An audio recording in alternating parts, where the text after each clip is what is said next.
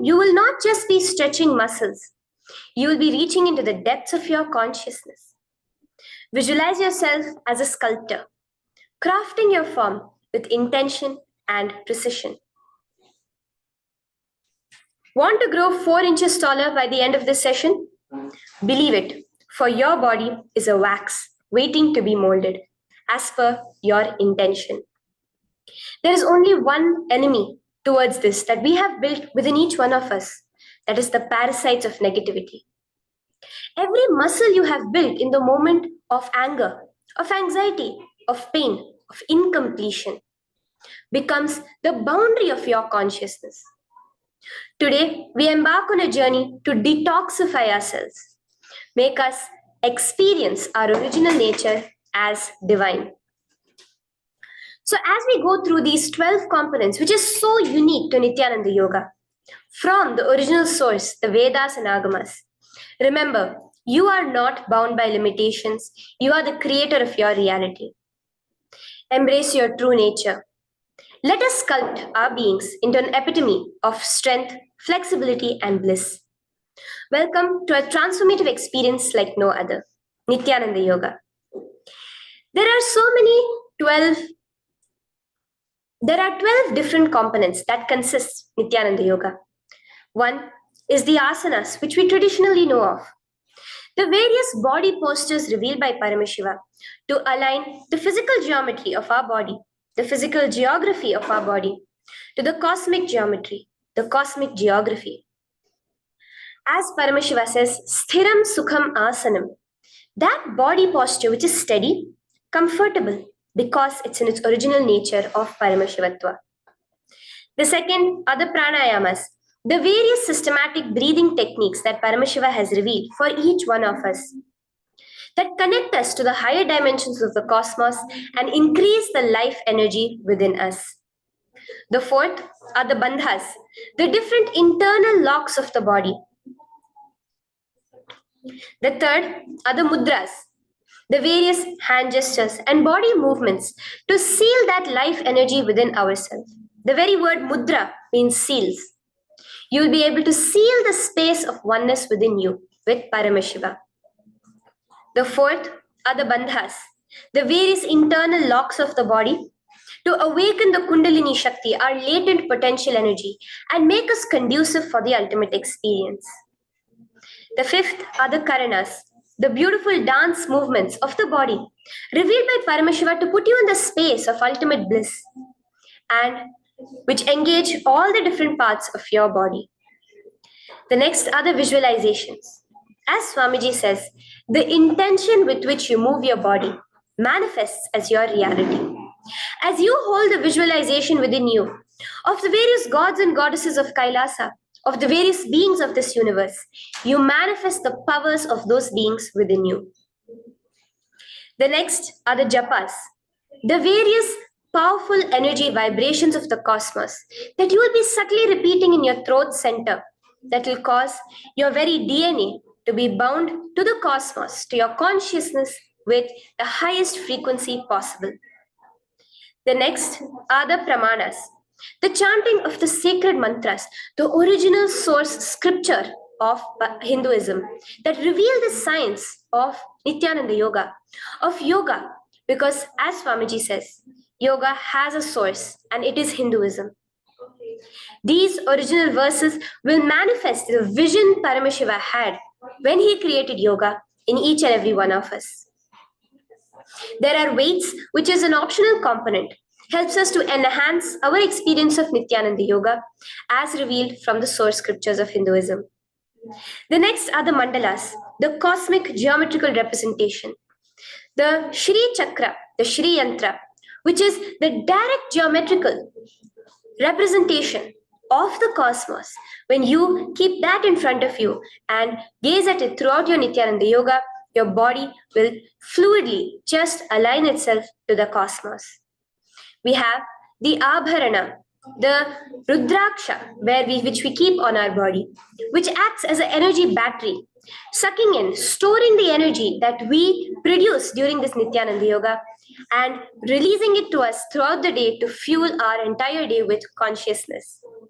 The last but not the least are the Aushadas, the various sacred herbs that you can apply to which can be infused with the thought current of Paramashivatva to manifest it within you. With this understanding, let us get right into the practice of Nityananda Yoga, which starts with invoking the presence of Paramashiva himself, the very being of Paramashiva, to witness our Nityananda Yoga today, with the chanting of the Shiva Mula Mantra.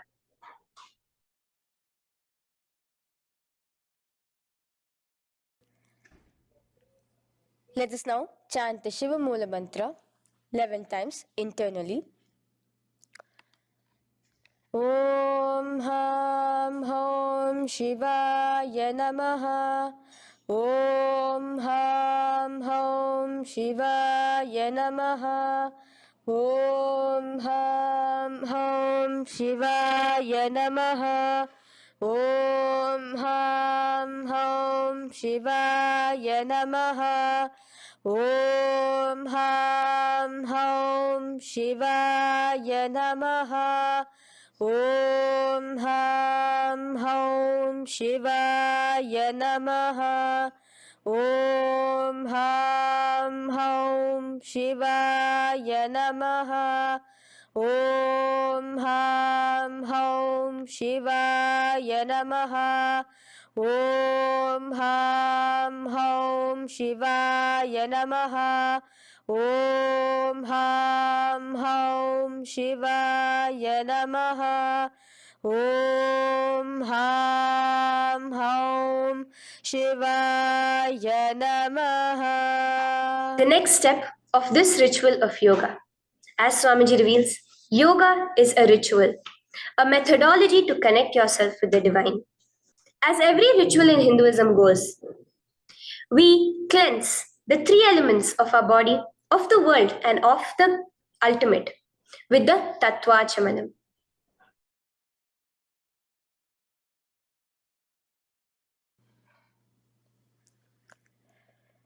The next is the Tattvachamanam. So now I request all the participants to have the Panchapatram and the Uddharani, the traditional cup and the spoon filled with some fresh water. Now,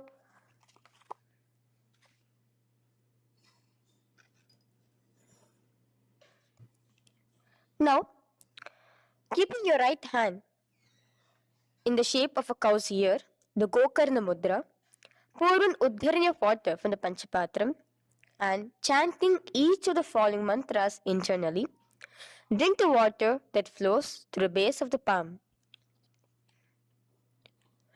Om Atmatattvam Shodayami Svadha. Om Vidyatattvam Shodayami Svadha. Om Shivatattvam Shodayami Svadha. Wash your right hand with water from the Panchapatram. Now, chanting the following mantra internally, wipe the upper and lower lips twice using the base of the right hand thumb, moving the hand from right to the left of the lips. Om Ham Hridayaya Namaha. Wash your right hand with water from the Panchapatram. Now, with the tips of right hand index, middle and ring finger, touch above the upper lips and below the lower lips. Wash your right hand with water from the Panchapatram. Now, with the tips of right hand index finger and thumb joined together, touch your right nostril, left nostril. With the tips of right hand ring finger and thumb joined together, touch your right eye, right ear, left ear. Wash your right hand with water from the Panchapatram. Now, with the base of the right hand thumb and little finger, touch the navel, right chest, left chest. With the right hand, fingertips together, touch the top of the head, right shoulder, left shoulder, and your heart center. With that, we have the Sankalpa. The Sankalpa, the manifestation of our conscious intention. What is it today each one of us want to manifest through Nityananda Yoga? Hold that in your inner space. Through this conscious intention, which directly happens with the blessings, with the grace of the Supreme Pontiff of Hinduism, Bhagavan Sri Nityananda Paramashivam, you will just see your intention manifesting as reality.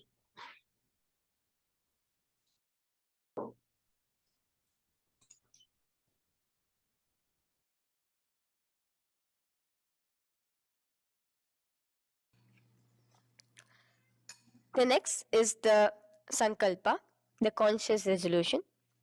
So now I request all participants now to, with your right hand, cover your left palm, which is the Sankalpa Mudra, and keep both the hands on the right thigh. Continue to keep this mudra till the end of the Sankalpa. ॐ ममोपात्त समस्त दुरिताक्षयद्वारा भगवत् श्री नित्यानंद परमशिव प्रीत्यर्थं श्री नित्यानंदेश्वरी परमशिव शक्ति समेत श्री नित्यानंदेश्वर परमशिव प्रीत्यर्थं च शुभे शोभने मुहूर्ते अद्य ब्रह्मणः द्वितीय परार्धे श्री श्वेतवराह कल्पे वैवस्वतमन्वन्तरे अष्टाविंशतितमे नित्ययुगे प्रथमे पादे जम्बूद्वीपे भारतवर्षे भरतखण्डे मेरोः दक्षिणे पार्श्वे शखाब्दे अस्मिन् वर्तमाने व्यवहारिके प्रभवादीनां षष्ट्याः संवत्सराणां मध्ये शुभनाम संवत्सरे शुभायने शुभऋतौ शुभमासे शुभपक्षे शुभतिथौ शुभवासरयुक्तायां शुभनक्षत्र शुभयोग शुभकरण एवं गुणविशेषण विशिष्टायाम् अस्यां शुभदितौ श्री कैलासोन्नत द्वादशांत श्यामला पीठारूढ़ श्री मीनाक्षी सुंदरेश्वरा भिन्न स्वरूप परशिव पुत्र रत्न कुमार गुरुमन्य तुल्यावतार श्री पार्वती स्तन्यपान लब्ध दिव्य ज्ञान विश्रुत सकल निगमागम सारभूत द्राविड वेद प्रवक्त्रे श्रीमत् परम शिव करुणा समधिगत मुक्तामय चतुरश्रयान गीयमान छत्र चामर श्री चिन्ह काहलादि समस्त बिरदावल्यलंकृत ज्ञान विज्ञान चक्रवर्ती सर्वजन संग सद्यो निर्वाण दीक्षा व्याप वर्ग वर्ष विश्रान जीमूत परमत कलभ केसरी शैव सिद्धांत स्थापनाचार्य श्री राजाधिराज पांड्य महाराज गुरु क्षपन शाक्यादि महांधकार निवारण ज्ञान भानु वीक्षणा नरहार ध्वजोच्छेदन पूर्वक श्रीमद वृषभध्वज स्थापक शैव समय कर्त्रे सर्वज्ञ पीठारूढ़ श्री जगद्गुरु श्री ज्ञान संबंध देशिक स्वामी वागीश सुंदर माणिक्य वाचक स्वामिनाम अवतार भूत श्री ज्ञान संबंध स्वामी पुनरुद्धृत श्यामला पीत सर्वज्ञ पीत तृणवद्युत्तर द्विशततम गुरु महासन्निधान अरुणगिरि योगीश्वर परंपरागत अरुणाचल सर्वज्ञ पीठ गुरु महासन्निधान कैलास परंपरागत कांची कैलास सर्वज्ञ पीठ त्रयस्त्रिंशदुत्तर द्विशततम गुरु महासन्निधान नित्योत्सव नित्य मंगल नित्य कल्याण नित्य रजित कैलास परंपरागत आदि कैलास नित्य नित्यानंदपीठ महासंस्थान महासिंहासन पीठ कर्त्रे साक्षात् श्री परम शिव समुद्भूत कैलास परंपरागत वैवस्वत मुनि इक्ष्वाकु हरिश्चंद्र भगीरथ श्रीरामचंद्र सूरसेन इत्यादि अनवच्छिन्न सार्वभौम चक्रवर्ती परंपरागत चतुष्षष्टि योगिनी मंदिता चतुष्षष्टि संप्रदाय प्रवर्तक मनुधर्म शासन सूर्यवंश प्राप्त सर्वज्ञ पीठ सुरांगी साम्राज्य मूधाभिषिक्त चूदामणे साक्षात् श्री परम शिव समुद्भूत कपिल महागुरु पुनरुद्धृत महानिर्वाणि पीठ अष्टोत्तर सहस्र श्री महामंडलेश्वर साक्षात् श्री परम शिव समुद्भूत श्री महागणपति समारंभ अनवच्छिन्न पीताधीश्वर गुरु परंपरा प्राप्त अतल पीता अष्टोत्तर सहस्रतम अष्टोत्तर सहस्र श्री अतल पीताधीश्वर धर्म मुक्ति स्वर्गपुर स्वर्ण पीता त्रयोविंश गुरु महासन्निधान कैलास परंपरागत आदिपीठ सर्वज्ञ पीठ जगद्गुरु श्री कैलास पुनरुद्धारक श्री कैलास परमाचार्य श्रीमत् परमहंस परिव्राजकाचार्य वर्य सच्चिदानंद प्रणव स्वरूप श्रोत्रिय ब्रह्मनिष्ठ श्रीमद् जगद्गुरु श्रील श्री भगवत श्री नित्यानंद परम शिव श्री ज्ञान संबंध देशिक परमाचार्य स्वामिनां प्रीत्यर्थम तेषां पादारविन्दयोः भक्ति सिद्ध्यर्थम गुरु कृपा कटाक्ष सिद्ध्यर्थम क्षेम स्थैर्य वीर विजय आयुरारोग्य ऐश्वर्यानाम् अभिवृद्ध्यर्थम धर्मार्थ काम मोक्ष चतुर्विध फल पुरुषार्थ सिद्ध्यर्थम समस्त दुरितोपशांत्यर्थम समस्त मंगलावाप्यर्थम भगवत श्री नित्यानंद परम शिव प्रसादेन सकुटुंबस्य ज्ञान वैराग्य जीवन मुक्ति प्राप्त्यर्थम भगवत श्री नित्यानंद परम शिव कृपा कटाक्षेण पूर्ण आरोग्य युक्त दृढ़गात्र यौगिक शरीर सिद्ध्यर्थम परम शिव शक्ति आविष्करणार्थम नित्यानंद योगाभ्यासं करिष्ये. Now wash your right hand with water from the Panchapatram. Om Apaupasprisya. Now, let's get started with the asanas. Okay? Sit first in a cross-legged position on the ground in Sukhasana. Bring your hands into the Bindu Mudra with your thumbs and index fingers touching each other. Place it on top of your knees.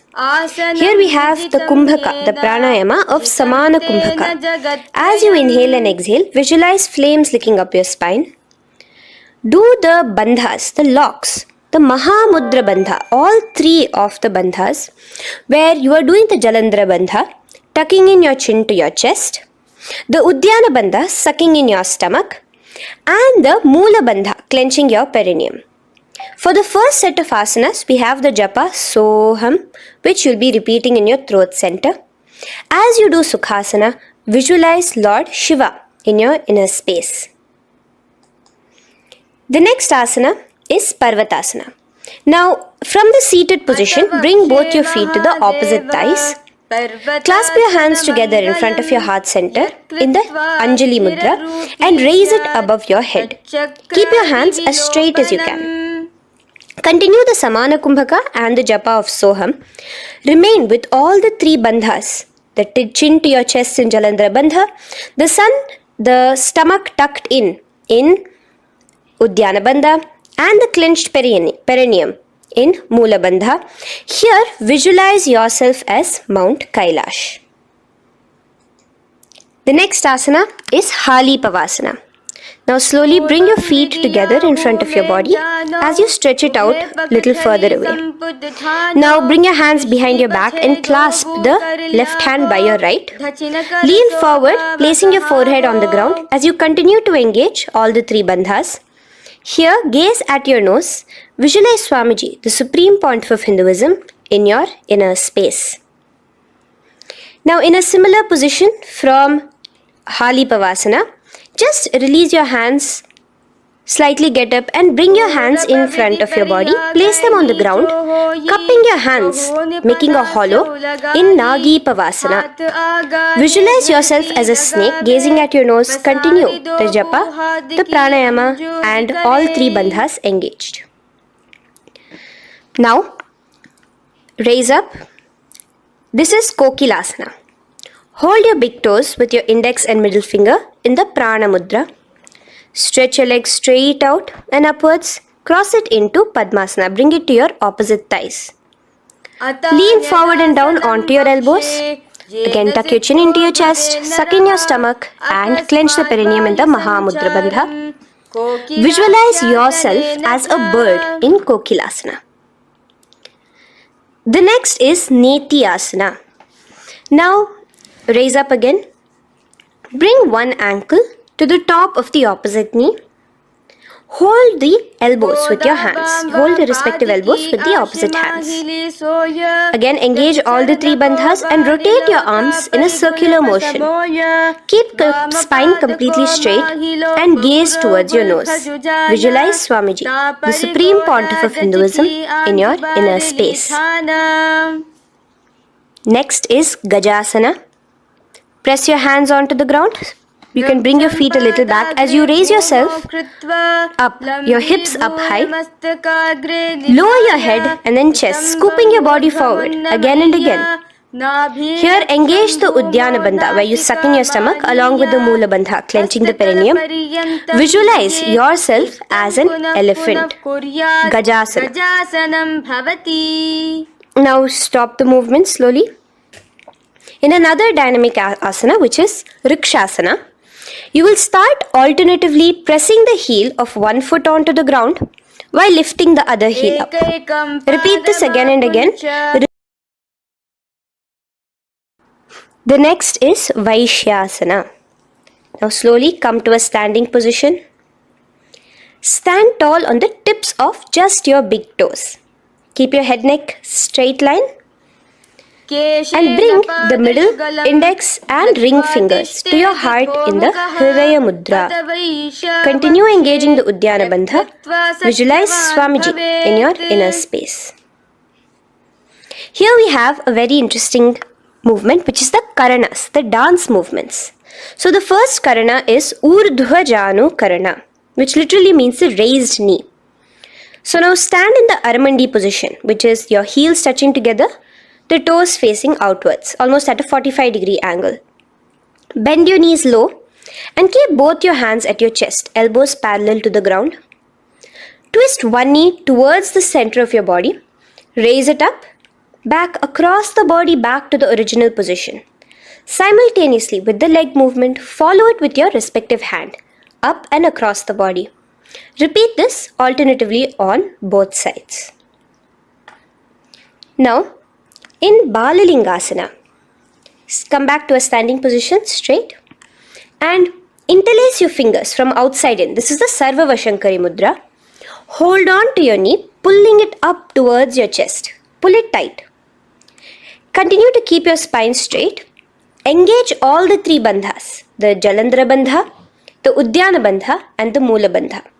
As you are holding your knee, visualize yourself holding, caressing a baby. Balalingasana.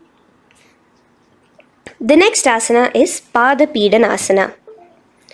Now the same foot which is raised, clasp it with your hands and pull it behind towards your body, holding it with both your hands. Again, engage all the three bandhas, standing tall.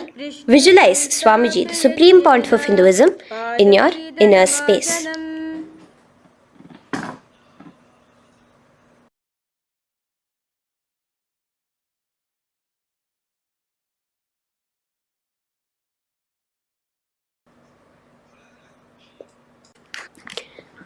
From here, let's enter into Natarajasana. Now, the same foot you're already holding behind your back, twist the same hand of that leg inwards and pull the leg back. Extend the opposite hand forward with the index and thumbs together, again in the Bindu Mudra. Now, pull the foot back and up while leaning forward in Natarajasana. Hold your balance here. Here you will be engaging only the Mula Bandha, visualizing yourself as Lord Nataraja, the Lord of Dance.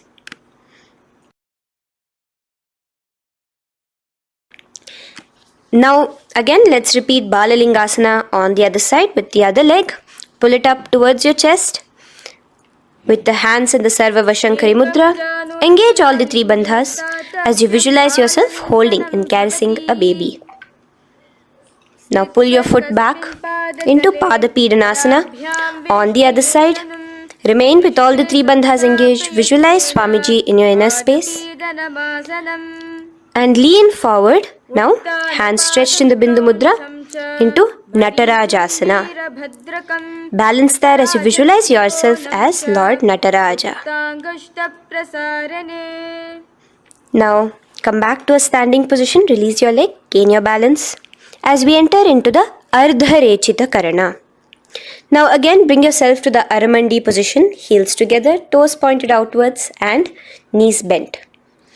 Now from this position, bring your right foot onto the tips of the toes behind the left heel. The heel should be up. Bring your left hand towards your chest, parallel to the ground again, and extend the right arm out and wide like a pendulum. Bring it back towards your chest. Now while your arm is swinging, remember to move your fingers one by one inwards towards the palm and then outwards. Now, place the right hand over the nose. Uncross your ankles. Let's do this on the other side also. Cross the left ankle behind and stretch the left hand out like a pendulum.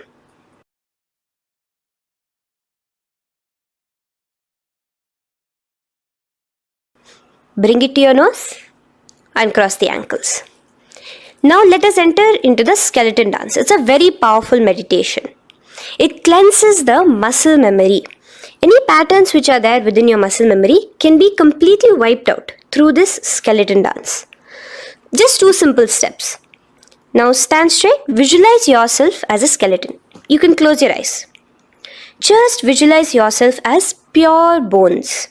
There are no muscles, no veins, no nerves, tissues, organs, nothing. Just bones, a skeleton form. And shake your body intensely. As a skeleton, you are moving yourself wildly, intensely. Just shake it all out. Move your hands, move your legs, your head. Let there be no bone in your body untouched. Just move it. Move wildly, shake. Literally feel yourself throwing all the patterns out of your system with the intensity of your shaking.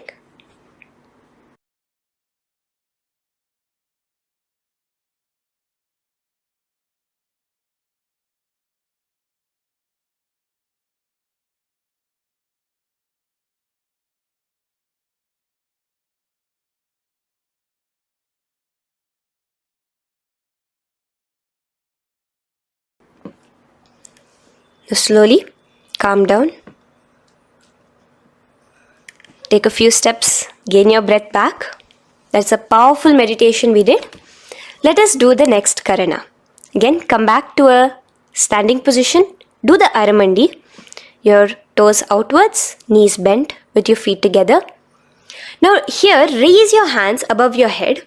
Keep your palms completely straight and cross the wrists with the palms facing forward and the back of the hands outward.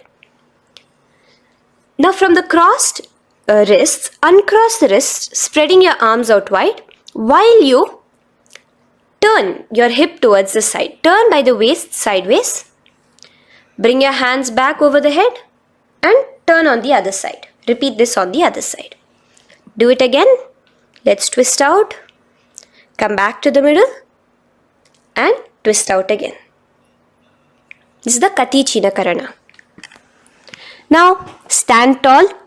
Raise your hands above your head. Bring yourself to the top of the tip of your toes. Let your hands face each other parallel to the ears. You're tall, pushing yourself, stretching yourself. Again, engage all the three bandhas.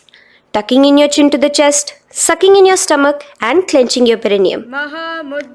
Visualize yourself as a palm tree. We have the japa changing over here, where you will be repeating Shivoham in your throat center. Tadasana. Now, as we enter into Uttanasana, relax and lean forward, bringing your hands on by the ground next to your feet. Keep your palms flat on the ground. Try your best. Engage all the three bandhas. Remain with all the three bandhas engaged as you visualize Swamiji, the Supreme Pontiff of Hinduism himself, in your inner space. Now jump your feet back into Tarakshvasana, coming to a plank position. Keep your hands shoulder width apart. Be steady there. Chuck in your chin to your chest in the Jalandhara Bandha as well as engaging the Moola Bandha. Now rotate your head while in the Jalandhara Bandha from shoulder to shoulder, side to side. This is Tarakshvasana. Visualize Swamiji, the Supreme Pontiff of Hinduism, in your inner space. Yes. Now lay flat onto the ground in Bhujangasana. Lower your entire body down. Now point your toes backwards. Keep your hands by the side of your chest and push yourself off the ground. Remember to use the strength of your lower back to hold yourself up. Open your mouth wide. Inhale through the hollow of your throat and exhale through your nose. This is the Bhujangani Mudra. In Bhujangasana, you will visualize yourself as a cobra. Now come back into a plank position. So you can tuck in your toes and come back into a plank position.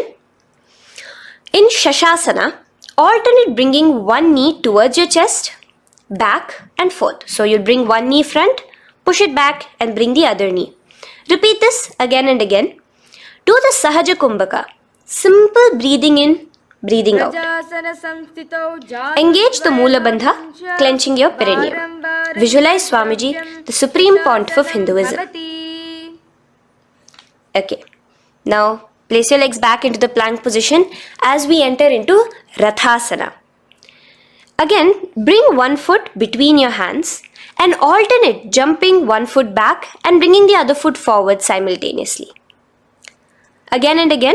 Continue the Sahaja Kumbhaka and the Moola Bandha engaged as you visualize yourself as a chariot, a Ratha, in Rathasana.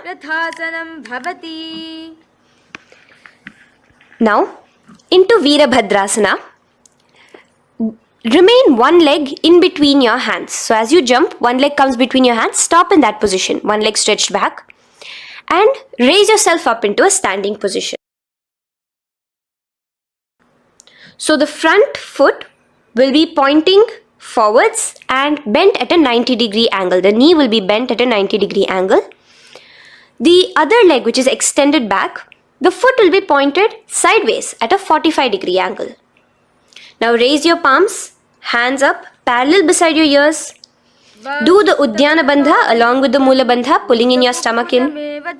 Gaze towards your third eye as you visualize yourself as Lord Veerabhadra. Now relax down, switch your legs around and let us do Veerabhadrasana on the other side. Stretch your hands up, gaze towards your third eye, suck in your stomach in the Uddiyana Bandha and visualize yourself as Lord Veerabhadra. Okay, bring your feet together now. Let us move into Vrikshasana. Now stand tall, gain your balance here slowly. Bring one foot towards the inner thigh. Bring your palms together, raise them up above your head in the Anjali Mudra. Keep your elbows as straight as you can.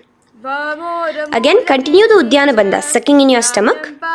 Gaze forward, hold your balance, visualize yourself as a tree, the stability of a tree in Vrikshasana.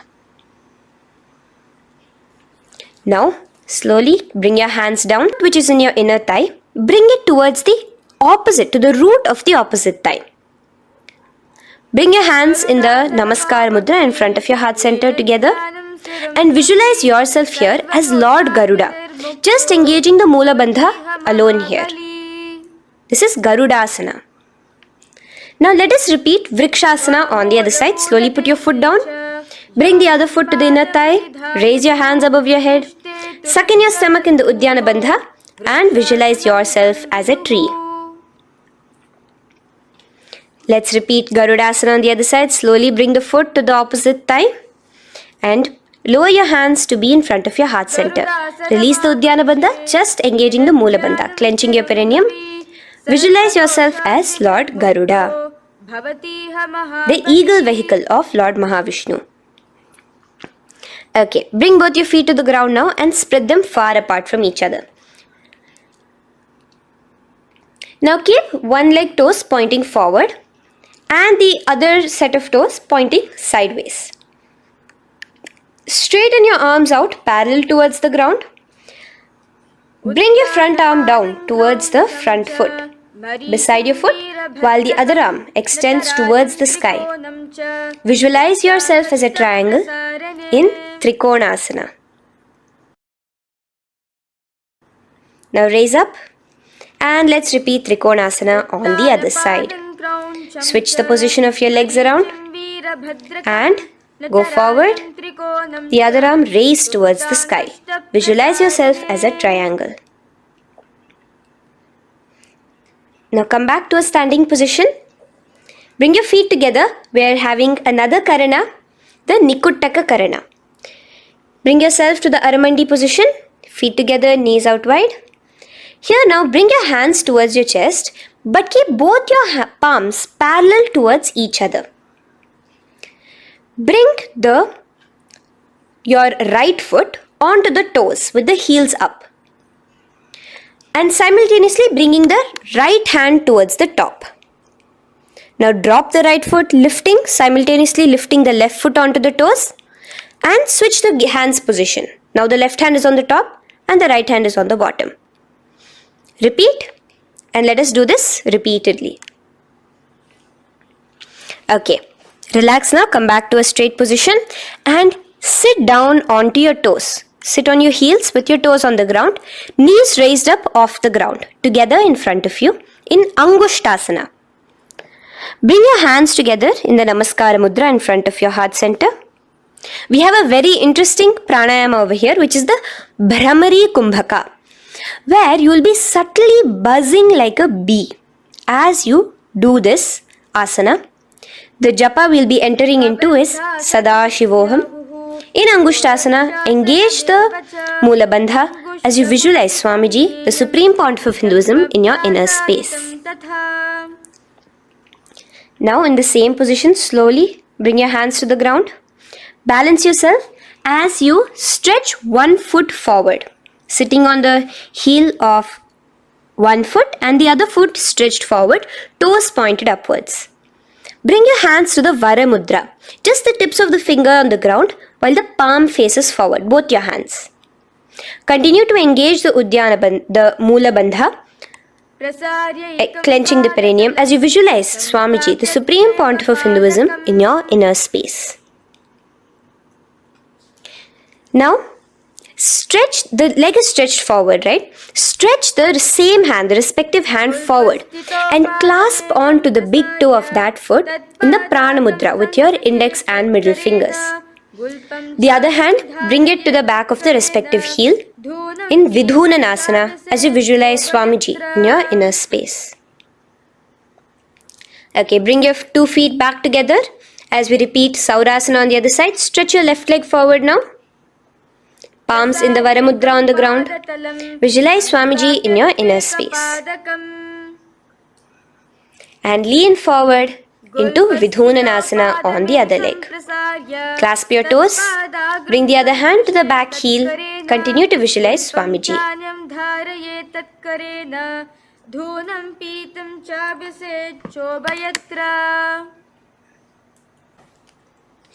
Now bring your 2 feet back together as you continue to sit on the heels, getting a nice toe workout here. Balance on your toes, bring your knees together in front of you. Now place your palms on top of the respective knees with the hands facing upwards, the palms facing upwards. Leave a slight gap between your palms and knees. As you gaze forward, engage the Jalandhara Bandha, tucking in your chin to your chest, and look between the gap between your hands. Brahma Jurankushasana. The next is Kapilasana. Now spread your knees wide and place them onto the ground. Keep your hands on the respective knees. Pull your stomach in and up in the Uddiyana Bandha. Gaze towards your nose as you visualize yourself as Maha Kapila Muni, the first man that ever started thinking. In the same position, just release that Uddiyana Bandha. Release the lock of the stomach, but continue to clench your perineum in Mula Bandha as you switch your gaze to your third eye. So from your nose, switch your gaze to the third eye. Visualize Swamiji, the Supreme Pontiff of Hinduism, in your inner space. Bhadra Gorakshasana. Next is Suryasana. Now, your toes are tucked. Just lift your knees off the ground, wide apart. Bring your hands together in the Padma Mudra with the little fingers and thumbs joined together. Engage the Uddiyana Bandha, suck in your stomach and raise your hands up tall above your head. Slightly lean back as you look towards the gap between your hands. Visualize Lord Surya in your inner space. Now relax, slowly bring your hands to the ground. Sit on top of your heels, the toes flat. Here, keep your hands on top of your knees and lift your tongue up against the roof of your mouth in the Manduki Mudra. Do the Sahaja Kumbhaka, simple breathing in and out. Engage the Mula Bandha, clenching your perineum. With the Japa Sadashivoham, repeating in your inner space, here you will visualize yourself as a frog in Mandukasana. Your tongue pressed against the upper palate. Is your frog-like tongue catching the nectar of immortality dripping from your Sahasrara Chakra? Gaze towards your third eye in Mandukasana. Now from here itself, moving into Uttana Mandukasana. Just bring your hands to the opposite shoulders, remaining in the same seated position. Continue with the Uddiyana Bandha engaged, gazing at your third eye. The Manduki Mudra, tongue pressed against the top of your palate, visualizing yourself as a frog in Uttana Mandukasana. Slowly bring your hands out from behind your back. Now slightly raise up and cross your ankles behind you. Sit on top of your crossed ankles. Keep your knees wide and your fingers spread on the top of your knees, both your hands. Open your mouth wide and stick out your tongue, exhaling forcefully. Gaze at the tip of your nose. Repeat this several times because you're visualizing yourself as a lion in Simhasana. The next asana is Bhadrasana. Now you can release yourself and uncross your ankles. Just keep your toes crossed behind you. Again, sit on top of your heels, keeping your knees wide apart. Cross your hands behind your back, hold on to the big toes in the Prana Mudra with your index and middle fingers. Apply the Jalandhara Bandha, tuck in your chin to your chest along with the Mula Bandha, sucking in your perineum. As you gaze towards your nose, here, resume the Bhramari Kumbhaka, buzzing like a bee subtly in your inner space as you visualize Swamiji, the Supreme Pontiff of Hinduism, in your inner space. Now, bring your hands out from behind you. As you bring yourself to a squatting position. Keep your feet flat onto the ground as close together as possible, but your knees opened wide. Bring your body in between your knees, your torso in between your knees, and take your arms in and around your knees towards the back, clasping your fingers, interlacing your fingers behind you in the Parashu Mudra. Gaze towards your nose. Visualize yourself as a crow in Kakabhusandhi Asana. The next asana is Kani Pavasana. Unclasp your hands and place them flat onto the floor. Keep them shoulder width apart for good balance. Now, slowly bring your knees to the back of your arms, above the elbows. Lean your chin forward and down. Keep your gaze steady as you lift your feet off the ground. In Kani Pavasana, visualize Swamiji, the Supreme Pontiff of Hinduism, in your inner space. Now in the same position, slowly lower your head to the ground and stretch your legs up high, forming a tripod between your two hands and your head in Kapali Asana. Gaze at your nose, continue the Brahmari Kumbhaka, continue engaging the Mula Bandha and the Japa of Sadashivoham. Visualize Swamiji in your inner space. The next asana is Parshva Mayurasana. Slowly bring your feet down. Yes, relax. And now squat on your toes with your knees together and twist your body. Place both the hands to one side of your knees. Now bring one of your elbows to the knee and the other of your elbows towards the hip. Lean onto your arms, balance, extending your legs out to the side. Gaze towards your third eye, visualizing yourself as a peacock. In Parshva Mayurasana, as you do the pranayama, the Rechaka Kumbhaka, let your exhalations be prolonged and your inhalations be slightly shorter. Now relax, bring your feet to the ground and bring your body to the other side of your knees as you repeat Parshva Mayurasana on the other side. Lean forward, stretch your legs, gaze at your third eye. Visualize yourself as a peacock. Now let's do Bhairaganathasana. Now come again to a plank position. Place your hands down, stretch your legs back and bring one foot around your shoulder to be placed in between both your palms. Gaze at your third eye. Just engage the Mula Bandha, clenching your perineum. Here, this is Bhairaganathasana. Visualize yourself as Lord Kala Bhairava. Slowly bring your foot out and bring the other foot in between your palms, remaining in the plank position. Continue to visualize yourself as Lord Kala Bhairava in Bhairaganathasana on the other side. The next asana is Unmukha Pithasana. Now from the same plank position, bring your forearms onto the ground. Be steady as you walk your feet closer towards yourself, forming like a slight mountain. In Unmukha Pithasana, gaze at your third eye. Continue the Rechaka Kumbhaka. Visualize Swamiji in your inner space. The next asana is Vashishthasana. Now, just raise yourself onto one of your hands. So, release your forearms off the ground and raise yourself onto your right arm. And keep your body completely parallel to the ground as you raise your left arm straight above your head. Visualize yourself as Rishi Vashishta as you do the Vashishthasana. Gaze towards the hand on the top. Now slowly bring that hand down. As you switch the hands, bringing your right hand up towards the sky.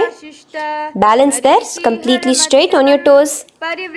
As you visualize yourself as Rishi Vashishta, the Guru of Bhagavan Sri Rama. Now, bring your feet forward into Anjani Asana. So here you will be sitting on your hips with your legs pointed forward. And sit on top of your hands. So keep your palms facing upwards and sit on both your palms as you tuck your elbows into your body. Do the Rechaka Kumbhaka, continue the Rechaka Kumbhaka.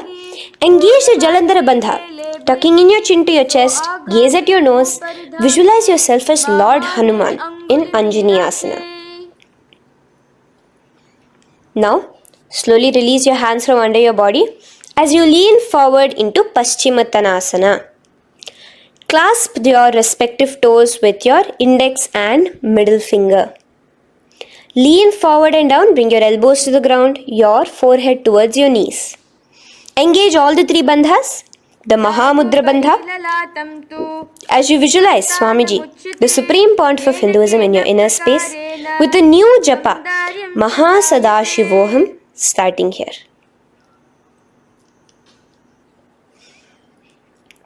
The next is Ugrasana. Now, you can raise up and clasp your hands behind your neck in the Parashamudra. Interlace both your fingers. Lean forward and down, bringing your forehead to your knees and your elbows onto the ground. Again, engage all the three bandhas in the Mahamudra Bandha as you visualize Devi Kali in your inner space in Ugrasana. The next is Marichi Asana. So raise up and keep one leg pointed forward while you bring the other leg towards the groin, the knee pointed upwards. Place the foot flat on the ground. Now lean forward. Bring both your hands, wrap your arms around the raised knee, clasping your hands behind the back together. Bring your chest to the thigh with your head towards the knee. Here engage just the Mula Bandha, sucking in your perineum, as you visualize yourself as Rishi Marichi in Marichi Asana. The next asana is Mahamudrasana. Now slowly raise up and the raised knee, let it rest by your side with your leg towards the inner thigh of the opposite leg. Now again reach down, hold your foot, bring your elbows to the ground, your forehead to your knees. Engage all the three bandhas in the Mahamudra Bandha. Gaze at your nose, visualize Swamiji himself in your inner space. Raise up.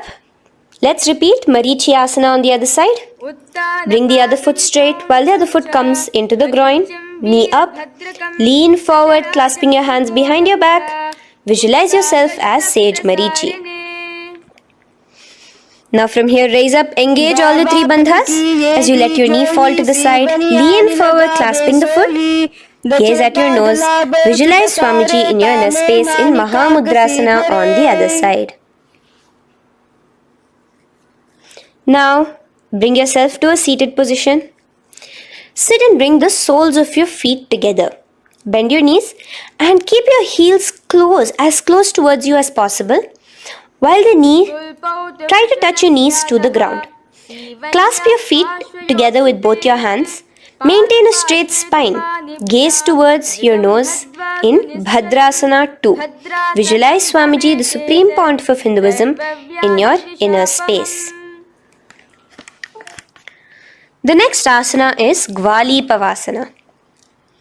Now, keeping your feet together, just bring your hands towards the respective knees. Just lightly place them there. Tuck your chin to your chest in the Jalandhara Bandha, continuing to engage the Mula Bandha, clenching your perineum. As you gaze at your nose, visualize Swamiji, the Supreme Pontiff of Hinduism, in your inner space. Now, push your soles slightly further away from you. The joined feet, push it further away from your body. And lean forward, keeping both your hands, the fingers inside of the feet. Hold the soles of your feet. Lean forward and down. Bring your forehead to the ground. Gaze at your nose. Visualize the Yoni Mandala in your inner space. In Joni Asana. The next is Midiki Pavasana. Raise up. Stretch your arms out wide beside your body as you lean forward, your arms going over your knees. Bring your forehead to your feet. Continue to gaze at your nose. Visualize Swamiji, the Supreme Pontiff of Hinduism, in your inner space. Now, in Siddha Samadhi Asana, raise yourself up. Now, put your forearms underneath the calves of the respective legs. Let your palms face up towards the sky as you bring your head down to your feet. Gaze at your nose as you visualize Lord Surya in your inner space in Siddha Samadhi Asana.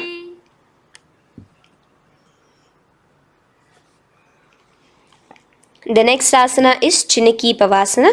Raise up now.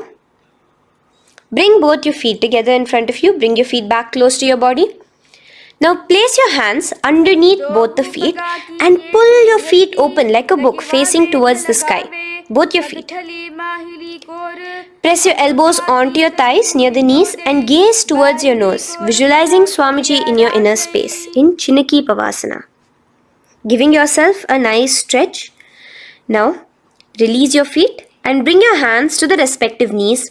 Gently push down on your knees, pushing it towards the ground. Suck in your stomach in the Udyana Bandha. Gaze at your third eye, visualizing Swamiji in your inner space.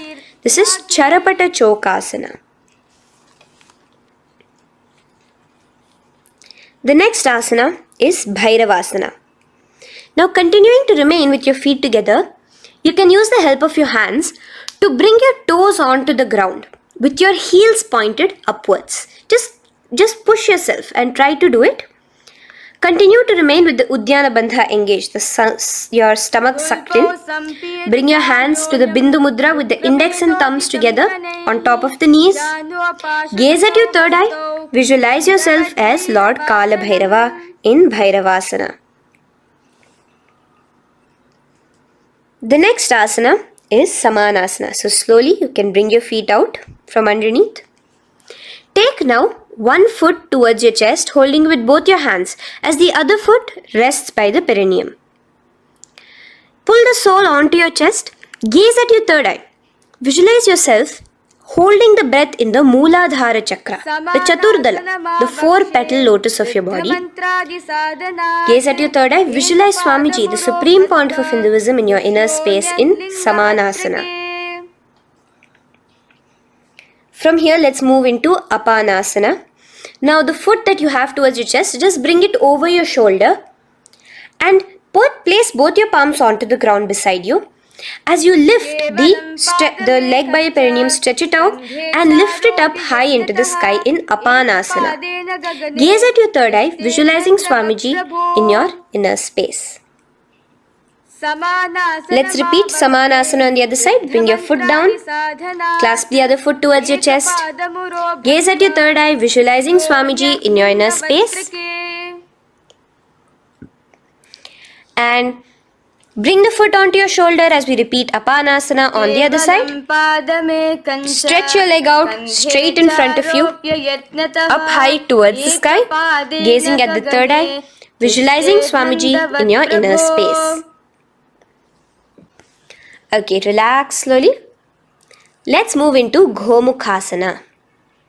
Now, sitting in a seated position, cross one leg over the other, like over, and align the knees together at the center of your body and the feet by the opposite hips.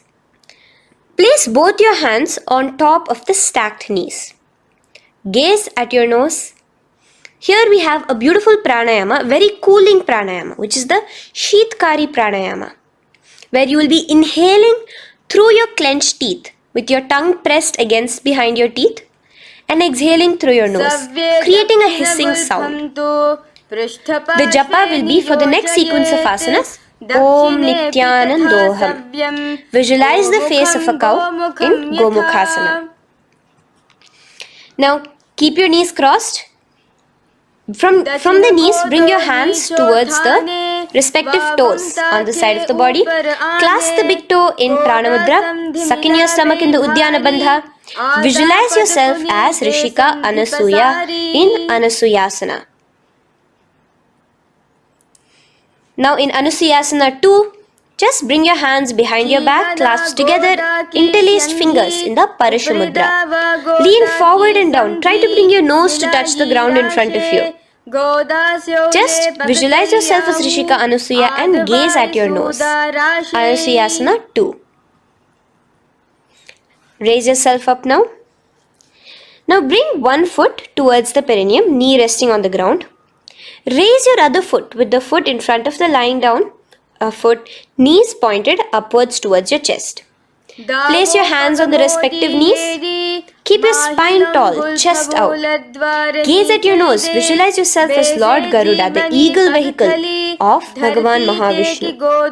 Garudasana 2. From here, moving into Naradasana. Now, keep both your hands, bring both your hands behind your neck and clasp them in the Parashamudra. Interlace your fingers behind your neck. Twist outward of the raised knee. Just keep your whole body outside of the raised knee. Gaze towards your third eye, visualizing yourself as Deva Rishi Narada in your inner space. From Naradasana, let's enter into Matsya Pithakasana. Place one foot on the top of the opposite thigh. Wrap your respective arm across the knee, holding on to the opposite shin. Extend the opposite hand straight. Hold on to the respective toe with the index and middle fingers in Prana Mudra. Gaze towards your nose. Visualize Matsyavatara, the fish form of Bhagavan Mahavishnu in your inner space in Matsya Pitakasana.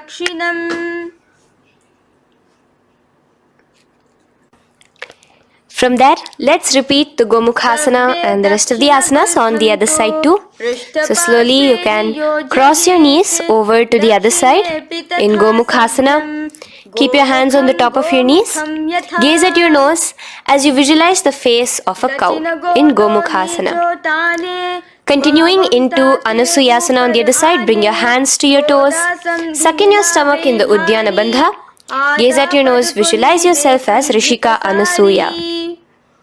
And lean forward, bringing your hands behind your back in Anusuyasana 2. Interlace your fingers in the Parashamudra. Continue to gaze at your nose, visualizing yourself as Rishika Anasuya.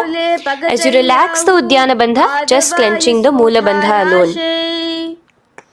Raise up, bring your feet together in front of you as we enter into Garudasana 2. Place your hands on the respective knees. Stay straight. Visualize yourself as Lord Garuda as you gaze towards your nose.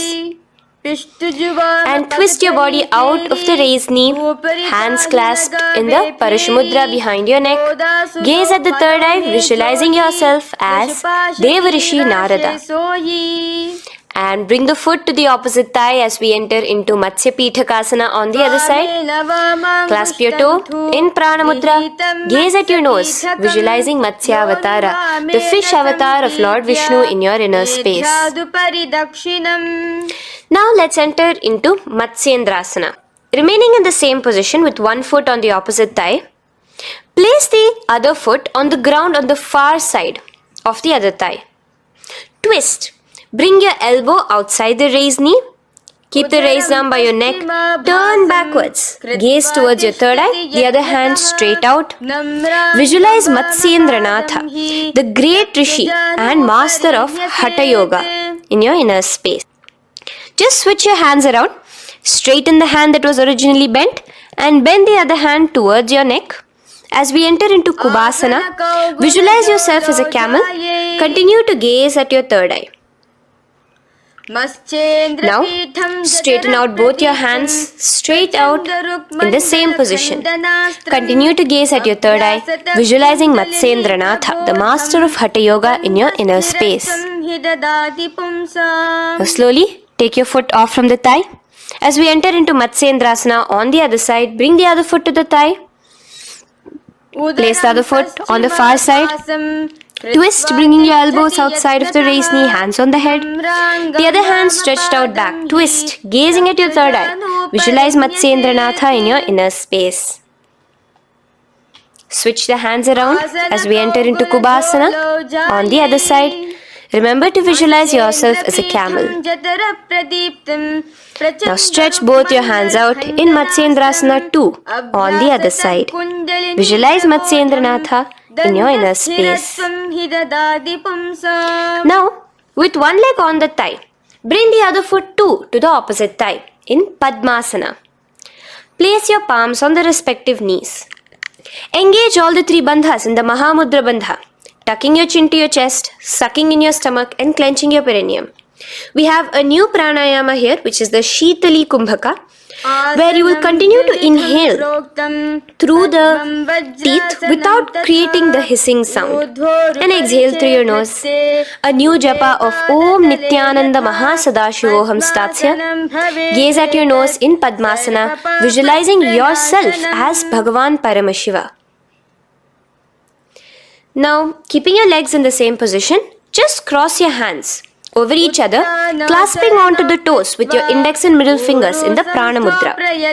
Gaze at your nose, visualize yourself as Devi Parvati, the consort of Lord Paramashiva in Padmasana 2. Now, uncross your hands. Take your hands and insert it into the gap between your thighs and your calves. Put both your hands within and pull it out on the other side. As you balance on your hands, lifting your whole body off the ground, visualize yourself as a rooster in Kukkutasana. Now relax. Take your hands out from inside your feet as we enter into Baddha Keki Asana.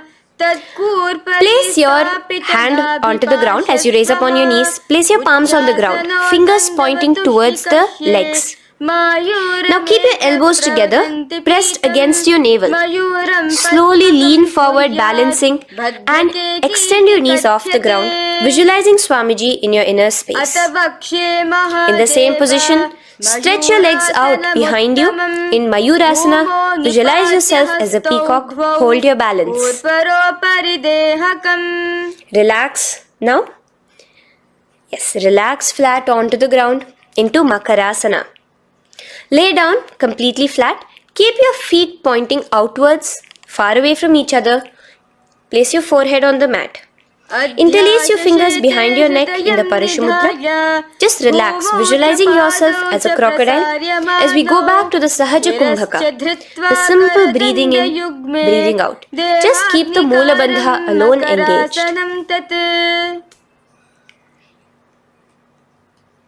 The next asana is Shalabhasana. Now lay on your stomach and place your hands on the ground beside the chest. From the laying position, raise your legs up. Use your core strength to bring your thighs off the ground. Visualizing yourself as a locust in Shalabhasana. Relax your feet down and bring your hands to your feet, pulling your feet down towards the ground beside your hips. In Ushtrasana, visualize yourself as a camel. Now slowly kick your legs back. Rise your hand is clasping your feet. Pull your feet towards the sky, lifting your chest and thighs off the ground. In Dhanurasana, gaze at your third eye. Visualize yourself as Paramashiva's bow. Relax slowly and come up to a sitting position. In Bhagasana, sit on both your knees with your head, neck and spine straight. Clench your perineum in the Moola Bandha. Place your hands on top of your knees. Gaze towards your third eye, visualizing Swamiji, the Supreme Pontiff of Hinduism, in your inner space. From here we enter into Gohyasana. We have a couple of headstand postures here, so get yourself ready. Now place your forearms on the ground with your fingers interlocked. Ensure your elbows are at shoulder width for the best balance. Place the top of your head on the ground, holding your head with your hands.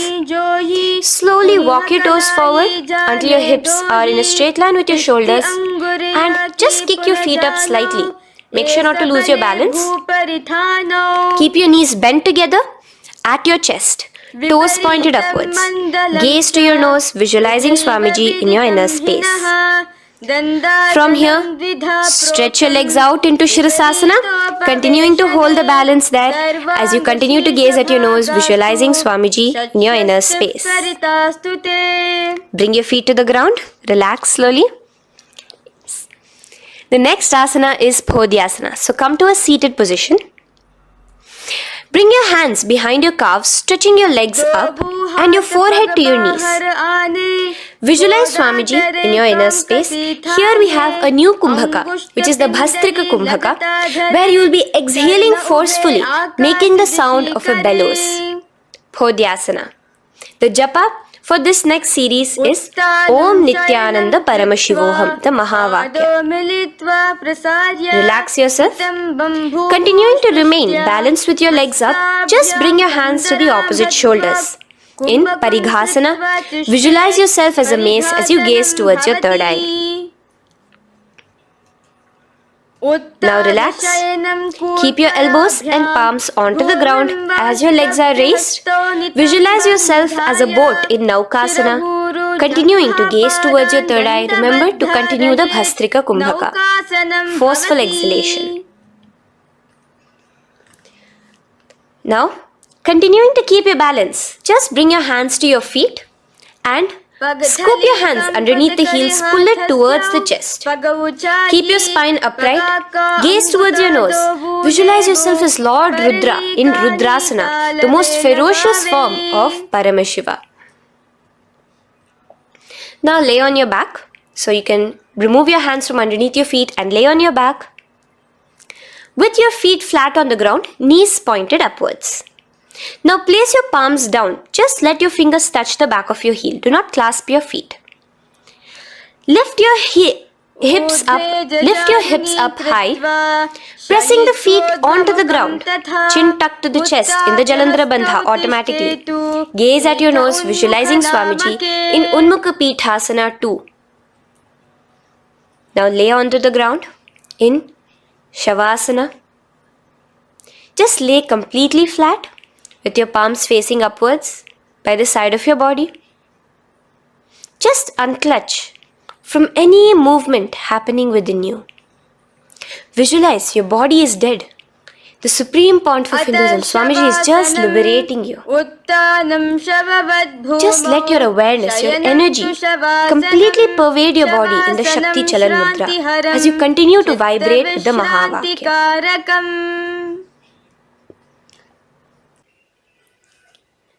Roll over to one side and come to a seated position. Feel the life entering your body back. In a seated position, let us get continued with the sequence. We have 200 asanas more to go, starting with Yatha Sanishtasana. In Yatha Sanishtasana, sit in any posture you are completely comfortable in, bringing your hands into the Bindu Mudra with the thumbs and index touching. Start off with the Samana Kumbhaka. As you're inhaling and exhaling, feel flames licking up your spine. Clench your perineum in the Moola Bandha with the japa Om Nityananda Paramashivoham for the remaining of the sequence. Visualize Swamiji in your inner space. From here, moving into Samasana, where you bring your feet to a cross-legged position. Keep your hands on your knees with the thumbs and index touching in the Bindu Mudra. Just inhale and exhale as you visualize Swamiji in your inner space. The next is Muktasana. Press your left foot against your genital region. Place the right foot on top of your left. Keep your hands facing downwards on top of your knees. Sit straight, gazing towards your nose. Visualize yourself as a sage liberated by Swamiji himself. Now, continue to remain in the same position as we go into Siddhasana, where your gaze will be switching from the nose to your third eye. Continuing to visualize Swamiji in your inner space, ensure the Moola Bandha, the perineum, is locked. In Siddhyasana now, continuing the same position. Engage all the three bandhas, sucking in your stomach, bringing your chin to your chest in the Mahamudra Bandha. Switch the gaze to the ground in front of you from your third eye. Visualize Swamiji in your inner space. Now, relax the Udyana Bandha and Jalandhara Bandha. Just keep the Moola Bandha, the perineum, alone clenched as we enter Rudrasana 2, where your legs will remain in the same position, just your hands alone from resting on your knees will turn around to the Bindu Mudra, the thumbs and index touching. Gaze towards the third eye, visualize yourself as Lord Rudra, the fierce dimension of Paramashiva. The next is Santadhunasana. Keep your hands in the Bindu Mudra, your legs crossed in the same position as you switch your gaze from your third eye to your nose, visualizing Swamiji, his tranquility, unshakable nature. Now, relax the Bindu Mudra, keep your legs in the same position, and bring your hands to your navel, cupping one palm over the other in the Samputa Mudra. It looks sort of like a lotus bud. Continue to visualize Swamiji in your inner space in Siddhasana 2. The next asana is Bandhayoni Asana. Maintaining one heel over the other in the same position of the legs, Bring your hands to your face in the Shanmukhi Mudra. So just listen carefully now. Bring your little fingers beneath the bottom lip of both hands. Your ring fingers above your upper lip. Your middle fingers closing your nose, your nostrils. Your index finger covering your eyes. And your thumbs pressed into your ears. This is Bandha Yoni Asana, visualizing Swamiji in your inner space.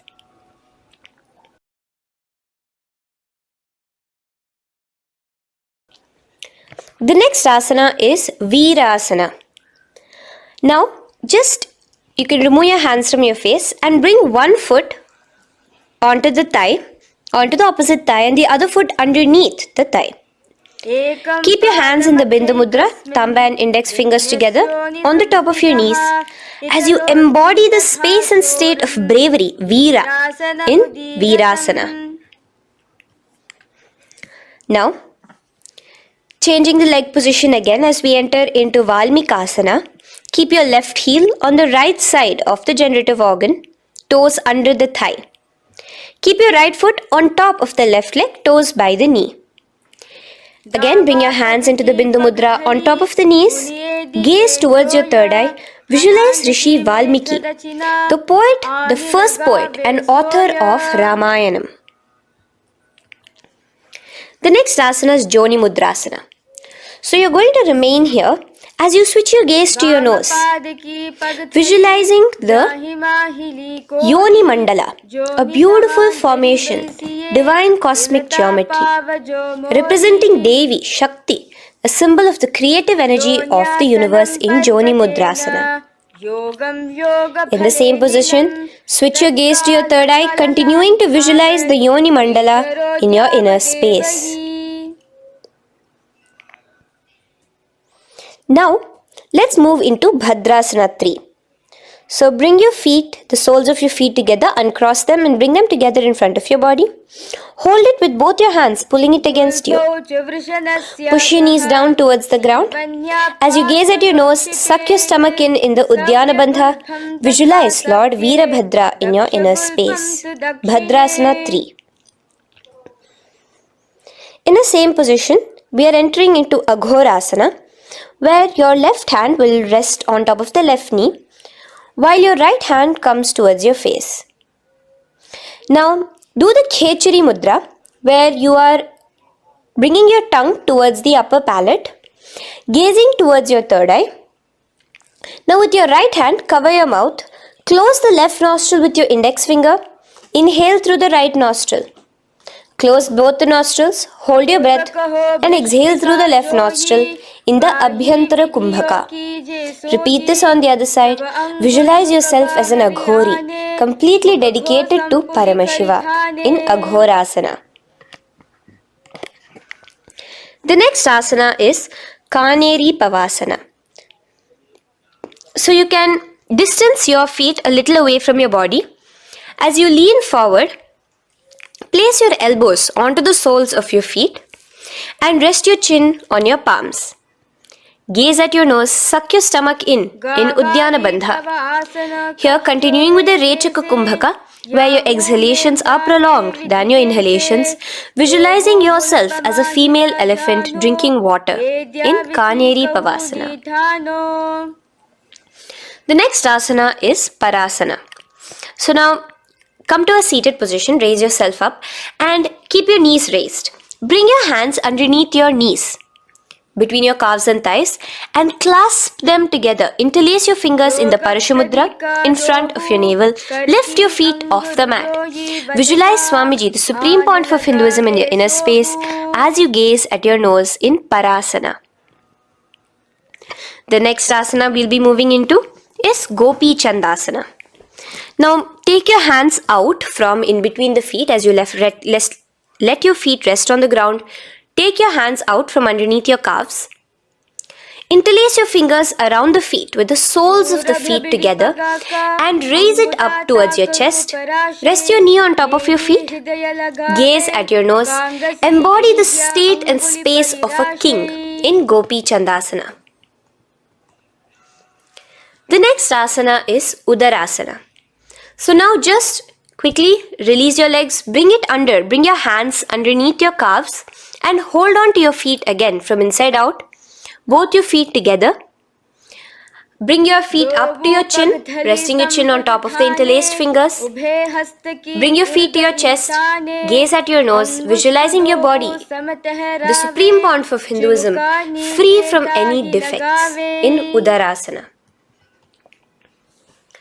Now, in the same position, just lift your legs up towards your head. Let the top of your hands come towards the top of your head, your forehead. And this is Vishishtasana. Visualize yourself excelling in everything in this posture. Now, slowly relax. Keep your hands underneath your shins as you take your hands up to the shoulder, pulling your hand and interlacing your fingers behind your neck. In Bhujasana, visualize yourself as a cobra. The next asana is Kalyanasana. So in the same seated posture, bring your hands around from behind your neck, remove them and put them around your back, interlacing the fingers behind you. Gaze at your nose. Visualize yourself as a beautiful, auspicious goddess in Kalyanasana.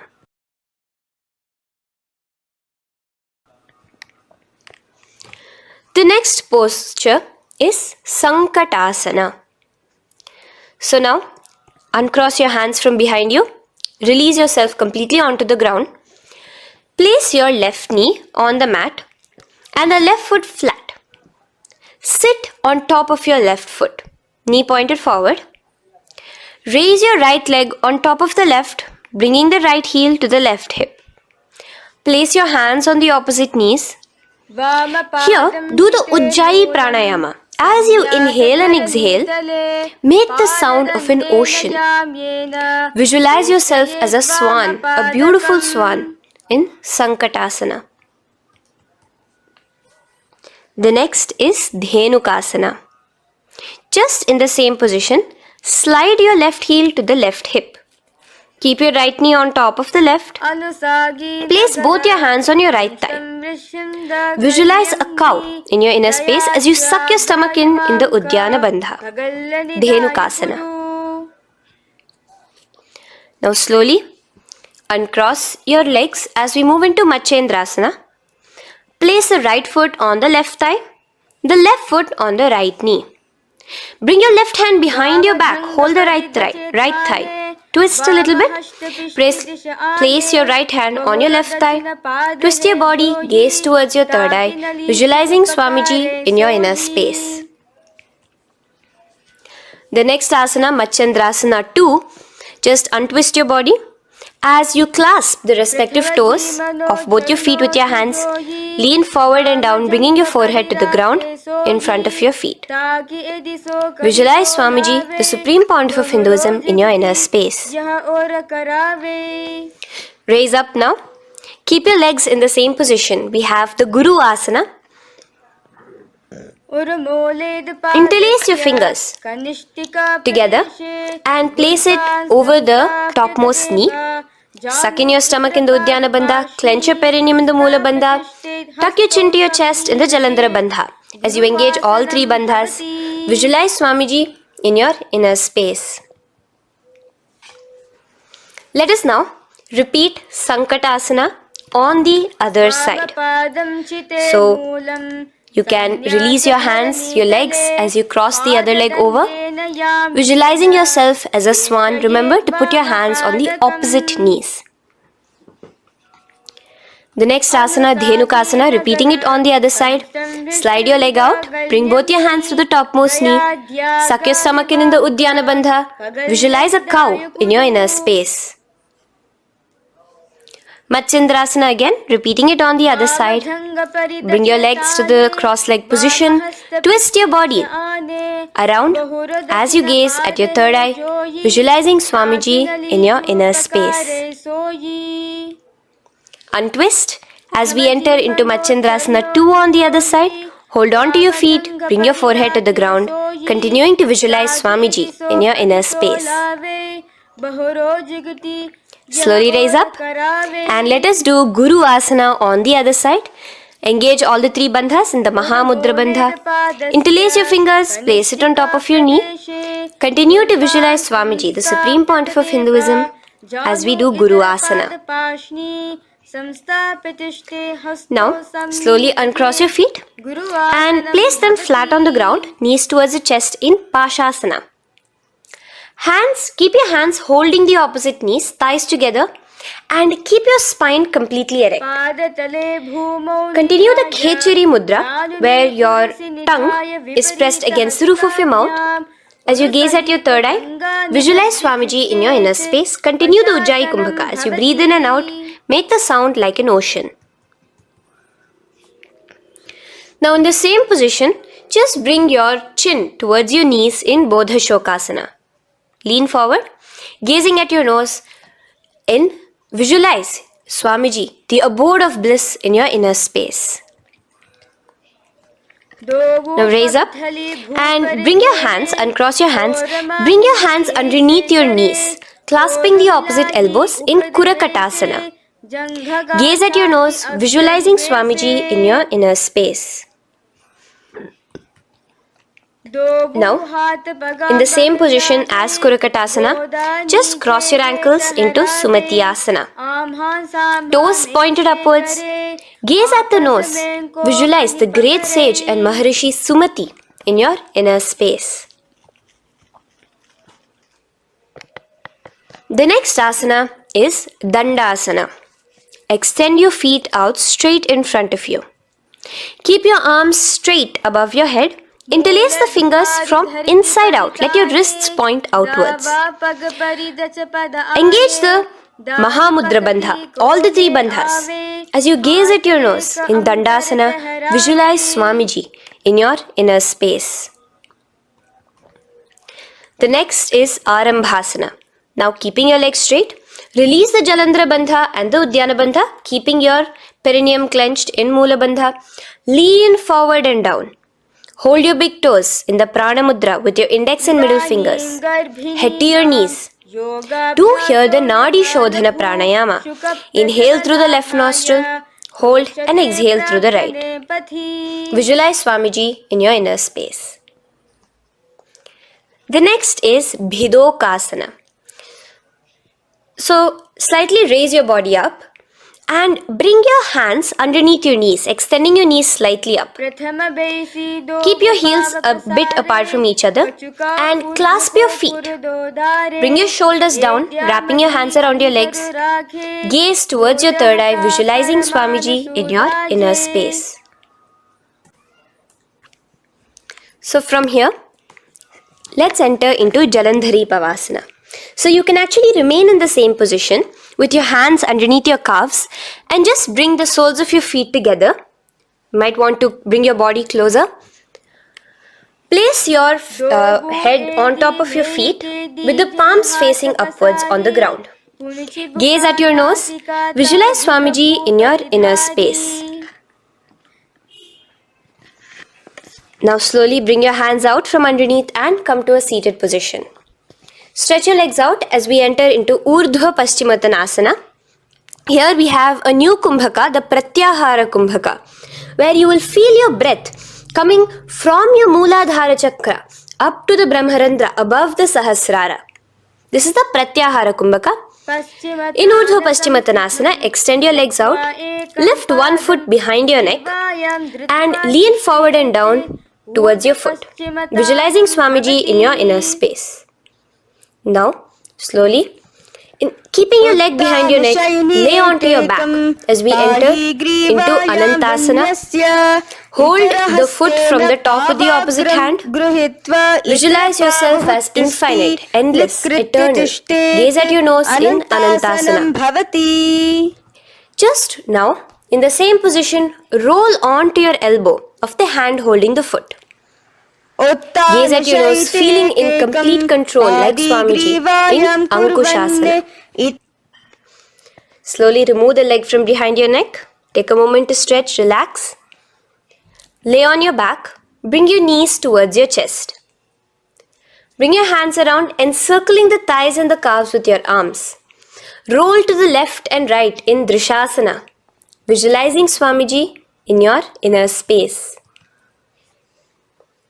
The next asana is Urdhva Paschimottanasana.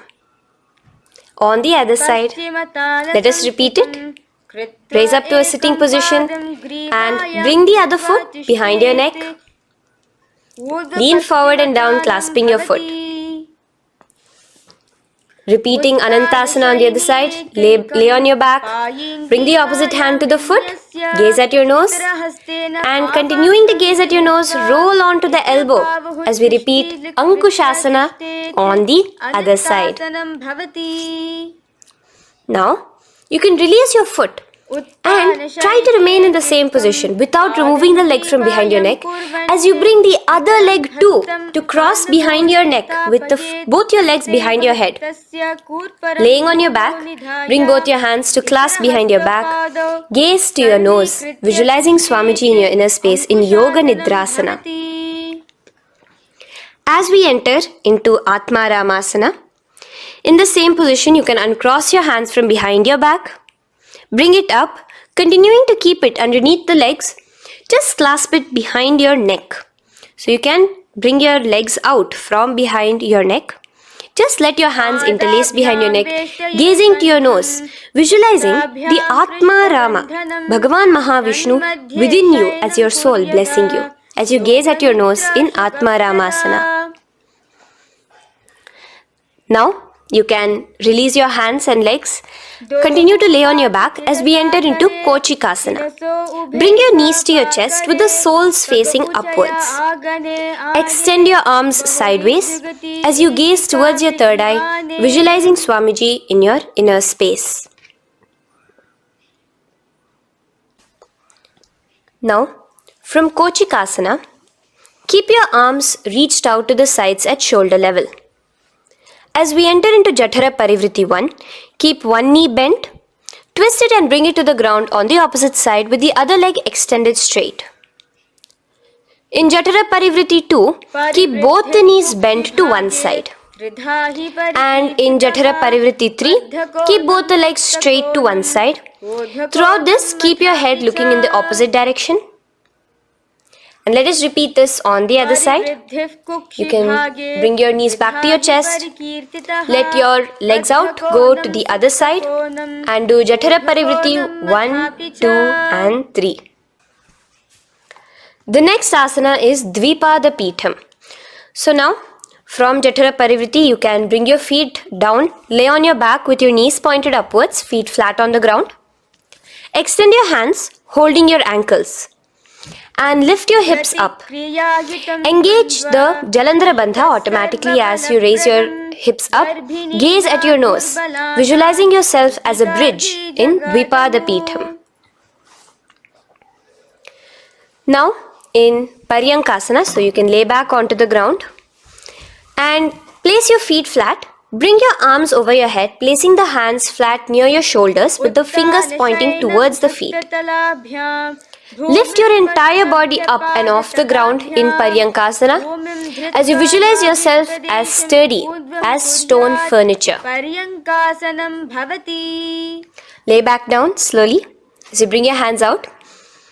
Keep your knees to your chest here and your hands on the shoulders as we enter into Svottanasana. Visualize you're laying on your back as a playful dog. Move your hips in the circular motion. Do the Sahaja Kumbhaka. Now let us enter into Viparita Karani. First, bringing your arms out from behind your shoulders. Let your arms be extended by the side of your body. Use the strength of your arms, palms flat on the ground, to push your body, your upper body, your lower body off the mat. And keep your legs straight above you, extended.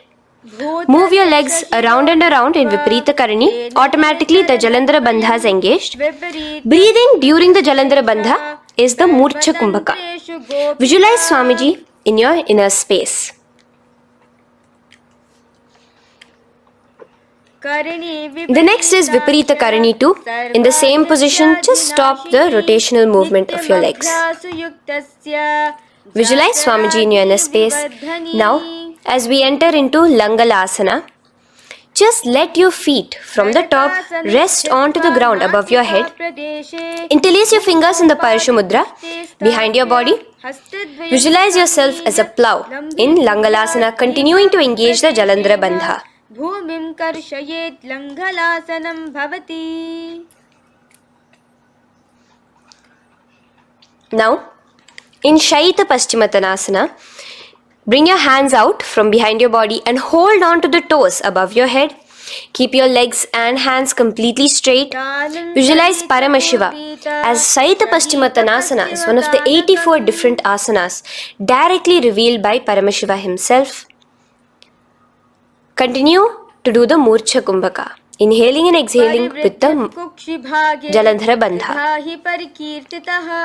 Clasping your toes now, spread your feet wide apart from each other in Supta Konasana. Visualize Swamiji in your inner space. Bring your feet back together as we enter into Chakrasana. Clasp your ankles, keeping your legs and hands completely straight above your head. Visualize yourself as a chakra, a wheel in Chakorasana. Now slowly rest your back onto the ground. Keep your legs raised up in Supta Prasarita Padangushtasana. Clasp the respective toes in the Prana Mudra with your index and middle fingers and spread your legs out wide apart from each other. Visualizing Swamiji in your inner space, restart the Ujjayi Kumbhaka where you're inhaling and exhaling, making the sound of an ocean. Bring your feet together in Supta Padangushtasana in the same position, continuing to visualize Swamiji in your inner space.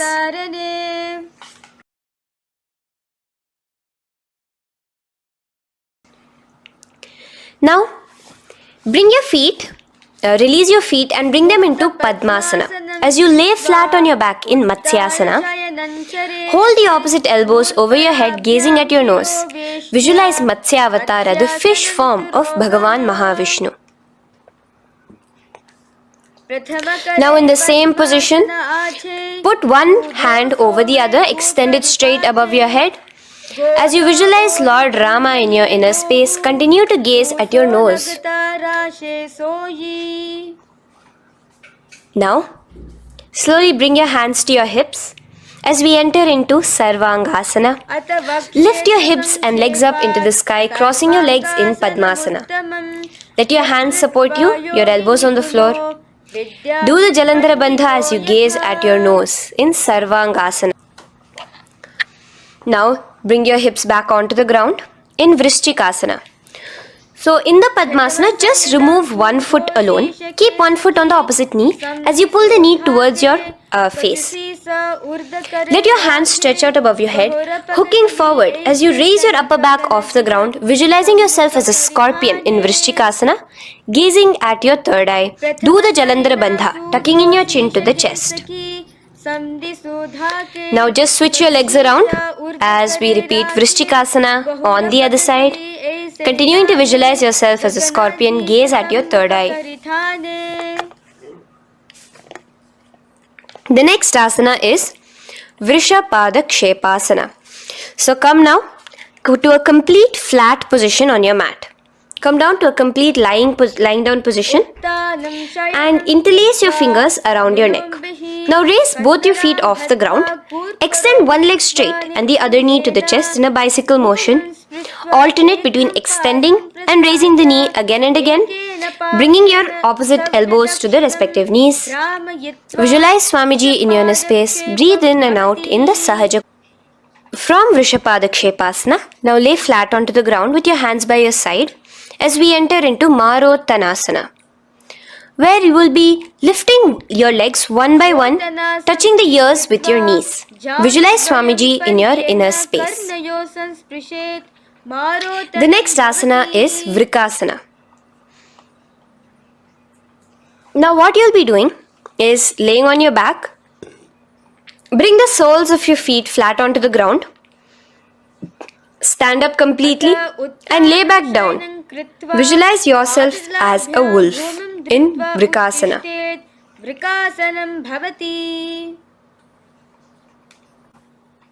Now, come back to a seated position as we enter into Luthasana, where you are going to be quickly throwing your legs above your head as you roll over completely, finishing in a prone position. Do this a couple of times. Come forward, roll over. Come forward and roll over again. Visualize Swamiji, the Supreme Pontiff of Hinduism, in your inner space. Now, take a moment to relax. Lay on your belly with your toes extended in Sarathasana. Keep your hands onto the ground by your shoulders. Now here, contract your lips and make a sound like a flute, whistling while inhaling. Visualize yourself as a ratha, as a chariot carrying warriors into battle for dharma on your back. Now from Sarathasana, let us enter into Dehal Ullanghanasana. So place your palms on the ground and bring yourself to a plank position. Jump your leg forward and back between your arms, visualizing Swamiji in your inner space. Jump forward now. When your legs are between your hands, stand tall. Holding your toes with your hands, walk back and forth. Visualize yourself as a wise 60-year-old elephant in Jatyasana. Now come to a standing position. The next is a beautiful Karana, the Lolitika Karana. So keep your knees bent, feet pointing outwards again in the Aramandi position. Bend your elbows, keeping your hands at the chest level. Now swiftly move your arms across the body, bringing it back to the center and tilt your head back. Opening your chest up towards the sky, move your head in all the directions. Now stand back straight as we enter into Sarpasana. So stand erect like a rod with your arms by your side, hands touching the thighs. Visualize Devi, Kundalini, raising up and curling upwards around your body in Sarpasana. The next asana is Ushtrasadanasana. Lean forward and down, standing on top of your palms. Begin to move and walk like a camel, visualizing yourself as a camel.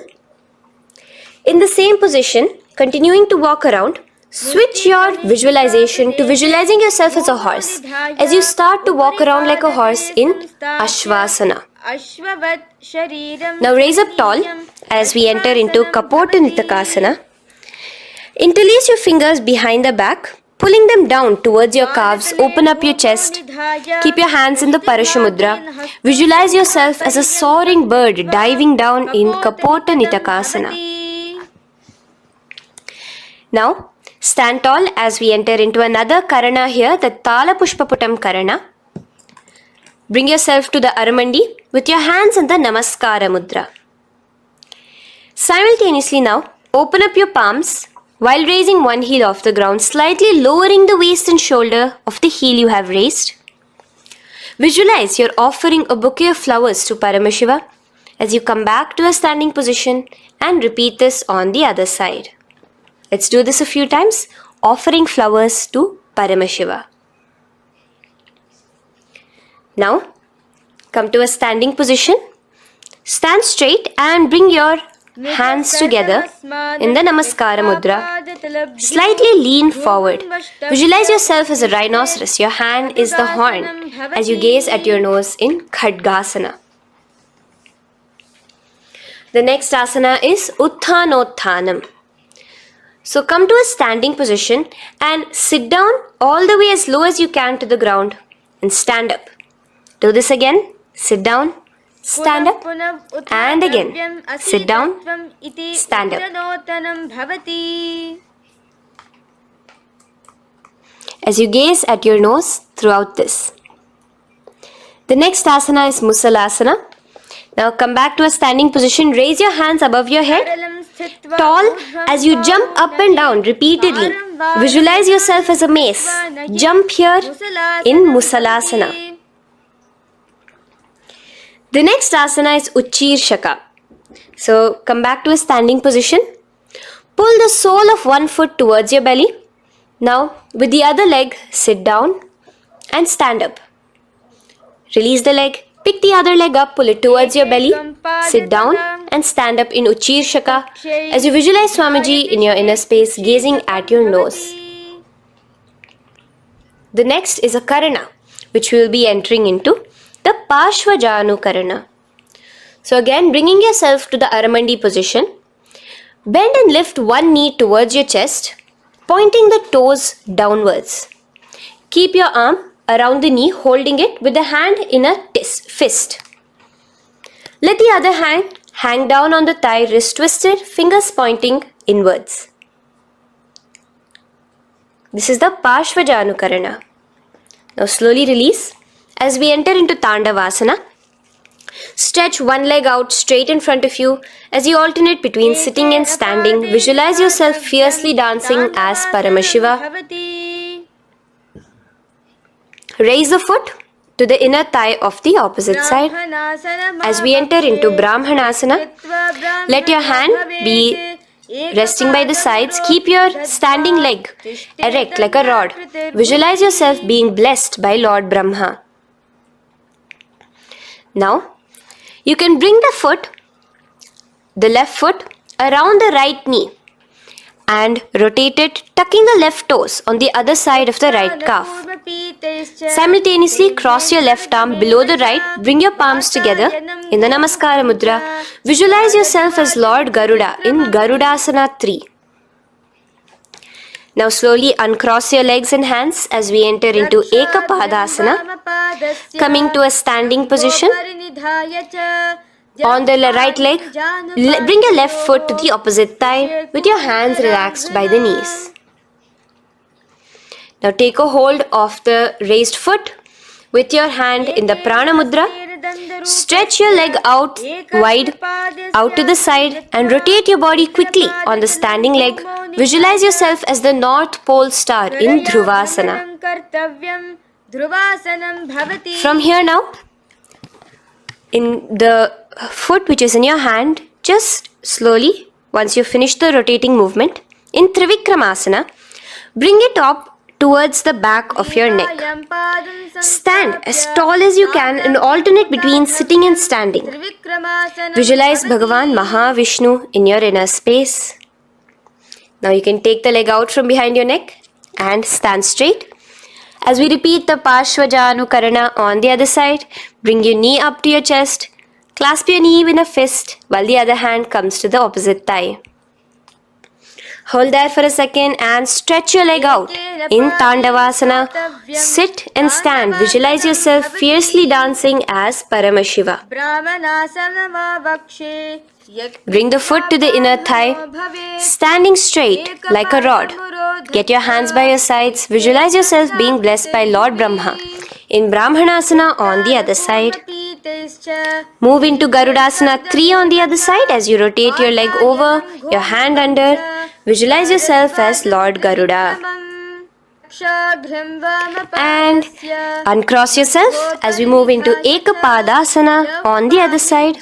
Bring your foot to the inner thigh, to the root of the thigh and stand straight. Clasp your toes, stretch it out as we go into Dhruvasana on the other side. Visualize yourself as a pole star rotating quickly. Come back to a standing position and bring your foot behind your neck. In Trivikramasana, sit and stand.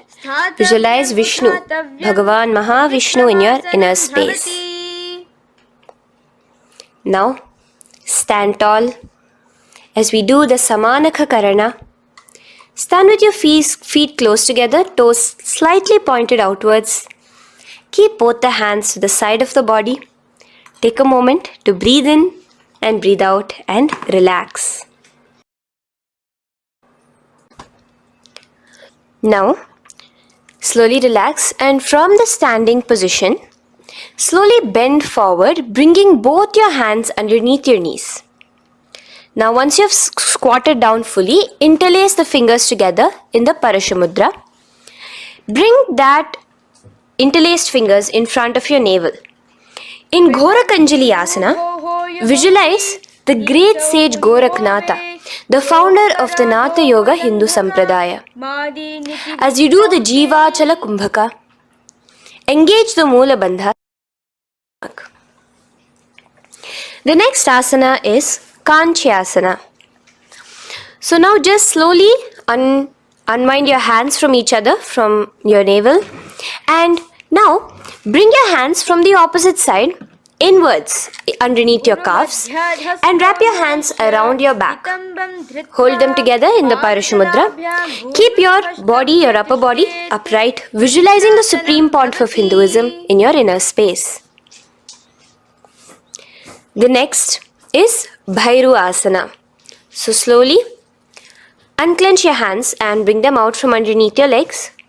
Keep your feet and knees together and in a squatting position, bring your hands behind your back, clasping them together, remaining in the Parashamudra.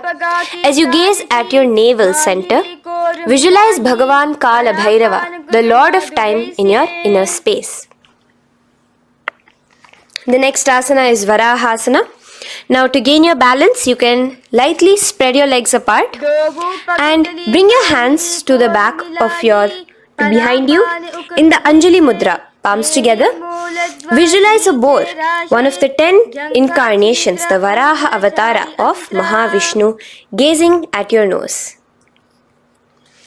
Now slowly relax, bring your hands out from behind you as we move into Pripithasana.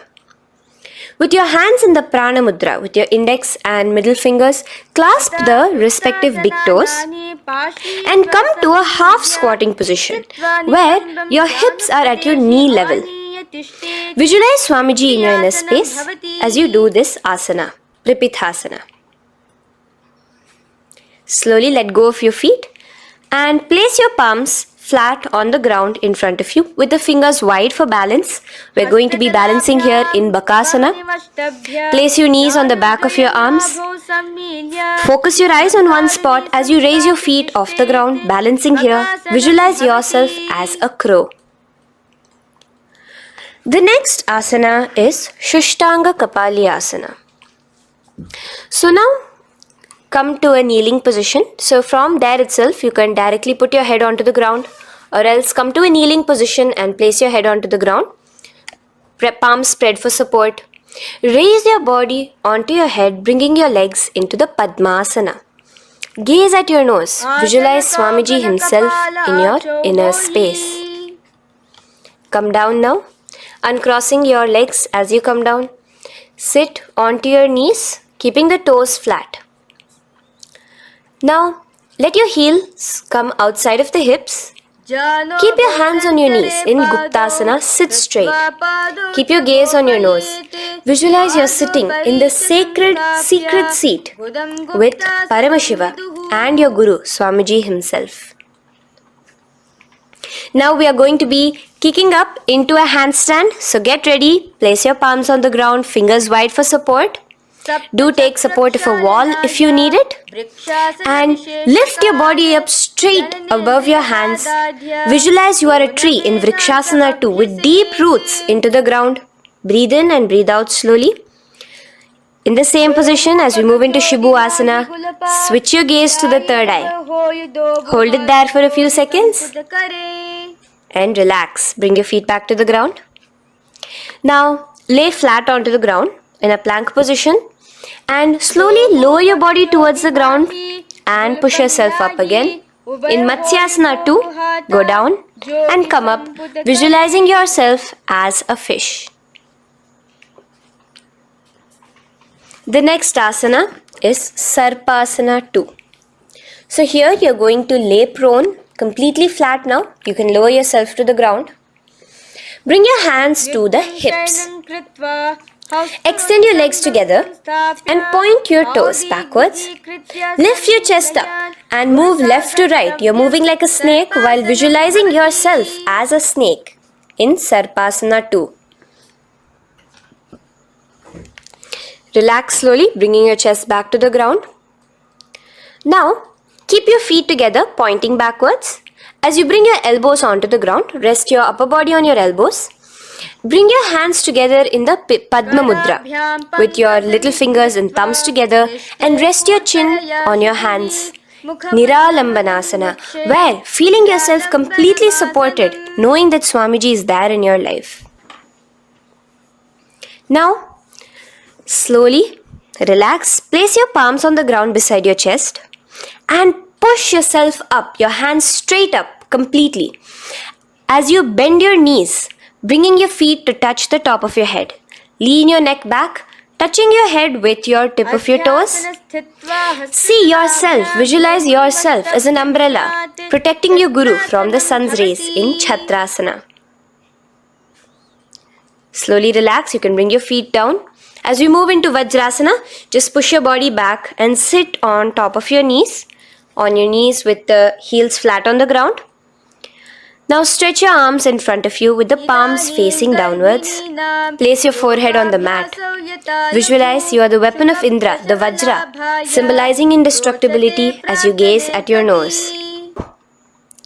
As we enter into Meshasana, raise yourself into the same Gajasana position on your hands and legs with your hips pointed upwards and alternate striking the ground with the opposite hands.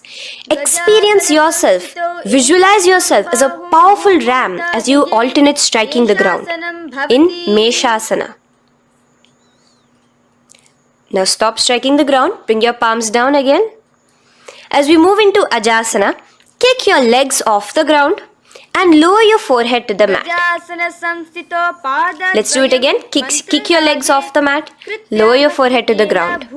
You are unborn, existing for all of eternity in Ajasana. Now, come to a seated position as we move into Dhanantara Asana. Sit on your heel with your legs together. Pull your toes underneath you. As you bring your hands top of the knees, gaze at your nose, visualize Swamiji in your inner space. Here, do the Ujjayi Pranayama, inhaling and exhaling like an ocean, Dhanantara Asana.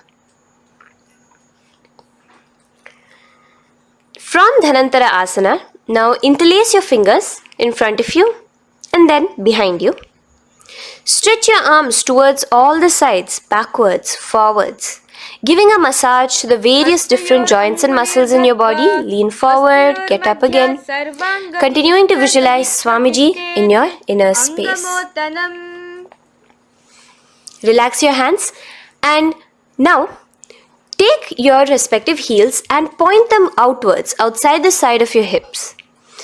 Keep your hands on your knees with your thighs and knees resting on the ground, spine straight. Visualize yourself as Lord Garuda in Garudasana 4. You have Mahavishnu and Mahalakshmi on your back as you are flying. The next asana is Ananda Mandirasana. Now you can continue to remain in the same position. You can bring your feet pointing inwards. Use your hands to clasp underneath your ankle.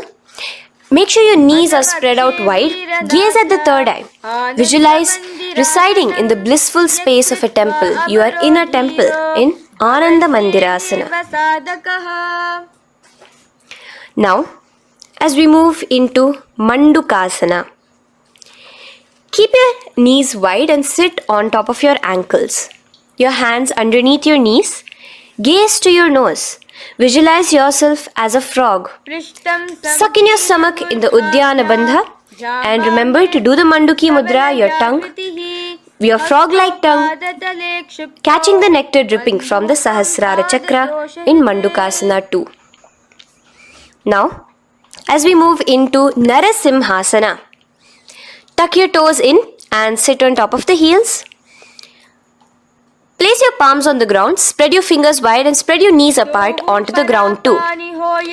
Gaze towards your nose, stick out your tongue and exhale forcefully, visualizing the Narasimha Avatara, the form of Mahavishnu as a half lion and half man. Now just raise up, bring your hands off the ground. Here we'll be doing a new pranayama, which is the Bhishraka pranayama, as we enter into Bhishrakasana. So continue to keep your knees and feet on the floor. As you bring your hand up to your face, Make a hollow of your palms and place it over the mouth. Keep your thumbs under your teeth and close your lips. Gaze to your nose. Inhale through your left nostril, exhaling through the mouth. Gaze at your nose again. Visualize yourself as Devi, presiding over any and all minuscule fears you may have within you. Now moving back into the Ujjayi Pranayama, let us do Makadasana. So you can take your hands off your face and slowly remaining in the same position, bring it to your armpits. Bring your fingers to your armpits. Imitate as if a monkey is scratching. As you gaze to your third eye, visualize yourself as a playful monkey in Makadasana. From Makadasana, let's move into Vajra Sangharasana. So you can slowly lift your knees off the ground, just balancing on your toes, sitting on the heels. Bring your hands behind your back and clasp the opposite elbows. Gaze to your nose, embody a diamond. Visualize yourself as a diamond-like strength for yourself and your Sangha. The next asana is Khanjanasana. So now you can uncross your hands. Rest on top of the heels with your knees on the ground. Keep the toes down, ankles crossed behind. Place your palms on the mat to your side. Suck your stomach in the Uddiyana Bandha as you gaze at your nose in Khanjanasana. Now, you can uncross your ankles and just sit with your toes flat. Keep your knees wide on the floor. Rest your hands on the knees. Just relax the Uddiyana Bandha, just sucking in your perineum in the Mula Bandha.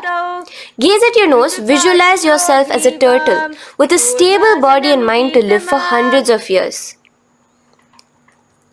And without changing anything in your physical posture, just visualize yourself uniting with Swamiji himself in Yogasana. Now, raise up onto your knees, cross your ankles behind your back until the feet are coming towards the opposite knees. Now, bring your hands behind you and hold on to the calves with the fingers inside, the thumbs outside. Gaze at the third eye as you visualize yourself in a space of oneness with Paramashiva himself as Swamiji. Now you can uncross your ankles, come back to us standing on your knees as we enter into Ushtrasana 2. So now, in a kneeling position, bend backward, hold your ankles with your hands. Keep your arms straight. As you push your hips forward and tilt your head backwards, visualize yourself as a camel in Ushtrasana 2. Slowly, in the same position, lower yourself onto your back in Jatyasana 2. As you are lowering yourself, experience yourself as a blooming lotus. Bring your head, the back of your head onto the mat. Gaze to your nose. Now, let's move into Viratasana. So, try your best to do this without the support of your hands, but you can use your hand support if needed as you raise up from Jatyasana and back down. Raise up and go back down as you gaze at your nose. Raise up and go back down. Visualize Swamiji in your inner space. Now from Viratasana, raise your hips up higher, bringing your forearms onto the mat behind you in a short back bend posture. Hold the back of your heels in Kapotasana. Visualize yourself as a beautiful dove, a Kapota, in your as we move on from Kapotasana into Varasana. So stand upright on your knees with the toes tucked. Hold your arms with the opposite hands. Gaze at your nose. This is the boon fulfilling posture. Visualize your boon becoming a reality directly from Paramashiva himself in Varasana. Now, keeping your knees together, toes tucked, just lean forward, bringing your head onto the mat, holding your head with your hands. Visualize yourself as a boar, as the Varaha avatar of Bhagavan Mahavishnu in Varaha Asana 2. Now, just kick your legs off the ground as we enter into Mundasana. Raise yourself up into a headstand posture, visualizing yourself as a lopped tree. Gaze at your nose. Breathe in and out in the Sahaja Kumbhaka. Slowly come down now. Relax. Come to a kneeling posture. Sit on your heels. Bring your head down beside your knees, your elbows adjacent to the knees, your hands holding your head. Exhale through your mouth as you gaze at your nose, visualizing Swamiji in your inner space in Andhasana. Now from here, push yourself off the mat as you come lying prone on your belly. Let your arms be extended straight out and together lift your thighs, arms and chest off the ground, stretching your body, balancing there. Visualize yourself as a locust in Viparita Shalabhasana. The next asana is Kapalasana. So slowly lower yourself back to the ground. Now laying on your belly, bring your arms to your side, palms downwards. Keep your forehead on the ground and your chest on the mat. Only lift your legs up into the air. Only your legs are lifting up. Visualize yourself as a skull. You are a mind with purified thoughts, a strong will to attain enlightenment in Kapalasana. The next asana is Akasha Kapotasana. So now, in the same position as you are, let your arms be straight out behind you. As you kick your legs up and over your head, bring your feet slowly to the mat in front of you. Push yourself, balance there. Visualize yourself as a free and open flying dove in Akasha Kapotasana. Bring your legs back out as you lay flat on the mat. Now push yourself onto your knees. Place your forearms on the ground and your chest down such that your navel is touching your knees. Be sturdy, visualizing yourself as a sparrow in Chatakasana. The next asana is Vrishchikasana 2. So your forearms are on the ground. Now slowly raise to your toes and kick your legs off the mat. Slowly lowering your legs to your head. Visualize yourself as a scorpion as you balance in Vrishchikasana 2. Slowly release yourself, coming back to the ground as we enter into Vrishasana. Sit down on top of your right heel and let your left foot remain outside of the hip, the ankle to the side. Place your hands on the mat, visualizing yourself as a bull in Vrishasana. Now, bring both your knees underneath you, sit on both your heels, cross your left leg over top of the right lightly and in Lolasana, push yourself off the ground. Your knees are off the ground, you're just balancing on your hand above the mat. Visualize Swamiji in your inner space. Lower down now. Bring the left foot now outside. Bring the right foot out and sit on your left heel now as we do Vrishasana on the other side. Visualize yourself as a bull. From here, let us get into a very powerful asana, Balagunasana. So, place your left toes on the ground, sit on the heel of your left foot. Place the right foot flat with the knees raised towards your chest. Maintain your palms on the respective knees. Be upright. Visualize Balagunahai, one of the 84 siddhas in your inner space in Balagunasana. Now come to a squatting position. Let your feet be flat as you bring your elbows under your thighs and calves, wrapping it around your shins.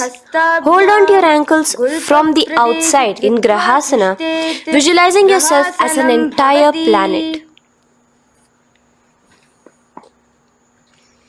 Now, you can unwrap yourself as you sit on top of the opposite heel in Balagunasana on the other side.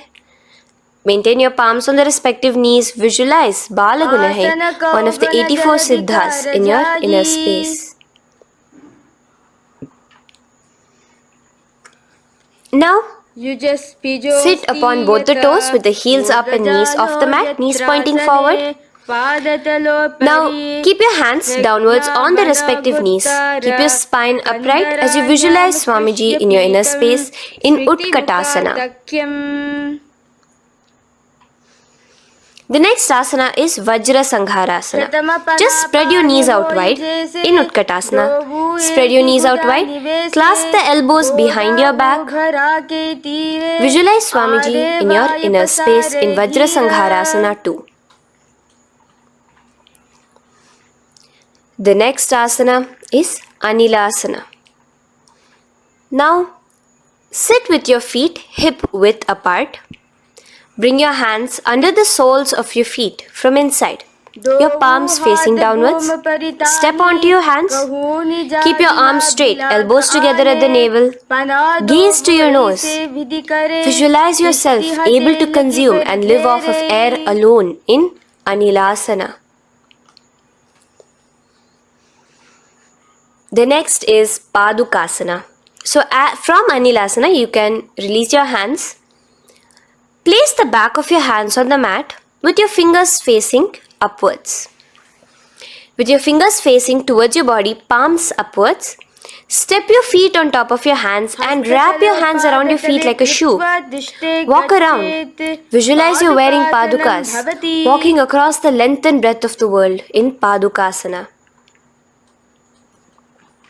Now bring your palms onto the ground. Stop moving around as we move into Kukutodana. Kick your feet up into the air and let them fall back down. Let's go up again and come down. Kick up and go down. Visualize yourself as a rooster in Kukutodana. The next is Viparita Nrityasana. So as you're kicking yourself up, you can go up into a complete handstand posture, which is Viparita Nrityasana. Do take support if needed. And move around on your two hands as if you are dancing in Viparita Nrityasana. Slowly come back down to a standing position. Lean forward and let your feet be slightly apart from each other. Bring one palm down on the mat with the arms straight. Bring the opposite hand to your head and be stable in Kunjarasana. Now just put that hand down as you bring the other hand to your head, repeating Kunjarasana on the other side. Be stable here. Now you can squat back down onto the ground. Keep your feet flat. Hold your respective ankles and lift your feet off the ground in Kadambasana. Visualize yourself as a Kadamba tree, a pious tree that promotes a long life. The next asana is Pavana Muktasana. Now sit back down onto the ground, bring your knees towards your chest. Let your hands wrap around your knees, hold it close to your body. Visualize all the excess vata, air, just balancing and releasing in your system in Pavana Muktasana. Now, let us move into Chakorasana. So first stretch your legs out in front of you. Bring one leg behind your head. Now place both hands on the ground and lift your body off the ground while lifting the other leg too, up straight. Visualize yourself as a powerful source of energy. Gaze at your third eye in Chakorasana. Slowly relax back down. Now hold your left toes with the left hand, index and middle fingers. Pull the foot to the left here. We are entering into Dhanurasana 2. Extend your right leg out, keeping straight. Hold the big toe with your right hand. Visualize yourself as a bow in Dhanurasana 2. The next is Ashtavakrasana. So lift your left leg over top of the left shoulder. After releasing your hands, bring the right foot across and hook it on top of the left foot. Lean forward and down, keep your palms onto the ground. Extend your legs out to the left, lift your head up and chest. You're completely balancing only on your hands as you visualize yourself as a flying crane in Ashtavakrasana. Now slowly relax down. From here, bring your right foot to the left thigh and your left foot flat onto the ground. Knees raised up.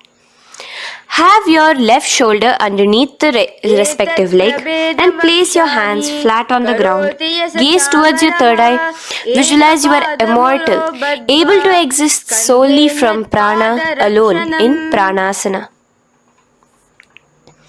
From here, moving into Parshva Matsyendrasana. Place your right foot at the root of the left thigh. Then the left leg by the side of the right knee. Hold the left leg by the right hand. Twist your body out. Remain steady here, gazing at the third eye. Visualize Matsyendranatha, the great Rishi, Yogi, master of Hatha Yoga, in your inner space. Now slowly unwind yourself. As we repeat Chakorasana on the other side, lift the other leg behind your head. Place both your hands on the ground and keep your entire body off the ground straight up. Gaze at your third eye, visualizing yourself as a powerful source of energy. Now relax back onto the ground. Let's repeat Dhanurasana 2 on the other side. Clasp your respective hands with the feet. Pull one foot back, the other foot extended forward, visualizing yourself as a bow. Release your feet as you cross them over each other, over top the shoulder in Ashtavakrasana on the other side. Raise off the ground. Visualize yourself as a flying crane.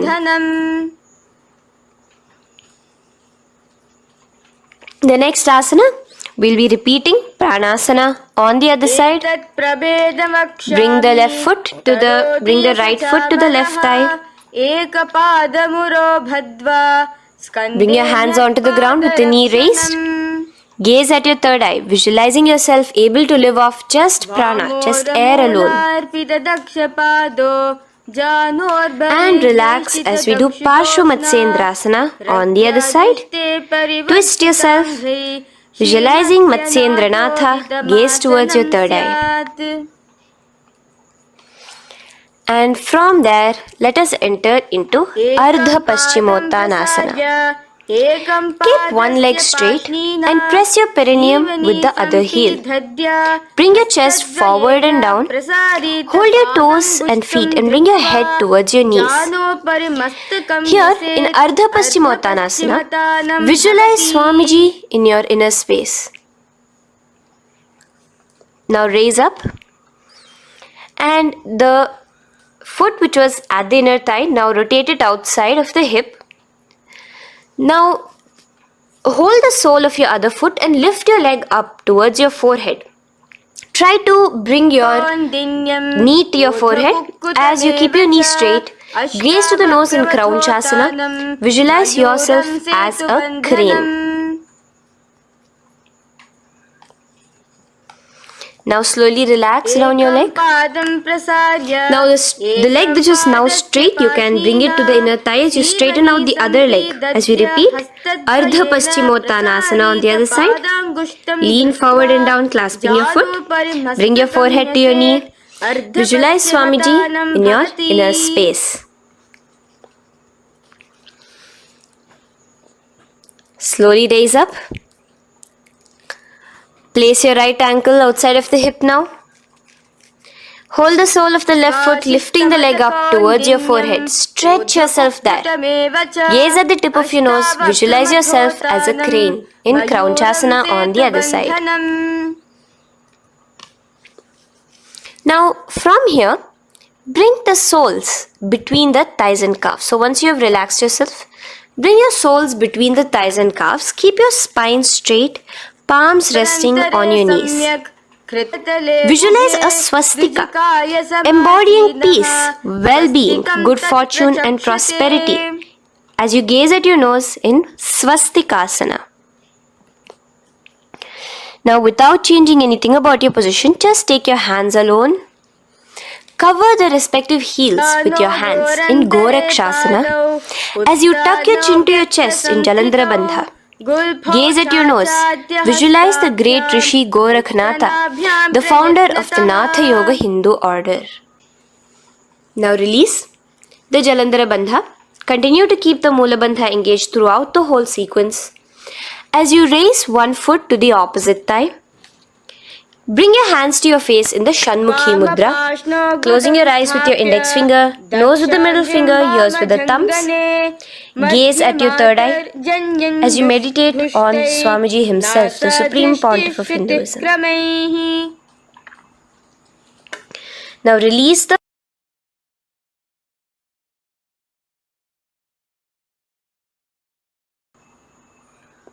Shanmukhi Mudra.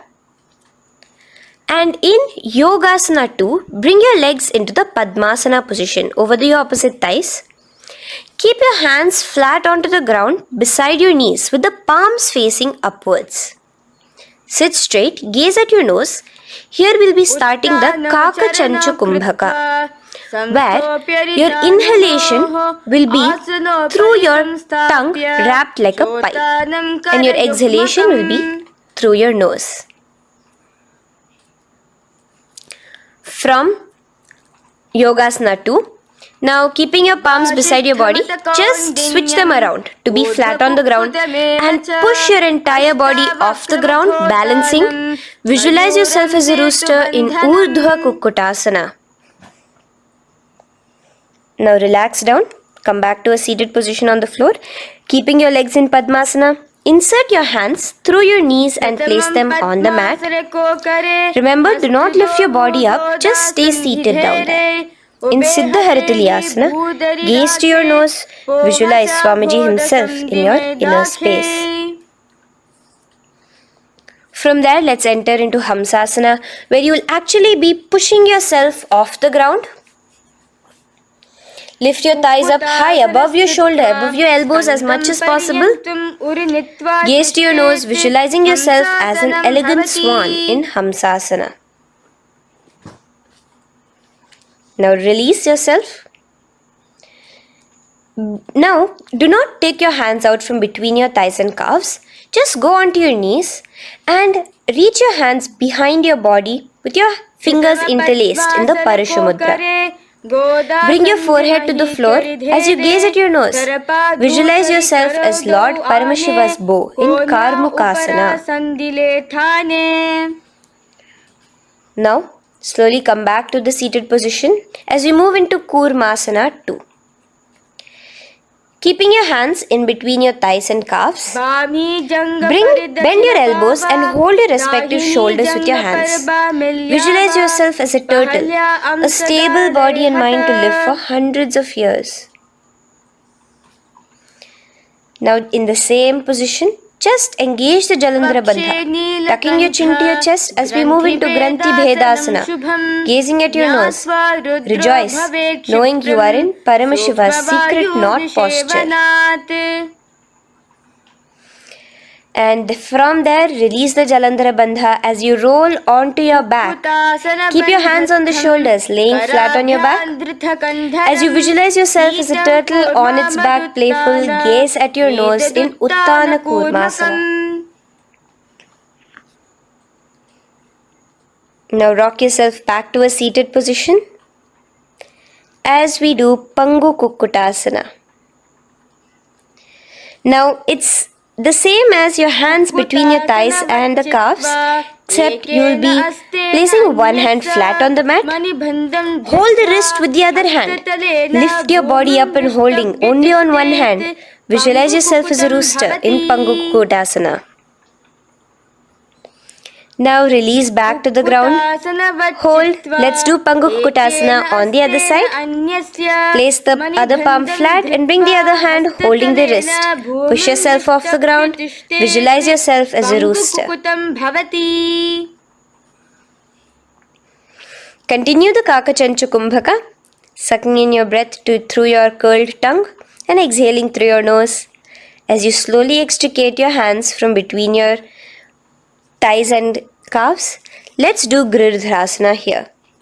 So now, interlace your fingers in the Parashu Mudra as you place your elbows on the feet, remaining your legs in Padmasana. Lean forward and down, resting your chin on your knuckles. Place your thumbs to your throat in Girdharasana. Visualize Swamiji in your inner space.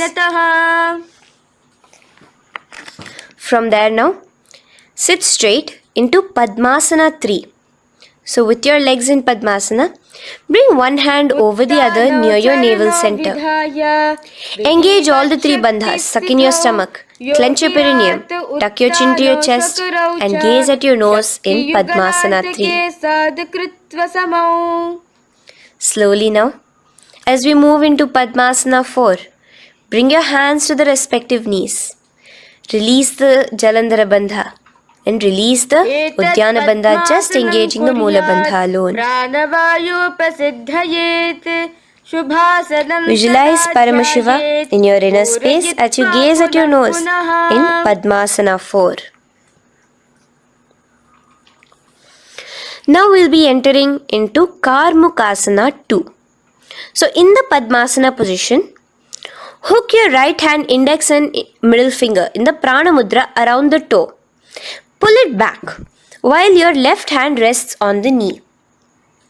Now, as you visualize yourself as Paramashiva's bow, just release your right foot, bring your left hand to the right toe, and let your right hand be on the right knee. Now from here, let's do Karmukasana 3. So you can release your toes, cross your hands behind your back, continue to keep your legs in Padmasana, and with your respective hands, cross behind your back. Hold on to the toes in the Prana Mudra. Engage all the three bandhas, suck in your stomach, clench your perineum, tuck your chin to your chest. Visualize yourself as Paramashiva's bow in Karmukasana 3. Slowly relax the bandhas, just keeping the Moola Bandha. Continue to hold on to your toes. Release the Udyana Bandha and the Jalandhara Bandha. Switch your gaze to the third eye. Visualize you are Paramashiva's third eye itself. Anything you come across, you just rejuvenate it, destroy it in Dridhasana. Now, try to keep your hands at the toes. If not, just keep your hands crossed behind you as you lean onto your back in Padmasana, where you are entering into the Nagrasana position. Lay flat onto the back, visualizing yourself as a snake. Gaze at your nose in Nagrasana. Do the Sahaja Kumbhaka, simple breathing, inhaling and exhaling.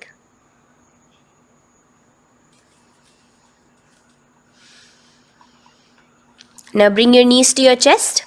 Let your hands wrap around your knees. Slowly uncross your Padmasana and bring your knees to your chest.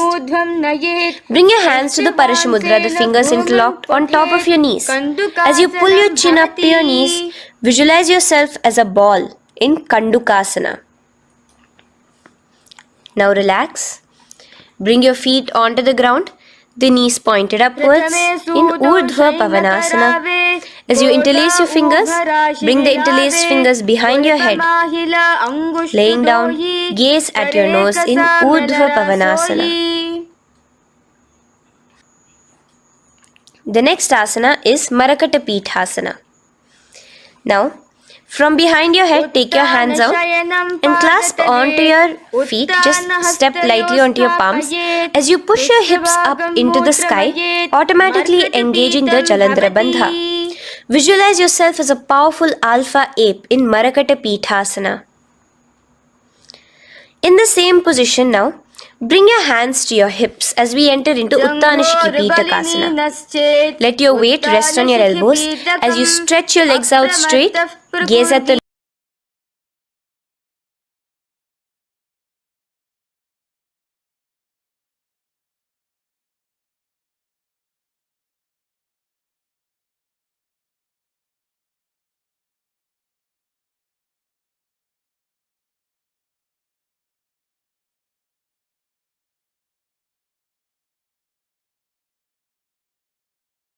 nose.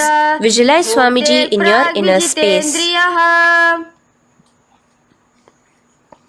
From there, continuing to rest on your elbows, kick your feet up high into the sky in Narakasana. Stretch your palms out behind you, flat on the ground. Balance there. Visualize yourself blissfully traveling through hell unscathed in Narakasana. Bring your hands to your hips now as we move into Tiryanaukasana. Angling your legs down at an angle, visualize yourself as a boat crossing the ocean of samsara in Tiryanaukasana. Now from there, come back straight as we enter into Dhwajasana. Keep your legs up high above your body, your hands stretched out down behind you. As you push yourself up, visualize where Kailasa's flag respected across all nations in Dhwajasana. Hold there for a few seconds and relax now. Flat onto the ground, palms slightly away from your body. Do not move at all in Mritasana. Your body is dead. Visualize that. Visualize the Supreme Pontiff of Hinduism liberating you.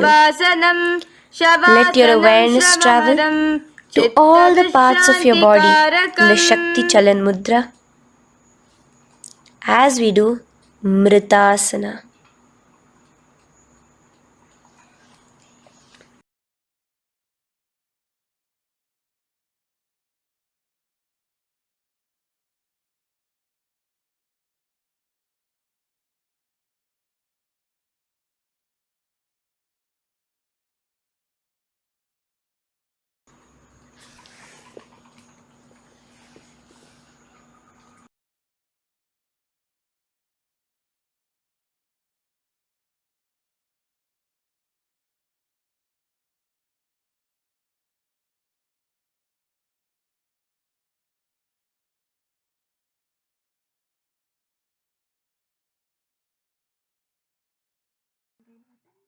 Om Purnamadah Purnamidam Purnat Purnamudachyate Purnasya Purnamadaya Purnamevavashishyate Om Shanti Shanti Shantihi Harihi Om Tat Sat Sarvam Bhagavat Shri Nityananda Paramashiva Padukarpanamastu Om Nityanandam.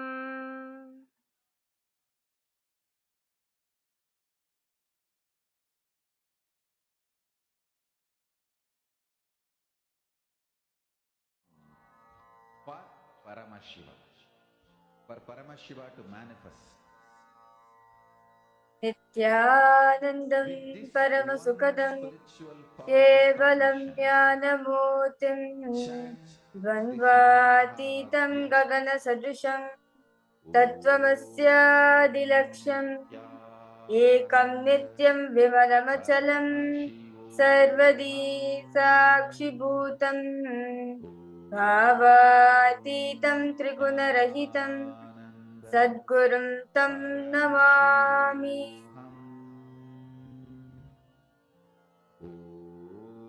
Nityanandam, we welcome all the participants and all the viewers for the day 4 of the Paramashivoham program. Today, all the participants, right now, all of us just now did the Dvitiya Vinyasakram, the 308 sequence directly designed by Swamiji. I now request all participants to post how was Nityananda Yoga for all of you. As today's the date for how was it? Were you guys able to do the even the challenging asanas, or how was Nityananda Yoga for all of you? You're able to do all the 12 components, or here and there you're able to do 12 components. Because all participants suppose, how was it did all of you feel right after the Nityananda Yoga? As in Nityananda Yoga, you are going beyond your body and mind. When you think that when you associate yourself, when you hold on to this body, you'll not be able to do Nityananda Yoga. But when you feel that you are beyond the body and mind, easily all the asanas, the 308 asanas, all of you will be able to do. So I request all participants suppose, how was your experience of today's Nityananda Yoga? As today's day 4 of the program, definitely some experience all of you would have got.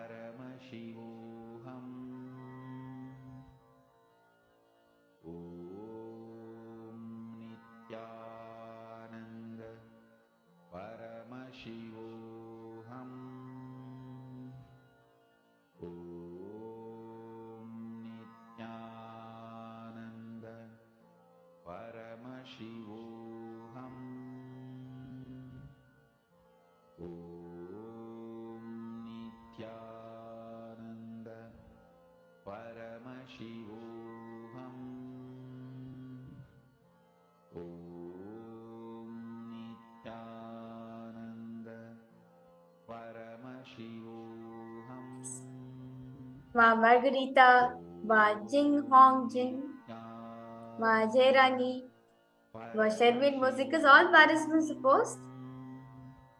How is the Nityanda Yoga for all of you?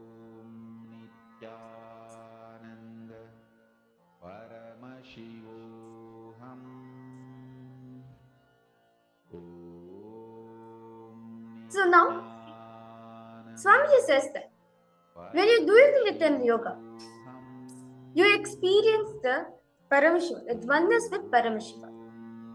Swamiji says, the purpose of Nityanda Yoga is for all of you to experience the state, space, powers, being and super consciousness of Paramashiva. When during Nityanda Yoga, we experience this, and to make that experience, that feeling as a solid experience for all of us, that you can access it whenever we want, is doing a power manifestation right after Nityanda Yoga. Swamiji says, right after Nityanda Yoga, doing the power manifestation will actually help you to make this as a solidified experience. Will actually make this experience as a reality which you can implement it in your day-to-day lifestyle. So, now other participants will be entering into the power manifestation as the first power which Swamiji beautifully is gifted for all of us, the power of third eye. So we are going to be manifesting this power. But in today's session, in this round, all the participants will be scanning one single digit number. You'll be asking the Swamiji to show you what is the single digit number is the Acharya has been projecting for me. So because all participants take few minutes, relax yourself. You can change your clothes and come. Drink some water, and also while you're settling down for the power manifestation, because you to get an eye-band and come. If you do not have an eye-band, you can get like a shawl or a cloth, which is preferably a darker color, for you to use it as an eye-band. Let us now listen to the Shastra Pramana, what Paramashiva says about manifesting this power of the reading. Very beautifully, Paramashiva says in the Vijnana Tantra, Sutra 34, Dharana 11. Kapalantar manonyasa tushtanmilitalochanaha ramena manasodaityat lakshaye lakshamuttamam. The translation goes, by fixing the mind on the inner space within the crown center and sitting stably without any movement, having the eyes closed in succession. By that stability of the mind and inner space, through the power of the third eye, one directly sees the ultimate goal, Laksha, by having the vision beyond sight.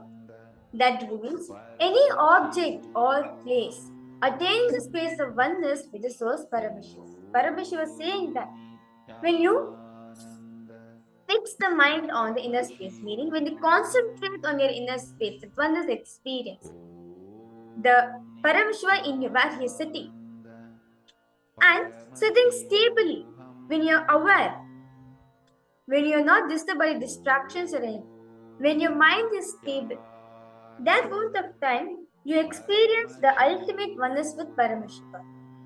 When you're experiencing that oneness with Paramashiva, you manifest the power of the reading, where any object or place or anything which is kept in front of you, you'll be able to see it through the third eye.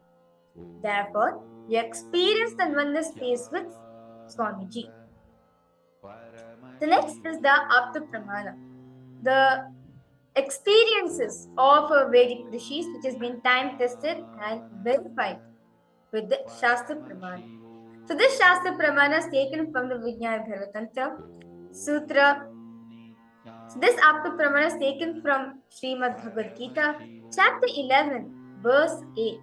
where Bhagavan Shri Krishna says to Arjuna, Natu mam shakyase drashtum anenaiva svachakshusha divyam dadami te chakshuhu pashyame yogameshwaram. Very beautifully, Bhagavan Shri Krishna says to Arjuna, but you cannot see my cosmic form with these physical eyes of yours. Therefore, I grant you the divine third eye vision to behold my cosmic opulence. Understand? The physical eyes which we all of us are carrying, the physical eyes which Arjuna carried, it is only limited. It does not have the ability to perceive Sri Krishna's cosmic form, as his cosmic form is beyond the visible range. So, I initiate you into the third eye. Divyam dadamite chakshu. I initiate you in power of third eye, so that you can catch a glimpse. You can experience the cosmic form of mind. If I know the participant all of you have written the Bhagavad Gita. If you observe the 11th chapter of the Bhagavad Gita, contains the detailed description of Sri Krishna's cosmic form, as it is directly narrated by Arjuna as he sees Krishna through his third eye. The next is the Atma Pramana, Swamiji's own experience on when Swamiji was manifesting this power. Very beautifully, Swamiji says that first thing, Swamiji was able to experience the whole 360-degree vision, the 10 directions, everything around him Swamiji was able to see. Then immediately Swamiji felt that he was able to feel and experience all of that as him. The skin of the stone on which he was carrying, the skin of the stone on which he was sitting, and the skin of this body, both carried him equally. In both, Swamiji felt his presence. Whether it's the setting sun, or the rising moon, or the shrubs around Swamiji, or the temple tower, the Arunachala tower, or the Arunachala hill itself, everything which was around Swamiji, Swamiji could feel his presence. Swamiji could feel himself. Swamiji could feel everything as a part of him. The idea that something was outside and something was inside was broken. Naturally for all of us. Okay, this object is there in front of me, so naturally we have a feeling it's outside. But for Swamiji, something outside, something inside was not there. He felt himself in everything. So the first Swamiji is able to see the whole 360-degree vision, the whole vision. And immediately Swamiji experienced the oneness. Swamiji felt himself, his presence. Swamiji could feel himself in everything. So with that beautiful understanding we get from Swamiji's own experience on how Swamiji manifested this power of Dora reading, let us now enter into the manifestation. I now request all participants now to get your eye bands and come, or cloth for you to be using as an eye band. In this room, we are going to be scanning single digit number. You're going to be projected a single number. And request all participants to close your eyes. And you'll be asking Swamiji to show you what is the single digit number which is being projected. And I request all participants now to please close your eyes with the eye band. Tie your eyes with the eye band. Paramashivoham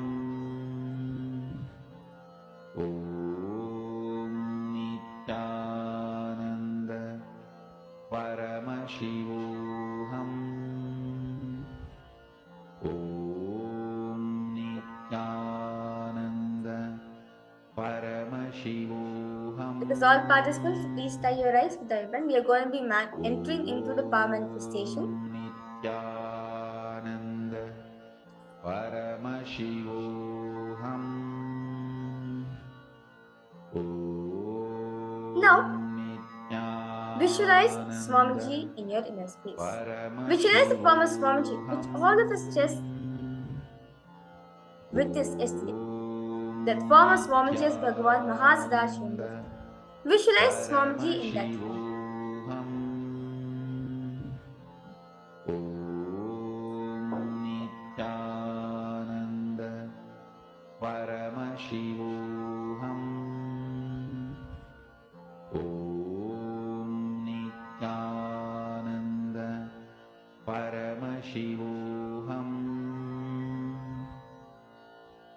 Om Nityananda Paramashivoham. Om Nityananda Paramashivoham. Intensely start chanting the Mahavakya. Because all participants now start chanting the Mahavakya.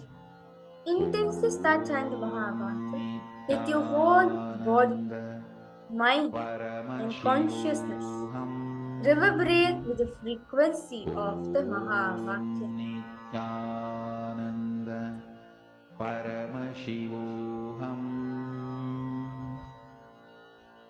Om Nityananda Paramashivoham. Om Nityananda Paramashivoham. Now, for all the participants, Om Nityananda Paramashivoham. now all the participants, we are going to be projecting a number for all. I request all participants now to ask Swamiji. As you're in that oneness space, Swamiji, ask Swamiji to reveal you what is the number which is being projected. You can also say the colors or how the number is, the picture of the number is. Because all participants now start intensely chant the Mahavakya. Just enjoy your time with Swamiji. Ask Swamiji to reveal you what is the number which is being projected. What is the single digit number which is being projected for all of you? Om Nityananda Paramashivoham. Om Nityananda Paramashivoham. Om Nityananda Paramashivoham. Intensely Nityananda chant the Mahavakya. Paramashivoham. Om Nityananda Paramashivoham. Om Nityananda Paramashivoham. Om Nityananda Paramashivoham. Om Nityananda Paramashivoham. Om Nityananda Paramashivoham. Om Nityananda Paramashivoham. Om Nityananda Paramashivoham. Om Nityananda Paramashivoham.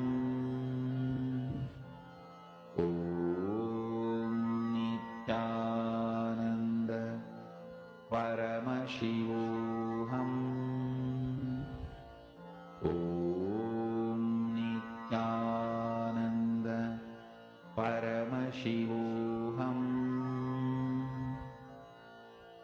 Om Nityananda Paramashivoham.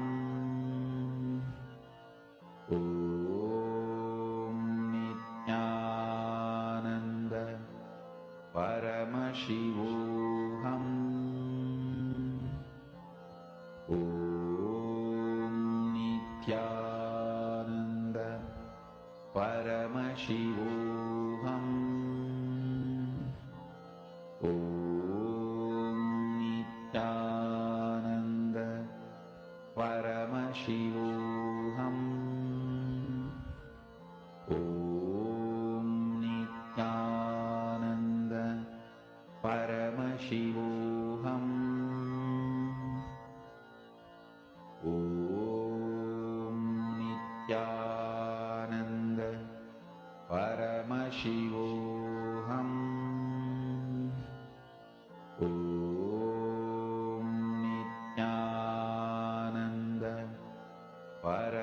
Paramashivoham Om Nityananda Paramashivoham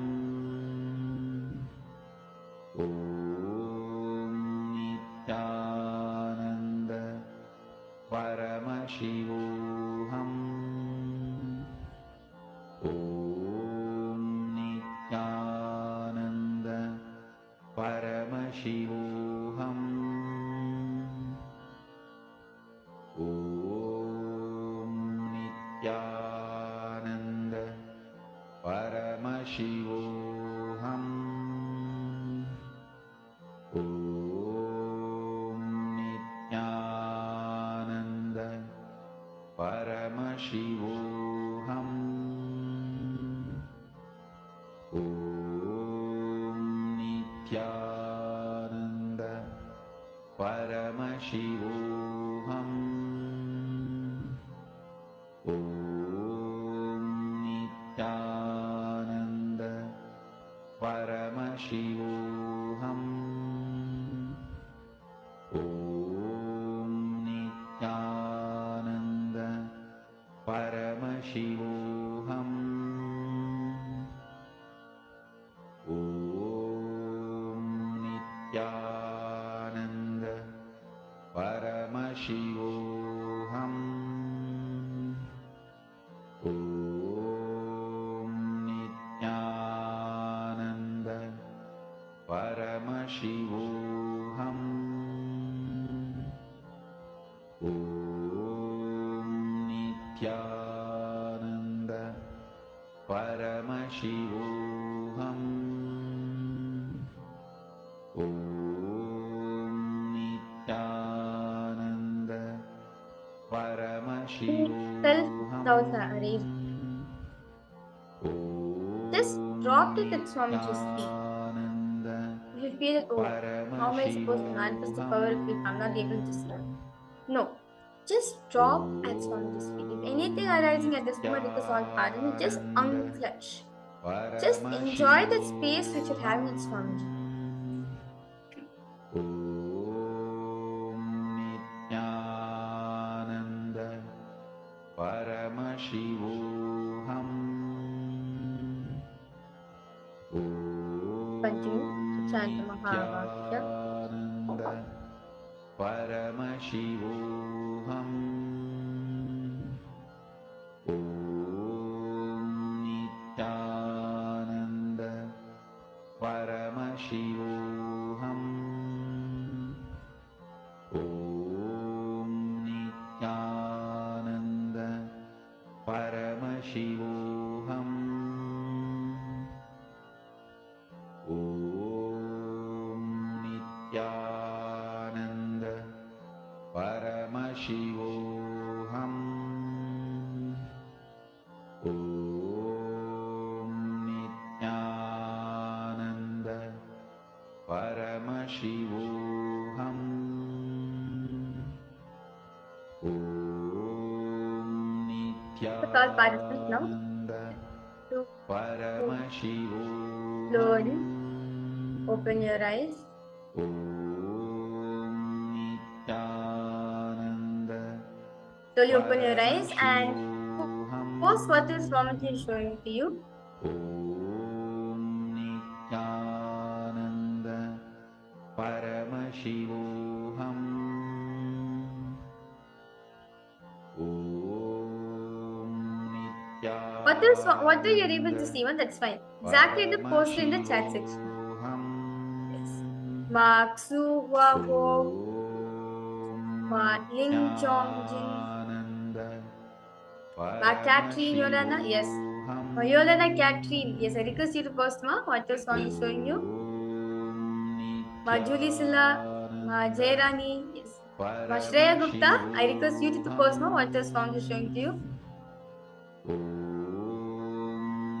Nityananda Paramashivoham Om Nityananda What the song is showing exactly the post in the chat section. That's fine. If you're able to see colors, you can post the colors or if you're able to see the numbers itself. You can also post the number because all participants post whatever sound you're showing exactly and post it in the chat section. Nityananda Paramashivoham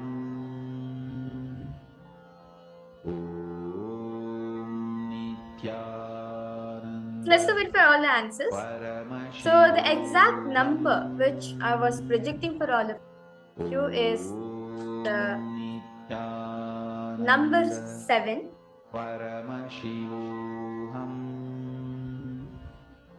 I was projecting the number 7 for all the participants, and you can see over here it has an orange background within the orange outline, and the colors are like red with yellow.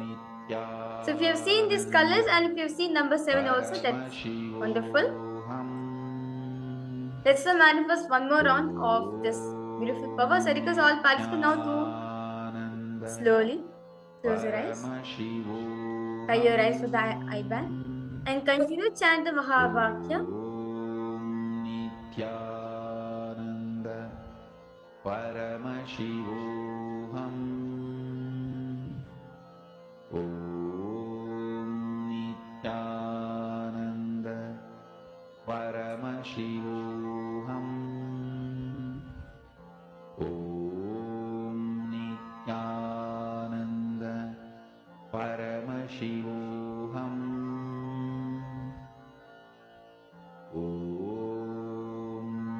Nityananda Paramashivoham. Now, I have projected a number for all the participants. I request you, all the participants, to scan and reveal what is the single digit number which has been projected. Just enjoy that space of astrology. I request all participants, any incompletions, any self-doubt which is arising at this moment, just unclutch from it. Just enjoy that space with astrology. Continue chant the Mahabharata. Any thoughts arising, just be a witnesser to your thoughts and enjoy that space with astrology. Nityananda Paramashivoham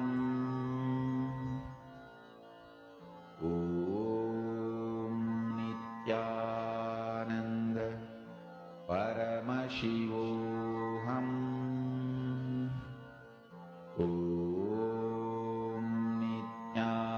Nityananda Paramashivoham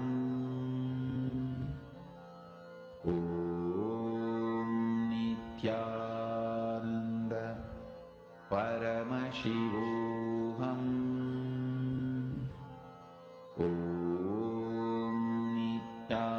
Nityananda Paramashivoham Nityananda Paramashivoham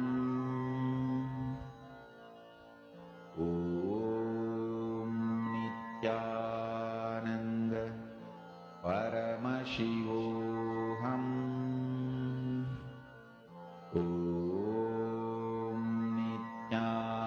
Nityananda Paramashivoham. Continue to chant the Mahabharata. Nityananda Paramashivoham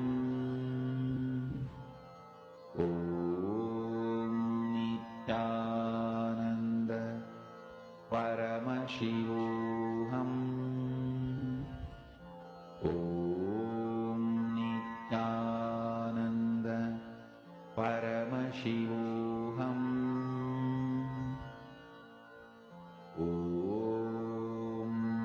Nityananda Paramashivoham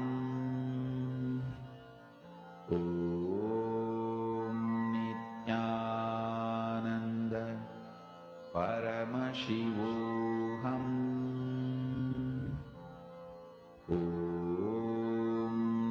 Nityananda Paramashivoham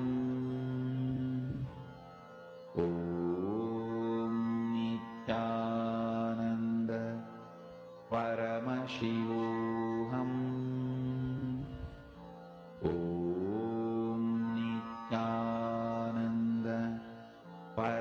Paramashivoham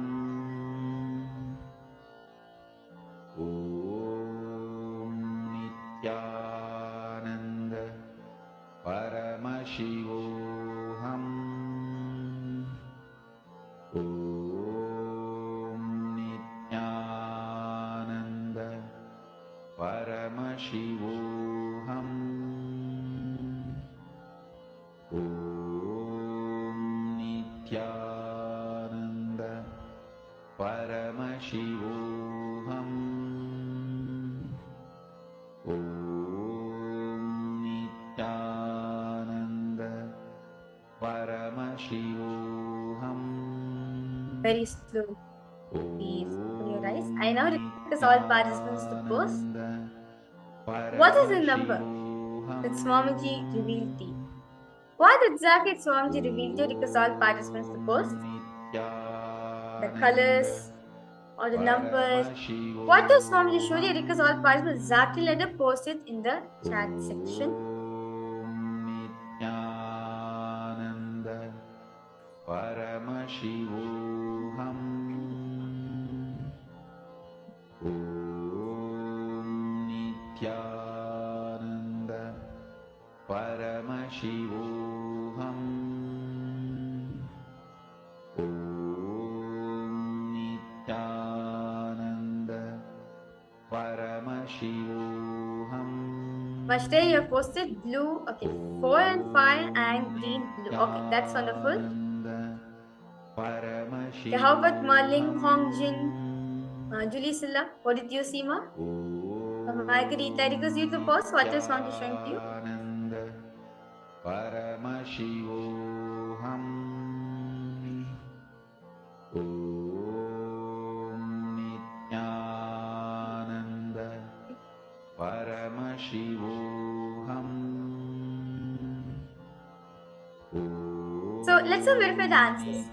So the exact color, the exact number which I was projecting to all the participants is the number 1. So you can see the number 1 is a bit gold color.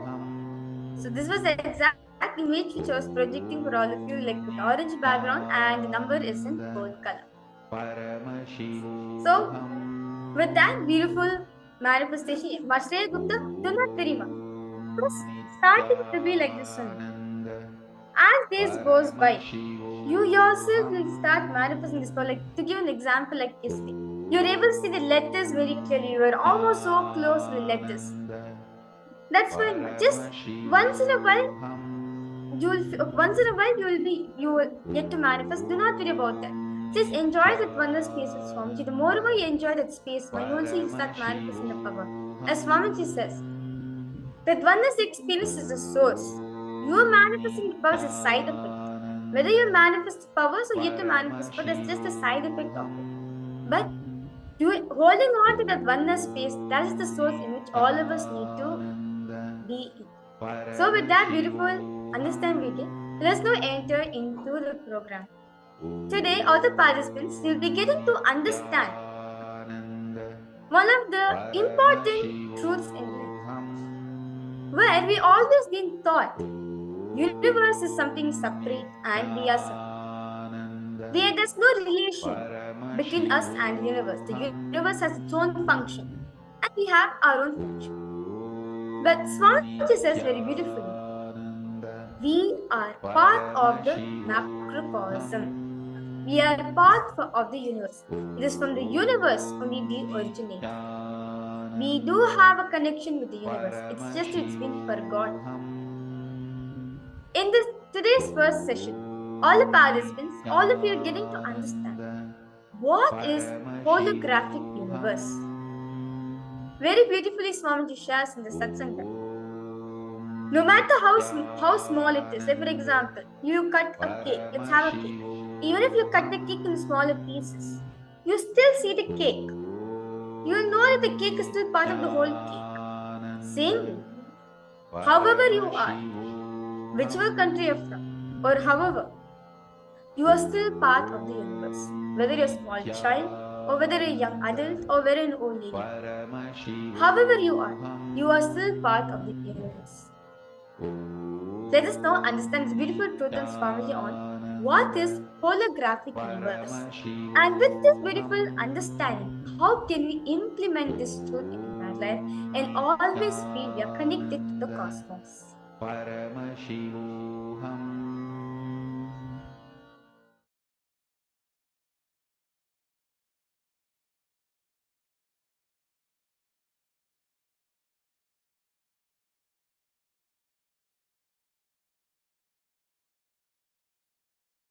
Understand, if you know you exist and you perceive you exist, you can have any upati. Upati is the title, means you exist as a man, you exist as a woman, you exist as a human. Even any of those upadis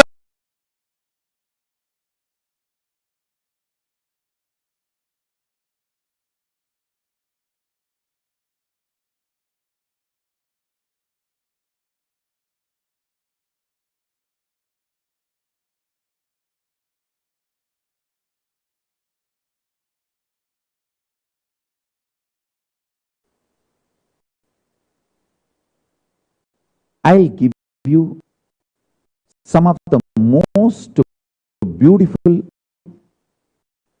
powerful conclusions Paramashiva himself gave me.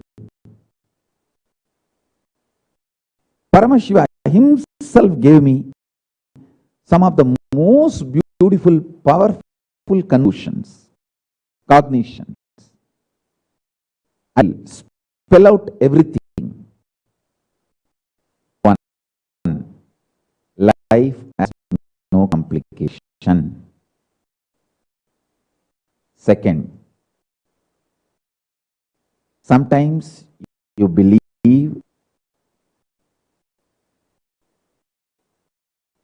people saying Paramashiva is far away in Kailasa.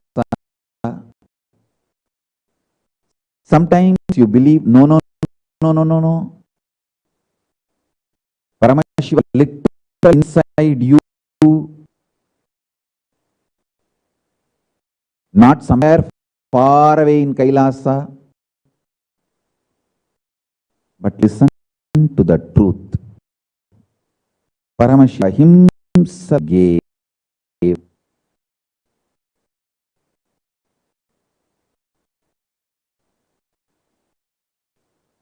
He is in far away Kailasa and inside you as your very core exists both. Understand? Is far away in Kailasa as the center core of Brahmanda, macrocosm. Same Paramashiva is inside you, depth, core of your existence, microcosm, Pindanda, the center of Pindanda. It's like a time warp. Be very clear. There is no such thing as breakthrough. He is there. Paramashiva is there in me. It is just a holographic existence.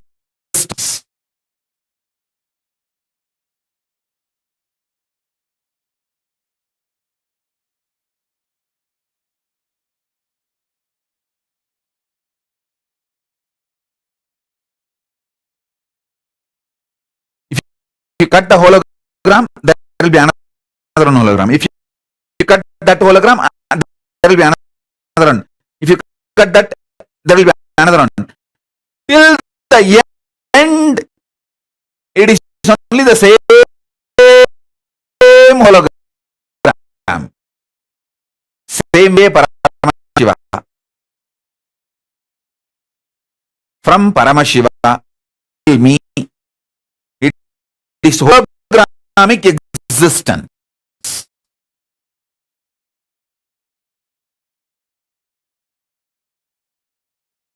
Listen carefully.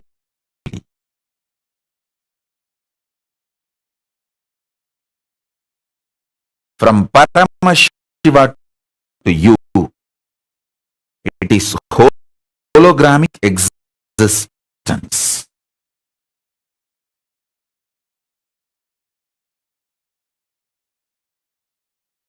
Understand this.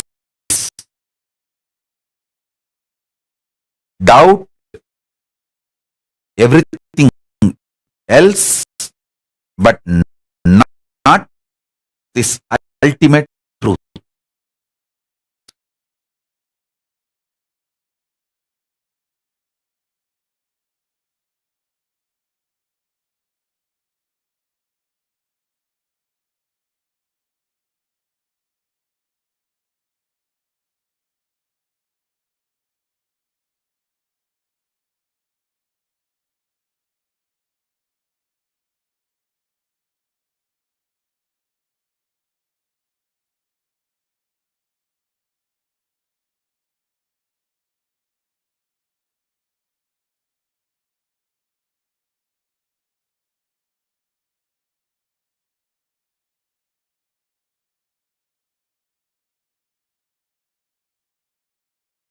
Paramashiva and you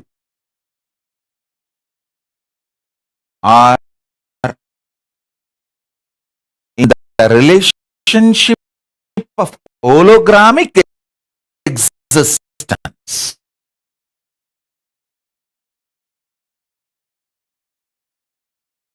How much ever small you feel about you, you are a smaller hologram of Paramashiva, but not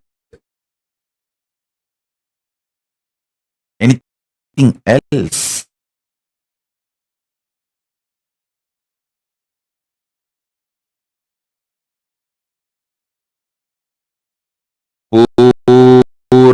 Purnamada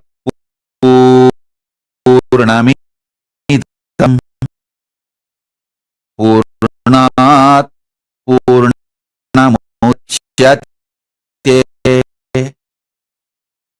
Purnasya Purnamadaya Purnamevavasishyate. The hologram is taken away from a hologram.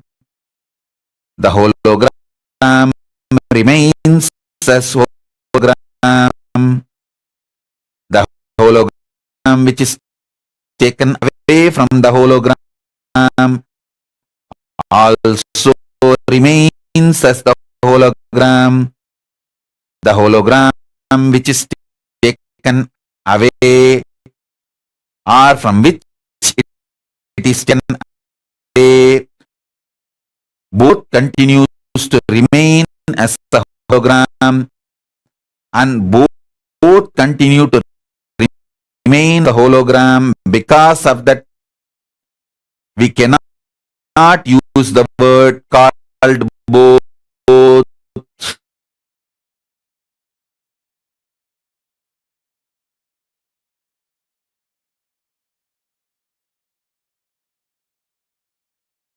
This is the left translation.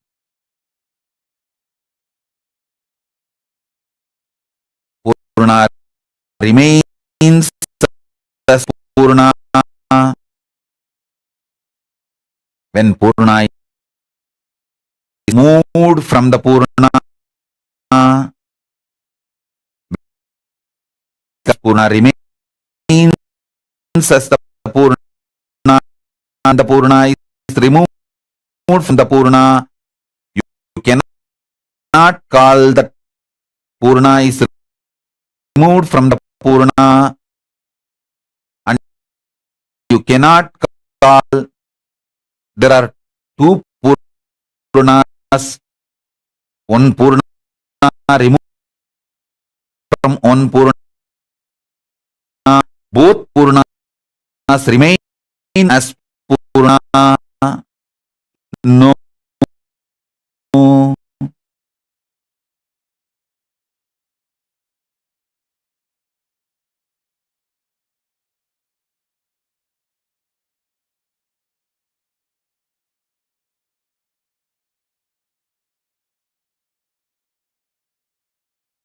When Purna is removed from the Purna, Purna remains as the Purna,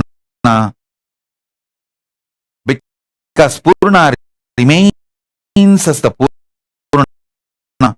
You can't call Purna is removed from the Purna.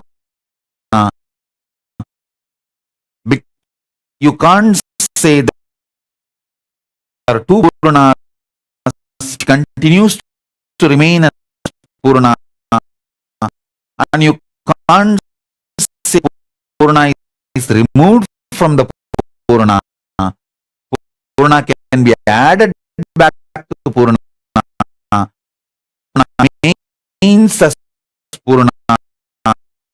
When you go through any idea of removing, adding 1, 2, 3 or no number, Purna remains as Purna.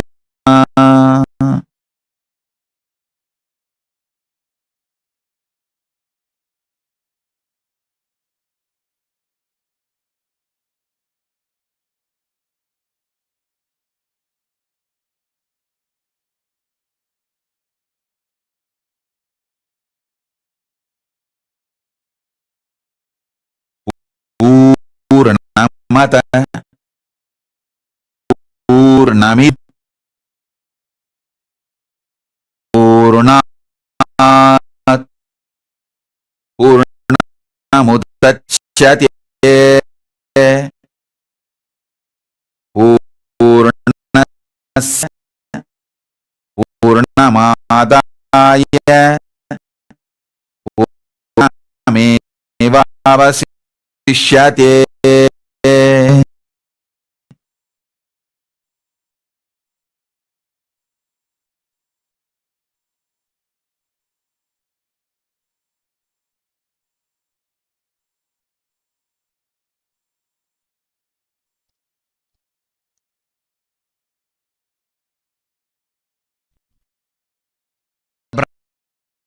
Brahmanda as various dimensions.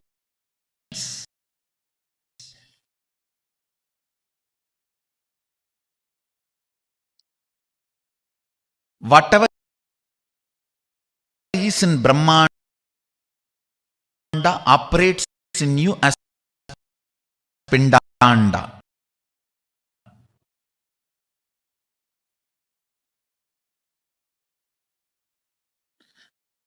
The microcosm, whatever is in the macrocosm reflects in the microcosm.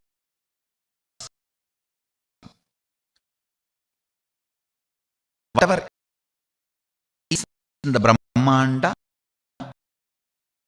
is in the Pindanda.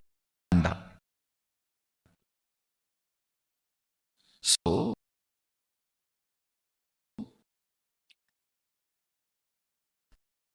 through the Pindanda, you can manifest what you want in Brahmanda.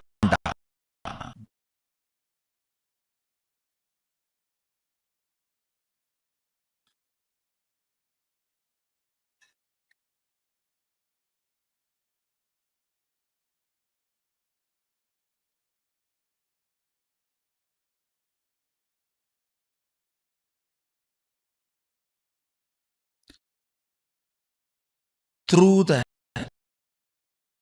pindanda.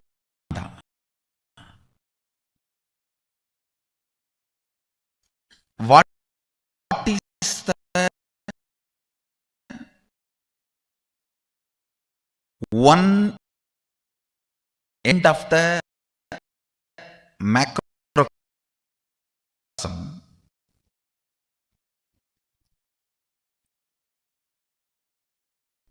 in you?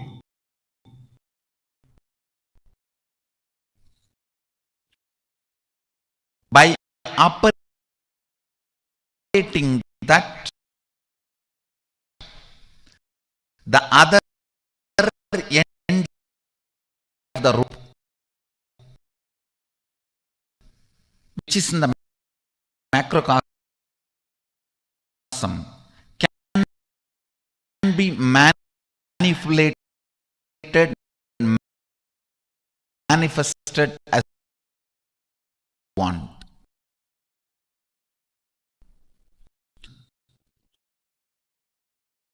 One long rope,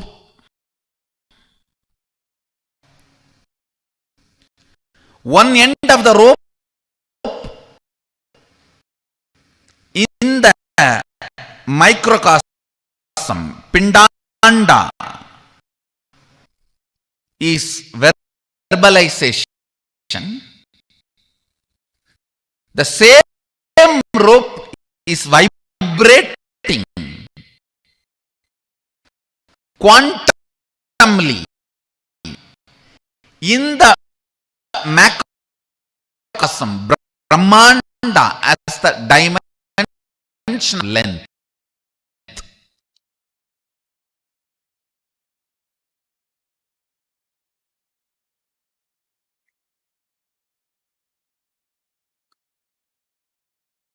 One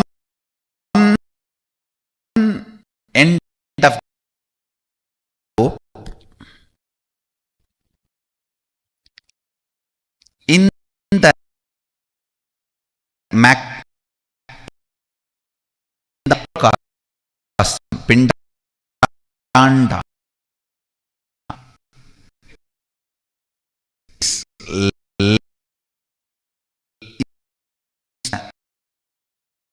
verbalization dimension.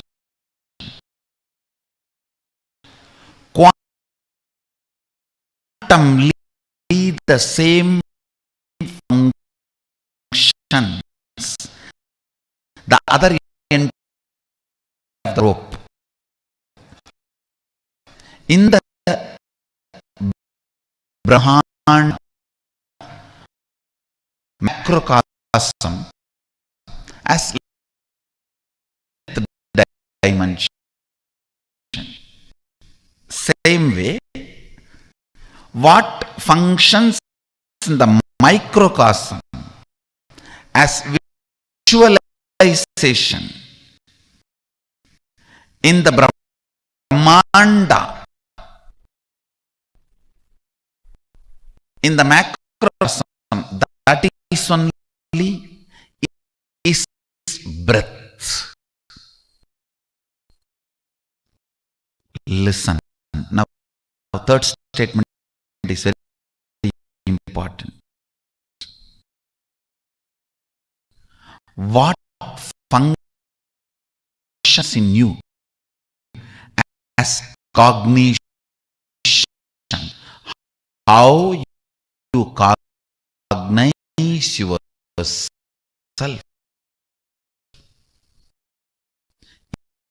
Individual inner image.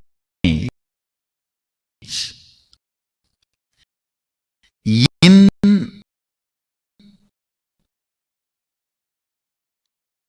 pindanda, microcosm.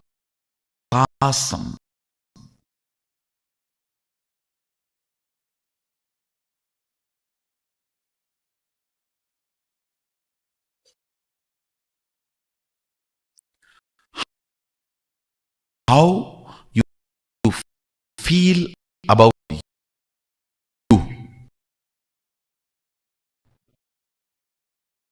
That same only, that cognition, image, vibrates as the dimension of depth in the macrocosm.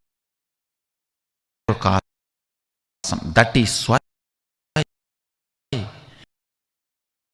your inner image matters for your life.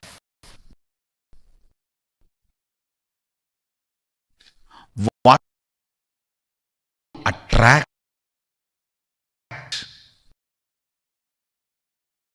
what you manifest, how you live matters. I tell you.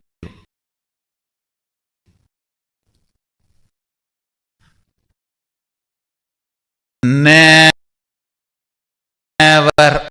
allow lower inner image in you. There is nobody has the right to judge you.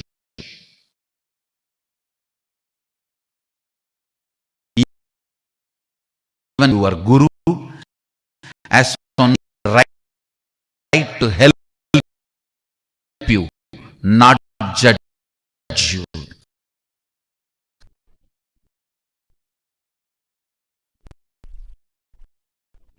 Listen.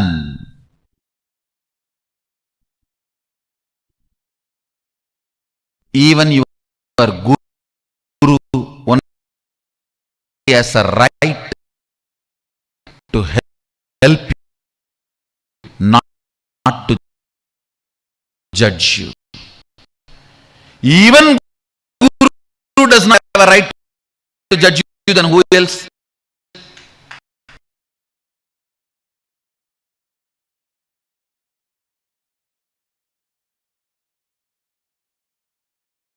Even he does not have a right to judge you.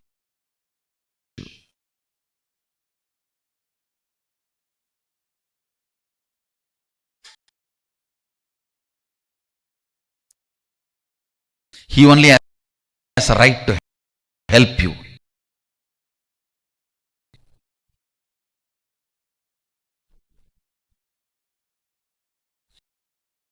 He only has a right to remind you. He does not have a right to judge you.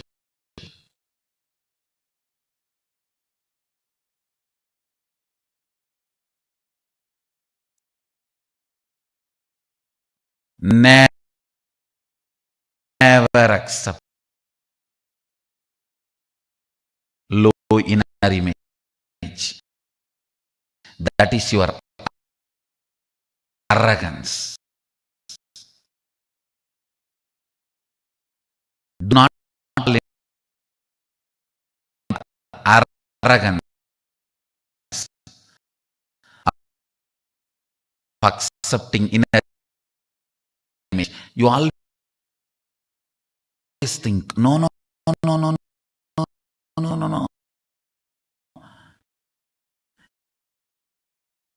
Inner image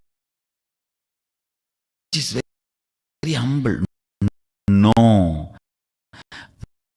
Weak inner image is arrogance. Don't as humbleness or meekness or goodness. No. Don't ever give any good word for it.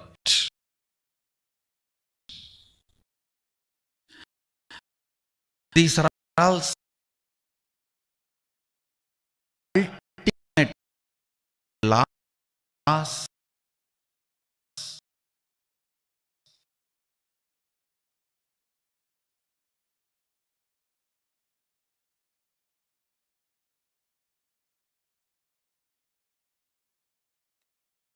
which can never be changed at any time.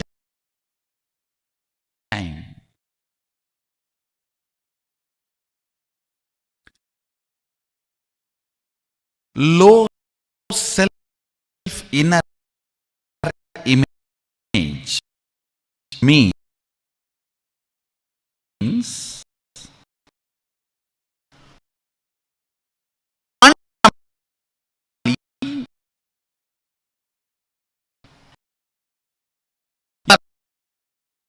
sing the signal to the macrocosm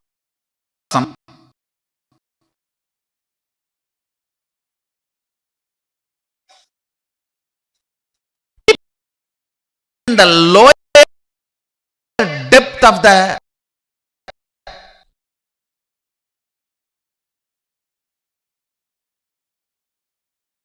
cosmic dimension. Understand? The kind of a frequency you send from here, the way you are dealing the rope in one end, are you pulling or pushing or burning?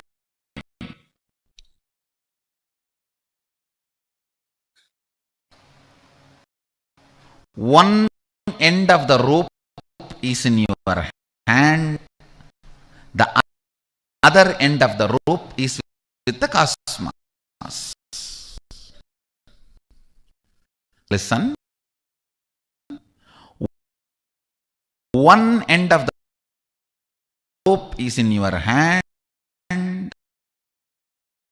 the other end of the rope is in the cosmos.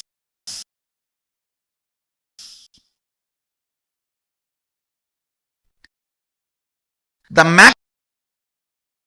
macrocosm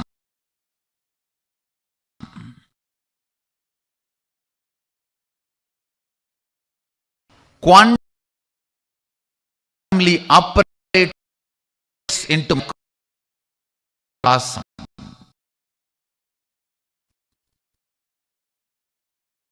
Your verbalization directly affects the length dimension of the cosmos. Your visualization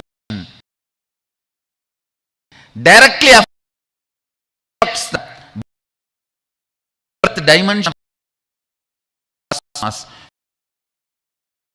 Your cognition about you directly affects the depth dimension of the cosmos.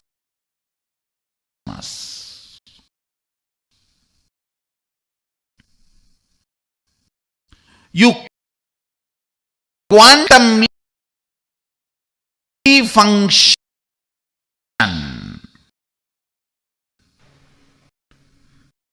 with the macrocosm.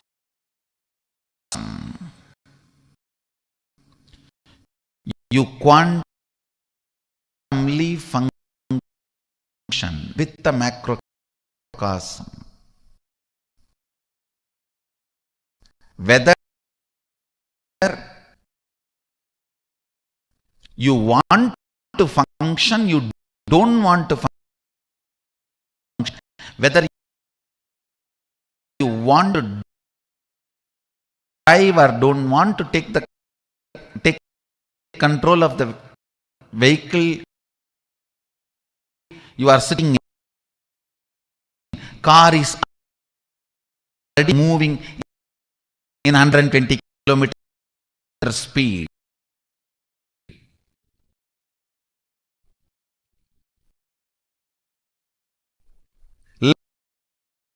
Listen, you do not have a choice now. No, I'll come up after 2 years. I think I will attend all this and wake up. No, no.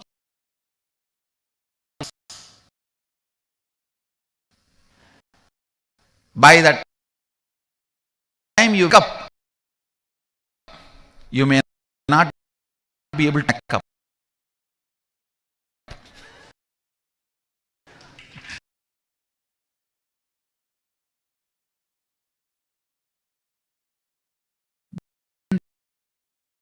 Breadth, depth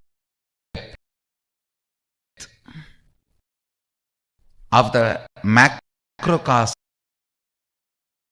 cosmos is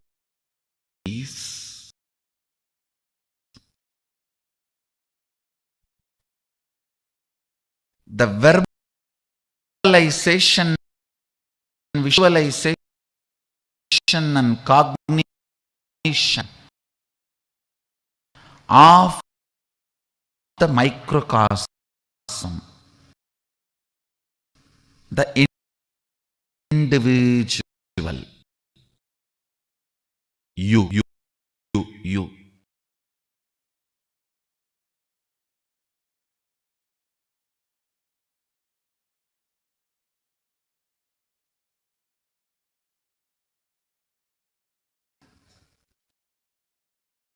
So the higher image and the visualizations and verbalizations trigger the higher inner image.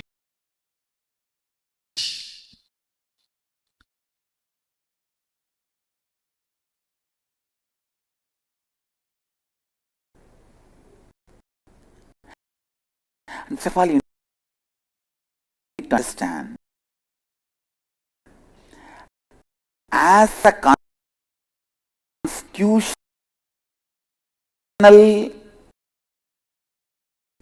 setup of consciousness, listen, see, your consciousness as a constitutional setup.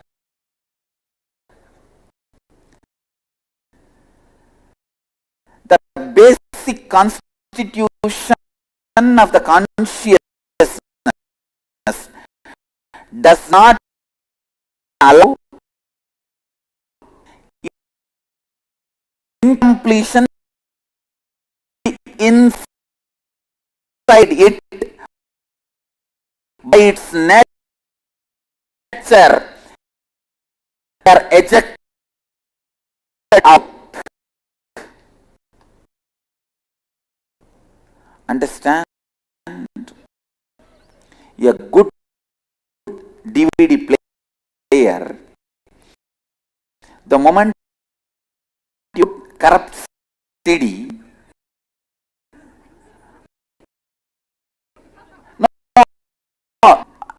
as a setup, it just ejects it out. It's not play. It does not tolerate it. Same way, the constitutional setup of your consciousness does not play with incompletion. By very nature, it just ejects it.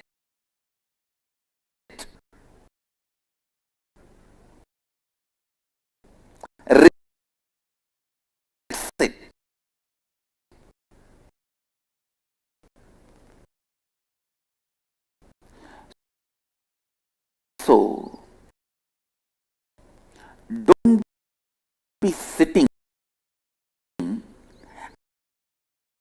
calculating plastic covers and coffee tumblers lying in the Marina Beach and thinking that such a dirty place, how will the tsunami come?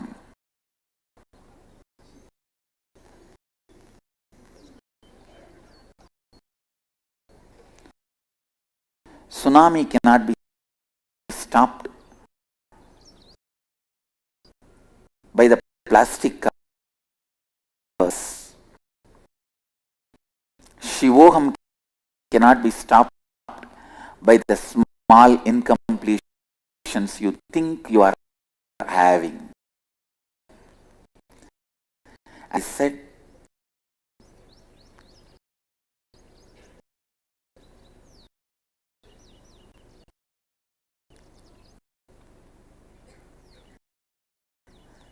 start living.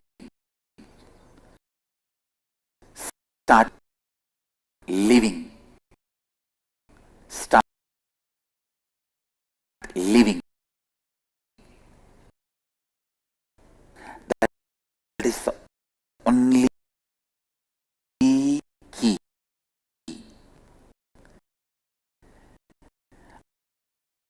I can bless you tons of times, but only you can live it. More than my blessings, you need your blessings.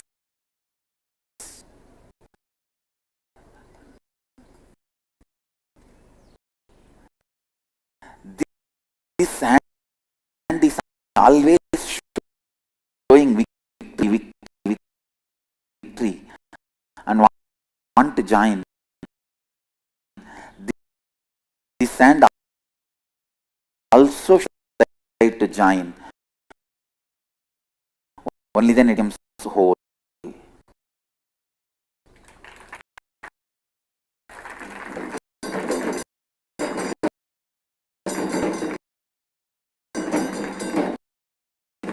So this will become our new emblem and mark.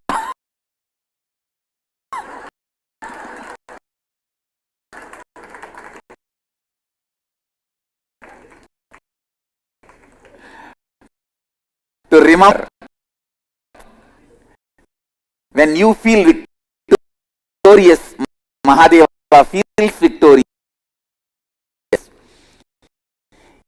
He wants you to be victorious because this is the way he feels victorious.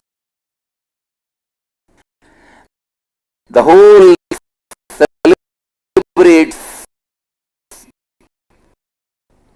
you feeling as whole because whole feels fulfilled when you feel you are whole.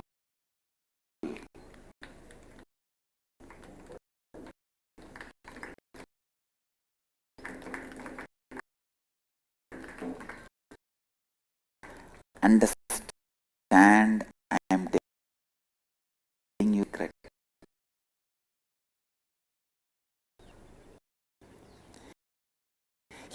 He wants you to experience him.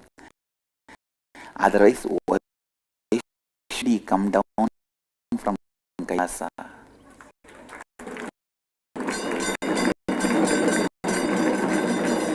He wants you to experience Shivoham.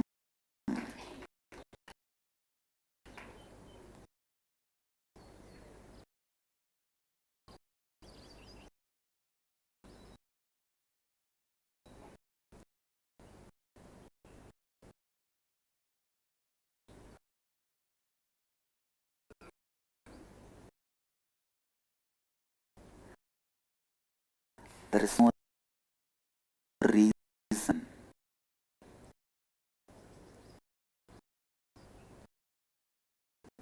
For him to make himself available to other than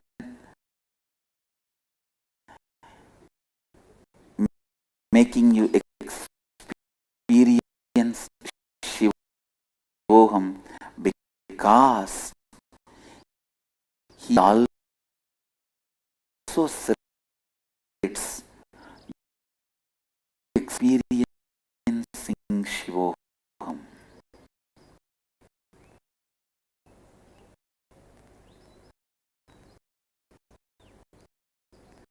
Understand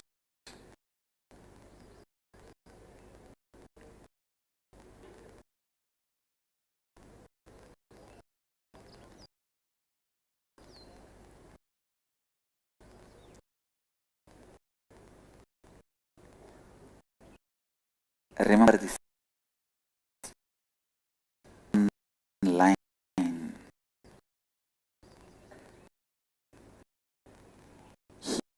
He celebrates when he is able to make you celebrate,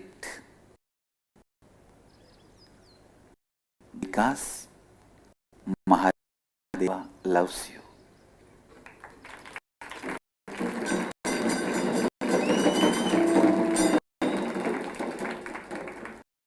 This is the real meaning of God loves you. Understand?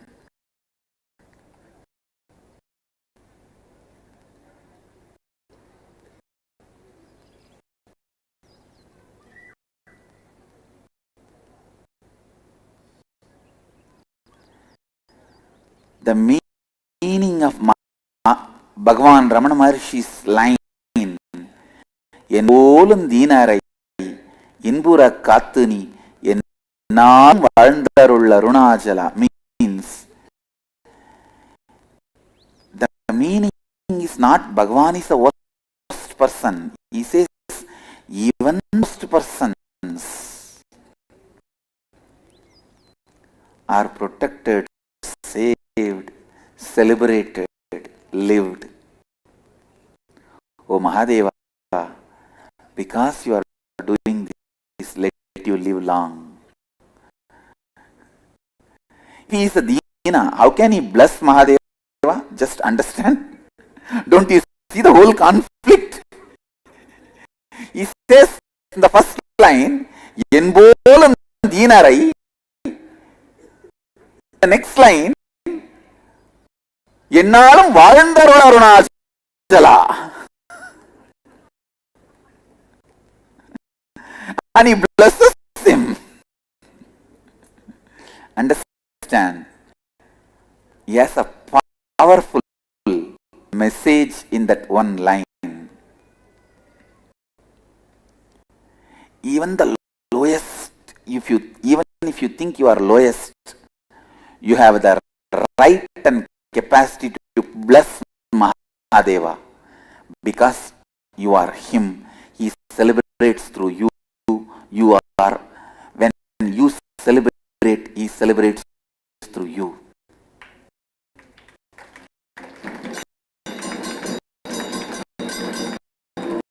Where the microcosm dances, macrocosm joins.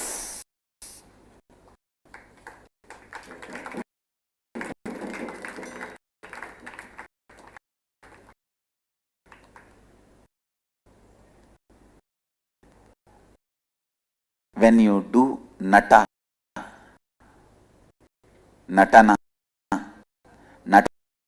Nataraja joins.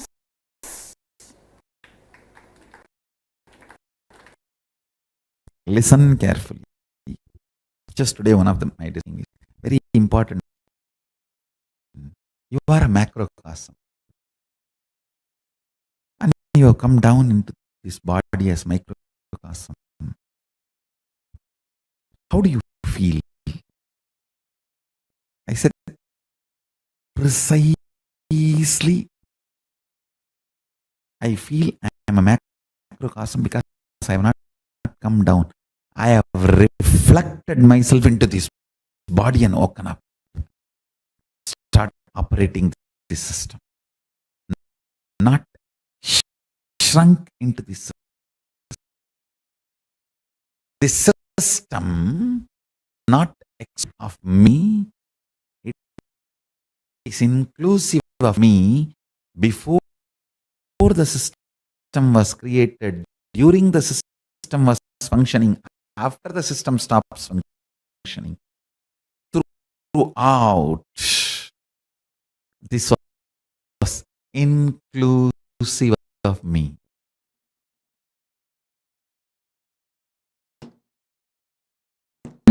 Never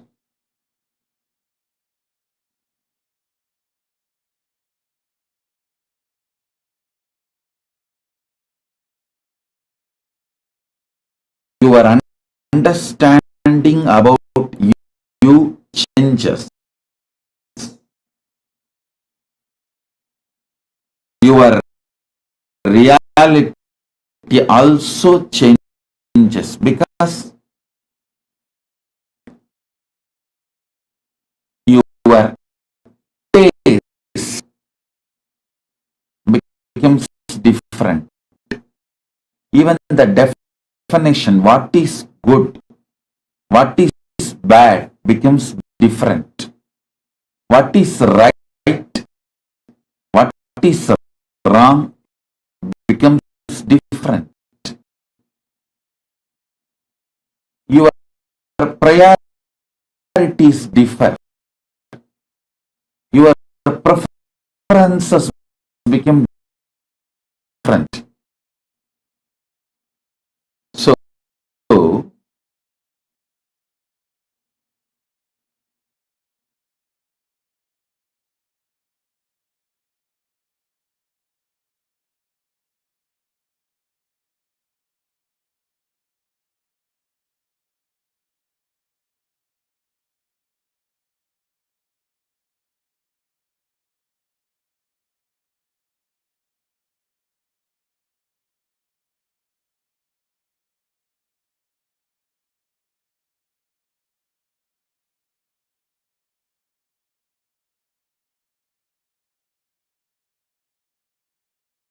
your existence,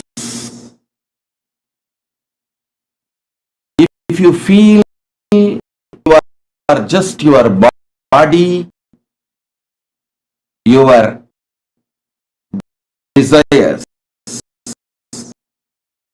your preferences, your priorities, your good, your idea about bad, your idea about right, your idea about wrong, everything about your life, what you consider as a profit, what you consider as a goal of your life,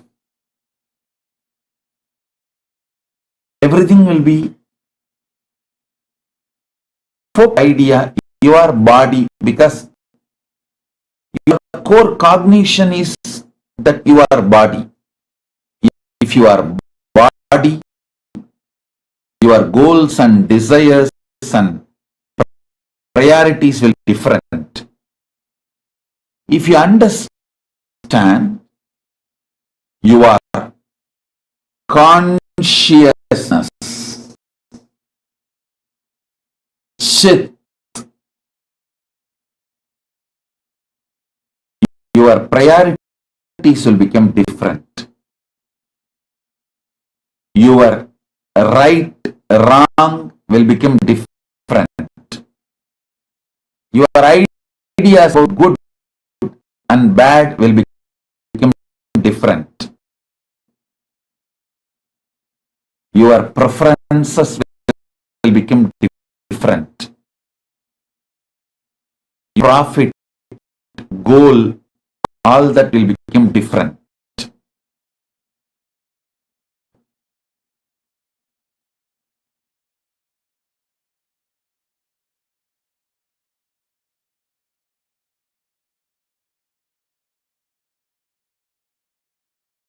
So what cognize about you as you?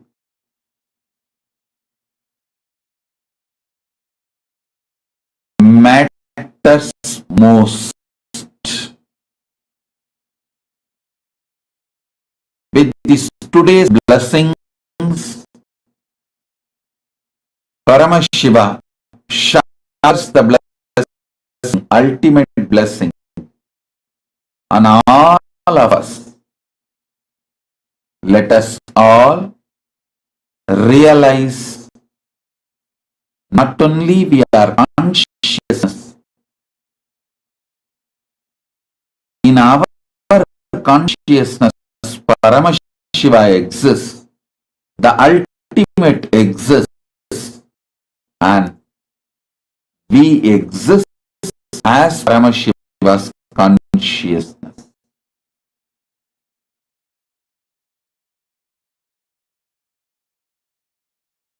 Job of the Guru in Hindu tradition is to make you realize you are Paramashiva. Paramashiva's consciousness is in your consciousness.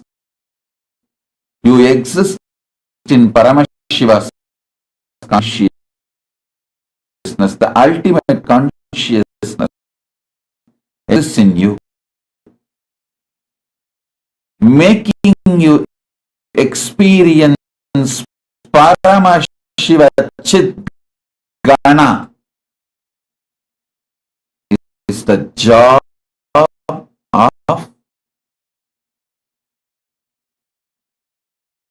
Guru in Hindu tradition. Paramashiva beautifully explains in Guru Gita, Naguro Radigam, Naguro Radigam, Radigam, Shivasa Sanataha, Shivasa Sanataha, Shivasa Sanataha.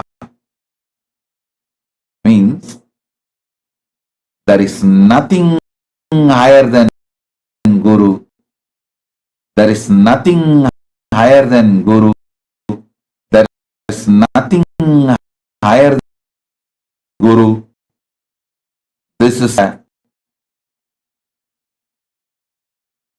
constitution, Sasana of Shiva.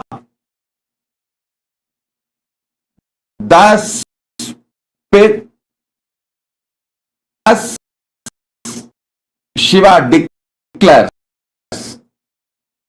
thus Shiva declares, thus Shiva declares as Shiva Sasanataha means this is Shiva's constitution.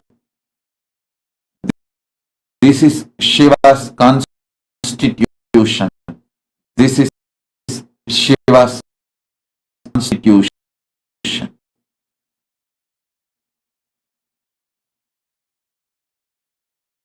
In Hindu tradition,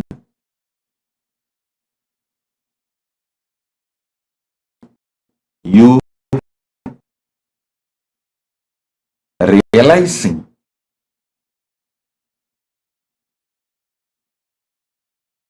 the truth,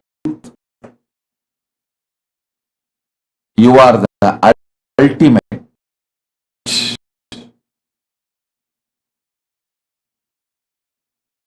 The ultimate resides in you.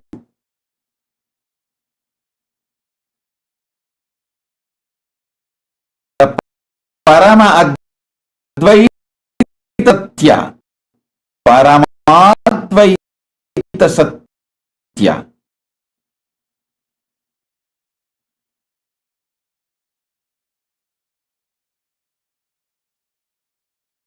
Is the focus of all Hindu traditions.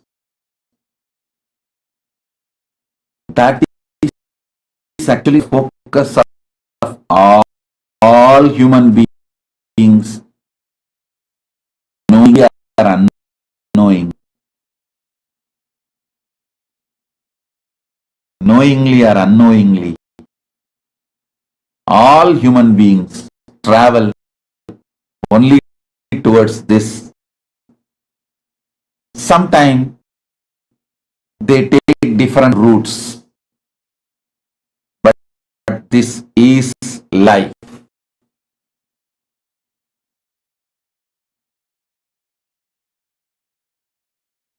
Listen, the more you turn towards consciousness, not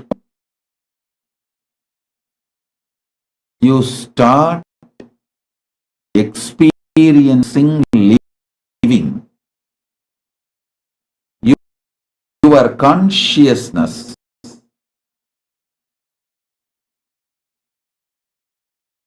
reflects the universal consciousness, or the universal consciousness resides in your consciousness.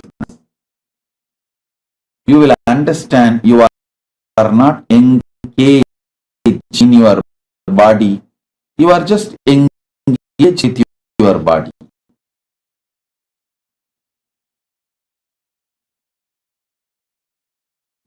You have a right to feel you are Paramashiva.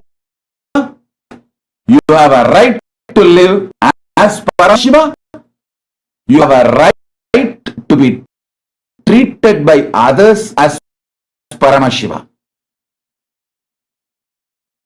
This is the constitutional right you are given by Paramashiva in the Kailasa's constitution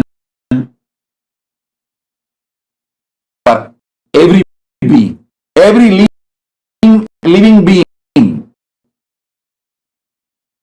Kailasa's constitution guarantees conscious sovereignty.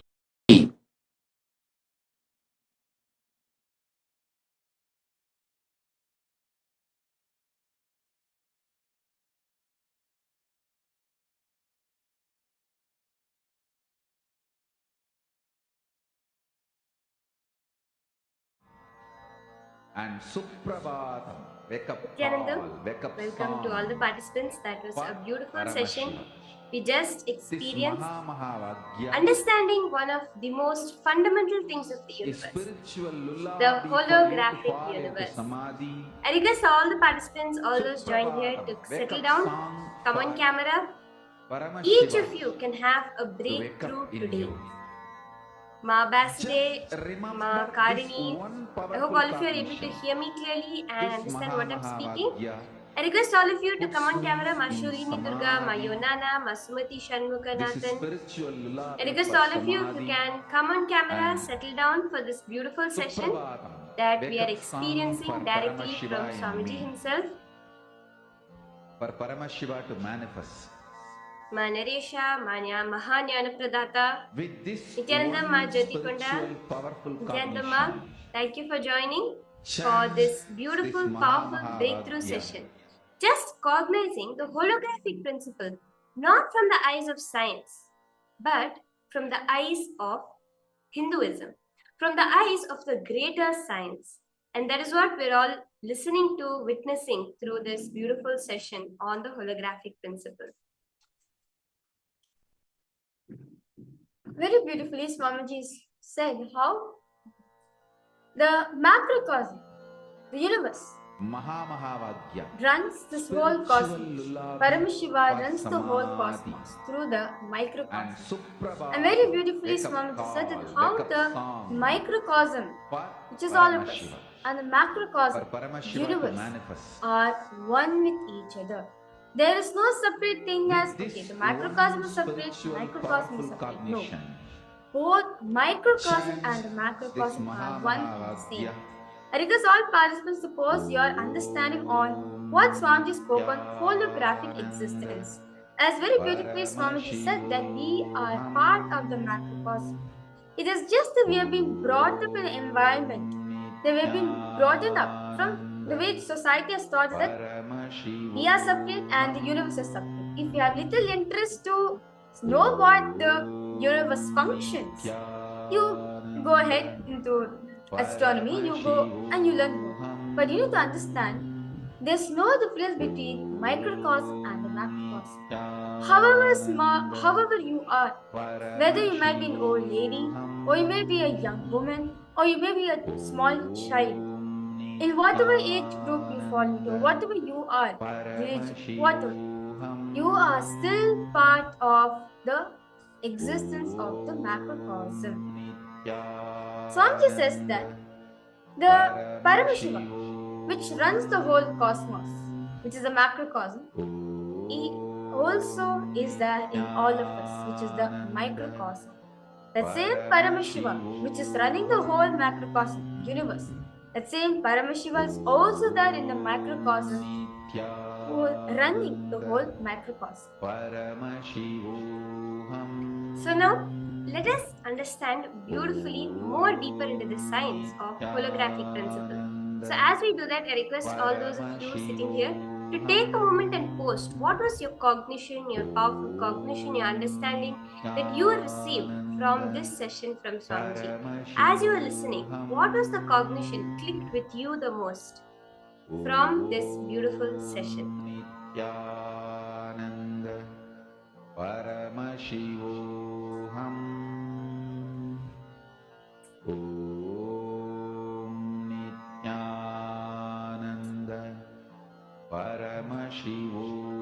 Let us now understand deeply what exactly Swamiji meant, revealed about the holographic existence. See, Swamiji said that what Swamiji beautifully revealed, that the studies show the human body is nothing but a hologram within a holographic universe. So what does this fundamentally mean? It means all information of the universe is present in your human body, and within the human body, every information is present within every DNA cell. The DNA of each cell of our body is a hologram that has the information not only about just the human body, but of the whole universe. Therefore, every man, every human being is capable of accessing the cosmic intelligence, the intelligence from all information fields of the universe. So, what would you do when you know this greater science? Very beautiful. Paramashiva, the class in the Ishavasya Upanishad, the Shanti mantra says, Purnamada, Purnamidam, Purnat, Purnamudachyate, Purnasya Purnamadaya, Purnamevavashishyate. Very beautifully, Swamiji gives the meaning, the translation Swamiji says. Swamiji reveals, if the hologram is taken away from the hologram remains as hologram. The hologram which is taken away from the hologram also remains as the hologram. The very first truth from Upanishads asserts this truth discovery of the modern science. So Swamiji says, whether the hologram is there or not, the hologram is there. Whether it's taken away from the universe. As very beautifully Swamiji says, you are a hologram of the holographic universe. Even though the hologram is taken away, you are still part of the universe. Or even if the universe is taken away, you are still part of the universe. Whether the hologram is existing or not existing, or whether it is there, you are still part of the holographic universe, which is the macrocosm. I request all participants to post. If you have any questions, doubts you have, please feel free to post in the chat section. As Paramashiva very beautifully says this in the Upanishads, the Ishavasya Upanishad, the Shanti mantra itself, Paramashiva declares this, and now only modern science are catching up to. Whatever is in the macrocosm reflects in the microcosm. Understand this very clearly. whatever is there in the macrocosm is there in the microcosm. Beautifully, if you listen to the Upanishads, in Taittiriya Upanishad, it says, the hair we have on our skin is equivalent to the grass that covers the earth. Every aspect of our body in the microcosm is present in the macrocosm. See, this is not just a philosophy, because anything you change in your microcosm can manifest in the macrocosm. Are we all understanding this? Can I have a thumbs up from all of you if you're understanding how anything that you do within your inner space can change in the world outside of you?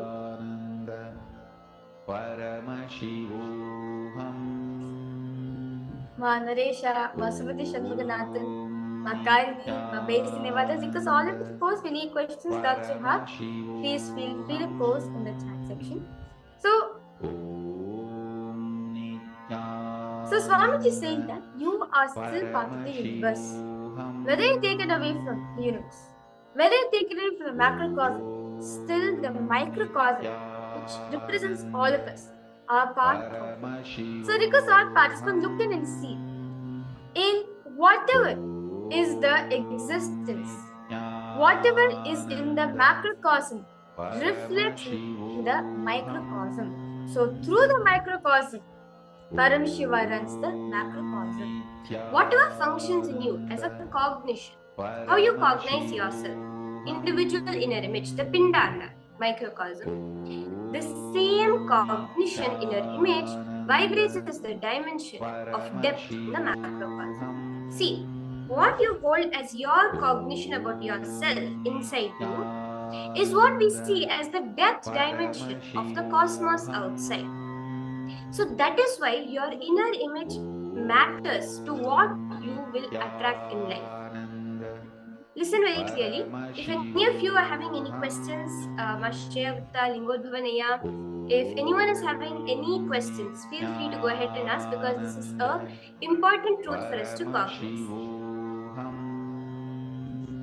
Ma Linghong Jin, Ma Julie Silla, Ma Karini, Ma Baste, all of you can come on camera and participate in this session. That will be really helpful for you. Ma Mahanyana Pradhata, Ma Nitya Naresha, Ma Sumati Shanmuganathan. I request all of you to come on camera and get settled, because you will really have a breakthrough understanding as you listen. See, whatever inner image you carry about yourself, I am this, I am that, that is what will manifest outside of you as the life which you attract. Because the inner image of you is the depth of the world outside. Whenever your understanding about you changes, your reality also changes, because your very taste becomes different.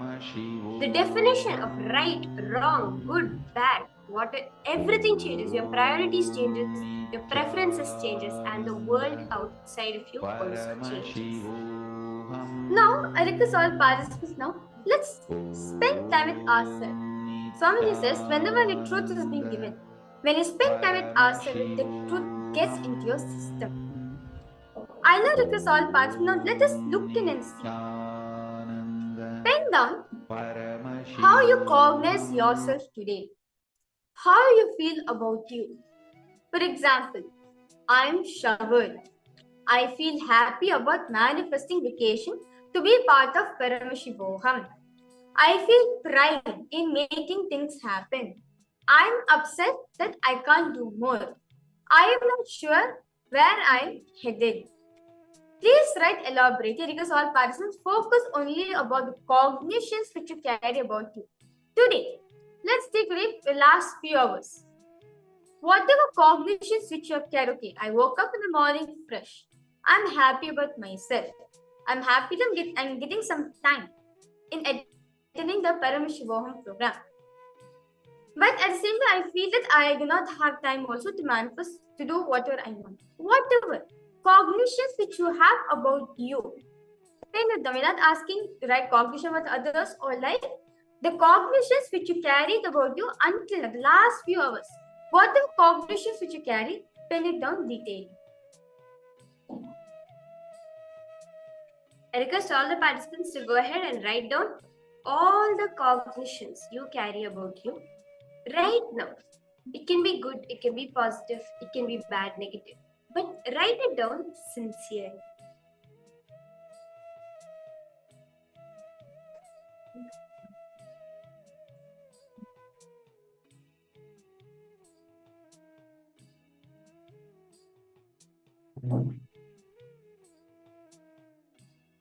I request all the participants to go ahead and do this.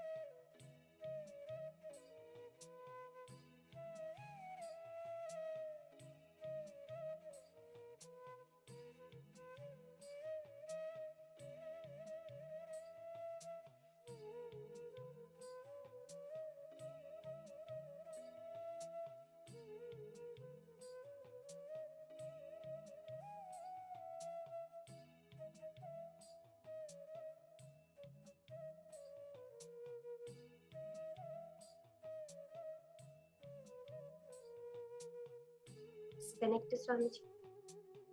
Look in and see.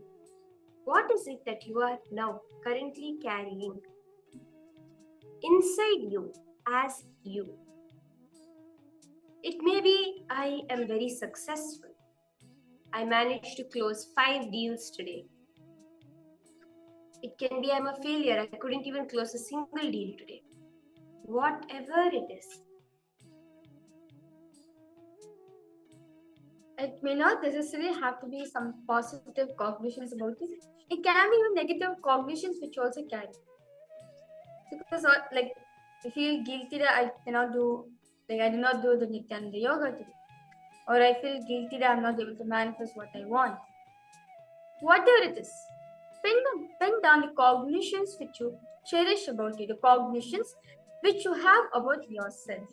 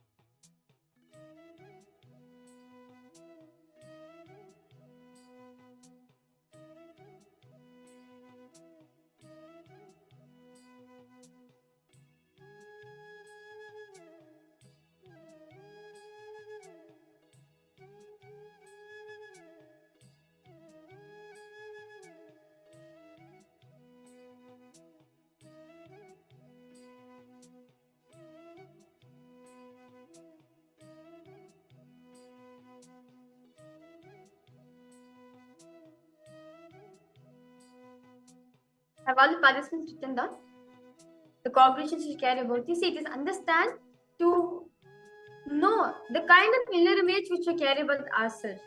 As very beautifully Swamiji said that with the cognitions which you carry, it is the depth dimensions of the macrocosmic. And also very beautifully all of us learned from the previous sessions also that the depth dimension of the cosmos is the cognitions which you cherish about yourself. And you manifest the cognitions which you carry about you, especially what you carry about you, what you think is life. Those cognitions will manifest as a reality. So I request all participants suppose whether you're done writing this first step.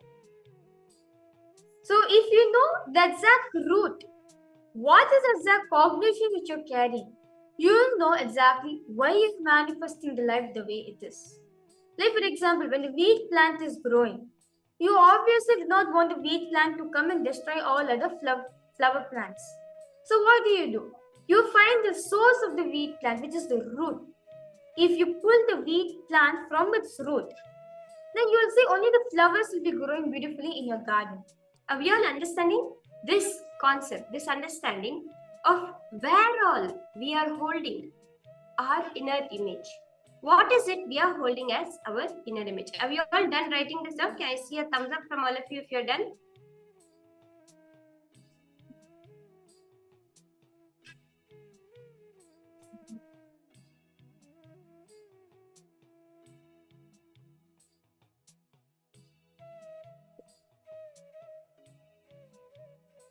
Now, let's move on to the next step. So I hope all of you have finished penning down.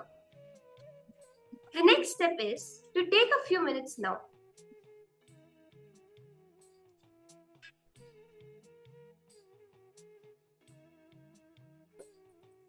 Now I request all participants now, what you have written down.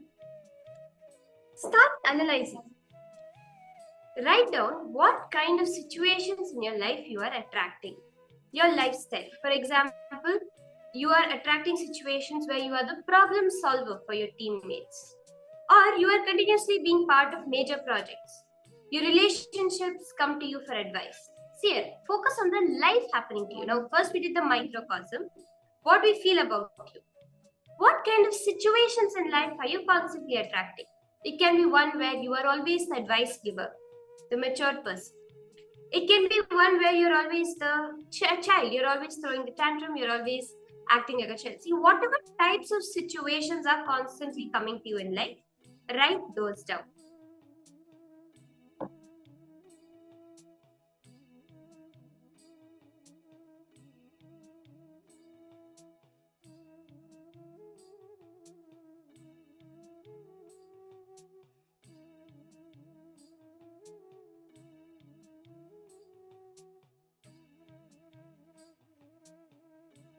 Request all the participants to go ahead and write down in detail.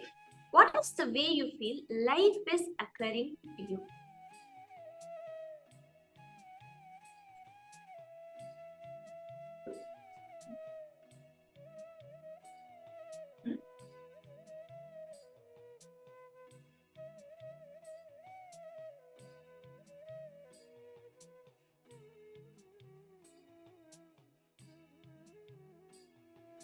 All participants, please write elaborately. Focus only about the life happening to you, which is the macrocosm. Think the all kind of situations which is happening in your life, which you are attracting, the way your lifestyle is. Because all participants depend on. Now, first we have written on all the cognitions which we carried about ourselves. Now, second step, Swamiji is asking us to write down what kind of situation you are manifesting in your life. By having these cognitions, what's the exact reality, the life which you are manifesting.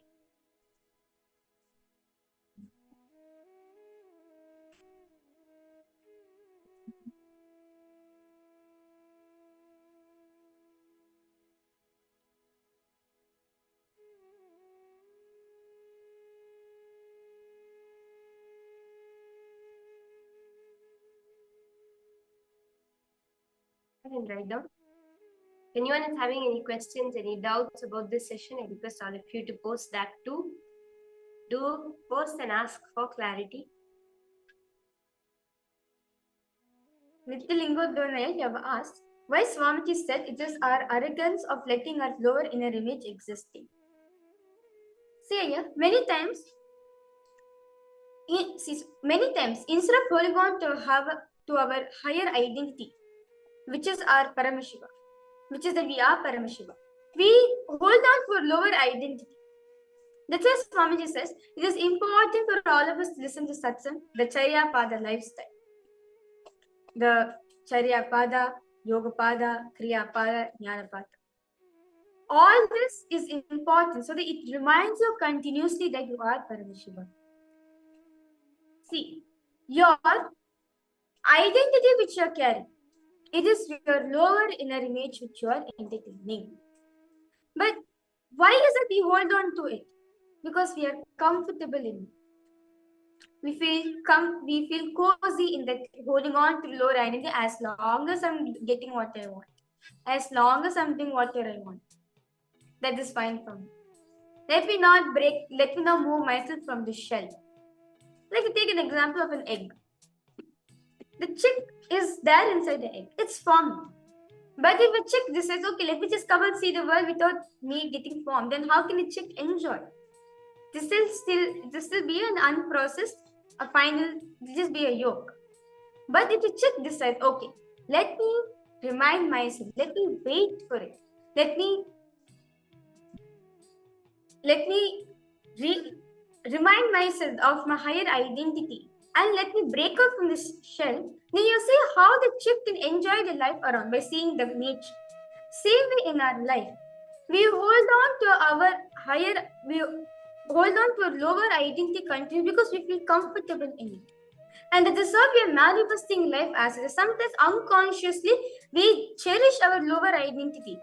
We feel, okay, this is the only life which I'm holding. The lifestyle which I'm living currently right now is my lifestyle. Nothing else.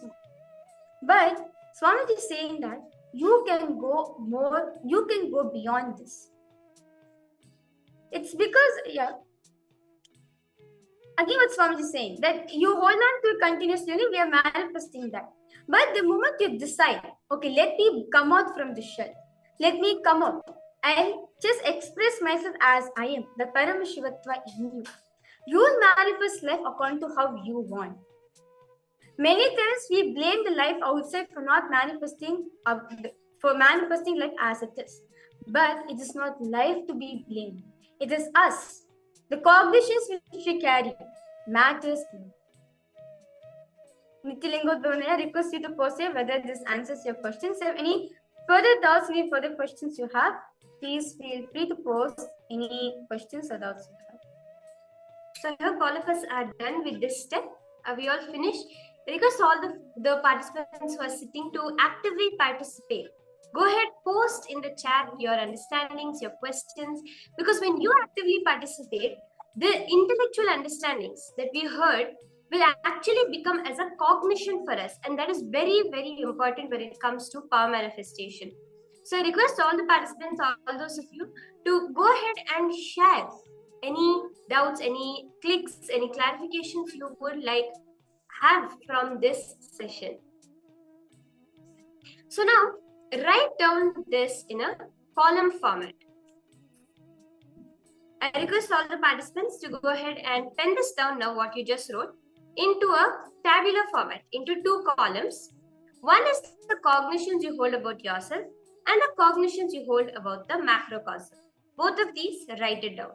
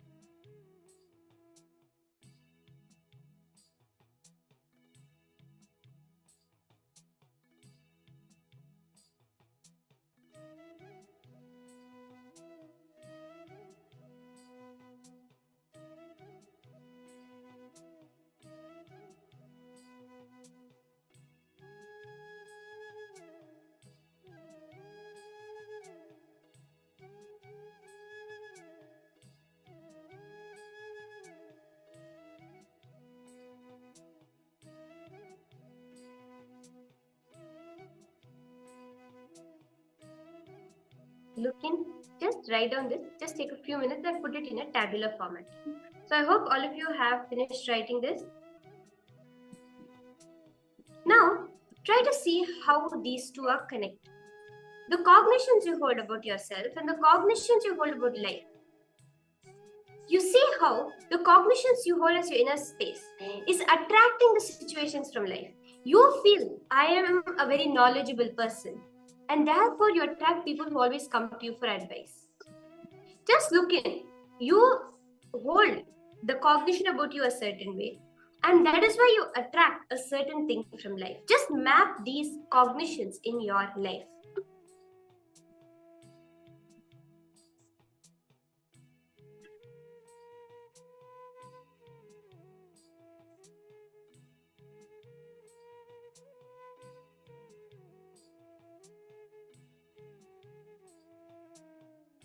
If any participants to post any questions, doubts you have, please feel free to post in the chat section. As it is very important session, all of us need to understand that we are part of the universe.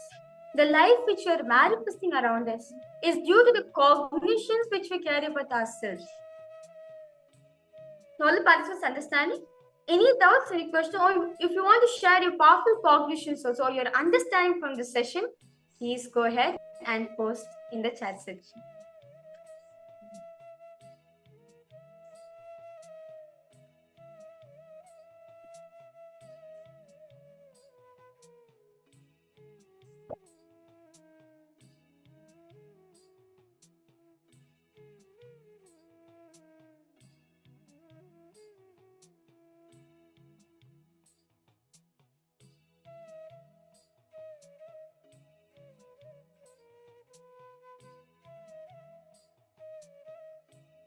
Just take a few minutes and map this, and you will itself realize how just the inner image you hold about yourself is much more powerful enough to manifest your reality the way you want it to be. This realization is enough, and you automatically will start remaking your life the way you want it. So go ahead and finish this. It's a very beautiful and powerful process for all of you to do, which will really, really transform everything that you perceive about your life.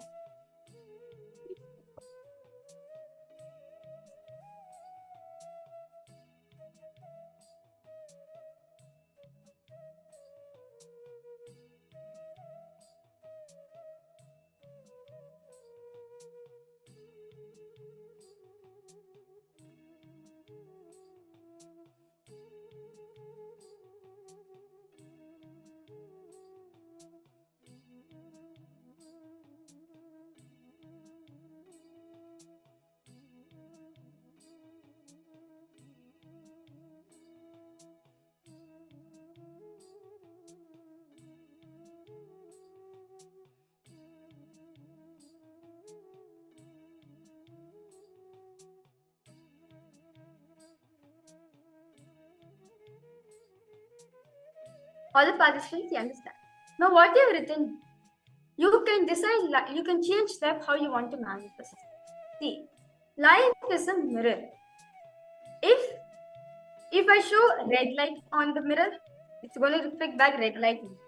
If I show blue light on the mirror, I only get blue light back. It only reflects blue light back. If I show golden light at it, it only reflects back the golden light back at me. So understand, life is a mirror. The cognitions which you cherish about you matters. If just, for example, if you're not able to manifest anything in life, or something is stuck, stagnant, it's not moving, look in and see what is the cognition am I caring about myself, which is allowing me to manifest this as a reality. It'll be nothing but a cognitions of yourself. You'll just be holding on to lower identity. If you just figure out what is the lower identity which you're carrying and replace with Swamiji's identity.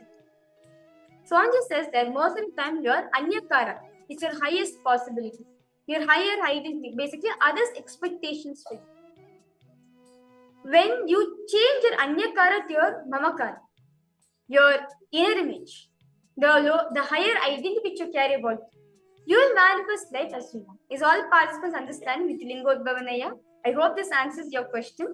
So when you just change it, the cognitions which you carry, you naturally manifest life you want. It is just that we hold on to the lower identity so much that we feel so comfortable that it's okay to manifest life like this.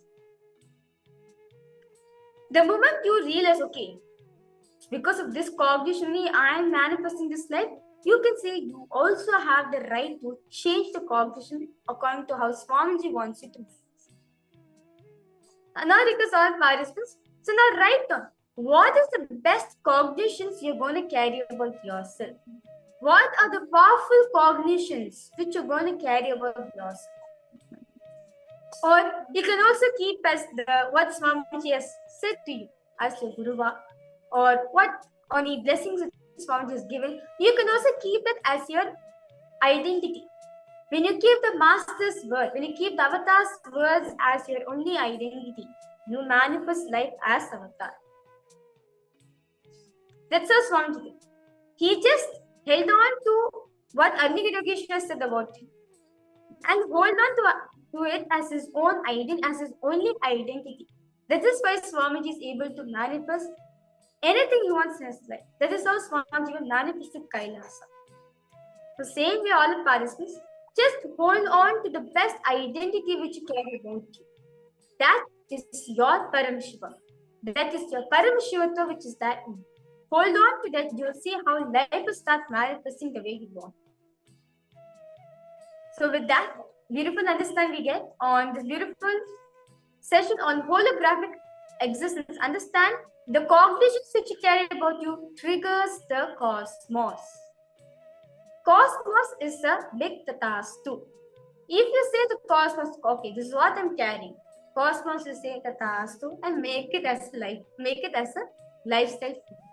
So now, let us enter into the next very powerful power manifestation process. Each of you are going to be manifesting the power of remote vision. So what does this mean? Remote vision is a power that probably we would have heard of, remote viewing or clairvoyance, because there has been billions spent into the research of this power. But Swamiji is giving this to you for free. As Parameshwar reveals, Vyomakaram Swamatmanam Dhyaye Digdharanavritam Nirashraya Chitishakti Swarupam Darshayetada. Parameshwar reveals this in the Vijnana Bhairava Tattva. Just by meditating upon yourself, as the form of you is space, limitless, no direction, everywhere, that all-pervasiveness, the power of consciousness is freed from its support, from its binding factors, and manifests as the ultimate power manifestation. So I request all of you now to cognize this.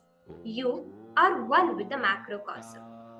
From that cognition, when you look at this house, you will be scanning the living room and all information of the world will be available to you. Now request all participants, just visualize Swamiji in your inner space. Hold on to the powerful cognition which you got from this session.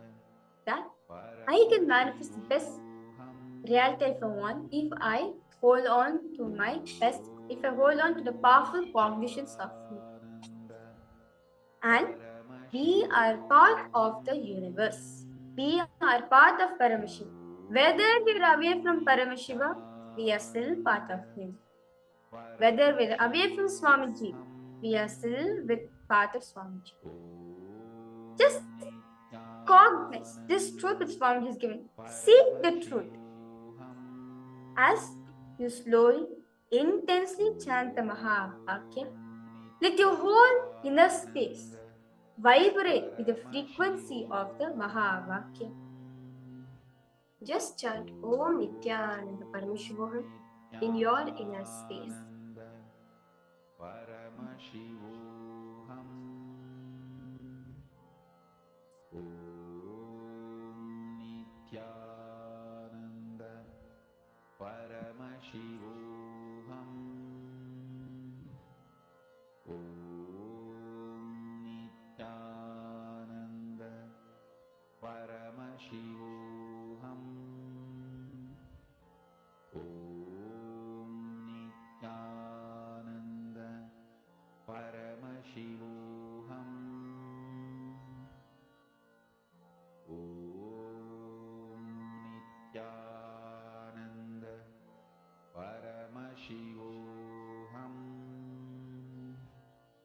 With all the participants, just connect to Swamiji.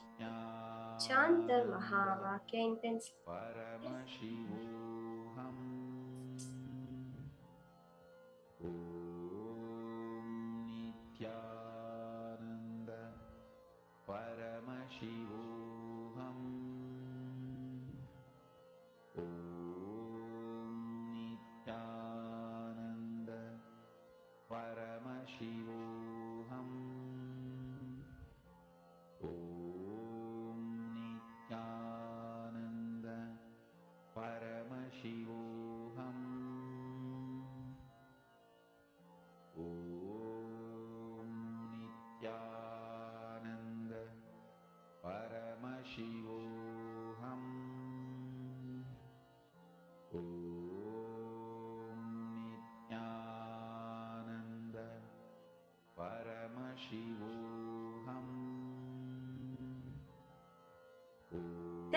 allow Swamiji to flow through you as we chant the Mahavakya. Only he is manifesting. There's nothing we need to do. He will show you the answer very clearly in front of your third eye. You will see it in your inner space. How does the living room describe in detail the living room of this house? Paramashivoham Om Nityananda Paramashivoham Om Nityananda Paramashivoham Om Nityananda Paramashivoham Om Nityananda Paramashivoham Om Nityananda Paramashivoham Om Nityananda Paramashivoham Om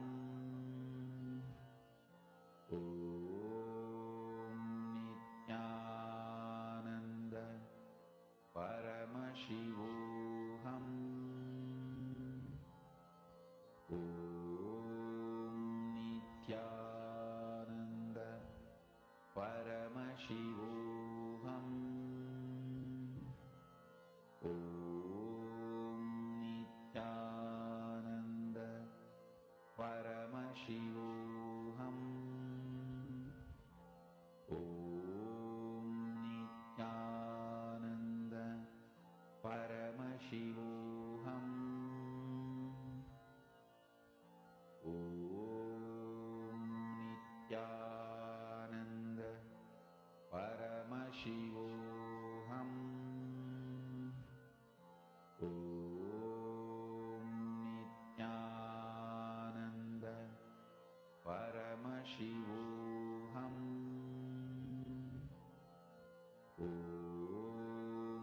Nityananda Paramashivoham Om Nityananda Paramashivoham Om Nityananda Continue to chant the Mahavakya in your inner space. Om Nityananda Paramashivoham Om Nityananda Paramashivoham Om Nityananda Paramashivoham Om Nityananda Paramashivoham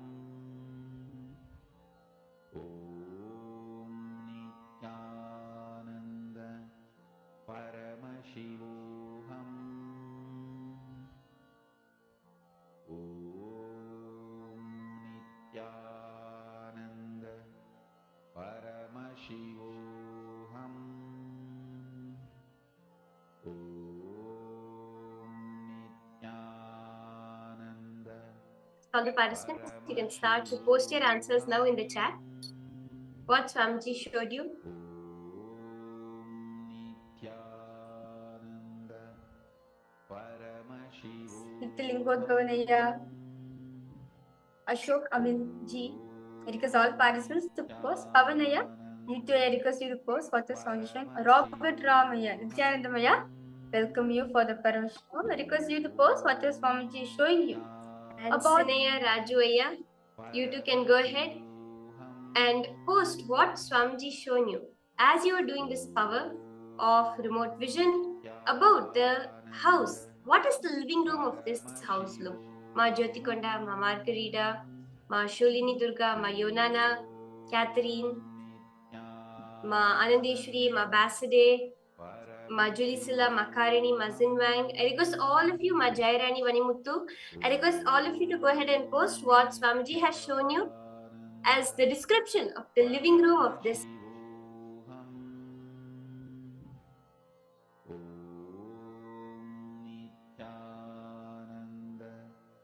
Paramashivoham Om Nityananda Paramashivoham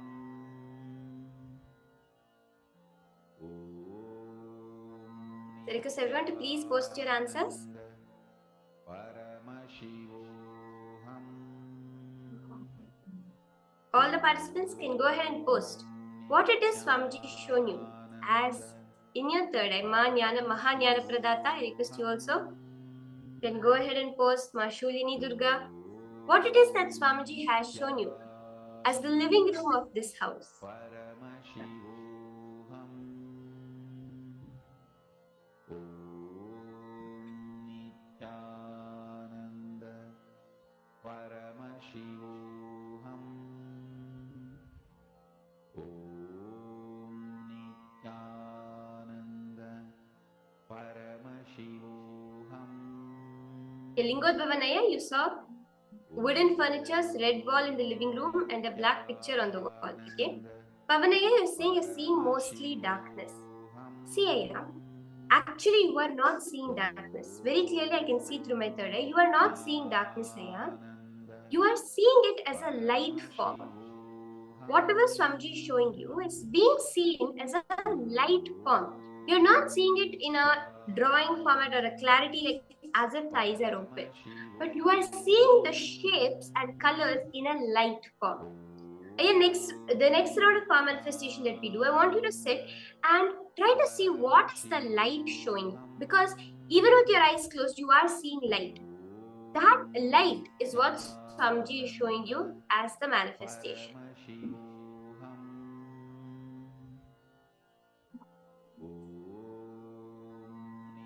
Let's see the answer now.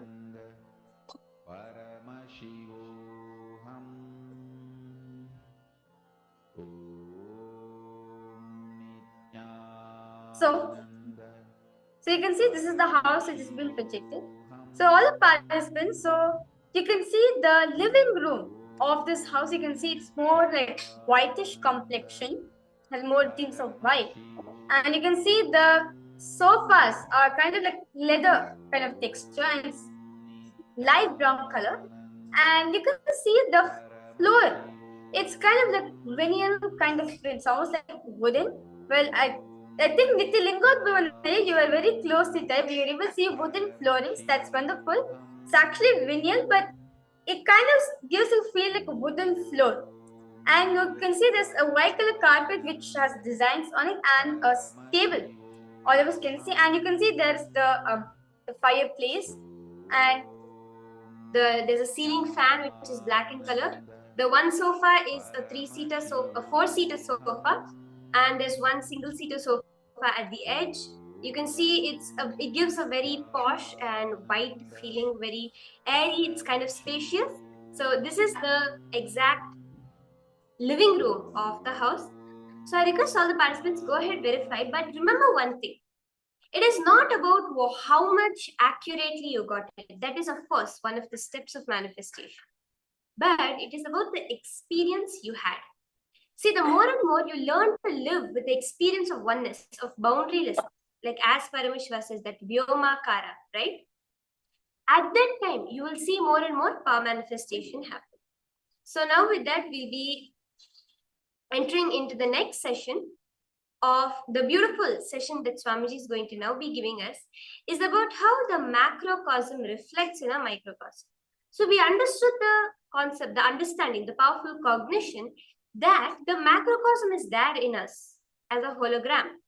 But how does it reflect? How can we tune into it and what can we do with it? Let us now listen to these powerful cognitions directly from Swamiji himself.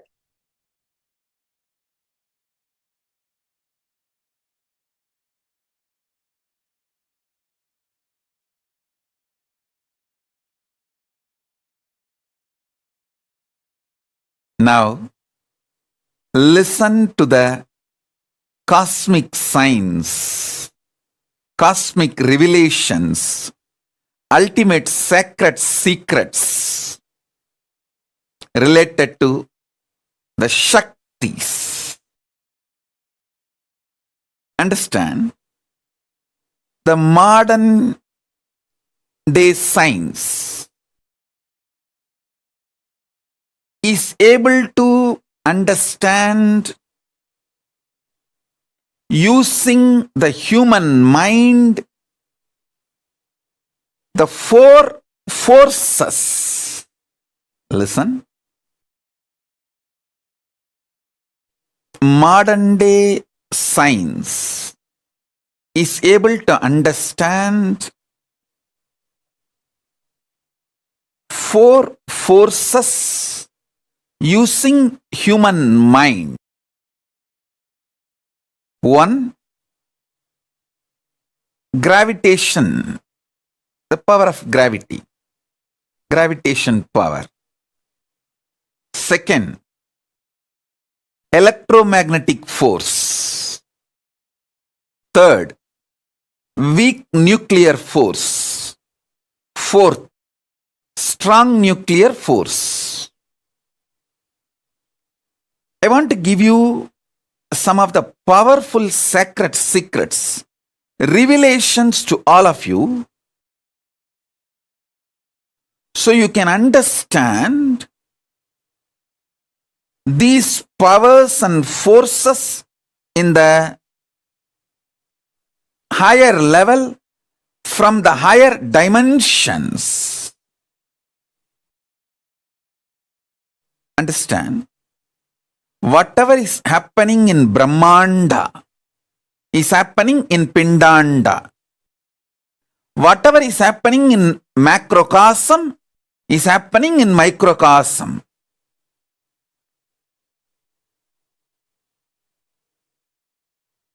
If you understand the laws of gravity, all the laws related to gravity, all the understandings human mind reach about gravity, you can easily understand the greed happening inside you. Greed and gravity is one and the same. Greed happening in the macrocosm is gravity. Gravity happening in the microcosm is greed. Listen. Greed happening in the macrocosm is gravity.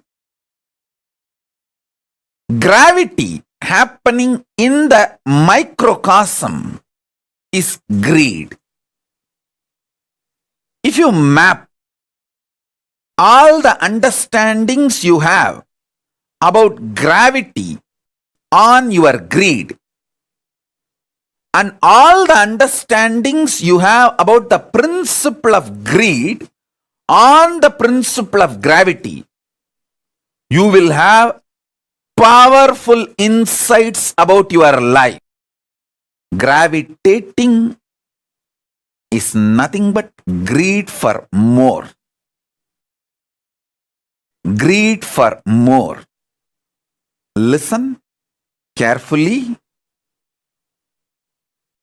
First understanding. The second force is electromagnetic force. Fear happening in the macrocosmic level is electromagnetic force, and electromagnetic force happening in microcosmic level is fear. Understand? All the principles human mind knows about the fear. All the laws, principles, science, human mind knows about the electromagnetic force. Apply them to the fear you experience in your microcosm. You will realize so many deeper level truths about fear. You will just conquer fear and you will know how to use fear in your life. Listen. Third force human mind decoded is weak nuclear force.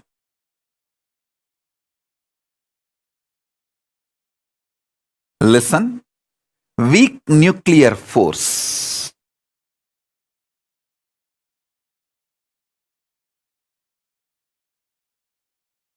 Powerful cognitions happening in microcosm is the weak nuclear force. Listen, I'm repeating.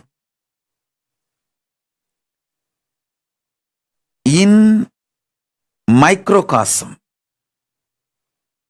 the powerful cognitions you experience are the equivalent to weak nuclear force. In the cosmos, macrocosmic level, when powerful cognitions are revealed by cosmos to cosmos, when it manifests powerful cognitions, that is the weak nuclear force. The weak nuclear force manifesting in the microcosmic level is powerful cognitions. Powerful cognitions manifesting in the macrocosmic level is weak nuclear force. All the laws, principles related to weak nuclear force, take them and map to your powerful cognitions. When you manifest powerful cognitions, what happens in you? Map it. You will have so much understanding and revelations. Whenever you get the powerful cognitions, what happens in you? Absorb that. Absorb and observe. Map that into the macrocosmos, the macrocosmic principles of weak nuclear force. You will have so much understanding, revelation about the weak nuclear force. Listen. The fourth, strong nuclear force. Strong nuclear force is equivalent to initiation.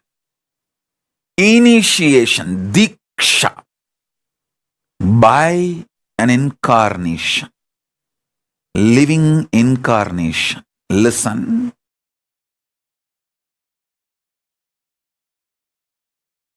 Strong nuclear force happening in the microcosmic level is diksha, initiation. Diksha, initiation happening in the macrocosmic level is strong nuclear force.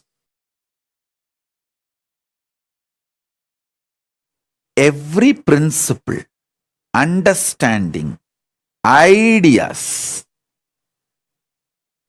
scientific revelations you know about the strong nuclear force, map them to the microcosmic experience of initiation, you will have so much of understanding, clarity, revelations about the power of initiation.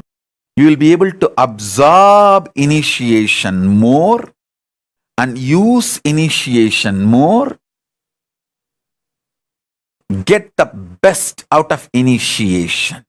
Same way, everything you know about the power of initiation in the microcosmic level, map it to the strong nuclear force of macrocosmic level.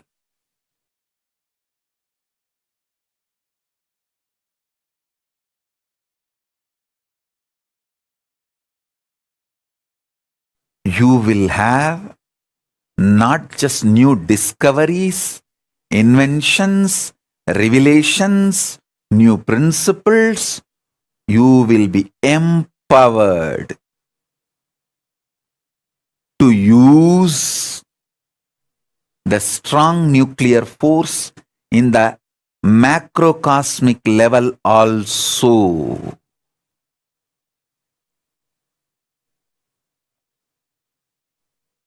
You can use just Surya Namaskar, sun salutation, to build your body internally, externally as you want, without the help of anything else.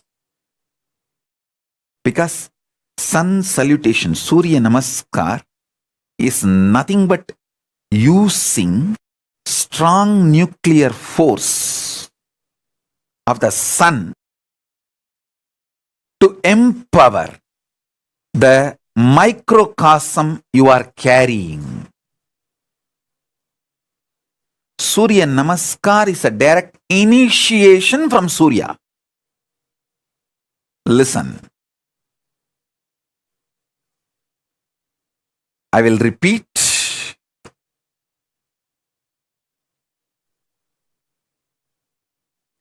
Greed is equivalent to gravity. Fear is equivalent to electromagnetic force. Powerful cognitions are equivalent to weak nuclear force, soft nuclear force, soft nuclear power. Initiation by me, Paramashiva, directly is equivalent to strong nuclear force.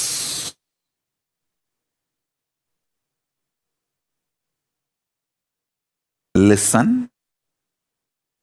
Now I am initiating all of you. So listen. Now I am giving you the revelations, sacred secrets about the next fifth force. There are actually 14 forces. I will reveal the fifth force now. Fifth force is power of consciousness. Power of consciousness means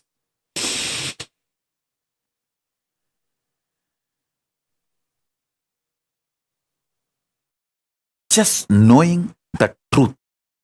Paramashiva is there not because you believe. It's a truth.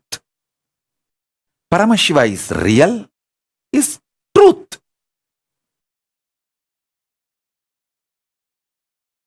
It is simply conscious. As your consciousness is the reality, The existence of Paramashiva is real. The principle with which Paramashiva operates this universe is real. His existence is real. The principle with which he operates is real. The principle of Paramashiva is called Linga, Dharma. Listen.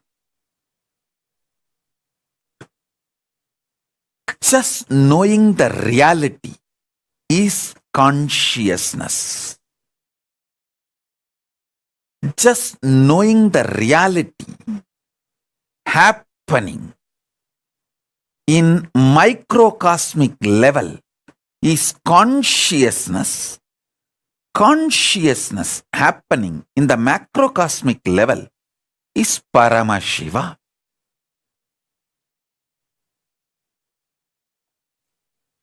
Paramashiva is real, is consciousness. Consciously, you telling Paramashivoham, I am Paramashiva.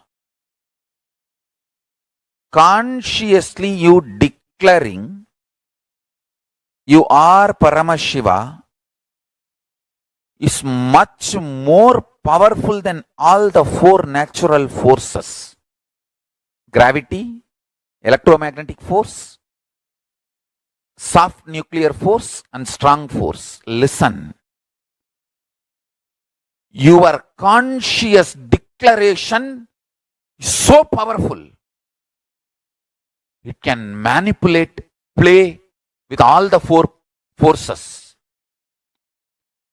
I want all of you to meditate on this one truth. You are Paramashivoham. The declaration should manifest in you in such powerful way. All four forces are lower than you. You are supreme, ultimate than these four forces. Gravitational, electromagnetism, weak nuclear force and strong force. Listen carefully. It is possible. Only thing you need to understand, gravity works on you as laziness in the brain. Electromagnetic force works on you as self-doubt in you. Weak nuclear force works on you as self-hatred in you. Strong nuclear force works on you as self-denial in you. Decide. You will declare the conscious truth. Nityananda Paramashivoham, to the level where your laziness is destroyed, your self-doubt, self-hatred, self-denial is destroyed. Understand? You are Paramashiva not because that idea has a utility value. You are Paramashiva because that is the truth. Even if you face the worst fears of your life, even while you are facing that worst fears, you are Paramashiva. Listen.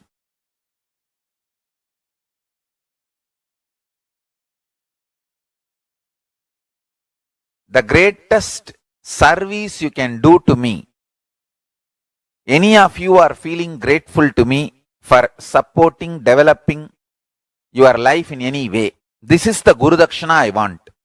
Declare you are Paramashiva today. More powerful than laziness, self-doubt, self-hatred, self-denial. Understand?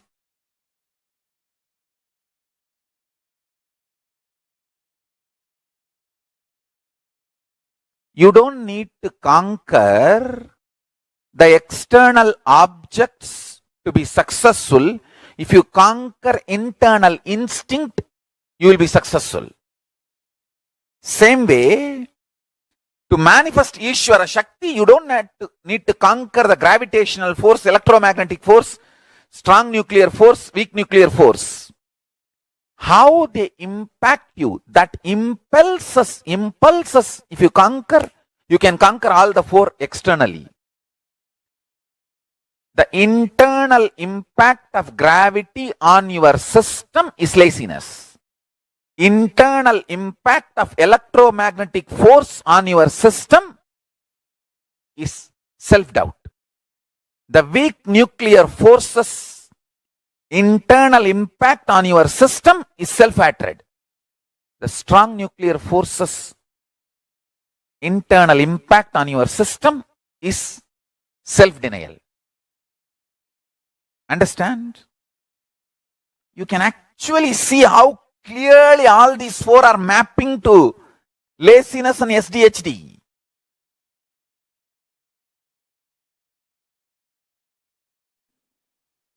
Everything you know about the nuclear power, quantum physics, parallel universe, everything which is established, this multiple existence, all of it put together is third force.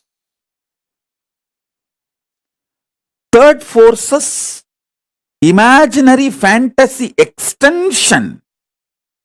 If you do a scientific fiction movie, sci-fi movie, based on all your understandings about the third force, it is fourth force. Listen. Till now, human beings have not decoded the fourth force in a concrete way, but the fourth force is all possibility of third force. Because it is all possibility of the third force, any science fiction movie you develop based on anything you know about the third force is a reality in the fourth force. Listen to that. I'm repeating. Any fantasy imagination you develop centered on the principles you know about the third force is part of the fourth force. Because the fourth force is everything you can imagine as an extension, transformation, multiplication of the third force and more.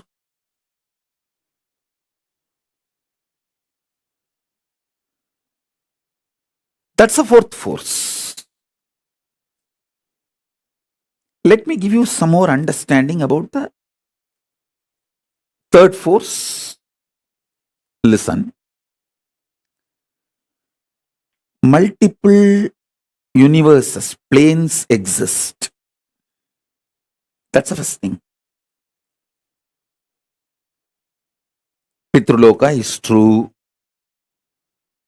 When you leave the physical body, you carry your Karana Sarira, the causal body, your deep-rooted patterns, and reach the Pitruloka and live.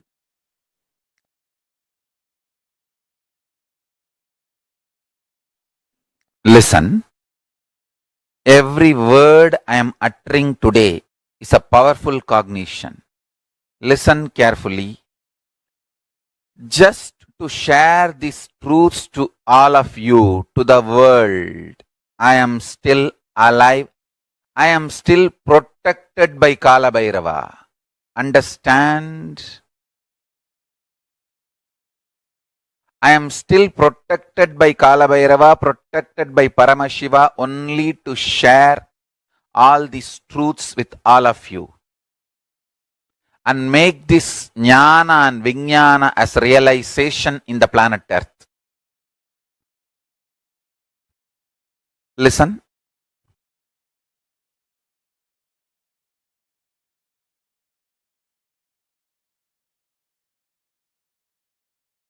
Parama, the ultimate. We can call it Parabrahma, Paramapada, Paramashiva, Parameshwara, Parashakti. That Parama, from the pure power space, gets embodied and manifests as Parameshwara. Shivatva, manifesting as Ishwaratva. Power manifests as force. Listen. When the pure spiritual power manifests as pure spiritual force, when Shiva manifests as Ishwara, Paramashiva manifests as Parameshwara. You can call it as also as Paramashiva manifesting as Parashakti. Anything is okay. Because these words are used only to give a rough understanding. Behind these words there's a huge equations. Sankhya, the multi-dimensional logical equation.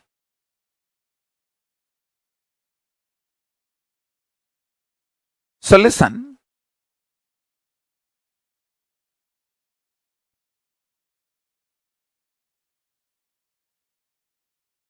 Let me explain this truth clearly.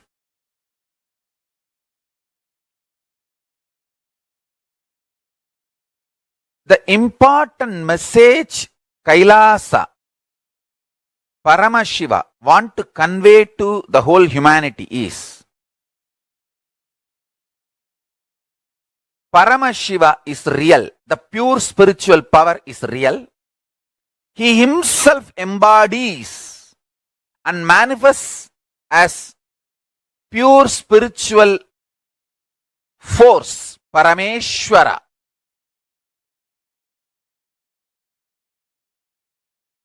And when he embodies and manifests pure spiritual force, Parameshwara, he can play with all the forces. Not just these four forces. Science is able to understand the gravity force, gravitational force, and electromagnetic force, and weak nuclear force, and strong nuclear force. There are other four more. But on all eight, Parameshwara as supreme authority, and he plays with all eight. The good news is every human being can manifest this pure spiritual power through them as pure spiritual force. And every human being manifests this, raises the quality of the consciousness of the individual, himself and the world. Understand? This is the greatest service you will do to the world. If somebody is working for awakening their consciousness, even one powerful cognition they manifest and one power they manifest, they become Parameshwara's Swarupas, the embodiments of Parameshwara, Paramashiva. They raise the quality of the consciousness of the planet Earth. They are blessing for the planet Earth.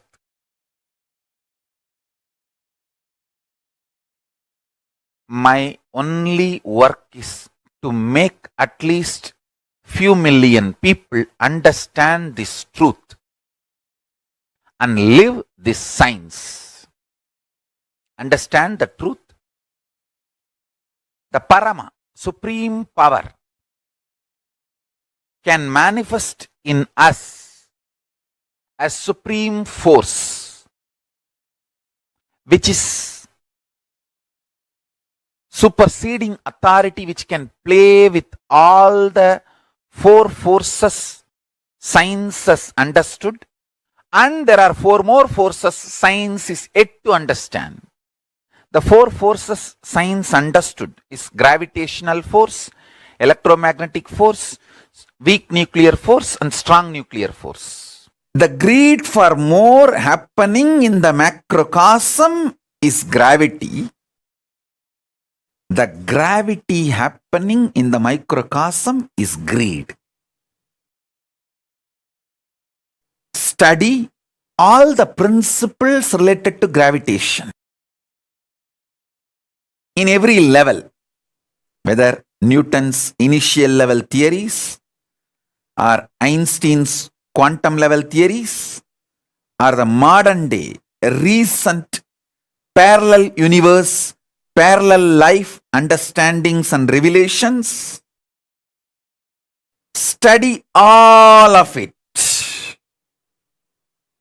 Map all of it to your greed. How your greed functions.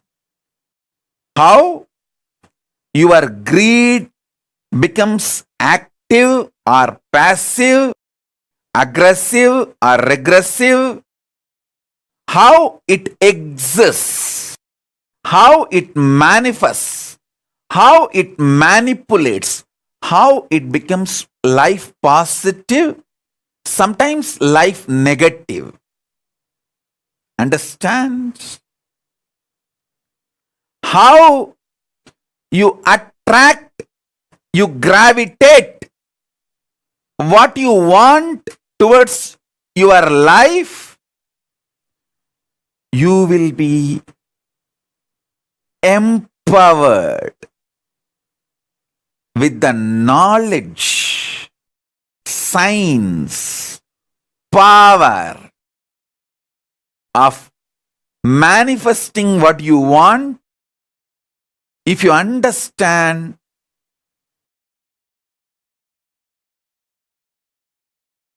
principle of gravity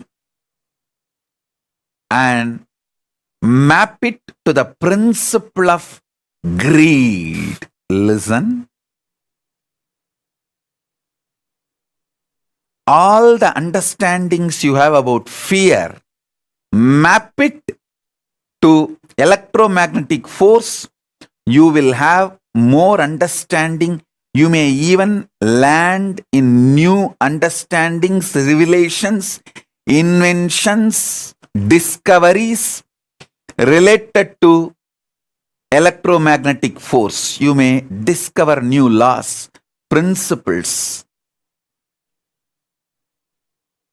reach new level of understanding about the electromagnetic force.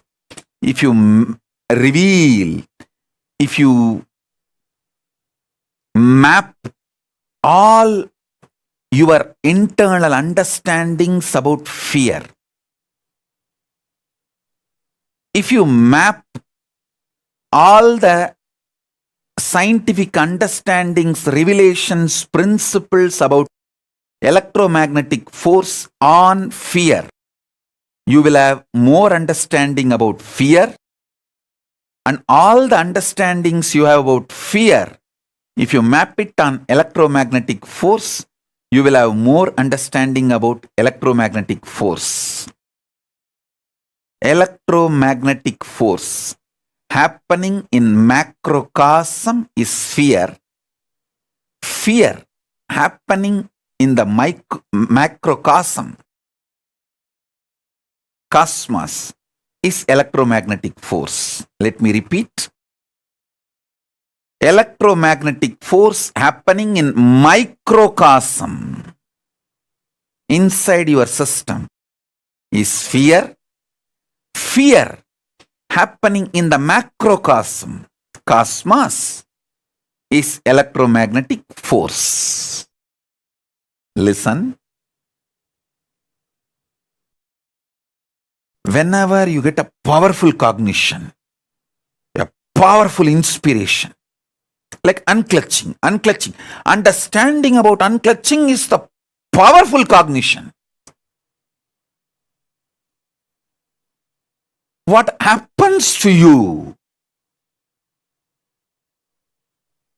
in the microcosmic level?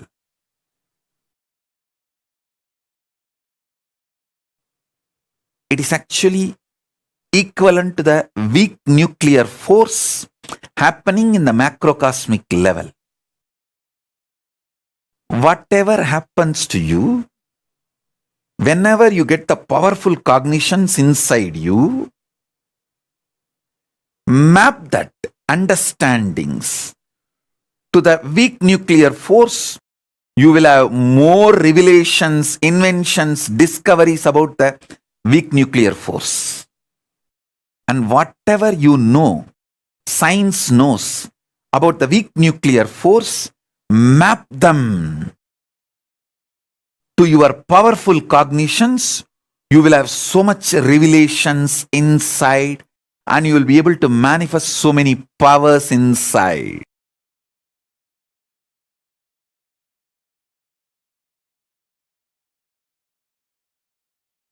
The greed in you is equivalent to gravity in the universe.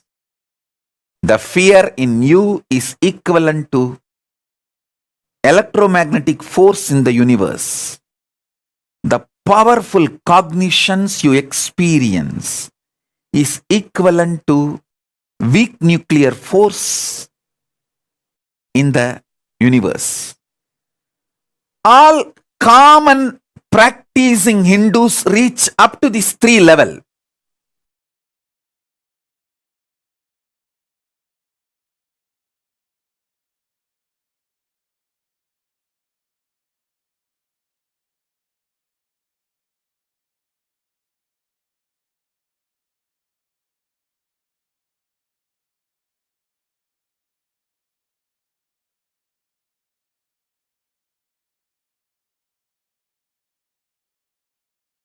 Nityanandam, to all the participants once again.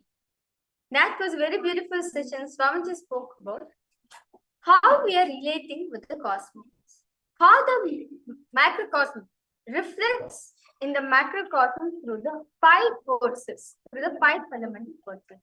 I now request all participants to post your understanding on this beautiful session.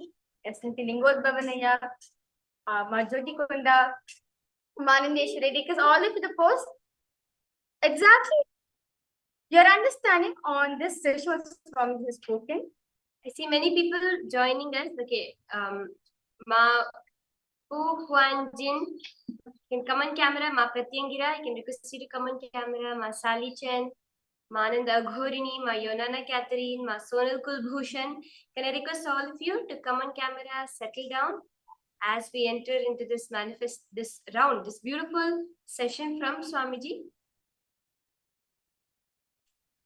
Manandeshwari, Ma Zingwang, Ma Sharmaine Muse, Ma Karini, Ma Basde, all of you can come, settle down as we get into this beautiful session where we understand how the 5 fundamental forces, okay, Lingodhvanaya is saying it is a pure treasure. Yes, this is such a powerful session.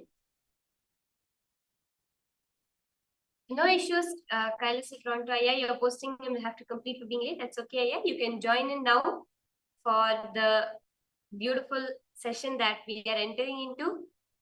Chandrasekharaya, Srinivasaya, if you can all settle down, come on camera. This is a very, very beautiful and powerful session that Swamiji has revealed.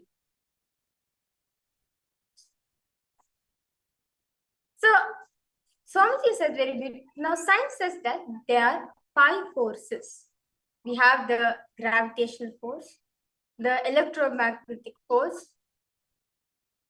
the weak nuclear force, and strong nuclear force. Science has only discovered 4 forces, but Hinduism describes totally there are 8 forces. But in this session, we'll be going through the 5 main forces that Swamiji has spoken about. So the first force, Swamiji says, as very beautifully we have learned that what was happening in the macrocosm it's also happening in the microcosm. So let us understand how these 5 forces are actually happening in our lifestyle. Whatever is happening in the macrocosm must be happening in the microcosm.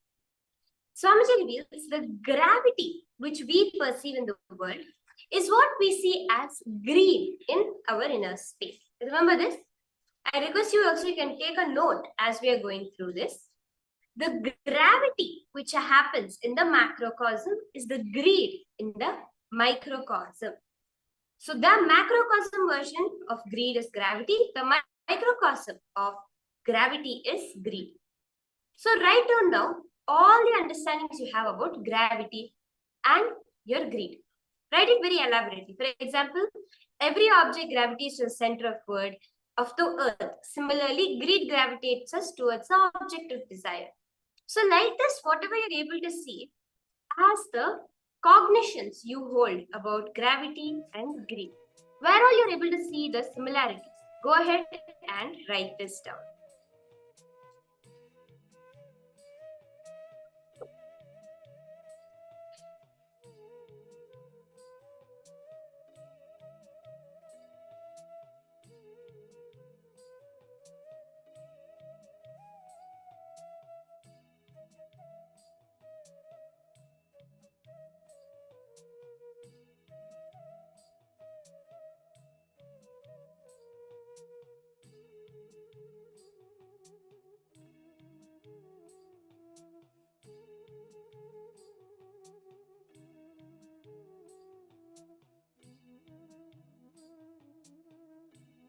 You can go ahead. If you have any questions from the session, any doubts, feel free to post it in the chat.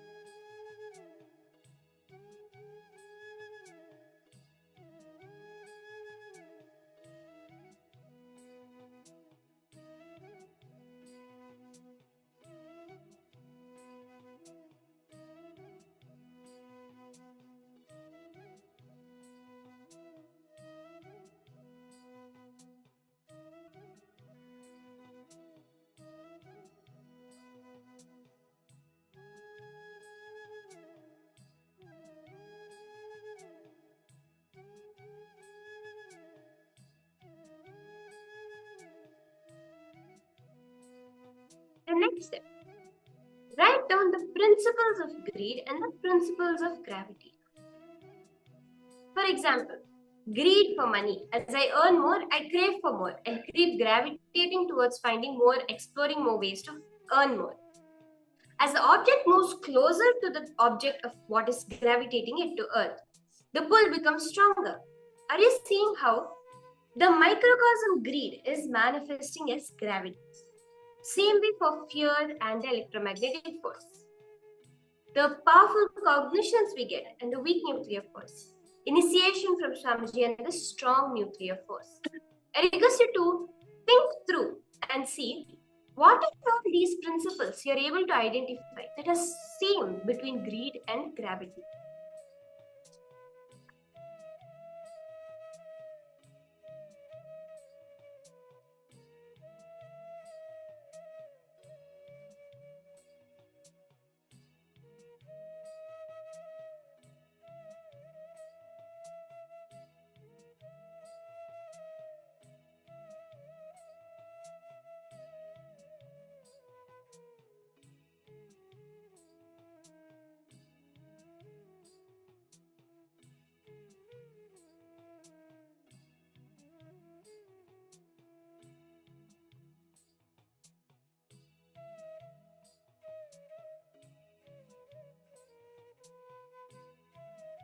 Request all participants to post any questions, doubts you have. Please feel free to post in the chat section. See, in the macrocosm, what is gravity? Is microcosm works as greed. Like a greed, how it gravitates you to have a desire of something, to have a desire of an object. The same law, same principle for gravity, where something is pulling it on.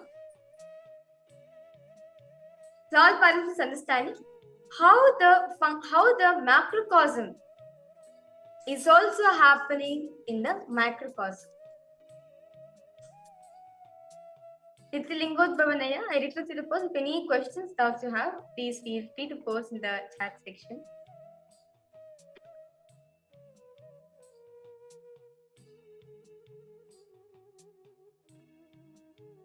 Are we all starting to see how gravity and greed are so closely related? Are we all actually starting to identify this? I request you all to post. Just when you look at the examples of gravity and greed, you start understanding. From Kailasa, Toronto, I hope you got the session. Were you able to listen to the session mostly at least and cognize the beautiful truths that Swamiji revealed? Okay, Swamiji had revealed, I'll just explain to you a bit, Aya. Swamiji revealed about the science of how there are 5, actually Swamiji says there are 14 forces of nature, but what we know of as modern science has identified is 4 fundamental forces. So the first one is, they say, gravity. The second one, electromagnetic force. So gravity is the force that keeps us towards Earth. The electromagnetic force is the force of light, that what we perceive, we see as light, as magnetic force, as heat, as all the waves, the electromagnetic spectrum. Then there is the weak nuclear force. So it is what is responsible for radioactivity and certain functions. And there is the strong nuclear force, that which holds the atoms together. See, everything that is present in the macrocosm has an equivalent in the microcosm. Swamiji says that for greed, what we perceive as gravity in the world is greed in our inner space. What we perceive as the electromagnetic force is fear in our inner space. What we perceive as the weak nuclear force is the powerful cognition in our inner space.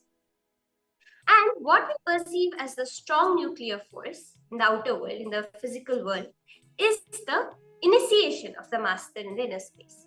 Swamiji reveals that beyond these 4, the 5th force is that of consciousness. So the individual consciousness in the microcosm and Paramashiva, the cosmos, in the macrocosm. Now we're doing the exercise to see how if you analyze, you will see a lot of parallels between the greed and the gravity. For example, greed always attracts you, right? If you're greedy for something, you're going to keep going towards it until you reach it. The same thing for gravity. If an object is exerting gravity on another, it's going to keep moving towards it. And the closer it comes towards it, the stronger the attraction is going to be there.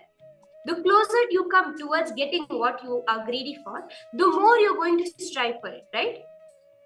So like this, there are many parallels that even if you just think back whatever you learned in your school about greed, about gravity, and whatever you cognize about yourself about greed, take a few minutes. Swamiji says just contemplating upon this can make you tap into the power where when you master your greed, you can master the gravity.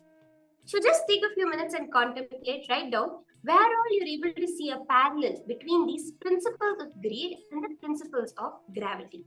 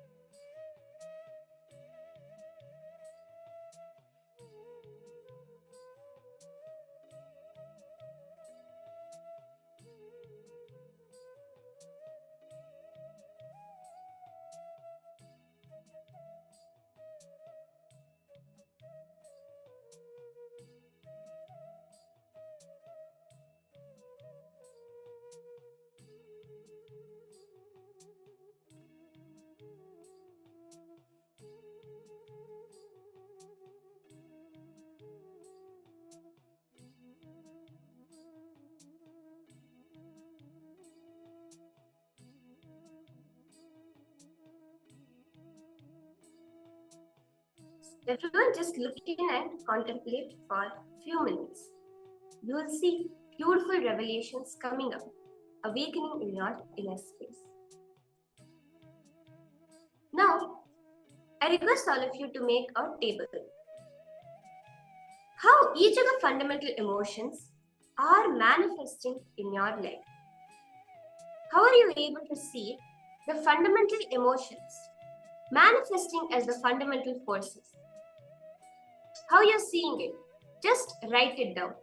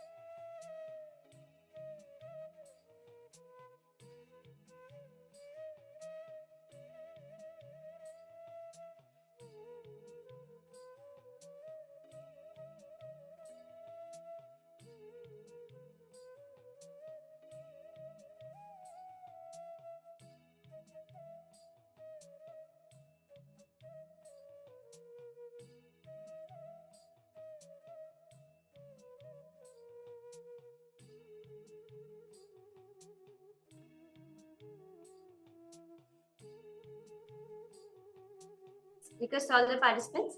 Whatever you are seeing beautifully, that Swamiji is showing you, whatever is occurring in your inner space, as the way these four fundamental forces are mapping in your life, you can pen it down.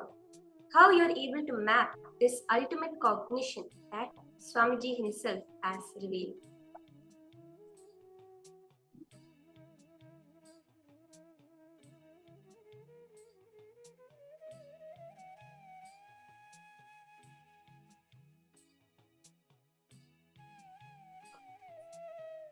I now request all participants to share. What is it that you understood from this beautiful exercise which Swamiji has given? How the macrocosm, the five forces of the macrocosm, how it is actually impacting, how this actually happening in the microcosm in our life. I request all participants to post your understanding. You can all share in the different ways all the four fundamental forces, the way they are mapping in your life.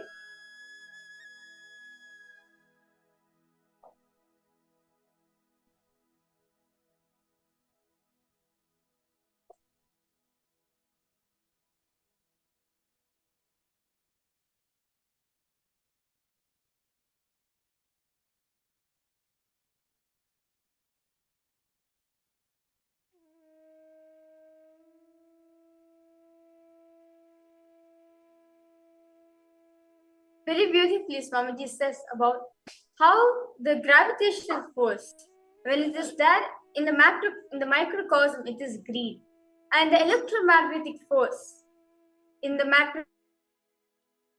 microcosm, it is fear, and the weak nuclear force, which is there in the universe. In the microcosm, it is powerful cognitions which you are getting. Force in the universe is nothing but initiations from the avatar. How the participants are understanding this? The whatever is happening in the macrocosm is also happening in the microcosm. Makari Shunitrajan, Mayolana Catherine, Ma Besi Nevaldas, Mandishri. So because all of you to post your understanding. Nityananda Nagamani Mani, I see you have just joined the Paramashivoham program. Nityananda Ma, you can come settle on camera. We're just coming to the end of this process. Before we enter into the power manifestation, Ma Shreya Gupta, you too, Ma, you can go ahead and share.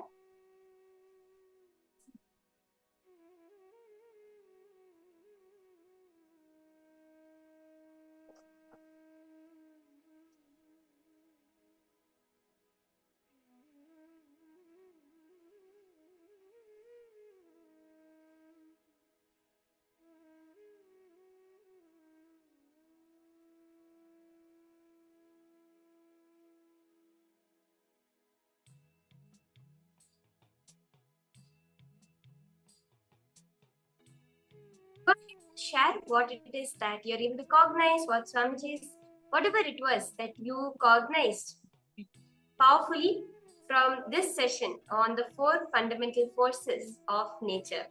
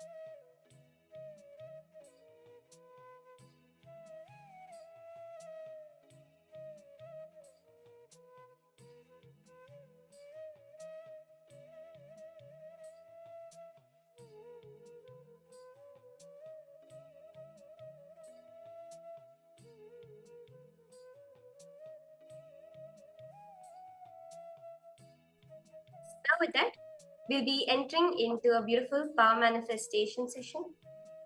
Let us take this cognition that we have just got from Swamiji and manifest it in our life as powers. So now all the participants in this round will be manifesting the power of remote vision, where the Acharya, we will be holding an object for all of you, and you'll be scanning and revealing what is that object. So I request all participants now. So I have in front of me there's an object. I request all of you now to scan. Because all of you now to close your eyes, connect to Swamiji. Just cognize, just understand, remind yourself of the powerful cognition which you got from this session. That whatever is happening in the macrocosm is also happening in the microcosm. What you're going to be doing is, right now we have a certain type of box in front of us. You're going to connect to Swamiji and you're going to scan. Ask Swamiji to show you and describe that box. By doing the power of remote vision, you are going to be able to see into the place we are sitting right now and describe the exact box that is there in front of us. So you can go with the size of the box, the color, the shape, and the contents of that box. You can use these 4 parameters: the size of the box, the color of the box, the shape of the box, and the contents of this box. So request all the participants, if you're ready to hold up a thumbs up to the camera, if you're ready to start this manifestation round.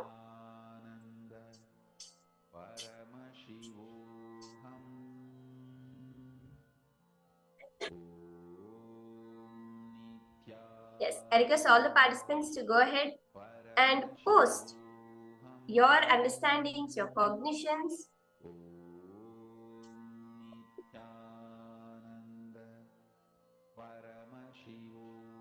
Okay, so I see some questions are coming in.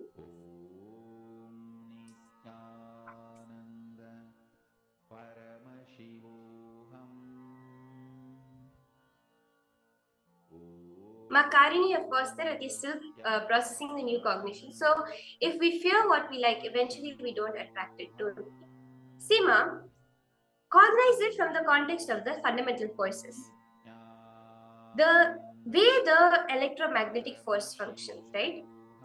Like poles repel and the unlike poles attract each other. You can actually use the same cognition in your fear. If you fear something which you like, even if you like it, it will repel you from it. But if you complete with the fear, you will attract what is best for you in life, whether you like it or not. There are many ways, Ma. By just contemplating on this, you will be able to see a parallel and craft your life based on it. Samji actually says anyone who contemplates on this can win a Nobel Prize. Because this is such a powerful way of cognizing the fundamental forces. So what you have written is accurate, Ma. If we fear what we like, eventually we don't attract it. Because we have fear towards it. That is why many people, they really want wealth in their life. But because of the fear of responsibility that comes with wealth, they're not able to attract the wealth in their life. But if there's pure greed, Swamiji says, pure greed is verily me. It is Paramashiva himself. It is Devi, Lakshmi. Pure greed is expansion. But the way we have been corrupted as human beings is there's always greed with fear and fear with greed. Wherever we are greedy, we hold fear about it. Wherever we are fearful, we hold greed about it. So if we complete this, then we manifest the power of not only that in our inner space, but in the outer space. You can gravitate anything you want into your life. And you can push away anything you want from your life.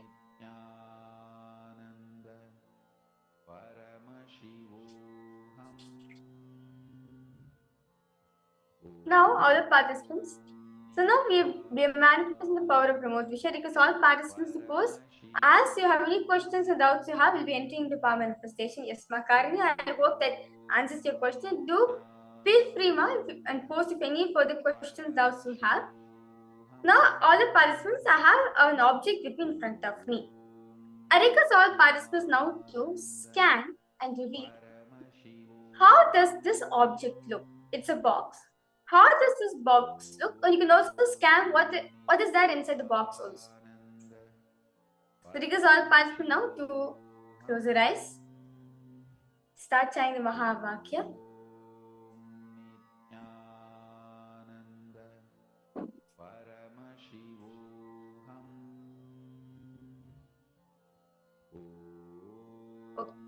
Basil Rafikali Ayya. Basil Ayya from Kailasa, Toronto, you've posted that you're having difficulty connecting. You got kicked off. Sorry, I think that was a technical glitch from our side. There was an issue with the Zoom meeting and it ended. Sorry for the inconvenience that happened here. It's not your side issue, it is the technical issue which happened on our side. And they're in the process of fixing that issue also. Thank you, Ayya, for joining back also. So we are just entering into the power manifestation where we are manifesting the power of remote vision. So we have a box in front of us and each of you are going to be scanning the characteristics of the box. So we are scanning, for example, the color, the size, the shape and the contents. So these are the 4 parameters with which we are scanning the box to see what you'll be able to literally feel yourself sitting in the same place as us and looking at the same box.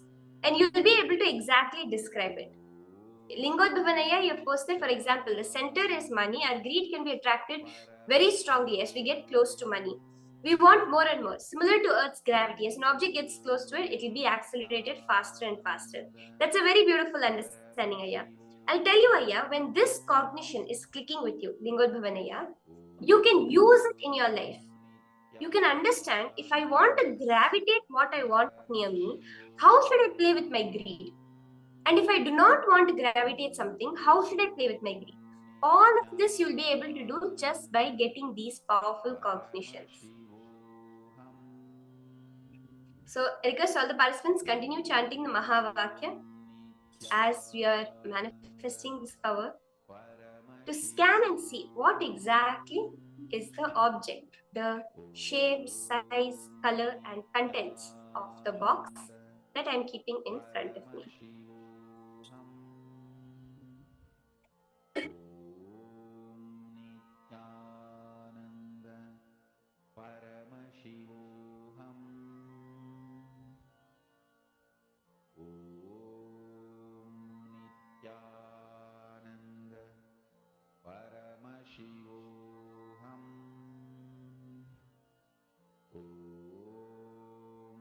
Good, Bhuvanaya, you're saying you're seeing a white box with a golden side. Okay.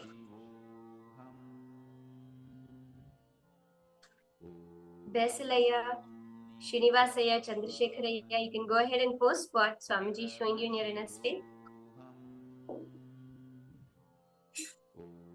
Makarini, Manandeshwari, request all of you to go ahead and post Maghwarini, Manaresha, Ma Salichan, Ma Margarita Vasconcelos, Ma Forum, Ma Nagamani. All of you can go ahead and post what it is that Swamiji is showing you.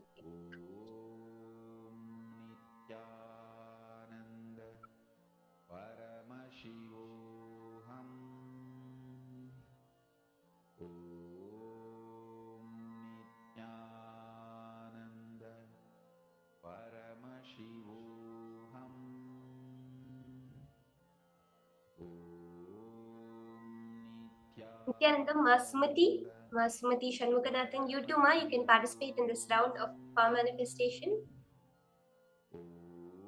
and post what Swamiji is showing you as the details of the box that we are keeping in front of us.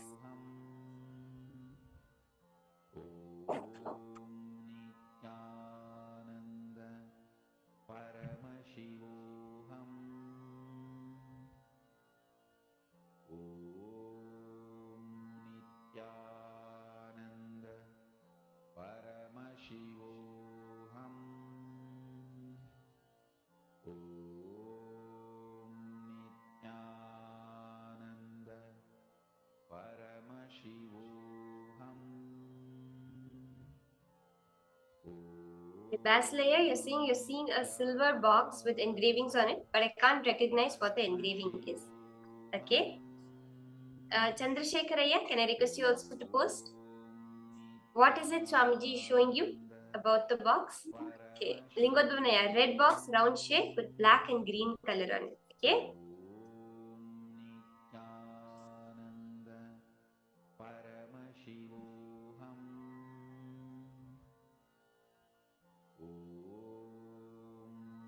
Nityananda Paramashivoham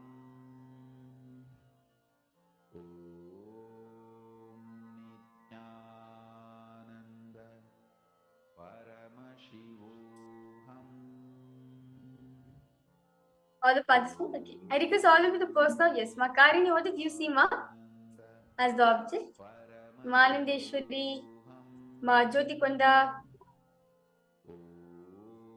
Ma Basde, you can go ahead and post, Ma. What it is Swamiji showed you in your inner space. Ma Forum Limaye, Nityananda Ma, you can come on camera and also post what Swamiji showed you in your inner space.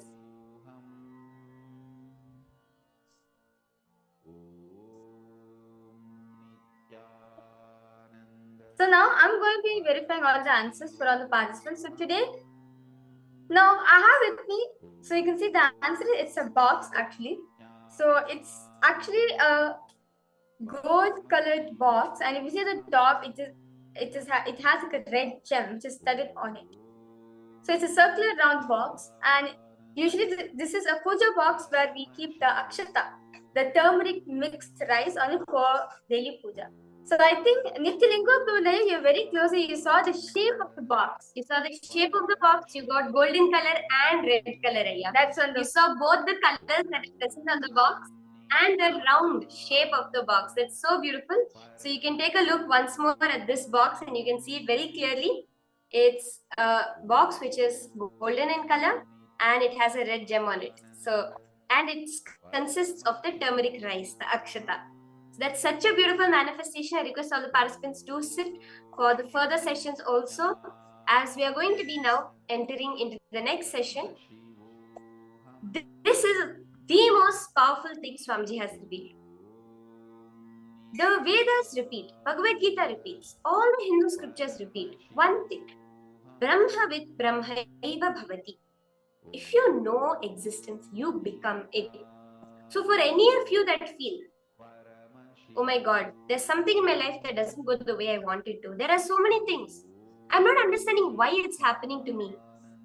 The comment saying, good people always suffer, bad people always succeed. Anything like this you feel, this session is an answer for you.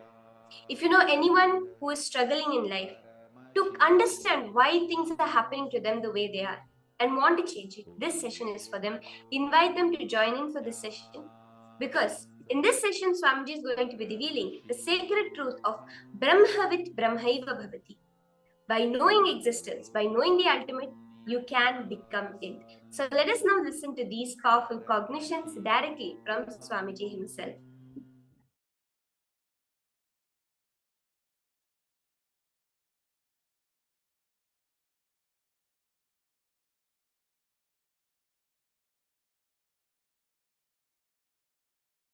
Understand, Mahadeva very clearly says Brahmavit Brahmaiva Bhavati.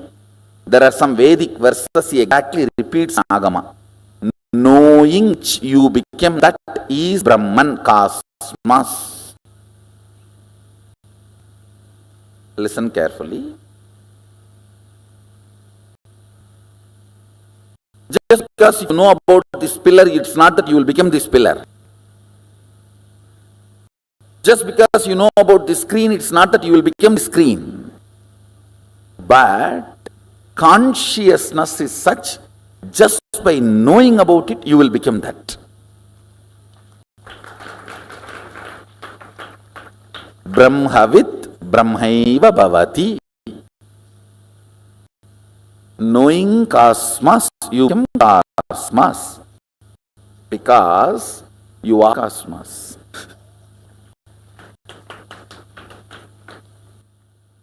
It's like you remembering some of your qualities.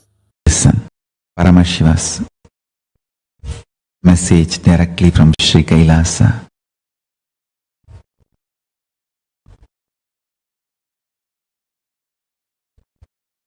Brahmavit Brahmaiva Bhavati. Knowledge about Brahman, even if it is the intellectual level,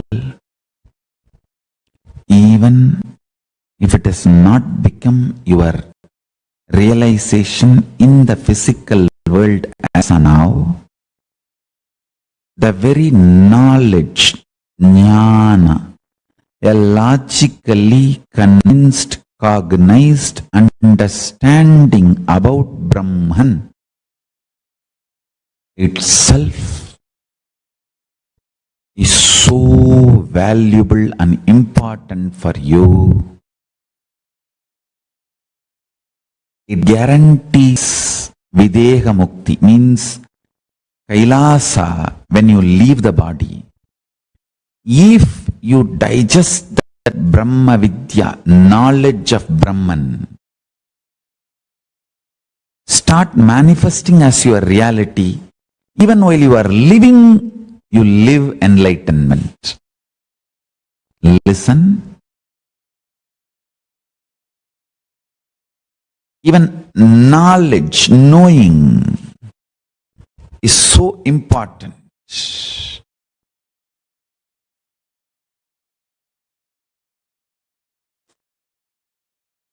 It helps you to plan and plant your future.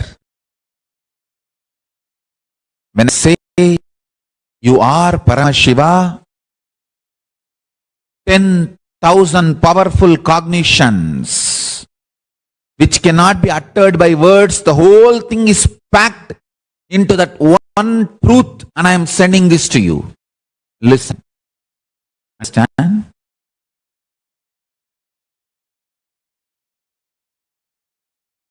The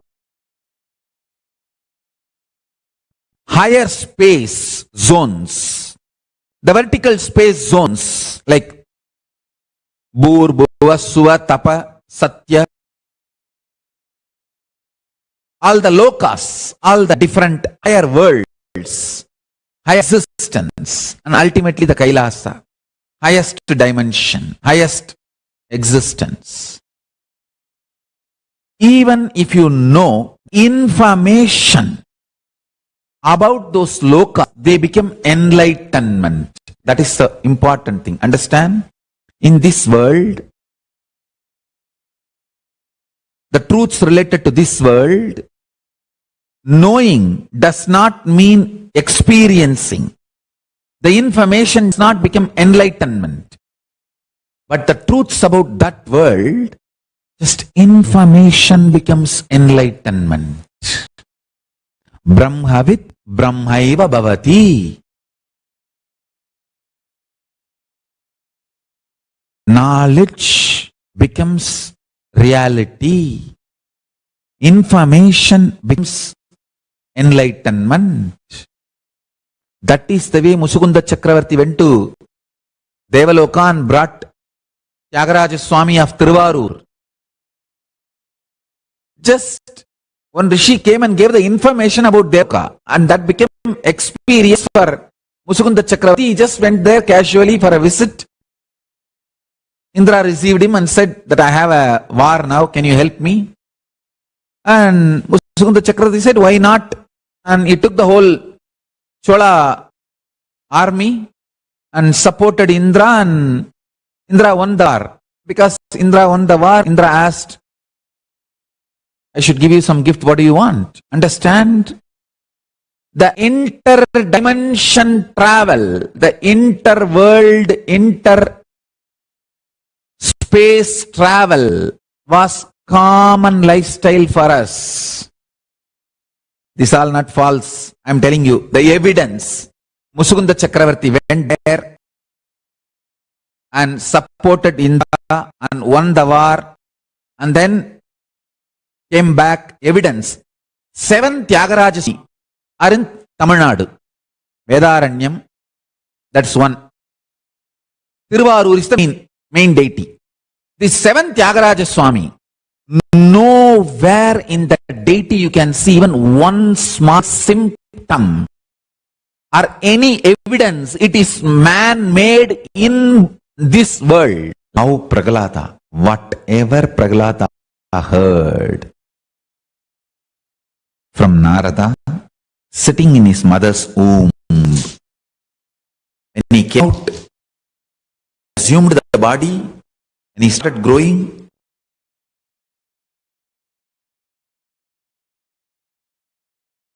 every situation Prahlada faced, he had a solution which he received from Narada. He had a solution which he received from Narada in the womb. And beautifully he was able to navigate his life and win the whole thing. Understand, you need to re-understand. Knowledge about the cosmos is not necessarily demands your faith or belief. It only demands your integrated listening. For example, I am telling you, when you leave the body, the space where the life is happening to you, what we call jiva, chit, that will start moving, getting gravitated based on kind of the vibration and thought current you cherish about the future. Understand, this is a very important statement I am making. It is not about how you lived the past. It is about how you want your future. That is too important in fact you need to know. For example, you lived 90 years and all the 90 years you did everything dirty, stupid. Suddenly, fortunately, just before the leaving the body, something clicks in you and you decide absolutely bright, right, pure, liberated future. And after you decided to live that liberated future, for some reason you did not live for many years with the body, but you left the body. What you planned for your future, that is the force gravitating you towards it. Listen carefully. Listen carefully. Your taste for your future is the gravitating force to which you will reach.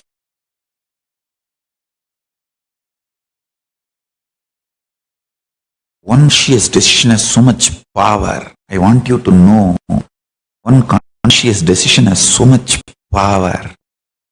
Especially the weight of the past sits on your muscle memory.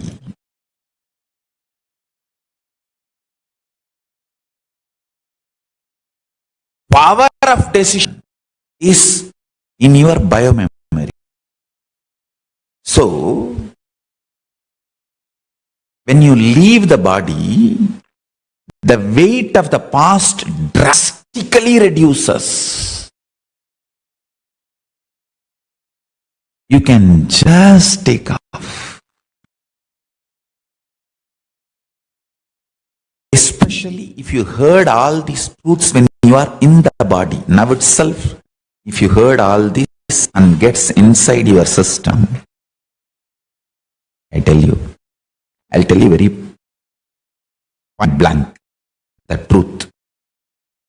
Nothing exists other than Shiva, the existence, auspicious, iruppu, chit,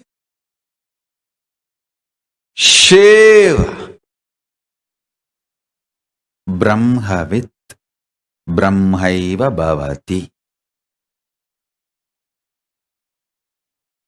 Just by knowing about the cosmos, about the universe, about the existence. You became one with that. You became that. Listen. Brahmat, Brahmaiva Bhavati. Knowing. Brahman. The word Brahman means yourself, God, universe. All the three put together is Brahman. Knowing Brahman. You became Brahman. Listen.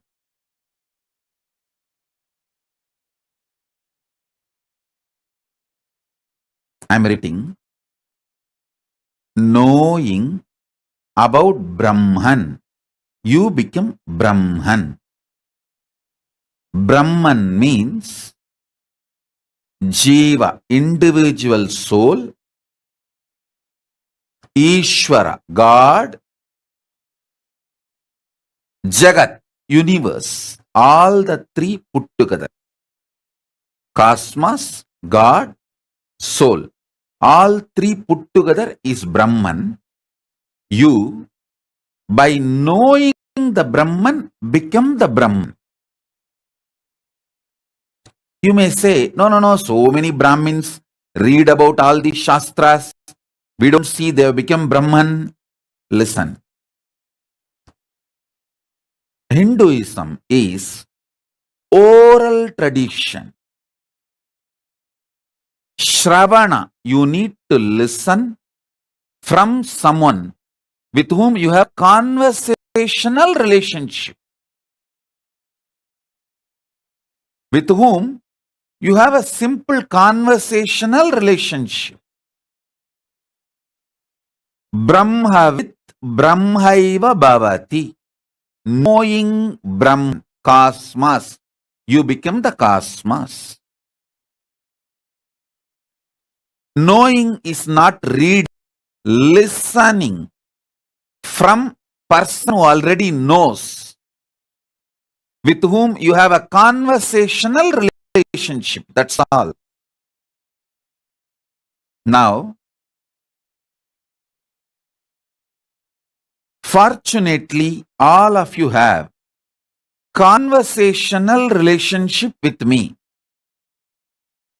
There are some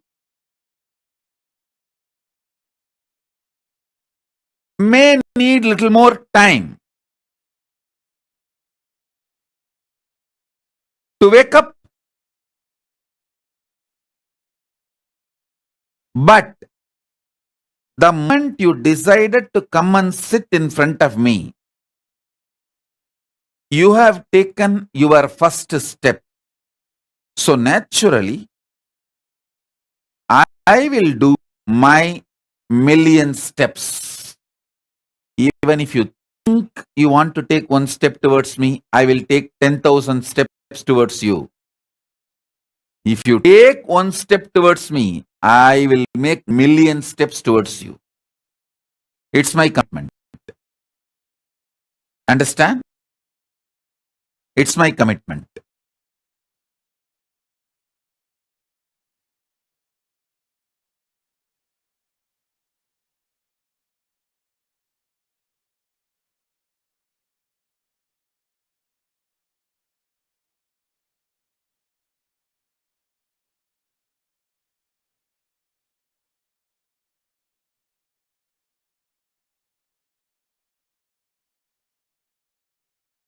Now, I will give you some more deeper understanding about this superconscious mutation process. Listen.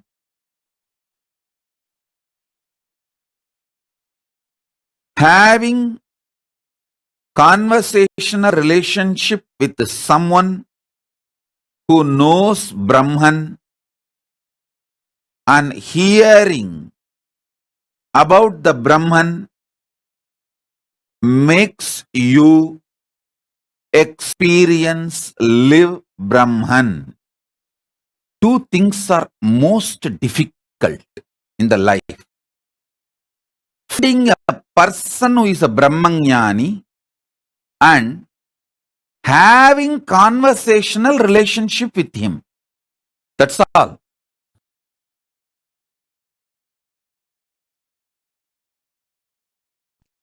Knowledge, logically analyzed, understood, knowingly or unknowingly mixes into your cognition, inspires you, triggers you, excites you, awakens you for actions. And I tell you, knowledge about the Brahman, Parabrahman, existence, reality, ultimate reality, universe, cosmos, multiple words I can use. All these words are small, short, but it's like a finger pointing to the moon. The words showing to the ultimate reality, Parabrahma, Paramashiva, Parabrahma Shiva.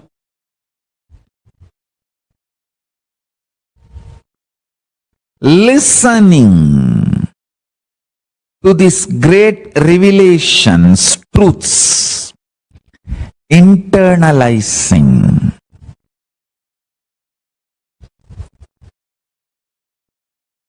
raises the very quality of your existence. Understand? Whatever you consider as you, your life, your perception, all that put together only I call it as your existence. Like your joy, your ability to enjoy, your perceptions, your depth of understanding, your depth of knowledge, your depth of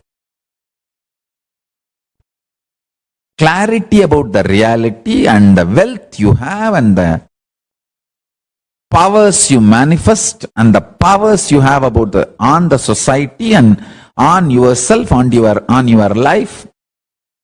Saraswati, Lakshmi, Durga, everything you have in your life, all put together, I call as your existence. And knowledge about the Brahman just raises the very level of your existence. It gives you a breakthrough, super conscious breakthrough. Understand?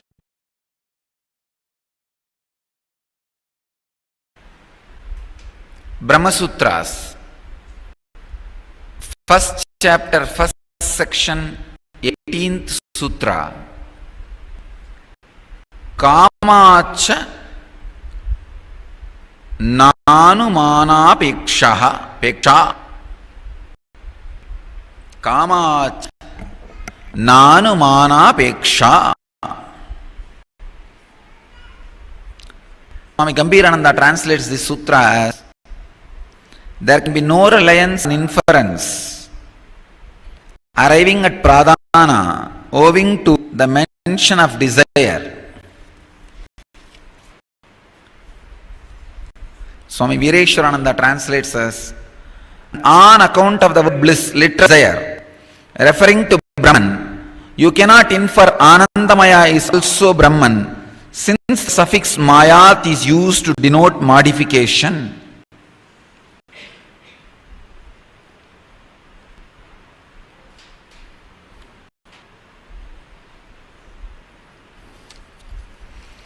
Swami Sivananda translates this sutra as, because of wishing or willing in the scriptural passage, we cannot say even inferentially that Anandamaya means Pradhana.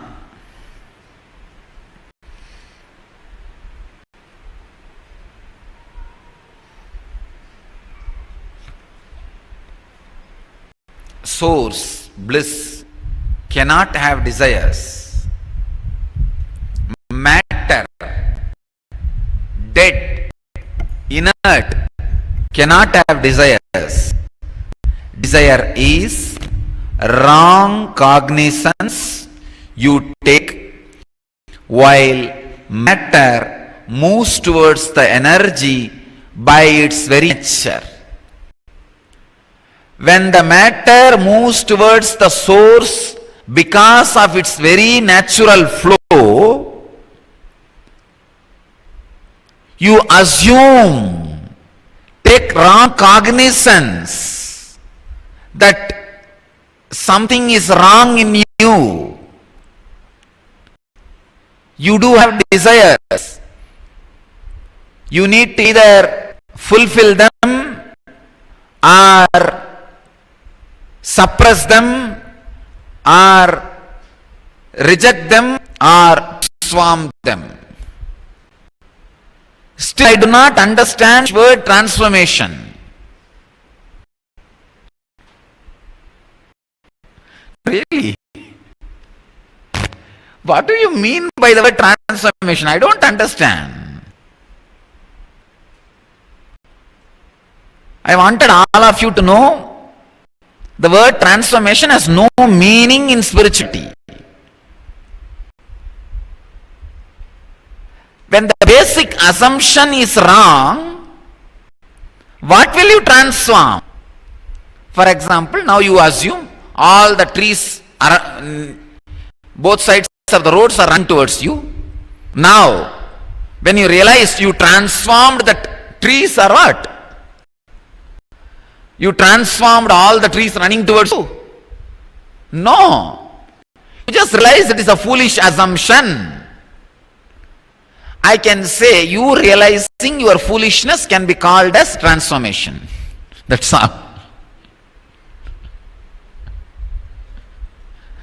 Otherwise, there is no such thing as transformation.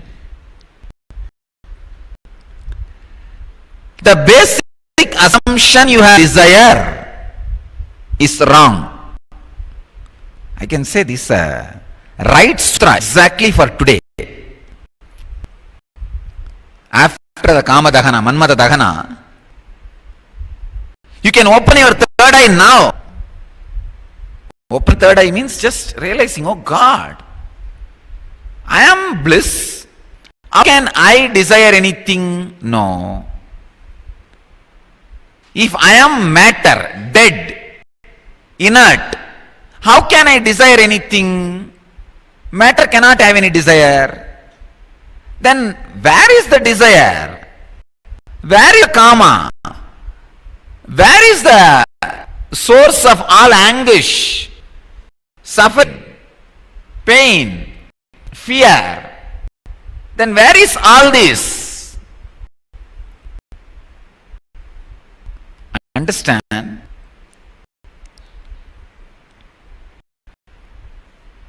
By nature, bliss attracts abundance. By nature, merges into the energy. This flow, matter being pulled into the energy, is flow of life. Unfortunately, you have taken the wrong cognizance of that flow. In chaotic confusion, you started thinking you are running towards matter. It is not. If you are running towards matter, why should you rest into a space where there is no matter exists every day? You just recoil yourself and rest in the deep restful awareness silence every night in the deep sleep. If you have desire, why should you every day get into that space? Why not spend that time in desire? No. Desire is the wrong cognizance you have taken about the flow of your energy. No such thing as desire exists. When one wrong cognizance is taken by you that you have desire, now whether you flow with that cognizance or try to oppose the cognizance, whatever you do, you are in a mess. First, the very cognizance should be withdrawn from your inner space. Brahman is abundance. Brahman is life. Existence is life. By very nature it goes on expanding, expanding, expanding. Understand? I will present the interpretation of this sutra.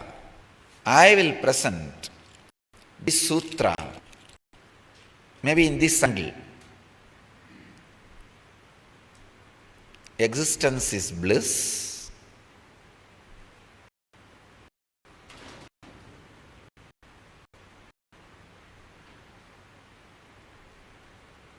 Existence is constant expansion. Please understand. Bliss constantly expands in all dimensions.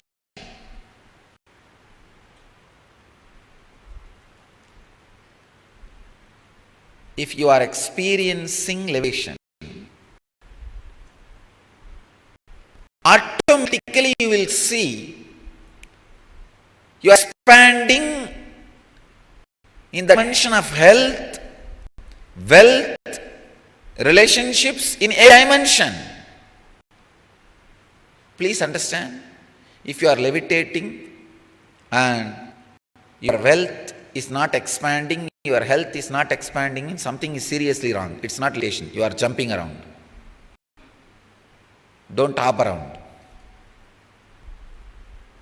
Because these are infallible informations which can never be false. Brahma Sutras, aphorisms of existence, cosmic law.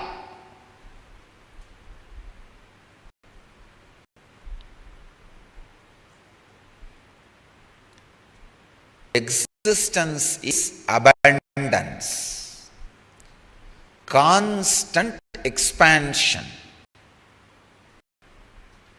Whether it is in the level of understanding,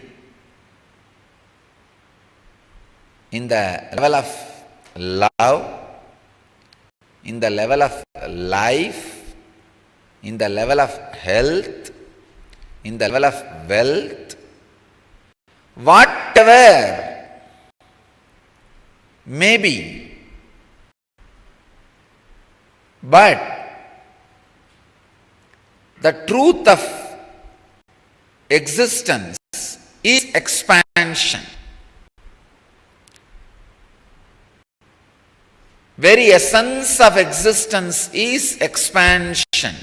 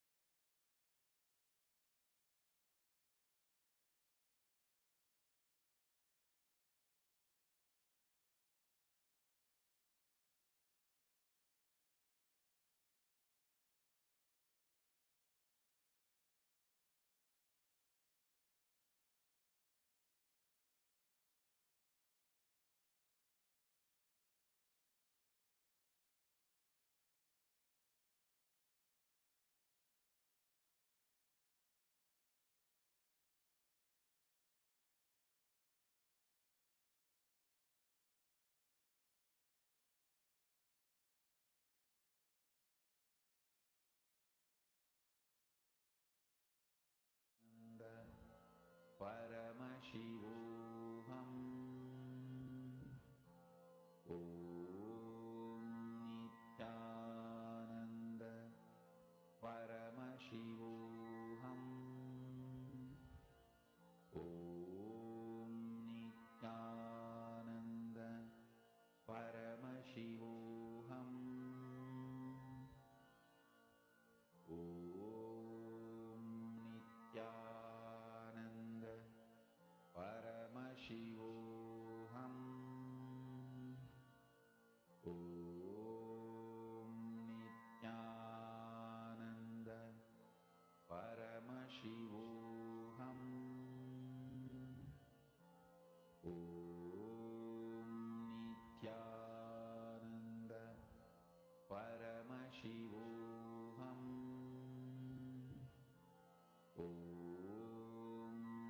Nityanandam, to all the participants. That was a very beautiful session. Swamiji expanded on the truths of the cosmos. Where Swamiji said, Brahmavid Brahmaiva Bhavati. The literal translation is, knowing the cosmos becomes the cosmos. Okay. Why is it important for all of us to understand about the cosmos? Why it is important for all of us to understand that we have to relate to the cosmos? I request all participants to post your answers and also your understandings, which all of you, which you have gotten from the revelations from which you spoke on. See, Swamiji says that by knowing the cosmos, you become one with the cosmos. When you are knowing Swamiji, you become one with Swamiji. When you know something, you know that you can easily become in oneness with them. For example, if you know your mother or if you know your father, we know how to relate with them. We know, okay, if I speak in this tone, this is what they're going to react. If I'm going to behave like this is what they're going to react. So basically, you know how they'll respond to you. And you know how to be in communion with them. There is one special quality that Brahman has, the cosmos has. See, any other object, for example, if you take a scientific concept, rocketry. How much ever you study rocketry, you cannot become a rocket. You can become a rocket scientist, right? How much ever you study anything, how much ever you study a certain object, how much ever you get to know about it, the knowledge, you may become the greatest knowledgeable person in that field, but you can never become that. But the one quality of Brahman that makes it Brahman is that just by knowing it, you become it. That is the power of Brahman existence. By knowing Brahman, you become Brahman. So I request all participants to post your understanding. If you have any questions, doubts you have, also please feel free to post in the chat section. Why is it important for all of us to understand the Brahman, basically the universe? Why it is important for us to understand? As the previous sessions, all of us learned that we do have an existence with the cosmos, we do have a relationship with the cosmos, and whatever is happening in the cosmos is also happening inside of us. So now, does it mean that when you become the cosmos, it's almost like you're knowing yourself as Paramashivoham? No, you are knowing Paramashiva to become him. You're knowing the cosmos and you become one with Paramashiva. Because you are the cosmos. It is like you are remembering some of your own qualities that you have forgotten. As the Brahma Sutra's first chapter, first section, 13th verse says, Vikara Shabdadna iti chena prachurayat. Brahman is abundance, Brahman is life, existence is life. By its very nature, it goes on expanding, expanding, expanding. These are some fundamental truths we need to understand about Brahman. By its very nature, it goes on expanding. So for us to realize that Brahmatva, that we are Paramashiva in our inner space, let us do a small exercise. So I hope all of you are understanding this whole science of Brahmavid Brahmaiva Bhavati. Yes, Malita Seki, you're asking Brahman, source and Paramashiva mean the same. Yes, exactly.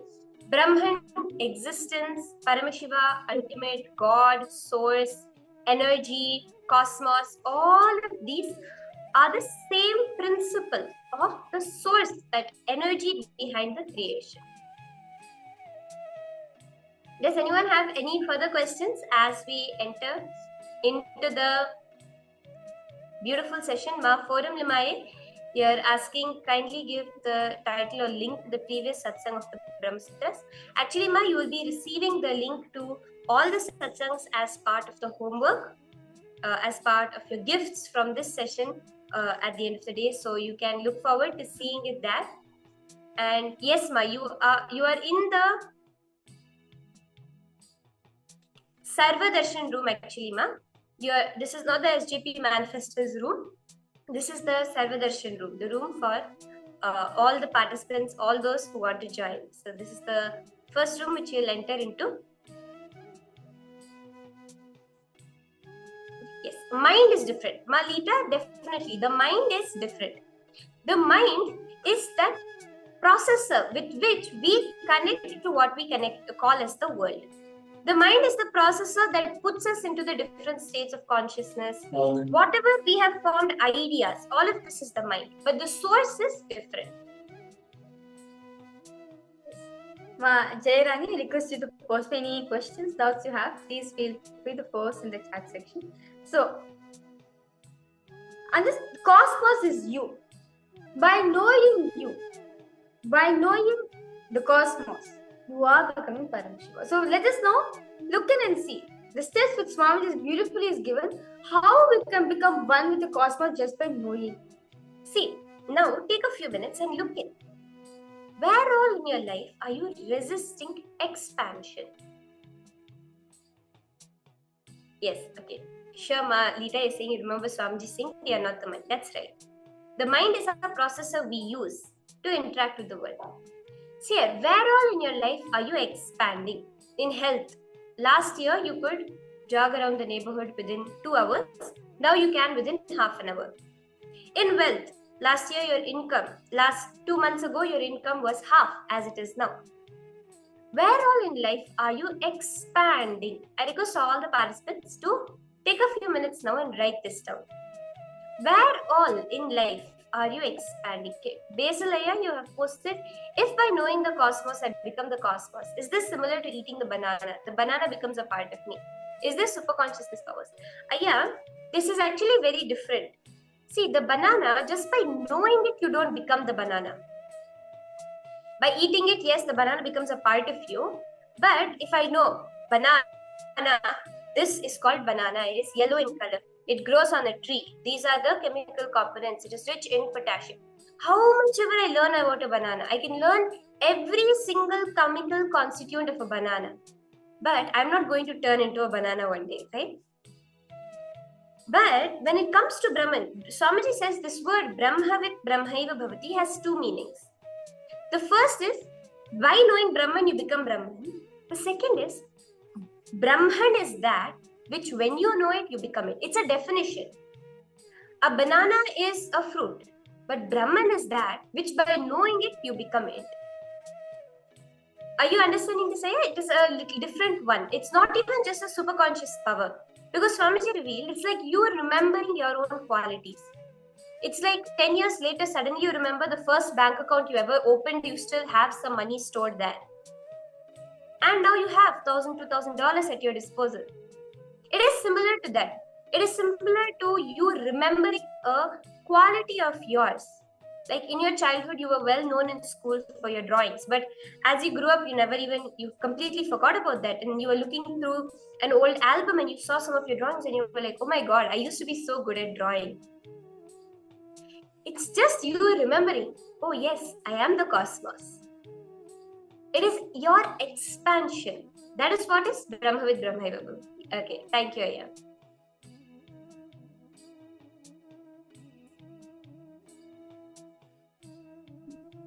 So I request all the participants now to pen down, where all in life are you expanding? Where are all the places in your life that you are currently expanding? It can be any fields of life, whether health-wise, wealth-wise, or even relationship, in your career. In any way where you feel there's an expansion happening. It can be as soon as like a week ago, or a month ago, or even a year ago. Wherever you felt an expansion happening, write it.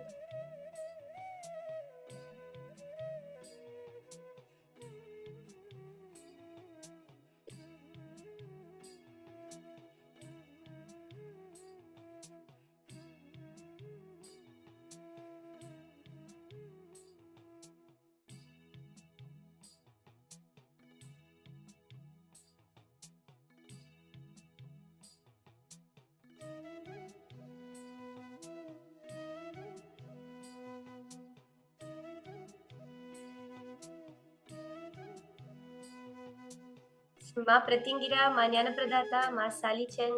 Because all of you can come settle down on the camera. Ma Tanya Devani, Ma Julie Silla, Ma Basti Nevaldas. All of you can come on camera for this beautiful session that we are having currently.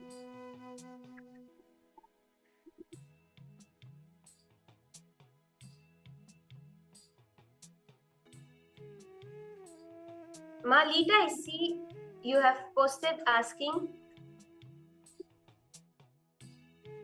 Okay. Malita is saying for me, definitely in wealth, not expanding. Ma, first identify where all is it that you are expanding. Think that's because Brahman is a part of our being, whereas the banana is matter, hence remain matter. Yes, ma. Actually, one thing, when you realize that you are Brahman, you will realize the banana is also Brahman. There is one more very special quality. Everything is Brahman. As long as I associate myself as matter, I will think of other things also as matter. But the minute I understand I am existence, I will realize everything is existence. Very beautifully, Swamiji shares one story in the Living Enlightenment book. How this one disciple, he was so connected to his guru. So once as he was coming from his pilgrimage, he was suddenly shocked to see lots of people gathered in the ashram. Then he was like in ashram environment, so many people does not gather, especially only in festival days they gather. But how come in normal days so much people are there? So when the crowd and see that his master is sitting on a dog, which the dog is trying to eat the master's food. And disciple asked Master, what is going on over here? He said it was a very hilarious thing. So the master, the guru is sitting on a dog, and the dog is trying to eat the food which is kept in the bowl for the master. So it was a very comic scene, and the disciple is shocked. He's like, Master, what's happening here? Like, and everyone's gathered, they're watching. And the master just answered, one master, someone has made Brahman for one more Brahman. One Brahma was trying to eat one Brahman, and one Brahman sitting on one Brahman. And everyone, the whole crowd was like, what's this going on? He already thought the master has gone slightly mad because of the drama he's doing, and on top of that, he's saying one Brahman is sitting on top of another Brahman, trying to eat the one Brahman kept in another Brahman, and everyone was really confused, and they left the place. The crowd declaring that the master has gone back. But this disciple, he was like, no, master's word always had a meaning.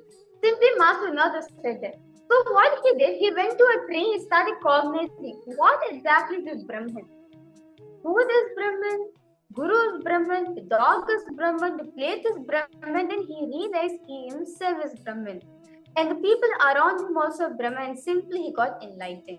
There's actually also another very similar story. So just by contemplating on Brahman, he became Brahman. There's one more story which happens is, there was a man, he went to a Zen monk's, he went to a guru's class, and he went to the Gurukulam, and he told that, see, my son, he's kind of slow, he doesn't understand things, he's kind of backward, but I know he cannot learn anything, but you just keep him in the class, at least being in this environment, he'll be getting some upliftment. He goes and puts him in the spiritual school there. So this boy, very sincere boy, he'll come every day early, sweep the classroom, mop, clean up everything, and sit down in the class. So like this 2 weeks pass by, and then he slightly shyly approaches the guru and he says, my father told me you're going to teach me something. When is my special teaching going to come? So the guru says, okay, this is your teaching.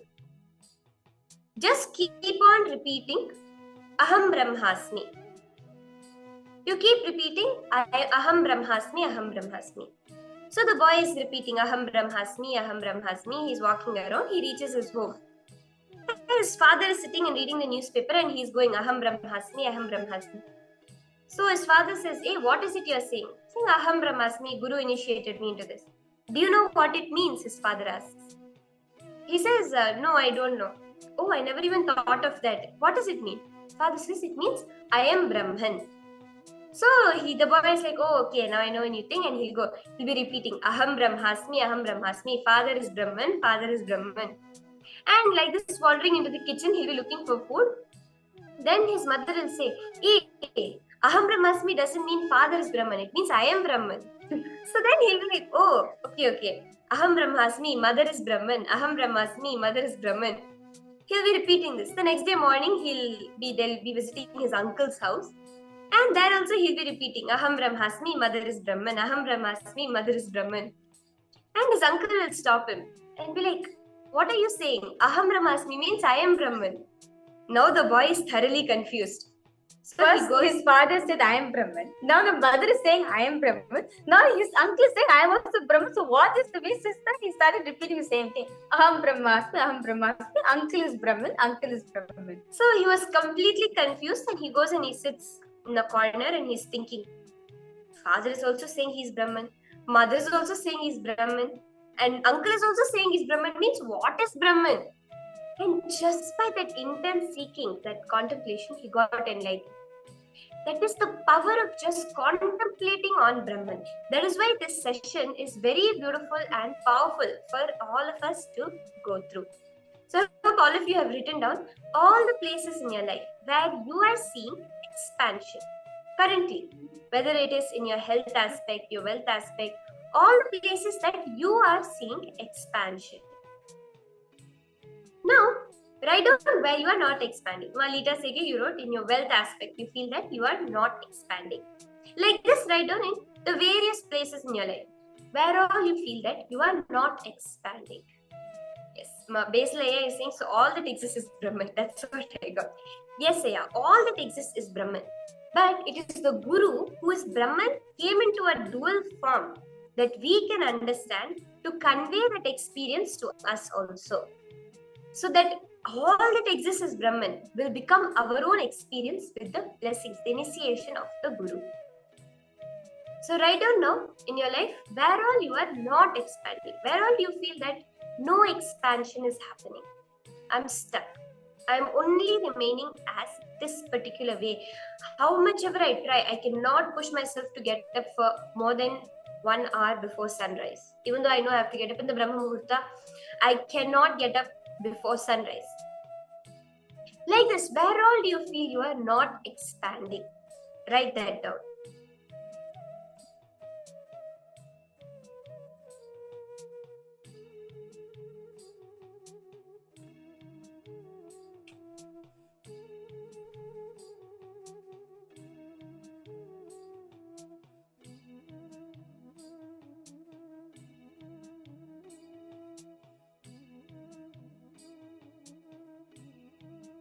Malita Sege, I see you posted for a while now. I feel everything around me, even objects have life, and it's like I can literally communicate with them. Like I become aware of their vibration. It can be something as simple as a toy or something as complex as the sun, moon, nature, etc.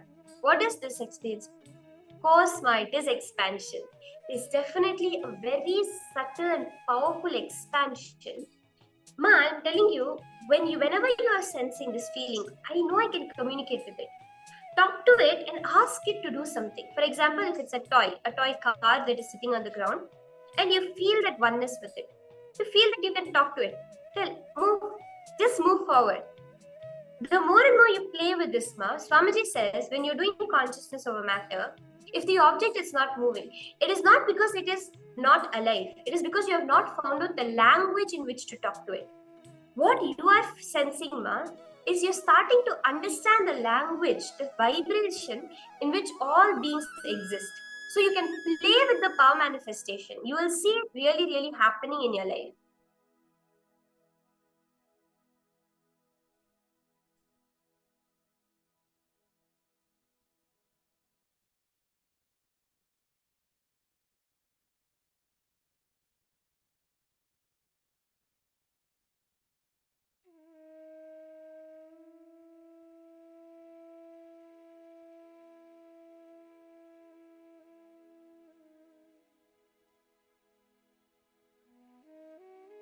Because all participants detailly write down where in all the areas.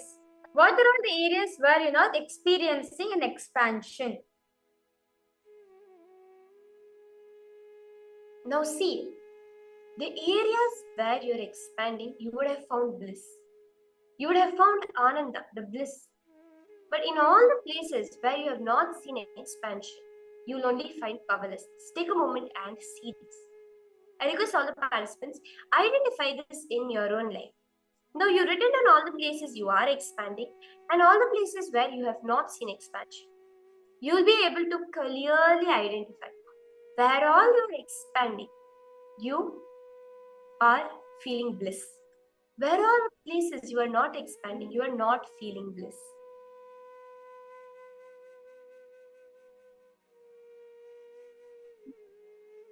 Just take a moment and identify this, pen it down.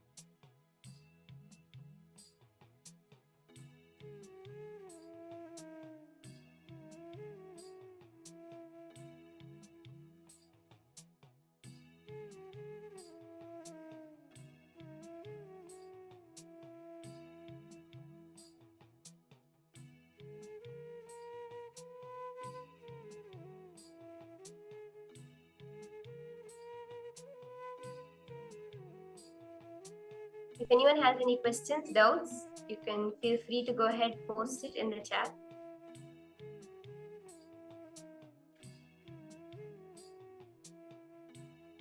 Are you all able to identify this? See how that where all you are expanding, you found bliss. Where all you were not expanding, you only got powerlessness.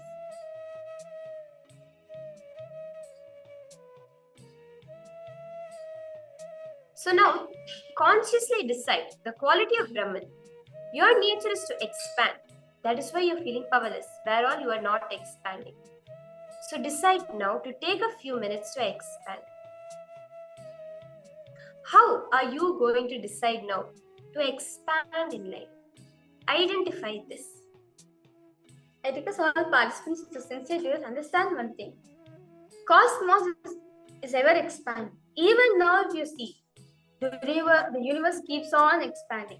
Creation happens, regeneration happens, the Big Bang happens, black hole happens, but it's still expanding. And understand, all the Paramashivoham in you, which makes the experience expansion, that is what the connection which we have with cosmos. Whenever we forget that there's an expansion happening in our life, where we feel stuck, understand that the exact moment we feel disconnected from the source, which is Paramashiva. Now, I request all participants consciously decide with this understanding that, okay, these are all the areas I'm experiencing expansion, and these areas I'm feeling bliss. Now, these are the areas which I'm yet to experience and expansion. Let me expand myself so this can also become an expansion in my life. This is like how cosmos is ever expanding. Let everything in my life also become expanding.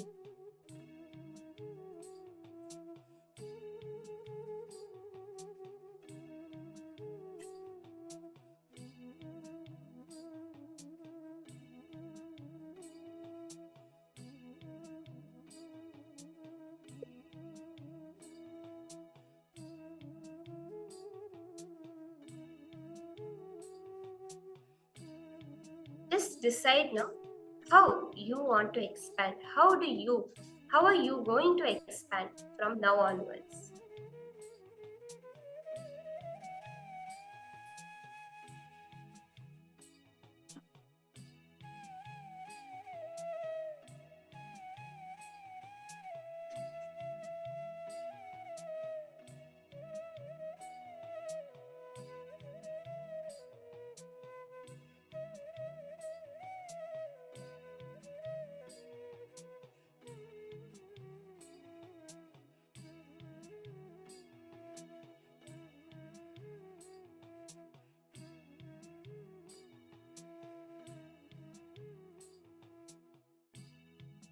Yes, if anyone has any clarity, any powerful cognitions you're getting as you're doing this, you can feel free to share it, post it in the chat.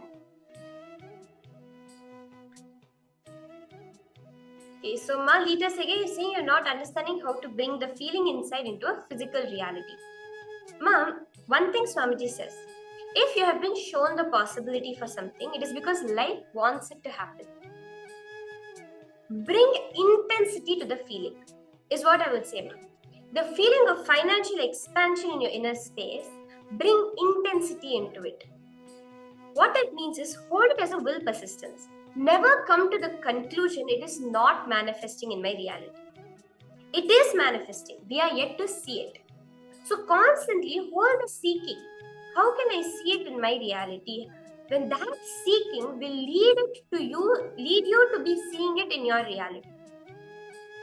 The minute the cognition has happened, it is there in your reality, but we are not yet recognizing it. Beautifully, there is the life story of Pusalar Nayanar. So he was a temple priest, very poor, just bare minimal, but he had the desire to build a huge temple for Paramashiva. But what he did was he had intensity in the desire. He used to sit every day, read the agamas, and build the temple in his inner space. Like how we will take 3 months, let's say, to build a building by putting each brick, the cement, putting the brick, building the scaffolding, putting the paint, putting the varnish. Every single step he did in his inner space. So not just visualizing it, but he built it, physically built it in his inner space. His intensity was such, actually, at the same time, the king of the region was also building a temple for Paramashiva. And the auspicious date for the inauguration of the temple happened to fall on the same day that Pusalar Nayanar was inaugurating his temple in his inner space. The level of intensity was such, Paramashiva appears in the dream of the king and he says, one of my devotees there, Pusalar Nayanar, he is building a temple for me. I have to go for that inauguration. You please change the date of your inauguration. The king is shocked. He's like, I am the king of this place. Who can be building a greater temple than mine that Paramashiva wants to go there? He comes searching for this Pusalar Nayanar and he finds he's a small temple priest who has built a temple in his inner space. He is shocked. But on the date of the inauguration, Pusalar Nayanar's intensity was such, Paramashiva pulls the temple out of his inner space and places it in the reality. Till today, this temple is there. The two temples are there. One is called Hridayeshwara. The deity is called as the Lord of the Heart, which was built in Pusalar Nayanar's inner space. And there is Rajeshwara, the temple which is built by the king. And the Hridayeshwara, the temple, till today, there is no sign of human carving on the temple. There are so many studies which have been done. There is no sign of a chisel mark or of any that material. It's not even stone that the material of the temple is built out of. They are not even able to identify what material the temple is built out of. So actually, the Hindu temples, due to the long time ago that they have been built, they usually fix the temple. They do repairs, they repaint it, or they fix any parts which have chipped, broken off. They put new granite slabs, etc. But till today, they are not able to repair the temple in any way because they are not able to identify the original material out of which the temple is built. So the temple, they have been using the modern day materials to repair the temple because they're not able to identify what was the original material out of which the temple is built. So what I'm saying, Ma, for what you want to manifest as your reality, you need to just hold intensity in. You need to hold the intensity as well as the will persistence. You know it is happening in your inner space. That is enough for it to happen in the outer space. Pusalar Nayanar. So P-O-O-S-A-L-A-R. It's called Pusalar Nayanar. So he is the person for whom this Paramashiva manifested the temple.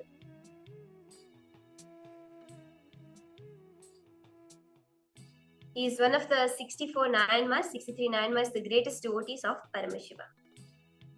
So now, let us all enter into the power manifestation session. I think today we had nice storytelling. All of you, I hope, enjoyed and also got powerful clicks and cognitions about the science of Brahmavid Brahmaiva Bhavati. Let us enter into the power manifestation. So again, we have kept an object in front of us for you to scan.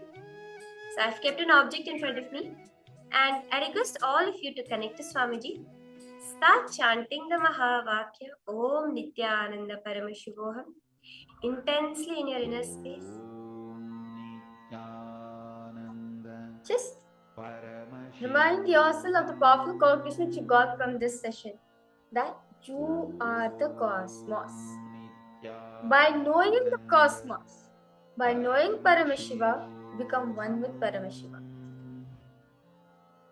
Just remind yourself of the powerful cognition you got from this session and intensely chant the Mahavakya. Let your whole body reverberate with the frequency of the Mahavakya. In that space, ask Swamiji to reveal you. What is the object is the acharyas are keeping in front of them? What is the object is there in front of the acharyas which they have kept for us, which they have kept for me?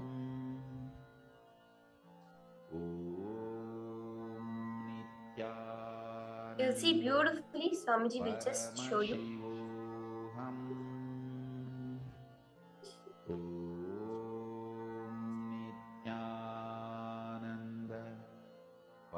Seema, you're asking, in my case, there's a house already built that I want to buy. So how would I construct in my inner space? Sorry. Seema, what you need to do is, the feeling that the house is yours. Construct that feeling in your inner space. It is not about physically building the house. It is what are all the emotions, the feelings, the reality you would experience once the house is yours. Consciously construct that in your inner space. Are you understanding this, ma'am? When you consciously build up that in your inner space, that gratitude, how thankful you will feel to life for making that house happen for you. All of this, consciously construct it in your life. You will see the house will just manifest for you.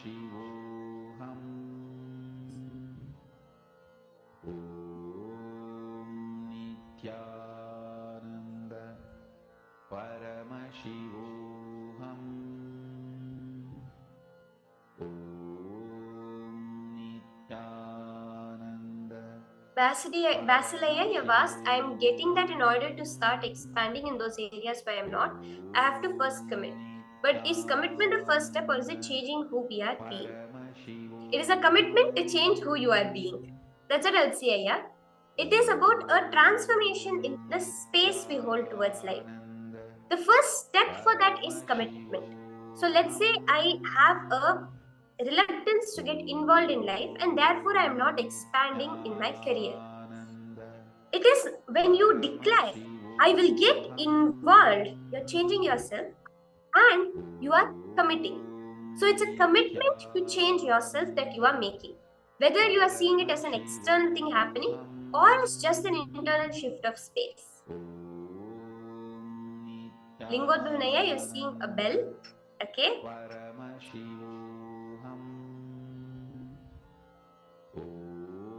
I request you, Lingodhanaya, continue. Ask Swamiji detailing. What's the color? What is it exactly? The object which is being kept. I request you to go more detail here. Yes, all of you can scan it in detail. What it is, Swamiji is showing you.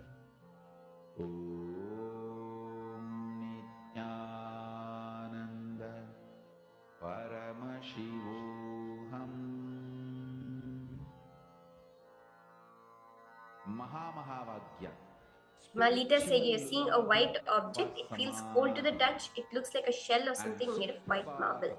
Okay. Wake up song for Paramashiva. This Mahavagya is spiritual lullaby for you. Mayonana, she can go ahead also and post, ma. What it is, Swamiji showing you. Mayonana, Catherine. Ma Pratyangira, Ma Chingho. To wake up in you. Just remember this one powerful cognition. This Mahavagya puts me in Samadhi. This is spiritual lullaby for Samadhi and Suprabhatam, wake up song for Paramashiva in me. For Paramashiva to manifest. With this one spiritual powerful cognition, chant this Mahavagya.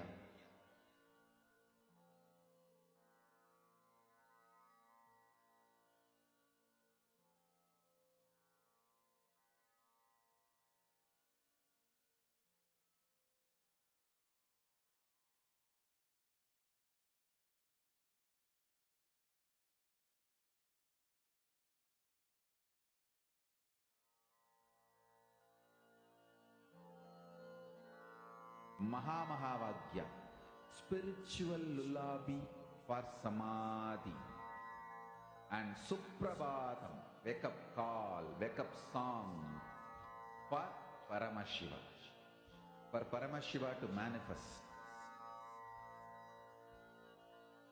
With this one spiritual powerful cognition, chant this Mahavagya.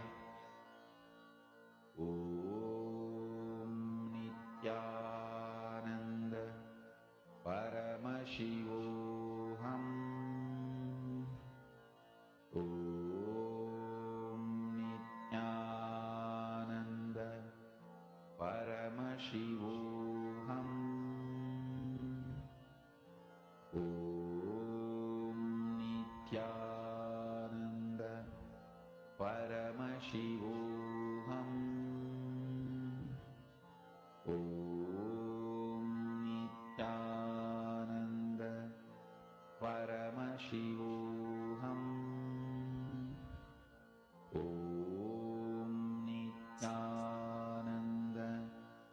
All of you can, okay, Basler is seeing a photo of Swamiji, an older photo, okay? You can even post the colors that you're seeing about on Swamiji, the position, any other details that Swamiji is showing you in your third eye. All of you can go ahead and post that also. Okay, it's also undulated on one side. Malita Sege, you're continuing to scan and see. It easily fits in the palm of your hand. You have it close to the place that you played, okay?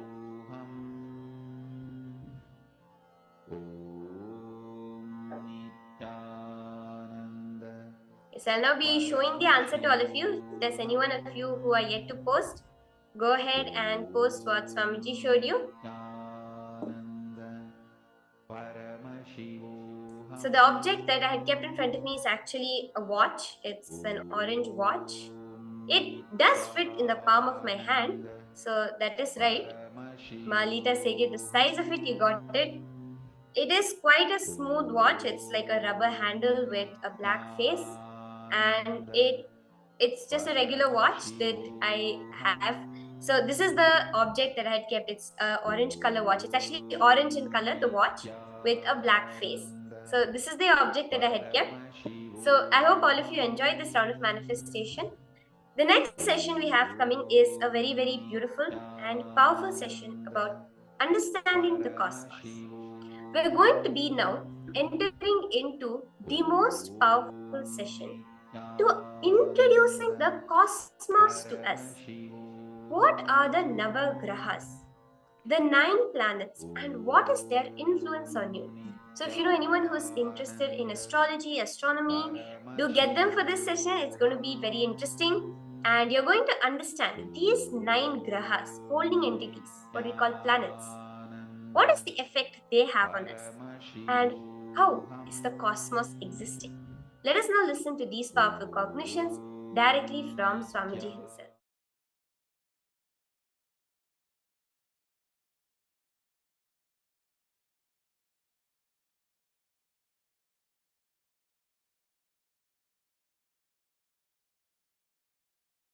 Listen. The moment I utter the word planets, I remember how my Guru, Paramashiva, taught and made me realize about the grahas in Pratyaksha Pramana. My Guru Arunagiri Yogi Ishvara, how he taught me this whole science as Pratyaksha Pramana. Still now I don't think I have spoken about it in public. First time I am going to talk. Understand, One day, I was sitting at the feet of Arunagiri Yogeshwara and he was talking about so many things, and suddenly the conversation turned into grahas.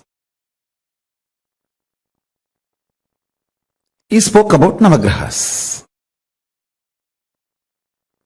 I was looking at him so deeply. Literally everything he was revealing was getting into my system. So deep, like if he utters one word, like a condensed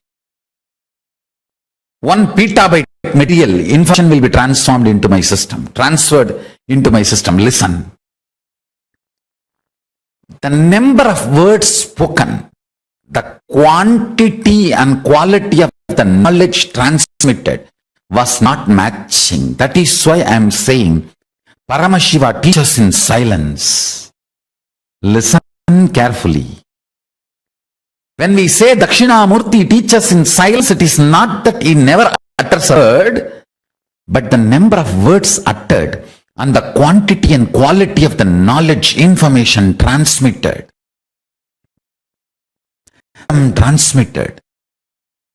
does not logically connect or equate, rationally inexplicable. Just by a word, he will transmit almost 1 petabyte information. Every word he was uttering, petabytes of information was getting transmitted into my system. The system was getting loaded. What was happening between Arunagiri Yogeshwara and me? What Paramashiva shared with me, that very methodology I am adopting and transmitting. That is why even though you spend only half an hour listening to the satsang, whole day you are in that same mood, because time spent is only half an hour, but the amount of information, quantity and quality of the knowledge transmitted is disproportionate. It's not proportionate. Understand? It was like intense cosmic downloading happening from him to my system, like from his body to my body.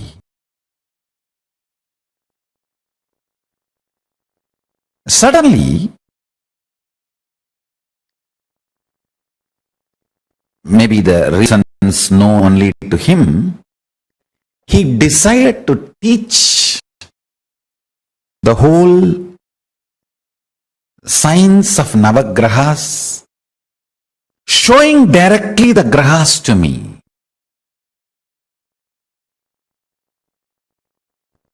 And he just did something like this. I do not know whether he took me to the space of Kailasa or he brought the grahas to Arunachala, where I was sitting with him. I was sitting with him in the temple, in Arunachaleshwara temple. Whether he brought them here or he took me there, I do not know. But suddenly I saw like a chess coins all the Navagrahas, alive, living, moving. And I immediately bowed down to them. The moment I realized they are alive, I immediately bowed down to them.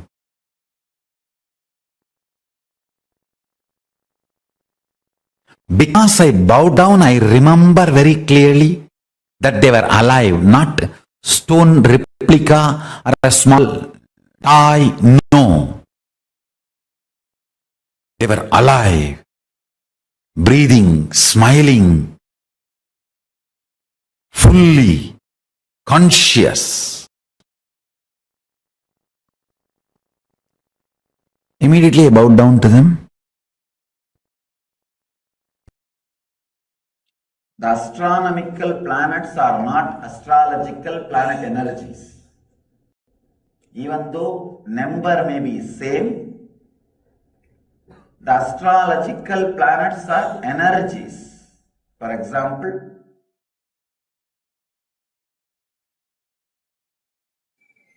planet Earth is here. Maybe I can use the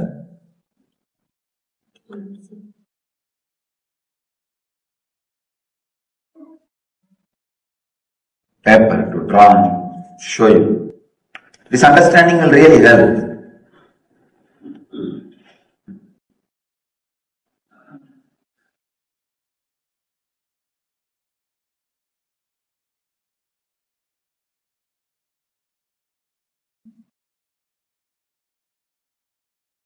Planet Earth is here.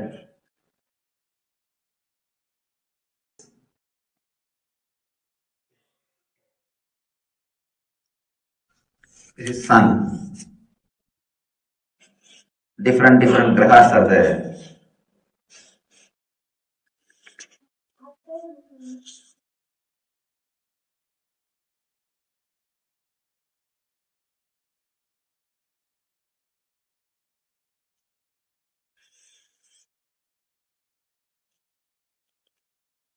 Please visualize this as eccentric circuits and this as some planets.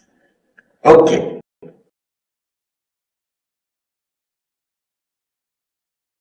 This is Sun.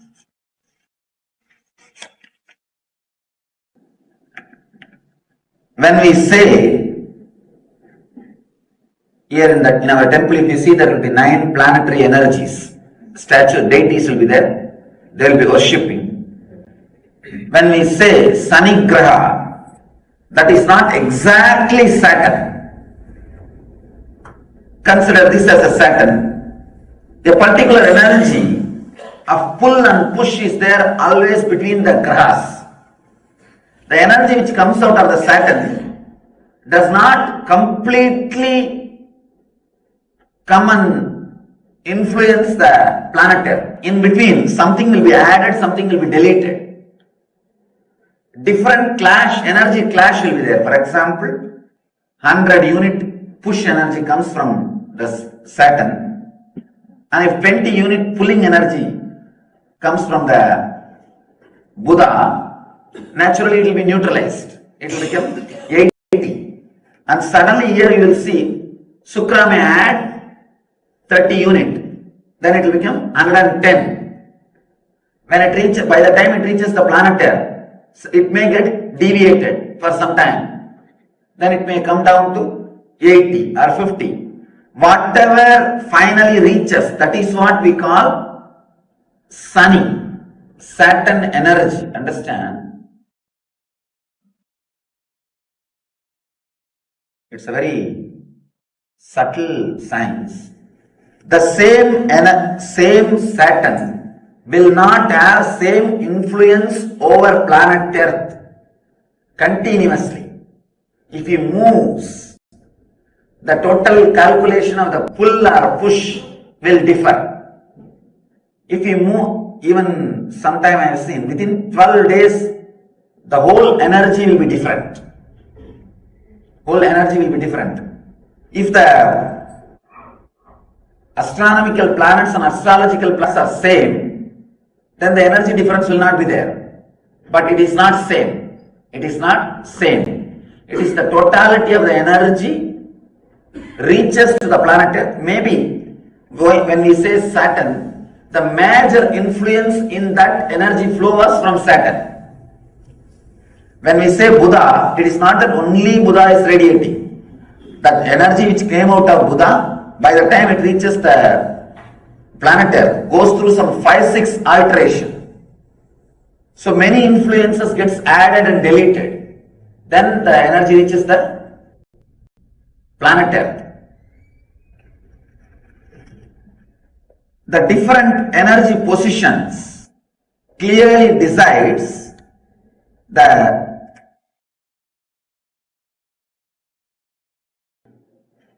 cosmic energy level during your birth, during the time of the birth. Based on that, we will be able to easily predict the course of your life.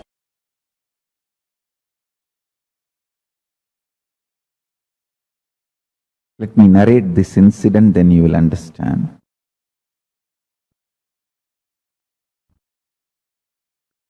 Once my guru was trying to teach me the Surya Siddhanta, means how the Panchanga can be predicted and penned down. He was trying to show how the sun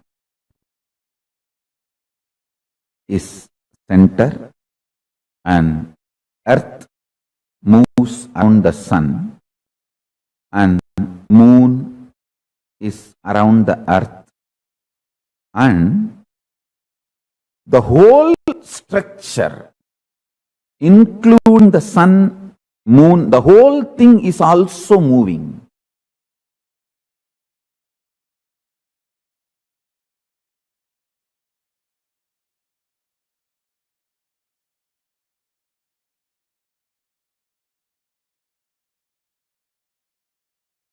He described in an elaborate way, and then he took a chalk piece, just drew some numbers on various parts of my body.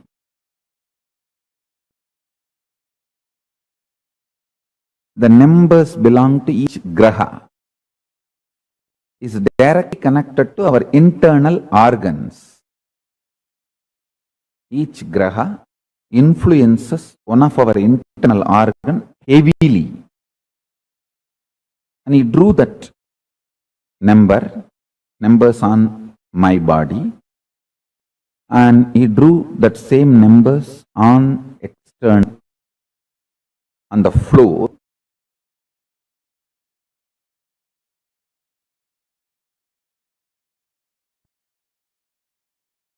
Explaining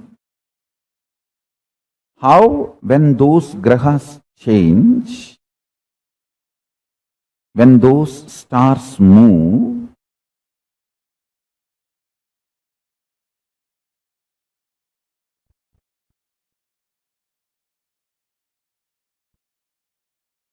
regular cosmic happenings like Amavasya, Purnima, how those things should be predicted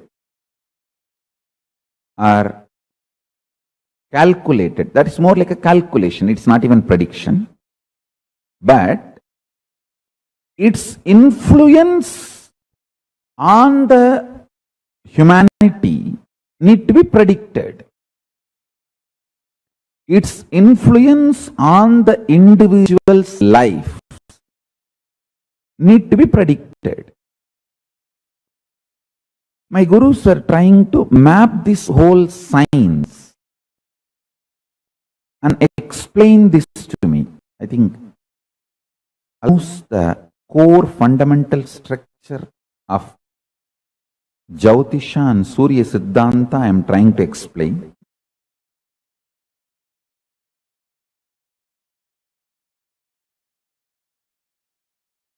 Chandaha padautu Vedasya astau kalpoda patyate jyotishamayanam chakshur niruttam shrotramuchyate sikshakranam tu Vedasya mukam vyakaranam smrutam. This is a very traditional verse. In any Gurukul they will chant this and make you repeat. It's a description. 6 angas of the Vedas in Veda Purusha's body. Jyotisham ayanam chakshu, meaning Jyotish Sastra is considered as eyes of the Veda Purusha. From this we understand that the Vedic astrology is as old as Vedas or in other words, does not have beginning, anadi. This Shastra is also called Hora Shastra.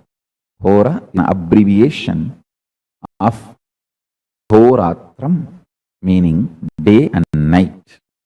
It means it is the systematic study of time and its components and parameters and its influence on physical, chemical, biological existence of what we know as life. Listen.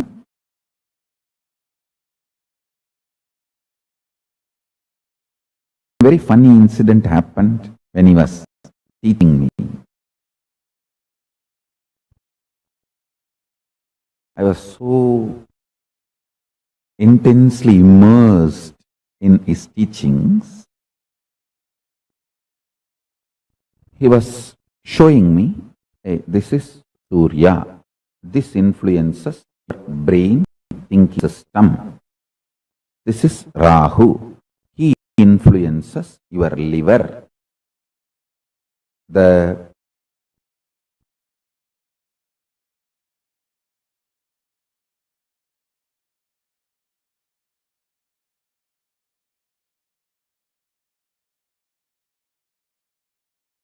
actions liver performs physically,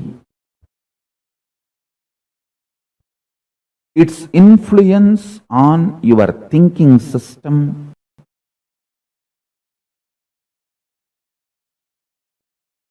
everything, if you map it to the description of Rahu, it will absolutely match.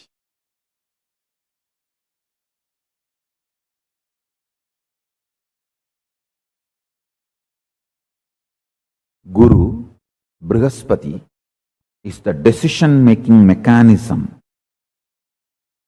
which influences your will persistence, Agnya Chakra, pituitary glands, and its impact on your existence is directly Guru.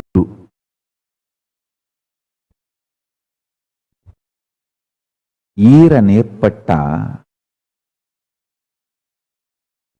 ஆயுள் நீளுந்தம்பி. In Tamil he said, if the liver is straightened out, life will increase. It is directly Rahu. Rahu is responsible for your longevity. Rahu can influence and put you in addictions and kill you, or he can keep you addiction free or addicted to right habits and food and keep you happy, healthy for any long. This whole thing is related to your liver. If the liver decides to addict you for certain food, nothing can be done. Just by remembering that food, you will be forced, your whole system will be pushed to eat it. After eating, you will repent, but you will not stop eating. He said, integrity of the liver to the purpose of your existence makes you long, happy, healthily living.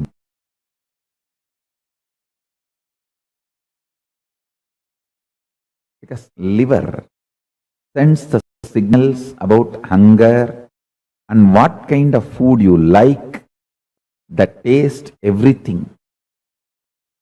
The memories of the food and its taste flashing in your system and you being influenced to eat that same kind of food, timing, rhythm, everything is liver.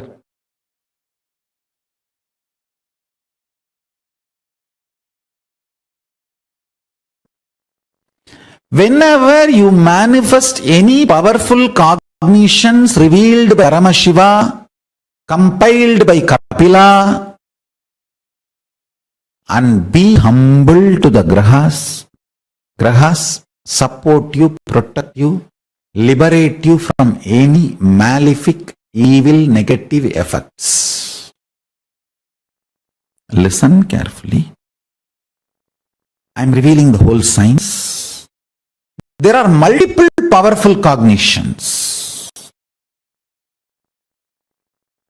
Whenever you do samyama on any of the powerful cognition and manifest that powerful cognition as powers and be humble to the grahas, means being humble to the grahas is what I call doing graha puja. Navagraha dosha santi nivarana pujas. Understand? That is the way you convey to them you are humble. Just because you are manifesting powers, powerful cognitions, you are not arrogant, you are humble. Understand? Be humble to Brahmanas. Be humble to animals. Be humble to grahas. Humbleness makes the grahas decide not to humiliate you. If you are humble, they will never humiliate you. Paramashiva reveals beautifully. Listen very carefully. Every graha is embodiment of certain powerful cognitions. If you decide to do samyama on those powerful cognitions and be humble to those grahas, all those malefic effects will be cleared, will be blessed and showered. Navagraha dosha nivarana puja or Navagraha shanti homa or Navagraha pujas are all just to make you understand those powerful cognitions and make you practice humbleness. That's all. Rahu by himself is so powerful, he will not let you go to the Guru. He will delay it as much as he can.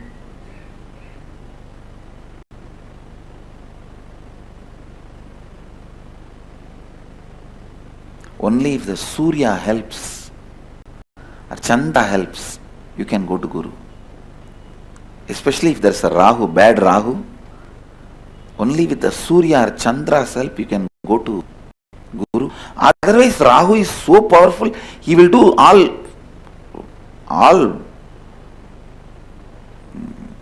what to say, Rahu has no compassion.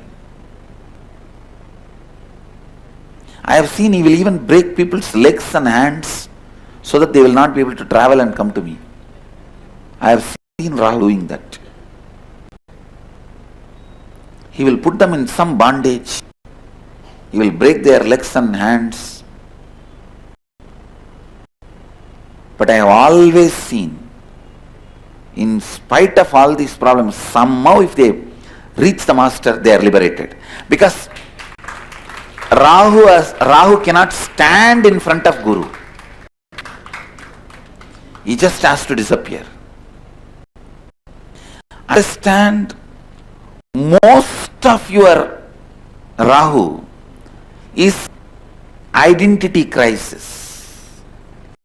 Related to your identity you want to play with. Actually, your own blind spots related to your identity. That's the right word I will use. Even the identity crisis has some meaning which you can give on your own. There are some unsaid concepts in the word identity crisis. So it is not the definite definitions of Nityananda standard. So I will use the word blind spots in your identity. Blind spots in your identity is Rahu. exposing yourself to your identity completely and completing is Ketu. That is why Ketu always leads to enlightenment.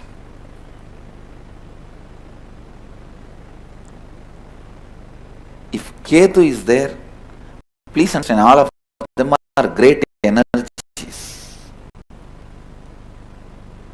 Actually, I am giving you the best possible commentary on Vedic astrology. How your mind and planets work. The macrocosm. You are made of 5 elements. Pancha Bhutas. Earth, water, fire, air, space.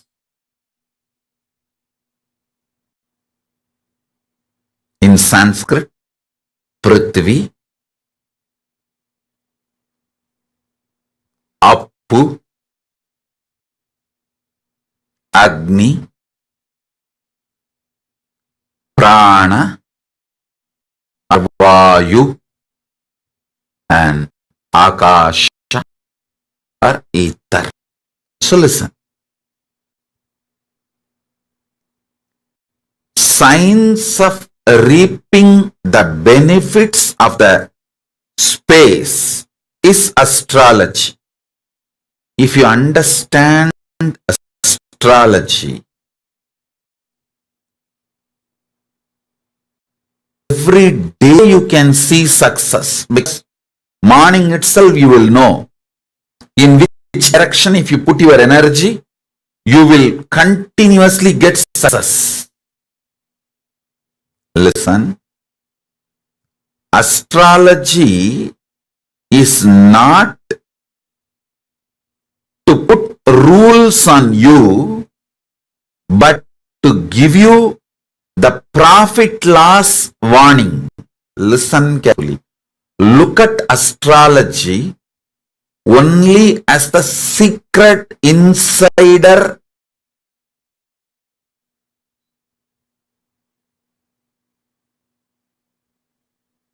tips. I tell you one thing. Understand this one example. In Wall Street Journal, what is going to happen tomorrow? Which stock is going to go up? Which is going to collapse? If you get the tip tonight itself, like an insider trading, what will happen? You will become billionaire in 24 hours. Same way, astrology is insider secrets of cosmos. Do not look at astrology as restrictive. The 5 elements, knowing about the astrology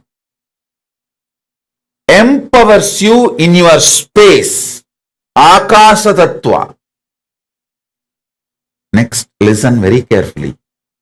Knowing about the Vastu empowers you in your Vayu Tattva, Prana, the air energy. Vastu is all about the air energy inside the house you live, inside the place you live. I'll give you the deepest secrets about the Vastu.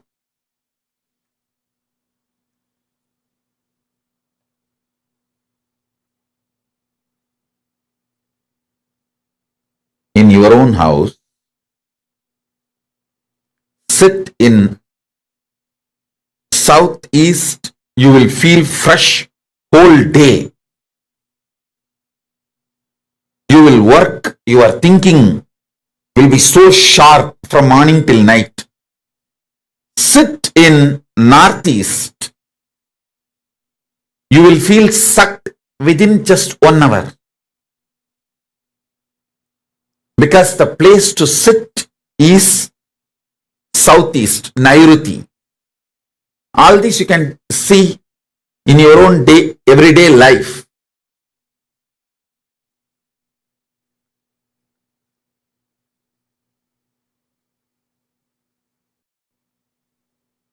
I'll give you more detailed secrets about the Vastu. Understand the fundamental. Vastu is all about the air, Vayu Tattva, Agni.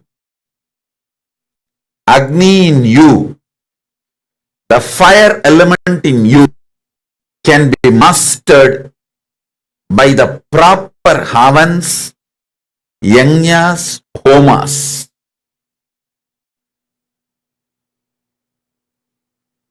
Water element in you can be mastered through yoga, bending the body, making your body fluid,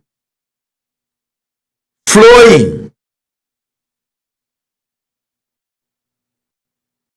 Finally, the Prithvi Tattva, the earth element in you can be mastered by wearing the right gems. The right gems can make your whole body master the Prithvi, earth element. Listen to this very carefully.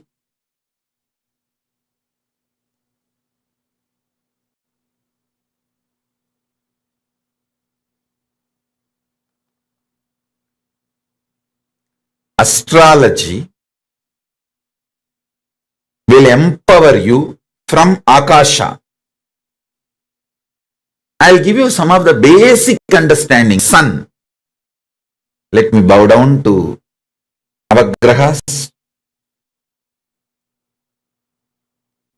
Receive their grace by praying to them, offering ourselves to them, requesting them to reveal themselves to us.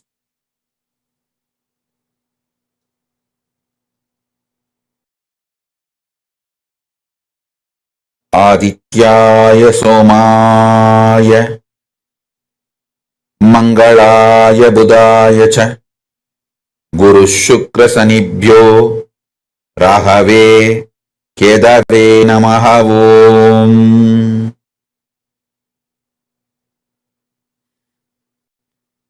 Adityaya Somaya Mangalaya Budaya Cha Guru Shukra Sanibhyo Rahave Kedave Namaha. Listen.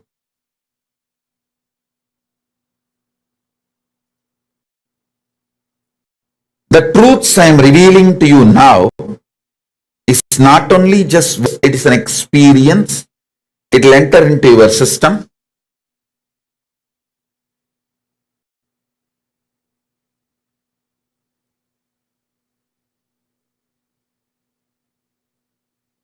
With the grace of Paramashiva,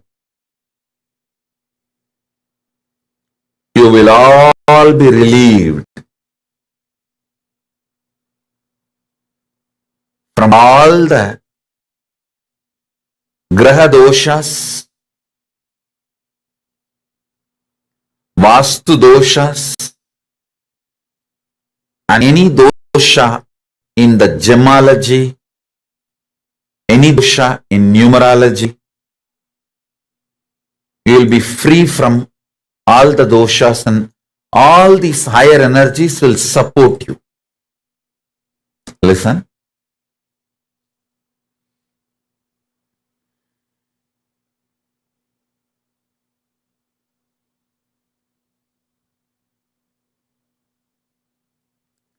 Sun, Aditya, sun energy is an enlightening energy.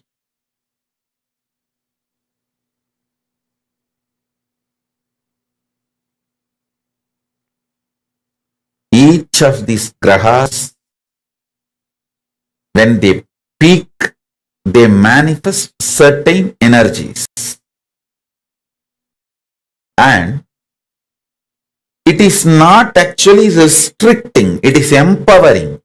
When you know your sun energy is in peak, spend your time towards unclutching and enlightenment. When you know your Shukra is peak, go and take risk in any investment, any business, money related, any pleasure, like you want to propose to someone,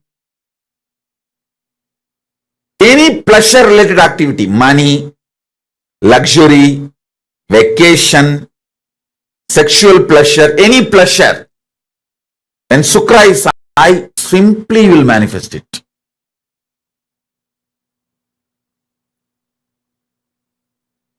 When Guru is high, all the right things you want to do, like you want to build a temple, or you want to build a ashram, you want to build kailasa, or you want to build do some good activity. When Guru is high, it will be successful.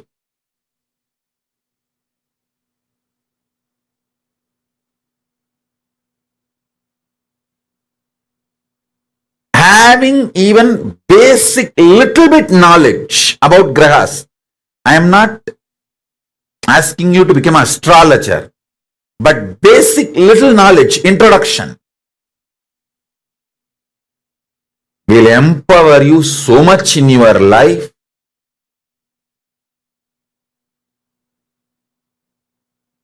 You will be so successful. Your efforts will not be wasted. You will have the maximum productivity in your life. Your whole day will be absolutely productive.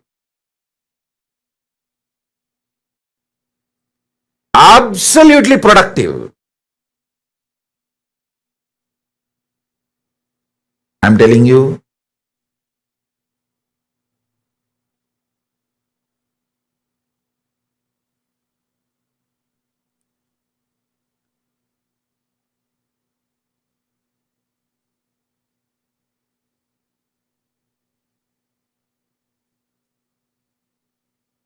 Whenever your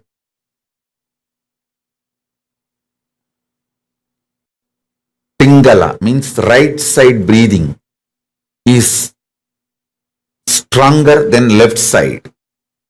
Right nostril is more active than the left nostril. Sit and do planning, visualization, unclutching, all the creative things. Expansion plans. You will be successful. Because your brain will be able to cognize without blind spots. Listen, your ability to cognize something without spot is success. Why failure? Because your brain forgets to cognize the blind spots. I have seen so many people so deluded. When I give them some advice, hey, do this, don't do that, they think, it's okay, when it comes I will face it. Actually when it comes you won't be able to face it. But they don't listen. They don't listen. What to do? 10 years of their hard work, they will destroy it in 1 year. Or one decision, not even 1 year. One decision, the whole thing goes down the drain.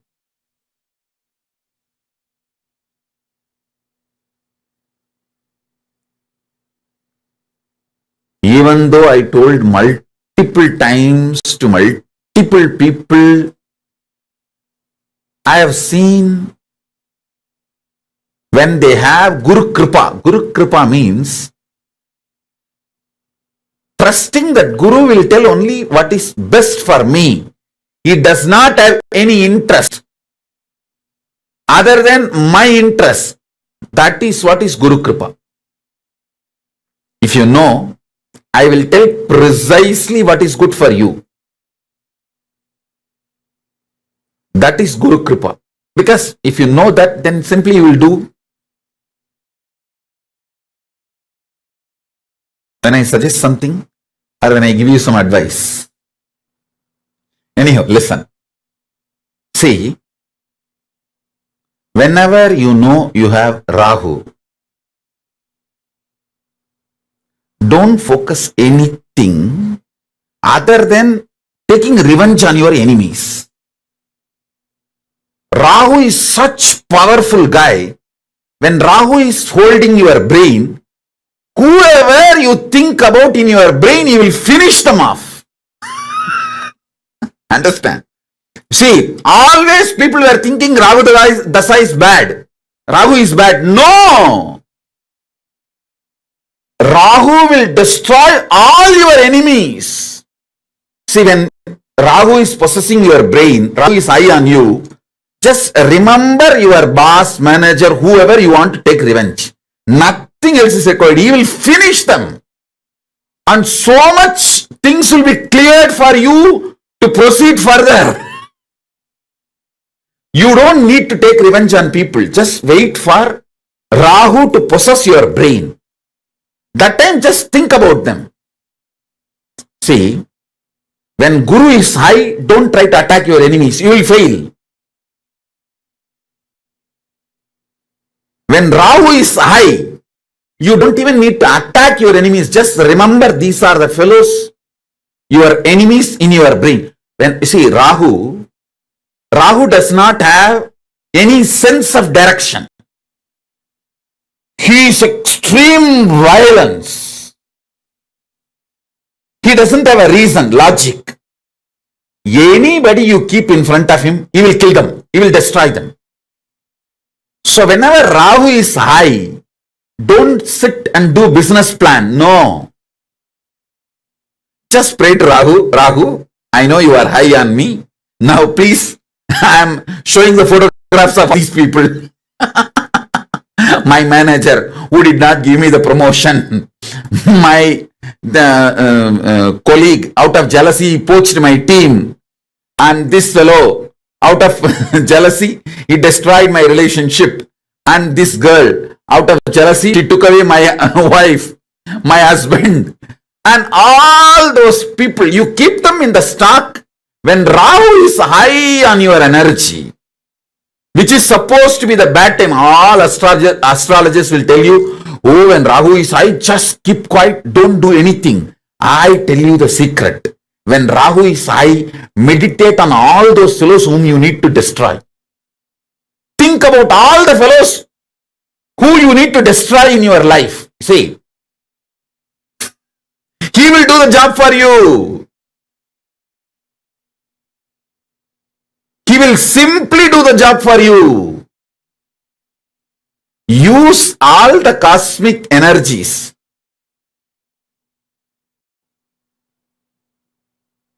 Use all the cosmic energies for your success. That's all. Ketu is absolute compassionate. Whenever Ketu energy is high, build new relationship. Hire more people for your team. Make new friends for your life. If you want to start a new relationship, start new relationship.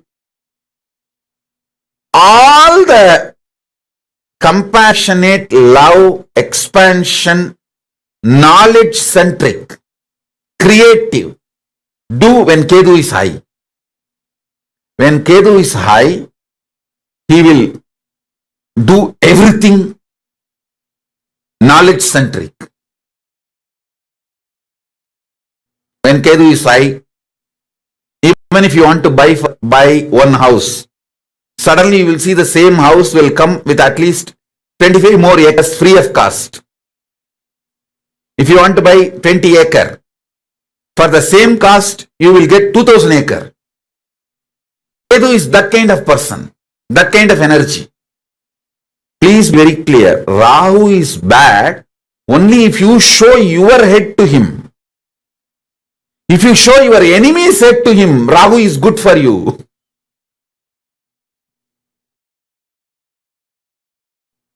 So learn how to use Rahu. Buddha is the pure intuition. Whenever the Buddha is high, go do what your intuition reveals.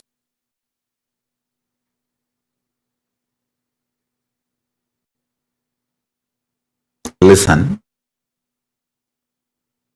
Shani is power, not bad. Power. And pure honesty and authenticity. Sun will actually expose you to you. That is why he is called Dharmakaraka, who teaches Dharma, righteousness.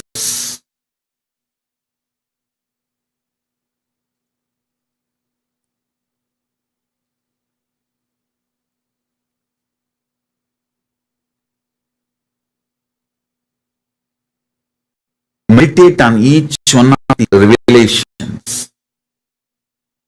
You can easily use the powers of grihas. Powers of grihas. You can easily use the astrology in your day-to-day life. See, most graceful, protective, managing everyone and making the whole thing happen is Guru. Ultimately, if you connect with the Guru Graha, he is considered as a Subhagraha, most powerful Subhagraha. He will somehow plan and make it happen. That is the beauty of Guru. Even if you have messed up 100 times with the 200 things, he will somehow do the best for you in the given situation. That's Guru. That is Guru.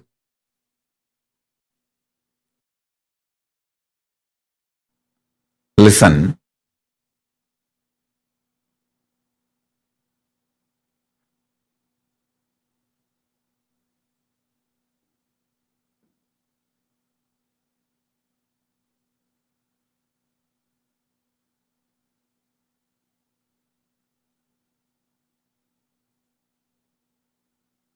See, all 9 planets have their points inside your body.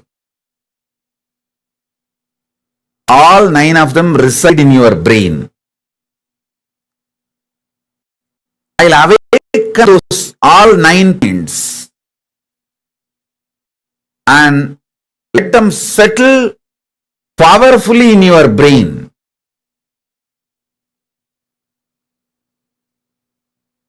Not only they will all give you grace, powers, they will also tell you how to use for your life best way. In a best way.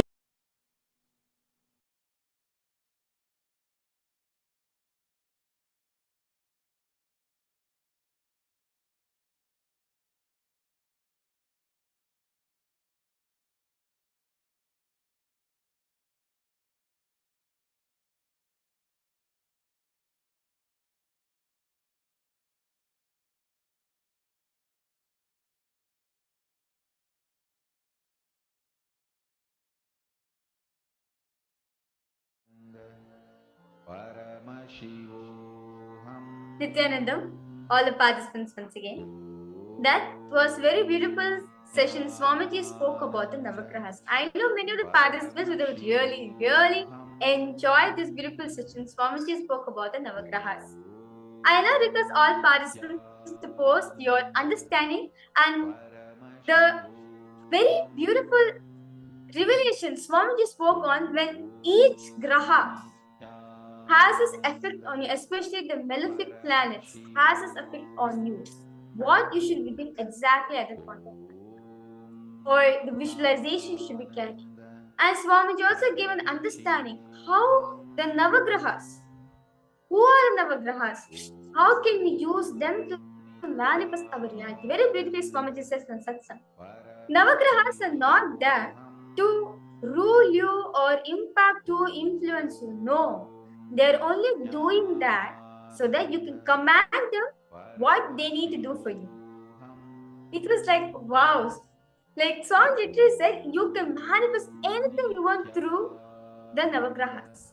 And each of the Navagrahas actually symbolizes one aspect in our life. Very beautiful Swami says, Sanishwara, Shani Bhagwan, the Saturn. He teaches life how you should be, integrity. That is Sanishwara. How to be accountable. Swamiji says that each of these grahas, whatever they do to us, whether it is Rahu or it is Guru, they only have one purpose: to get you closer to the master and to get you enlightened. Whatever you may be doing in life, according to that, the grahas act on you such that you can achieve your own ultimate enlightenment. I request all the participants, all those who have joined here, to go ahead and post your understandings, your powerful cognitions, what clicked with you from this powerful, beautiful session that we just listened to directly from Swamiji himself. And also Swamiji said a very beautiful statement. Swamiji made that as long as Guru is there in your life, meaning the enlightened master, the avatar is there in your life, nothing can shake you. Nothing will happen to you because it is the Guru who rules the Navagrahas. Navagrahas are the one who brings you to the Guru.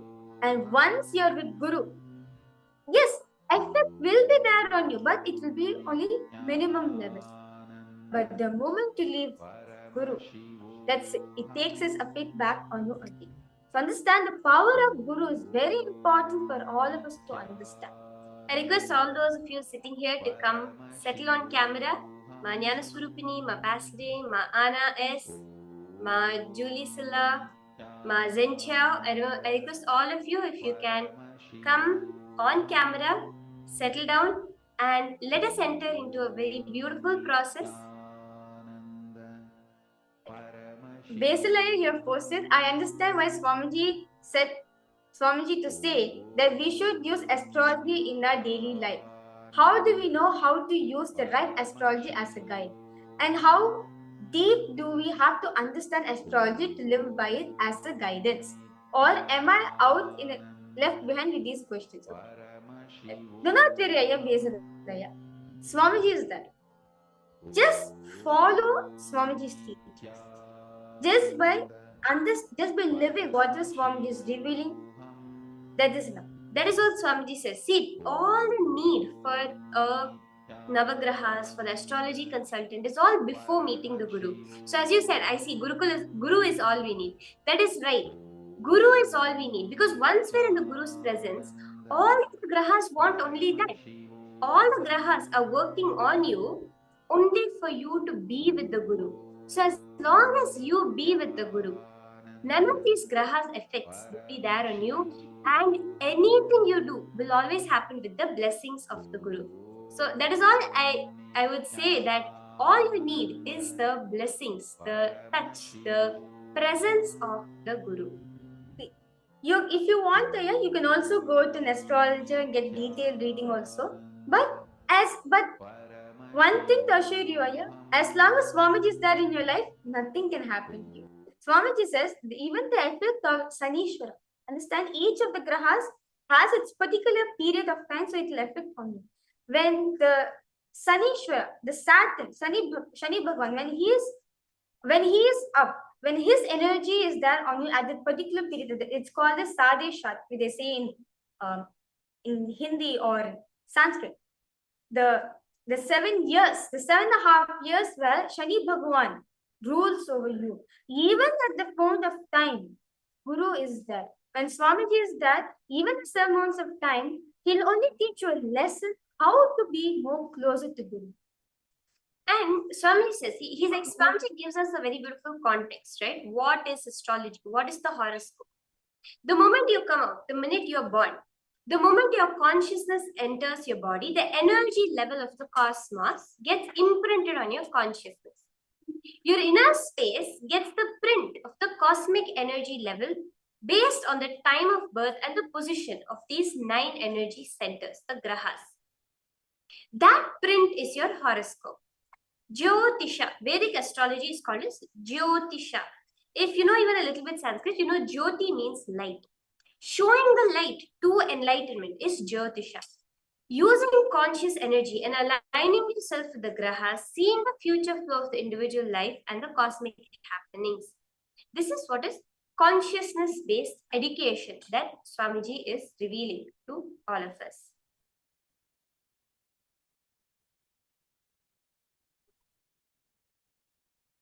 So, as very beautifully all of us learn what exactly is Jyotisha. Now let us understand more deeply why is Swamiji saying. Swamiji says that having an idea about your horoscope will give you intelligence and acceptance to decide about your life. See, many times we'll be like, okay, I'm not so sure what am I supposed to do, or I'm not so sure whether I'm heading to a right path. It is good that we get to understand a little bit of a horoscope so that we can get the intelligence of what we should exactly decide for our life, what is good for us and what is bad for us. And if you start cognizing the element of consciousness is you will start respecting your swatantratva, ability to will and manifest. And you will start recognizing the same ability to will and manifest in planets. See this, by understanding Jyotisha, especially the Vedic astrology, which is detailedly given in the Hinduism, the Surya Siddhanta astrology, it will only give us intelligence to understand that your Swatantra, the Paramashivoham in you. If you realize this, naturally you'll understand that you can manifest anything you want in life. And by understanding that, you will know by taking the help of these 9 planets, you can also make them to manifest your realities. So let us take a bit of a tour, understanding, recapping all the things Swamiji just now revealed about the different planets, about the different grahas. So the first was the Aditya, the sun. When the sun energy is in the peak, what you need to do is spend time on unclutching. I request all the participants to take notes of this also. It will be very helpful for you and useful for you in the future also. So I request all of you, you can go ahead and take notes as you're listening to this. So the Surya energy, Aditya, is the sun, the time for unclutching. Second is Shukra, the form of Venus, what we call as Venus, that is Shukra. During this time, anything which is pleasure related, anything which you need to do related to your money or pleasures, all of those you should do during the time when Shukra is active. Any money, luxury, vacation, when Shukra is high, simply he will manifest. When the Guru is high, he is the most graceful, proactive, managing everyone, dragging, making the whole thing happen is Guru. So when Guru is high, all the right things you want to do in life, all the expanding things you want to do in life, go ahead and do it. Because like you want to build a temple, you want to do an ashram, you want to spend some time in spiritual practice, you want to build Kailasa, whatever it is, the good activities you want to do it when the Guru is high.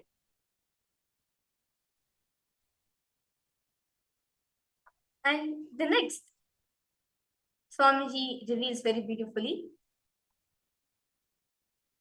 when Rahu If you do completion process during Rahu Kala, you will simply be successful. Understand? In the Vedic astrology, says very beautifully that in a day, there's a particular timing where this Rahu Kalam happens. A particular time dedicated for the planet named Rahu. At this moment, it's like maybe duration like 2 hours, 4 hours, depending on the day. So at this particular time, usually the astrologist will tell you to do a particular offering. So the effect of Rahu will be, the negative effect of Rahu will be less only, so that only the positive effect of Rahu will be there on you. So Swamiji is saying, at this moment of time, if you practice completion, if you want to know any Rahu Kala, you can go to internet, go to Google, and also you can type Rahu Kala in whichever, like today's Rahu Kala, and you can get the dates and you can get the timing. So at this time, if you do completion, you'll simply be successful in anything in life. Next is Ketu. Ketu, Swamiji says very beautifully, he is absolute compassion. All of us know Guru only is directly compassion, but Ketu, Swamiji says beautifully, Ketu also symbolizes his absolute compassion. Whenever Ketu's energy is high, build new relationships, hire more people for your team, and make new friends for your life. Understanding Ketu's high, even if you want to buy one house, suddenly you will see the same house will come at least with 25 more acres free of cost. The showering of light happens with Ketu. So Ketu, Swamiji also says, is enlightenment. Ketu is a very strong, compassionate energy for all of us, always supporting you to go more and more towards the Guru. The next is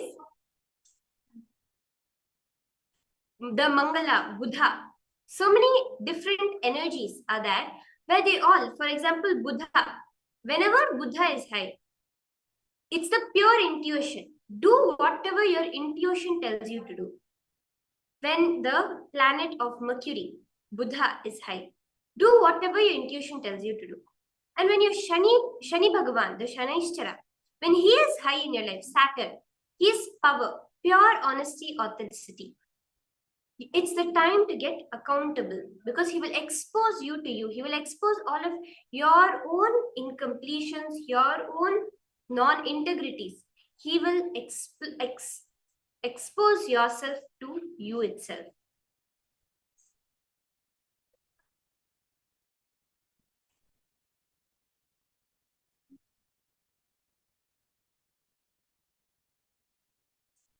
So the next, so now all the participants, now all of us understood what needs to be done exactly, which planet, when that planet is has its power over you.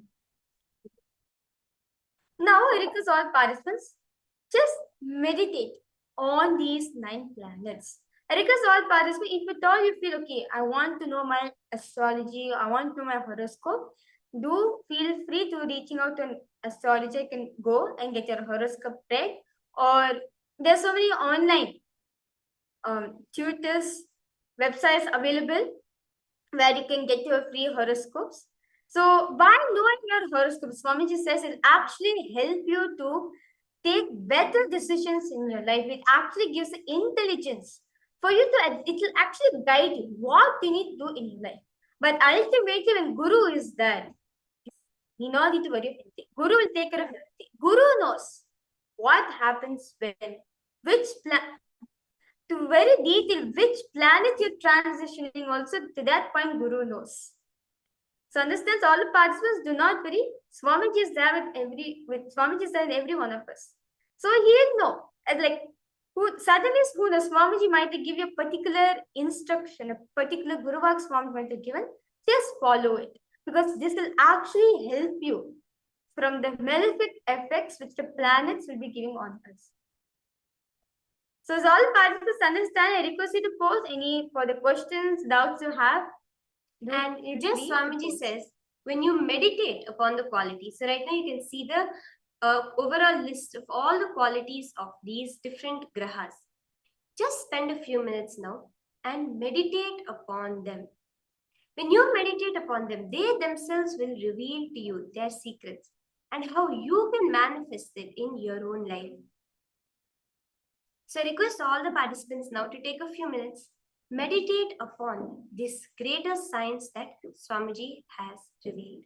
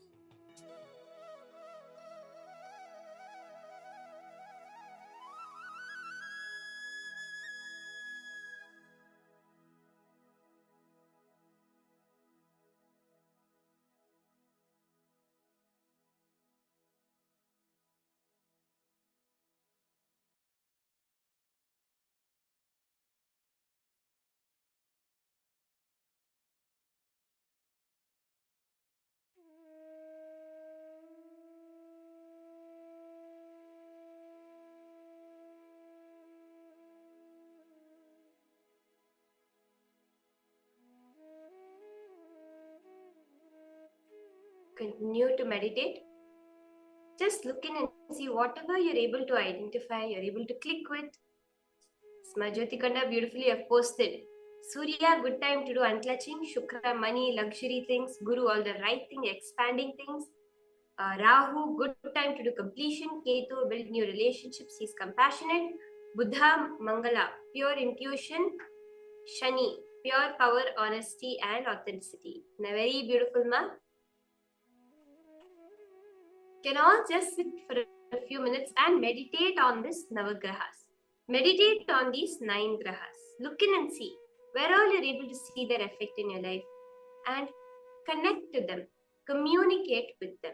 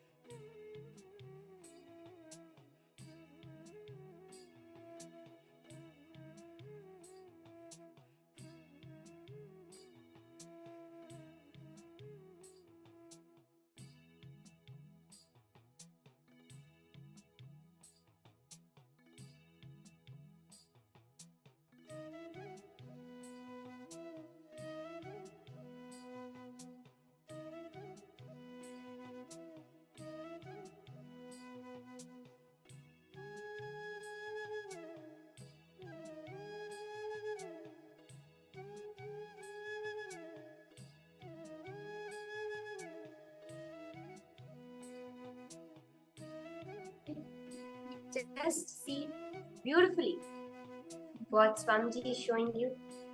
How are you able to connect to these grahas? They're very powerful. These grahas are very, very powerful, and just by connecting to them, you'll be able to see their effect in your daily life. Ma Anna, Nityanandam, I see many people newly joining. Nityanandam, Ma Alexandra, Kasparis, Nityanandam, Ma. Just connect and see how you can experience these grahas. So now we are going to be entering into a beautiful session. We're going to be having the power manifestation. So in this round of power manifestation, we will be continuing the power of remote vision, where all of you will be scanning an object, which I'm keeping with me. So we have kept a certain object in front of us, and through the power of the third eye, you're going to be able to scan and see exactly what that object is. Actually, Swamiji says this power of remote vision will actually not just for seeing places in planet Earth alone, power of like describing or places, what's there in planet Earth. But through this power of remote vision, you can also see what's happening in the universe with the planets such as the Saturn, Neptune. What's happening in other galaxies also you'll be able to just through this power of remote vision. So now because so now we have placed an object in front of us. I request now all participants now to close your eyes. Visualize the Swamiji. Just now, very beautiful, powerful session. Swamiji has spoke about the Navagrahas. You can also connect to them. Connect to Swamiji. And ask Swamiji to reveal what is the object that is kept in front of the Acharyas. You can ask Swamiji to also tell the colors, the detail, what the object is about. So all parts now, slowly, in a beautiful space, start chanting the Mahavakya. Just connect to Swamiji. Allow Swamiji to flow through you.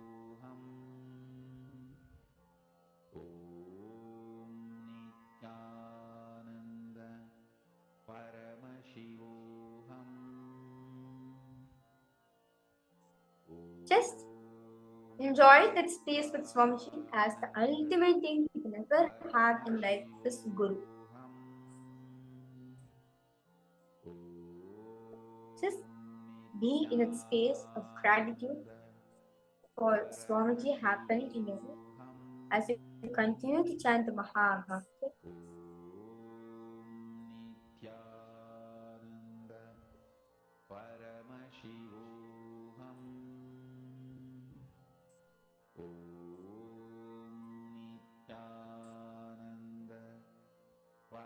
Let Swamiji reveal to you powerfully, clearly in your inner space.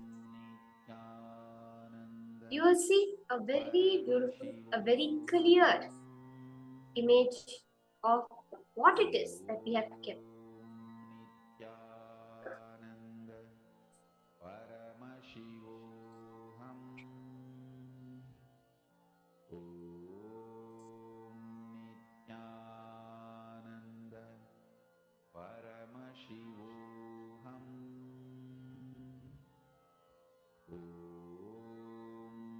Any of you have any questions, any doubts as you are going through the session, feel free to go ahead and post it too.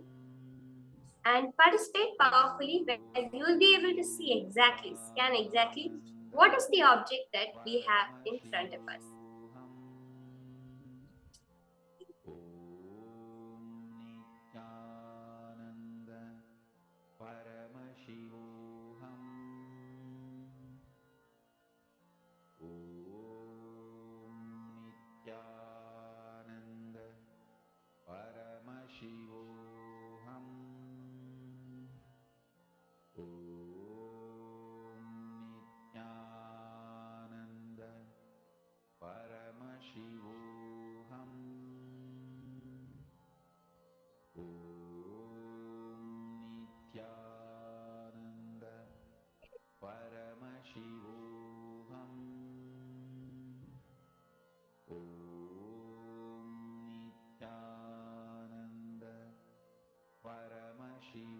then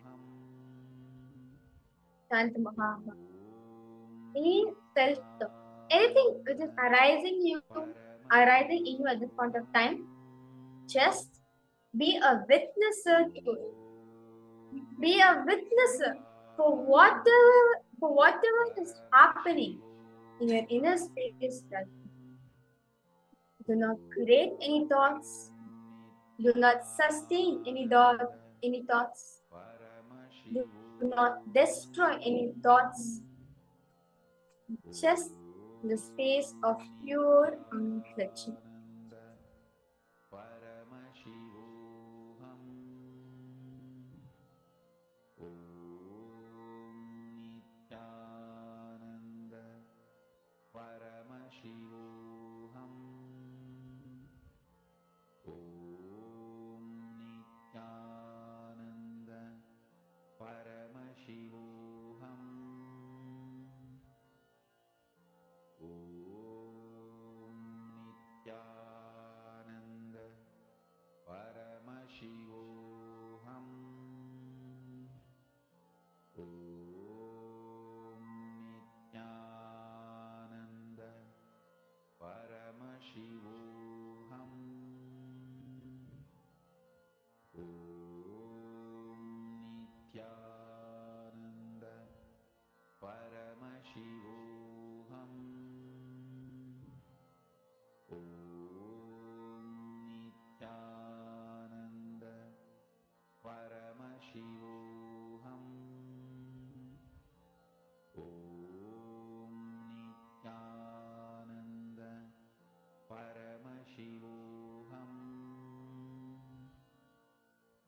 Om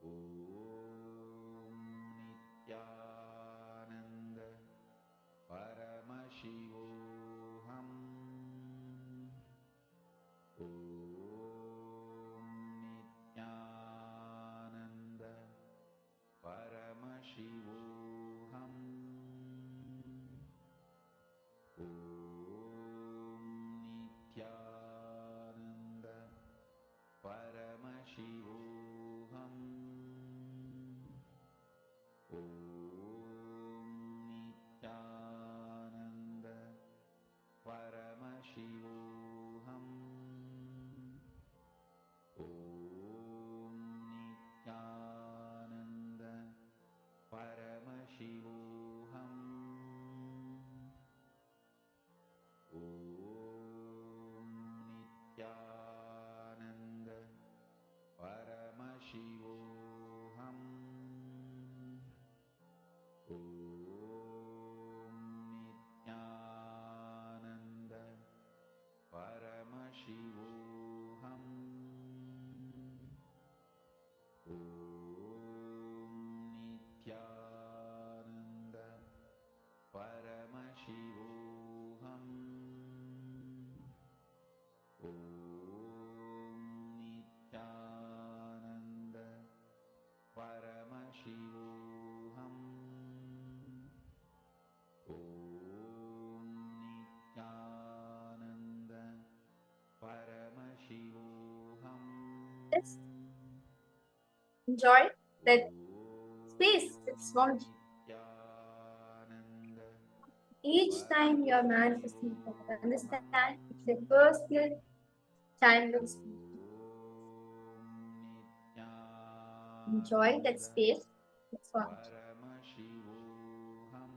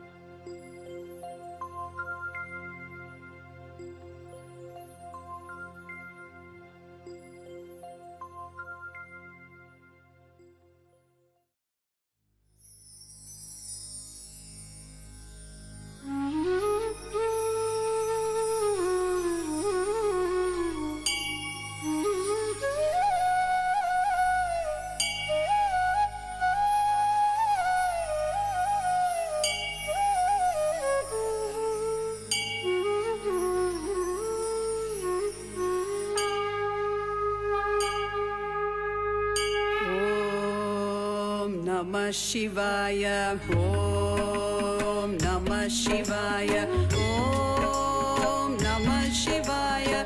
Om Namah Shivaya. Om Namah Shivaya. Om Namah Shivaya. Namah Shivaya. Namah Shivaya. Gangadhara Lingeshwara Shambho Mahadeva.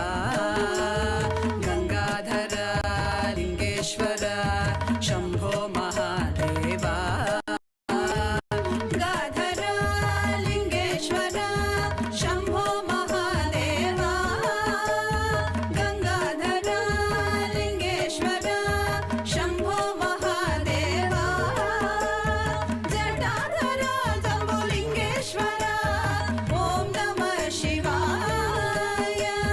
Jatadhara Jambulingeshwara Om Namah Shivaya.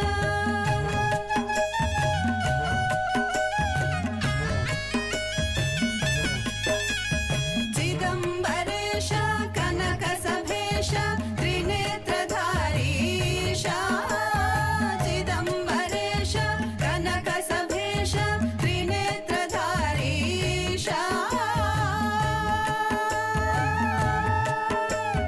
Tadhimi tadhimi tadhimi tadhimi natana priyaisha. Tadhimi tadhimi tadhimi tadhimi natana priyaisha.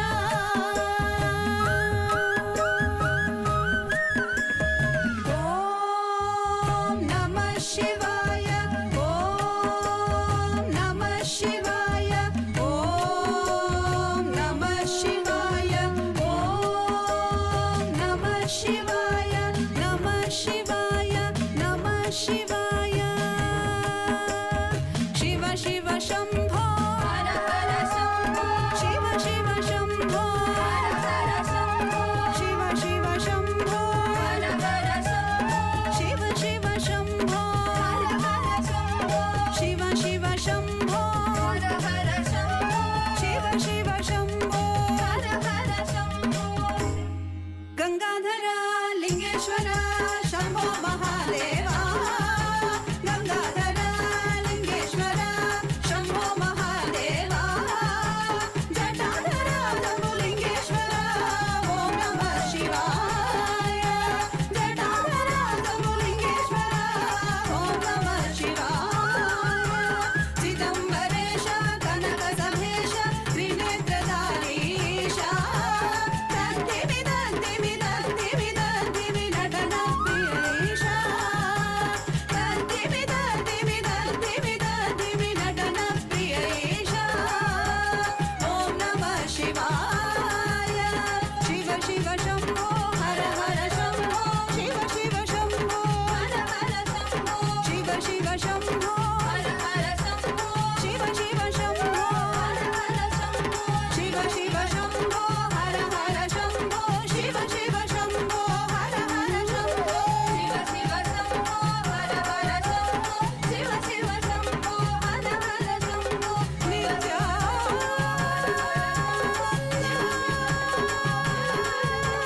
Shiva Shiva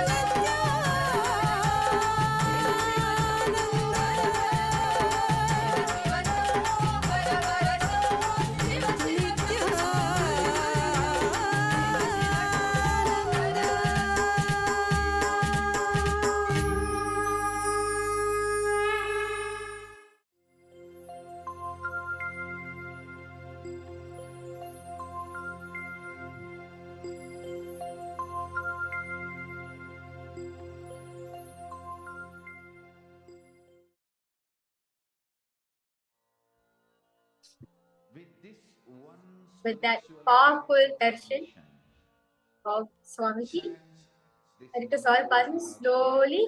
Open your eyes and pose exactly how Swamiji has. No edits, no anything. Just pose exactly how Swamiji showed. As Swamiji has shown you in your inner space, go ahead and pose that. Paramashivoham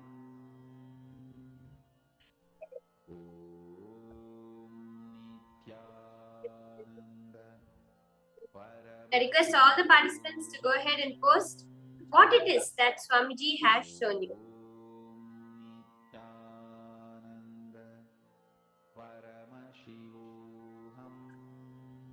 Isma Lita, Manandeshwari, Manyana Pradayini, Ma Ilka Olivera, Ma Anna, Ma Alexandra, yes. Ma Saroj, Nityanandama, I request you to post what the song is going to.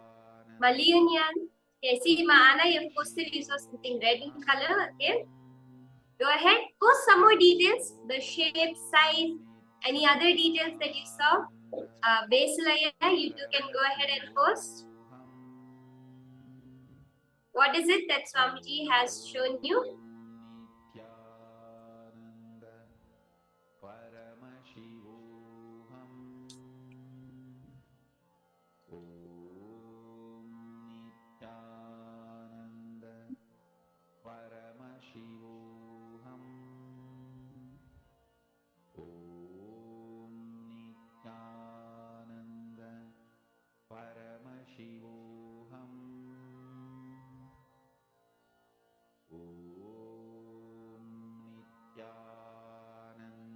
All of you can go ahead. See, when you're posting it, go to the details of what Swamiji is showing you. As detailedly as you can. Colors, shapes, any other elements, anything that Swamiji is showing you, type it down to the detail.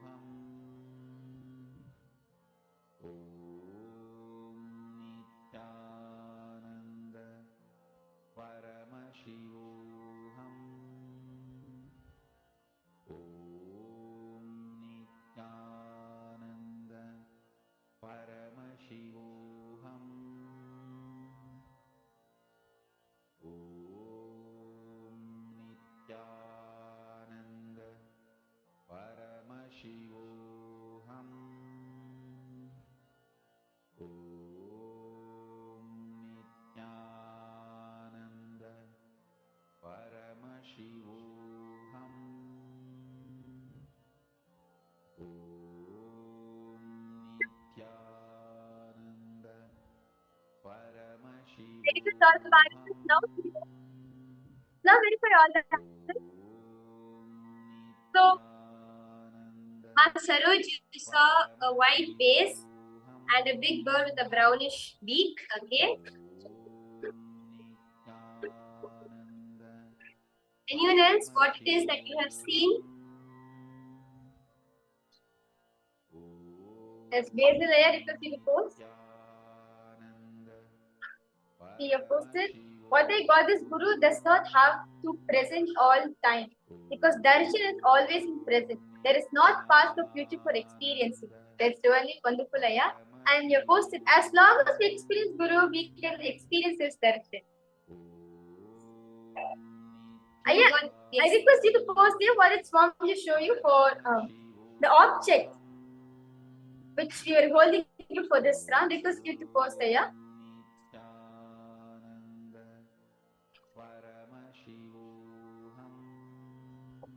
So all the participants, the exact object which we are holding for all of you, it's a picture of Swamiji. This is called the Ananda Gandha photograph of Swami. So you can see this is the photo of Swamiji when Swamiji was young. Like Swamiji with orange clothes and Swamiji smiling. And if you observe, Swamiji is sitting in a curtain background which is like red maroon color. That's wonderful. I think Mas Saroj, you were saying that you able to see red color one. That's awesome. That's wonderful. So I can show it again for all the participants. So this is the photograph. This is the Anandagandha photograph of Swamiji. So now we'll be moving on to the next session. So this next session is like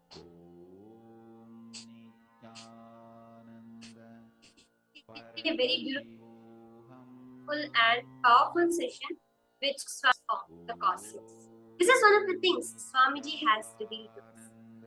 So now we're going to be understanding about these vertical time zones. So we are all aware of what we call as the horizontal time zones, as the normal time zones, right?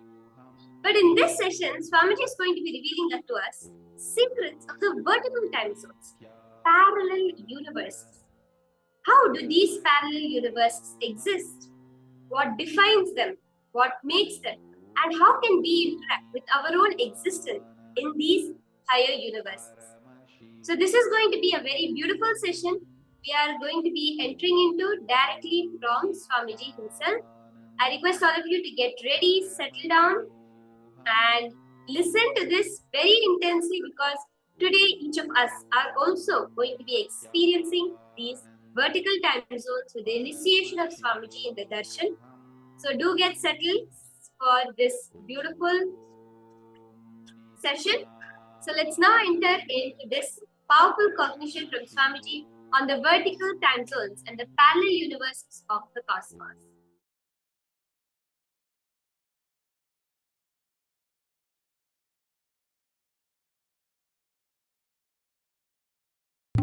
Since the beginning of time and space, Bhagwan Paramashiva, the all-powerful, all-pervasive, and all-knowing ultimate superconscious existence, revealed in the Vedas and Agamas, the source scriptures of Hinduism, the truths about himself and the manifested universe, and its multidimensional and simultaneously existing dimensions and worlds, also known as parallel universes or vertical time zones.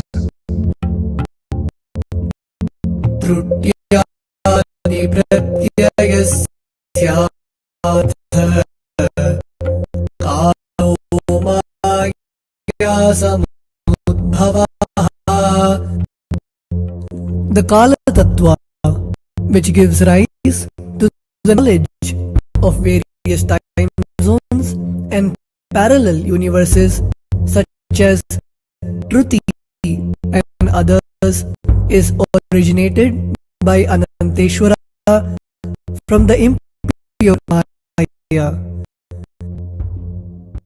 Bhagwan Paramashiva mentions that as we experience the various higher states of consciousness, we simultaneously experience the various time zones associated with them. We get transported to the parallel universes and experience the other dimensions of our own existence, of our own personality.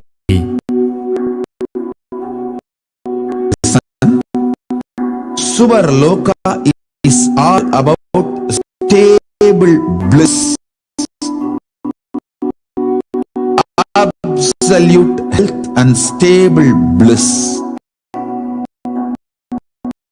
Marloka is all about the highest peak possibilities. Jana Loka is the place where you can exist in multiple bodies at a time. You experience oneness, the super reality. Tapaloka is the last go through. Sometimes you know Paramashiva, sometimes you just slip, but again you say, I am Paramashiva. That space is the Tapoloka, an absolute surrender. Whether I am remembering, I am manifesting Paramashivatva, or I am deluded, I surrender both to Paramashiva. When you take that decision, you are lifted to Brahmaloka. You move to the Brahmaloka. The deep surrender lifts you to Brahmaloka. Then you move to Parandama, Vaikunta, and Kailasa, then Mahakailasa itself. The key to unlock these parallel universes is hidden in the spine of the human body. Human beings, only human beings on this planet Earth are empowered, hardwired, capable of migrating to parallel universe. Understand?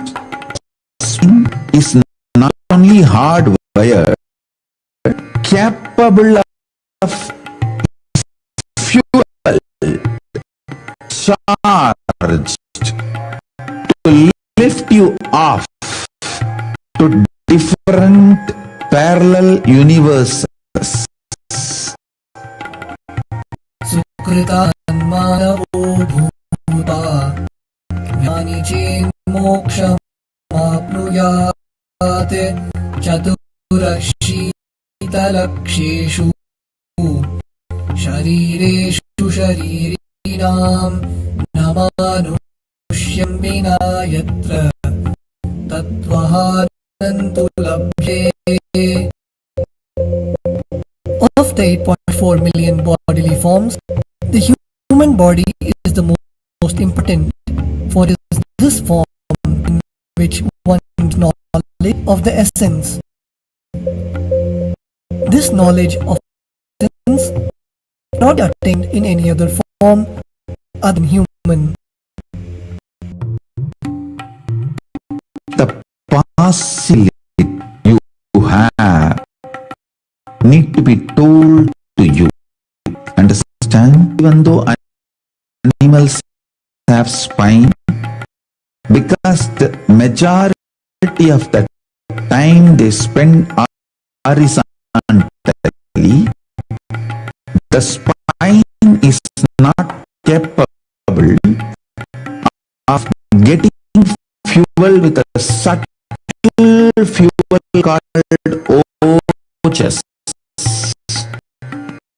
The ojas need filled your spine, and the kundalini need to be ignited for you to reach parallel universe and different vertical time zone spaces. When our state of consciousness is raised, we start experiencing these higher lokas, allowing the various possibilities and powers available in these universes to start expressing in our own human body. Recently, scientists have discovered that the human body, particularly in the brain, naturally produces light in the form of higher photons, and that when our state of consciousness is lifted, the brain moves from producing a normal 20 photons of light per centimeter square per second to more than 100,000 photons of light per second. That shows us that as we start to experience higher and higher states of consciousness, we start to produce huge amount of light, which is directly proportional and translatable to the amount of possibilities and powers that start to manifest on this plane, as well as the freedom from pains and sufferings experienced by beings in lower states of consciousness.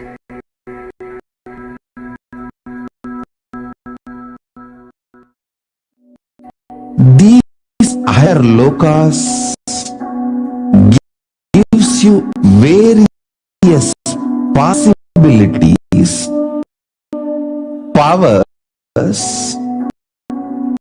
For example, imagine, visualize you going to a different country where the electronic gadgets are easily, freely available. So naturally, everything you can gain through the electronic gadgets will be available to you freely. Same way, Kamadev, Karpagavrksha, Parijat, all these different gadgets, possibilities available in different lokas. Please understand, a permanent, irreversible power manifestation from the upper lokas is possible. Once these possibilities and powers start to express in the human body on the Bhuloka, our present plane, we reach a point of no return. The cognitive shift which happens in us about who we are and what is the reality hidden behind this perceivable world frees us from the deluded ideas we have about ourselves and the life in the cosmos. The moment your consciousness is empowered to access and to exist in the parallel universe, no force in this Bhuloka, planet Earth, can torture you, abuse you, suffocate you. It is irreversible, permanent enlightenment, irreversible, permanent empowerment. In the source scriptures of Hinduism, the Vedas and Agamas, Bhagwan Paramashiva reveals about the importance of being initiated by a guru who is fit of giving initiation for us to raise into the various states of consciousness and experience the higher time zones.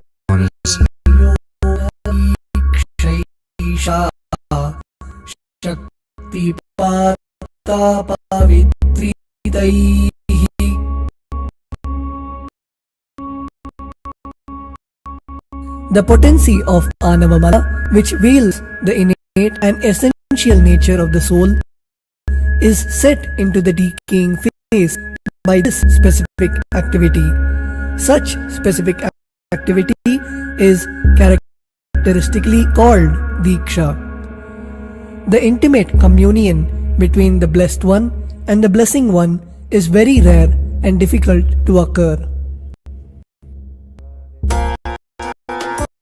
The Supreme Pontiff of Hinduism, Jagat Guru Mahasannidhanam, His Divine Holiness Bhagwan Nityananda Paramashivoham, is the 1008th incarnation of Paramashiva, as per Hinduism, living amidst us today, starting out at a young age and enduring years of intense penance. He persevered with a single point vision of experiencing the ultimate oneness with Paramashiva, known as Paramadvaita.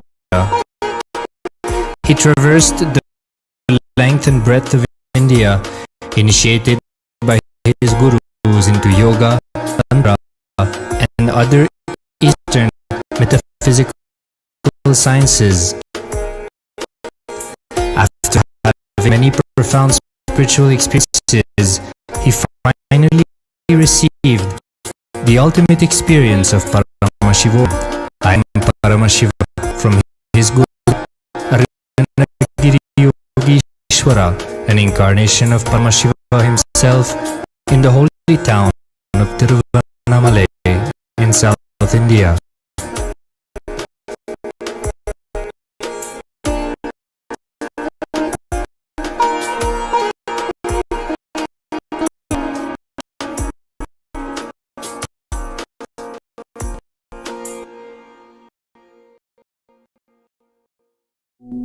The brain, the body's most complex organ, containing more than 100 billion neurons, each of them in chemical and electrical conversation with up to 10,000 other neurons. Its sheer capacity to process the various happenings of life is astonishing. The scientific studies on the Supreme Pontiff of Hinduism's brain remarkably shows that the complexity presents no difficulty for the Supreme Pontiff of Hinduism in managing his brain's activity. The Supreme Hinduism's capacity to control his brain is very fluid. He can easily shift his brain function and alter his brain waves, allowing the travel into various time zones possible and effortless. The results from the scientific studies conducted on the Supreme Pontiff of Hinduism show that the human body and brain is able to choose to alter the body and to travel to other dimensions at will. The possibility for people to experience the healing capabilities as well as the higher states of consciousness is an event of immense benefit for humankind. The science of altering the rates and progression of many physical diseases, mental instabilities, and ultimately the superconscious breakthrough has now been made available and achievable for today's humanity. The Supreme Pontiff of Hinduism is a bridge between the visible and the invisible. He is also a bridge between the age-old world of mysticism and the modern world of science and discovery. As brain research continues on a widespread basis, and as we appropriately bring the phenomena of mysticism into the realm of science for further study, we are taking strides on the path of physical and mental health as well as superconsciousness.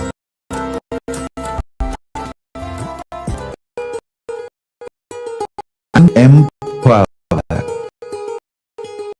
enlighten each and every one of you with the fuel and energy of the parallel universe.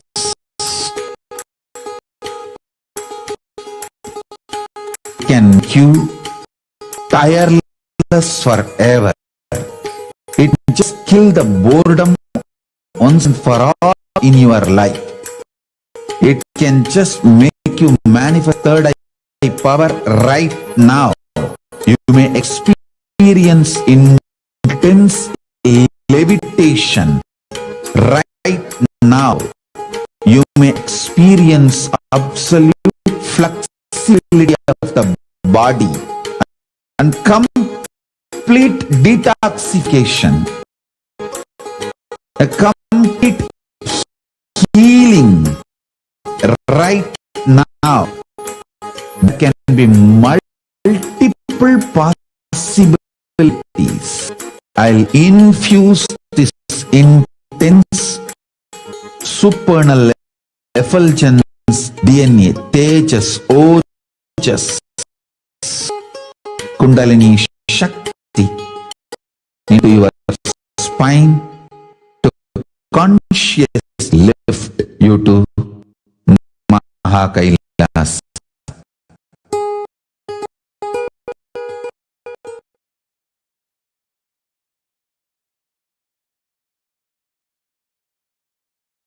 Hindu tradition, Sanatana Hindu Dharma is focused on this superconscious mutation, ultimate oneness.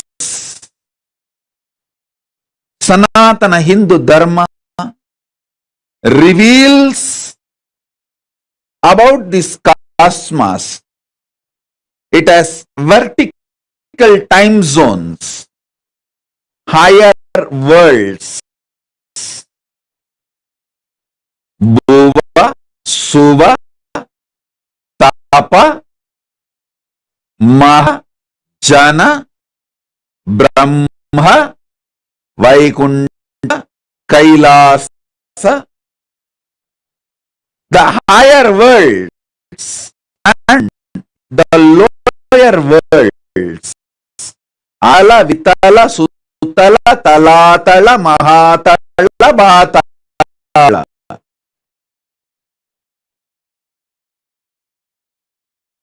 I'll project a simple description diagram of this locus.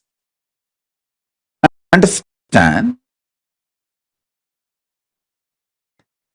Sanatana Hindu Dharma, the Hinduism, reveals about the cosmos, the higher planes, vertical time zones, and the lower planes, both.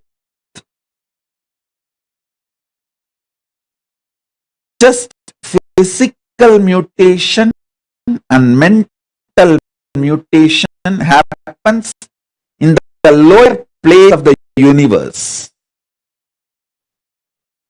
But conscious mutation, superconscious mutation happens in the higher planes of the universe, vertical time zones of the universe.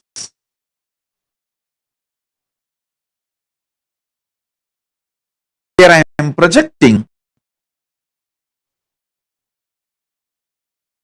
a simple description diagram of the vertical time zone.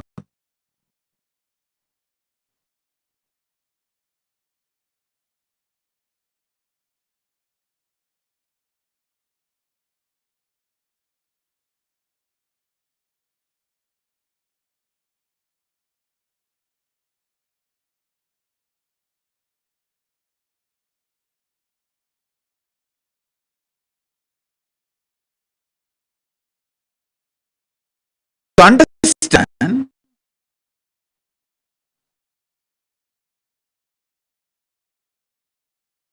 this is the rough description of cosmos revealed by Hinduism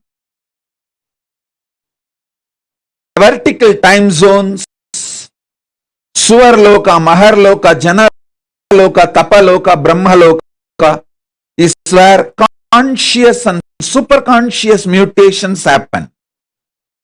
The lower worlds, Atala, Tala, Sutala, Tala, Tala, Mahatala, Batala, Rasatala.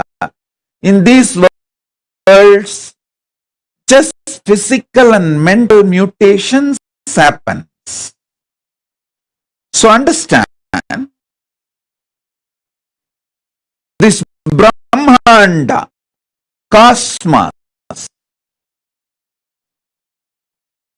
is focused on giving superconscious mutation to all beings and ultimate oneness, Paramadvaita Anubhuti. What I mean by the word vertical time zone?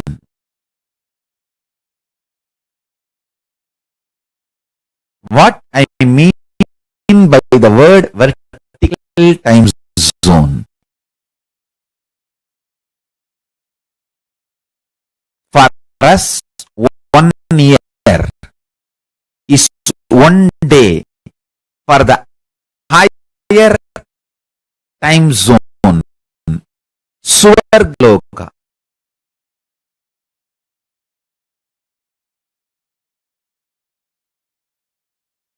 That is why Nataraja, the god of Swargaloka, receives 6 Abhishekam in a year. Because for Devatas in Swargaloka,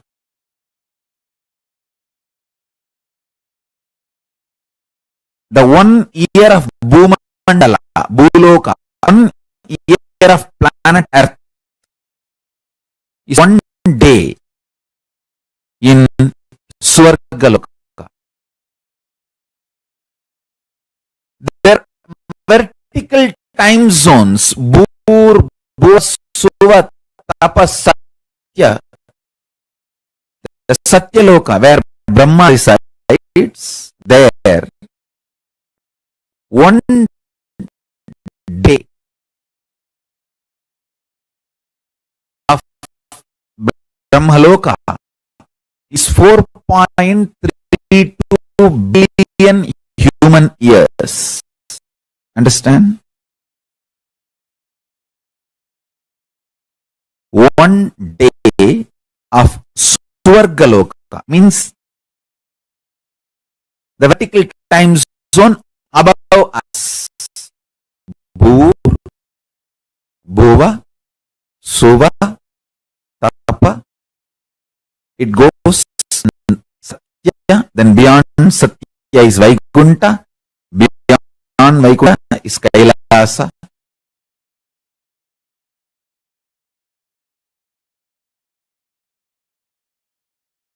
Below Atala, Vitala, Sutala, Talatala, Batala. Understand, I am not giving you some superstitious theories. No. I'll give you precise understanding and experience of these vertical time zones.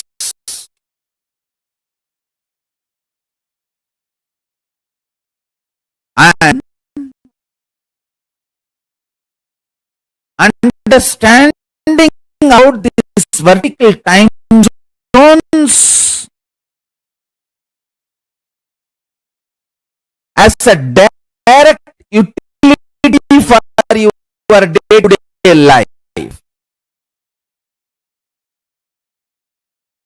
It can bring tremendous physical health, mental health, psychological wellness, a very powerful way of existing, and above all, life of Paramashiva. You can exist embodying the space of Paramashiva, space of Paramashiva, and manifest powers of Paramashiva. Understand?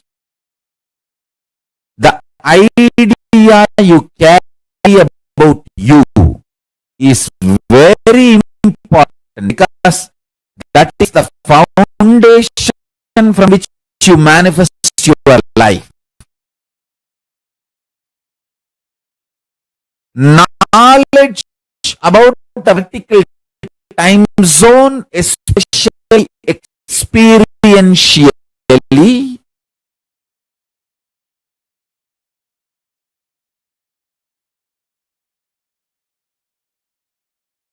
can change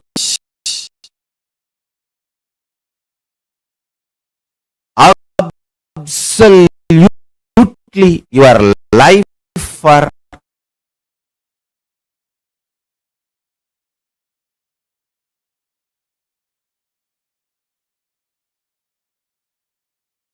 best, highest, supreme form of existence. Paramashiva makes you experience the state, space, powers of Paramashiva.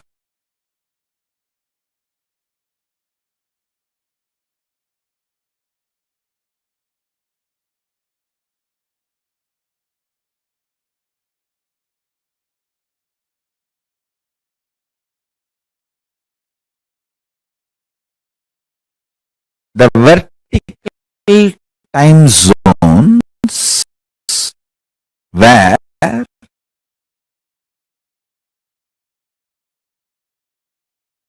the intensity of the Kala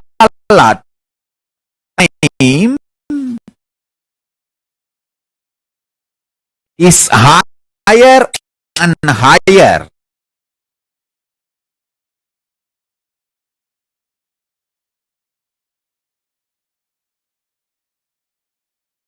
Understand, last few satsangs I was explaining about these 4 points. Matter, mind which experiences matter, intelligence, buddhi which makes decision, consciousness, pure space of Paramashiva. This 4 component put together is your reality.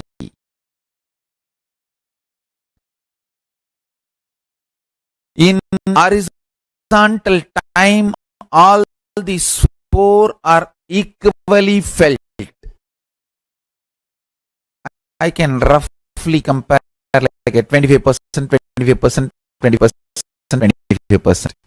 25% matter, 25% mind, 25% intelligence, 25% consciousness.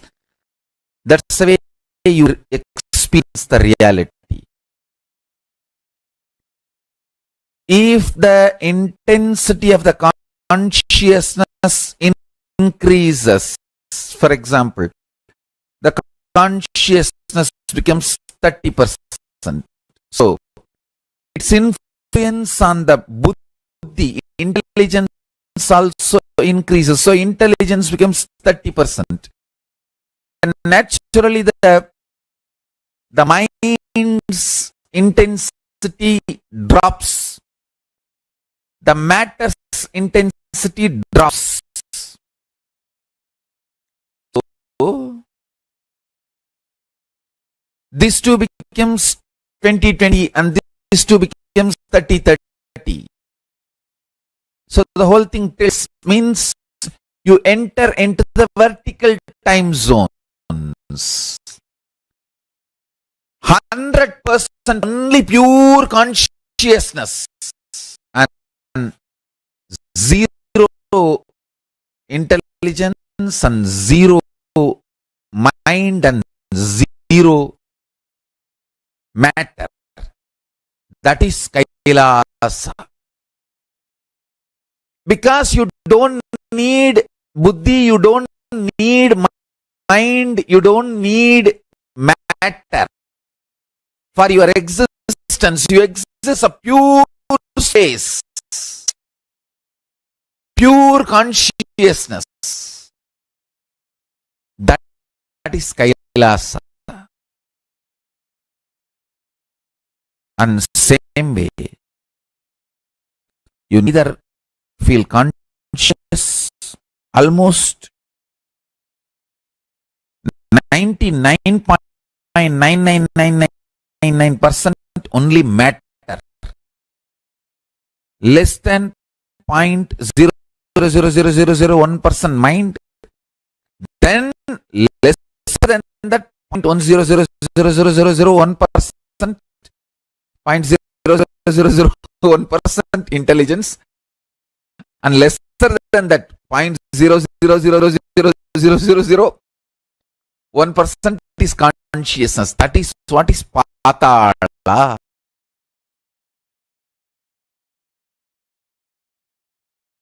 That is what is called eternal, lowest in the vertical time zone. Understand?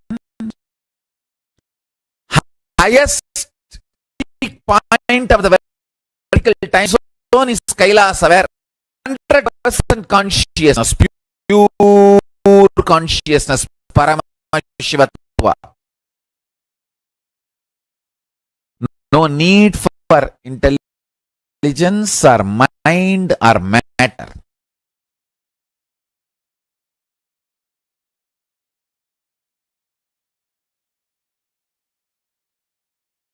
The next is Satyaloka, where 99% is consciousness and 1% is divided to 3. 33.33 is intelligence and 0.33 is mind and 0.33 is matter. Like, I'm giving you all rough equations for you to understand. Then little lesser consciousness, Tapoloka. This is the way the vertical time zones are placed. Bhur, Bhuva, Suva, Tapa, Satya, and Kailasa. The lower part, Tala, Vitala, Sutala, Talala, Patala, lower time zones.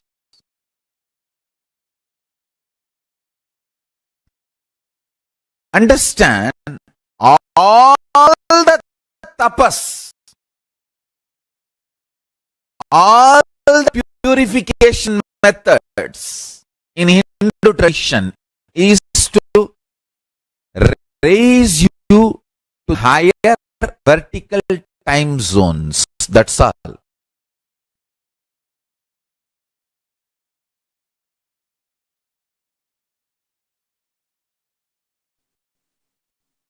Parallel universes exist in multiple time zones. The vertical time zones.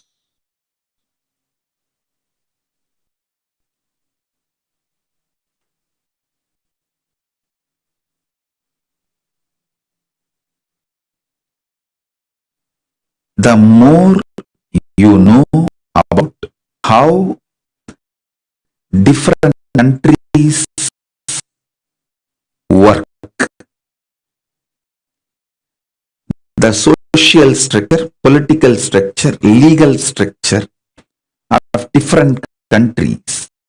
If you know more about it, you have the freedom to choose.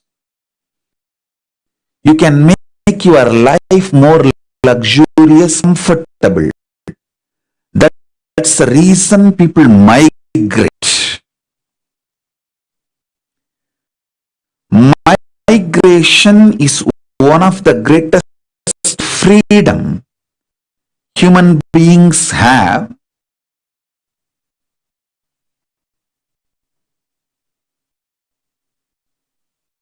When you have the knowledge,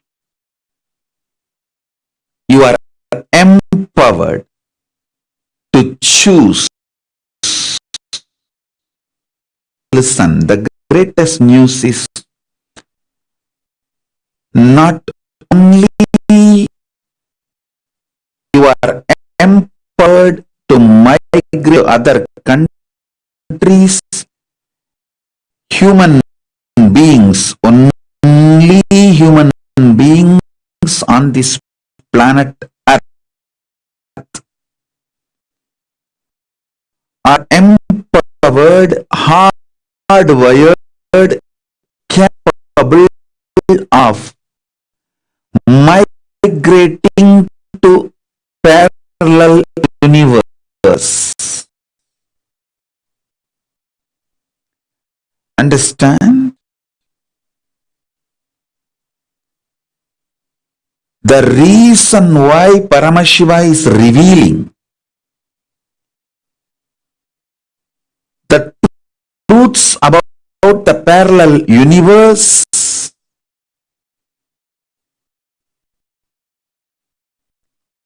is not just to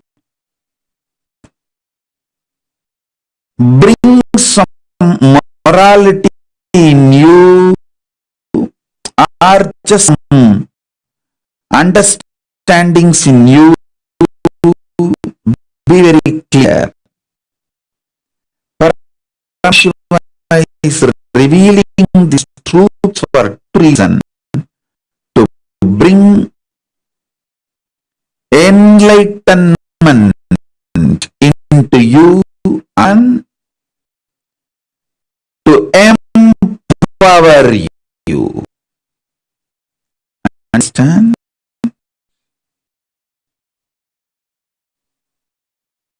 Let me repeat.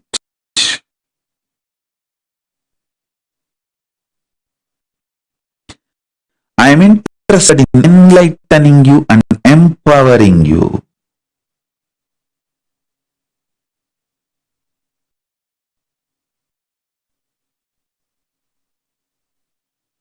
Even if I give you one glimpse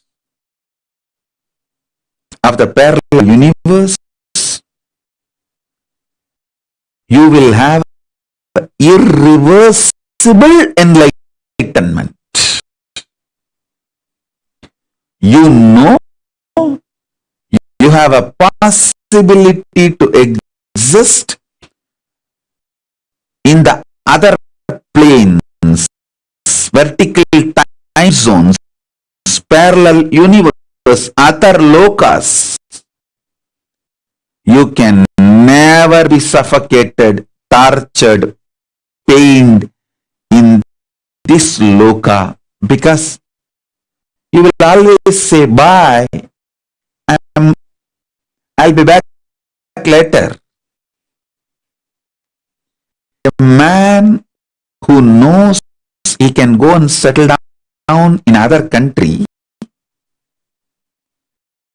will not go through suffering, torture, abuse, slavery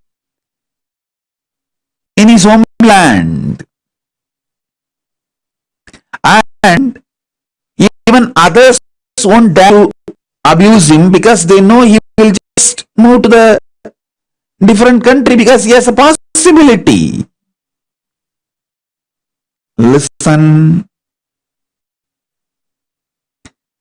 The moment your consciousness is empowered,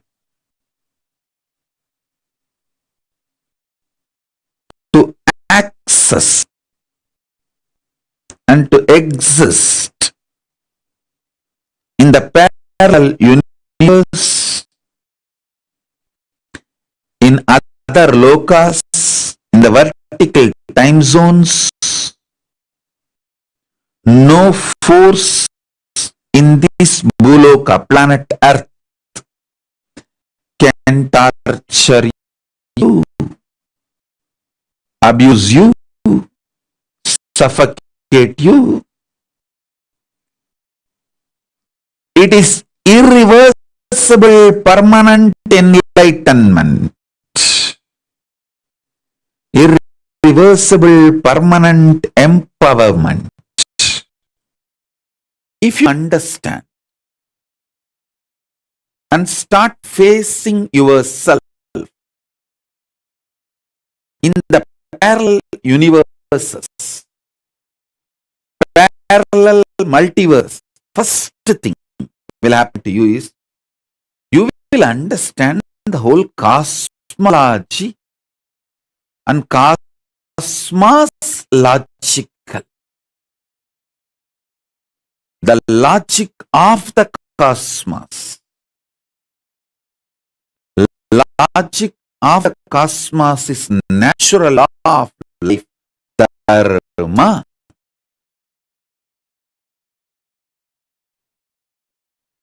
Listen. If you understand the logic of the cosmos,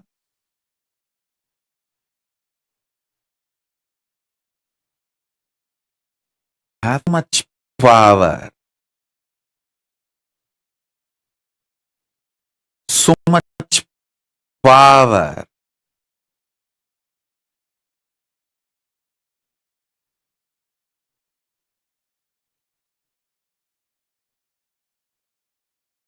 Your DNA will be just empowered,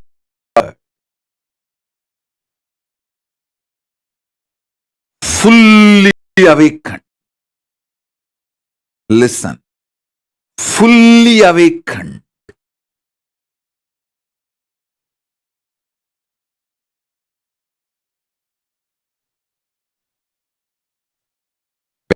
Whether it's a powers or the state, space,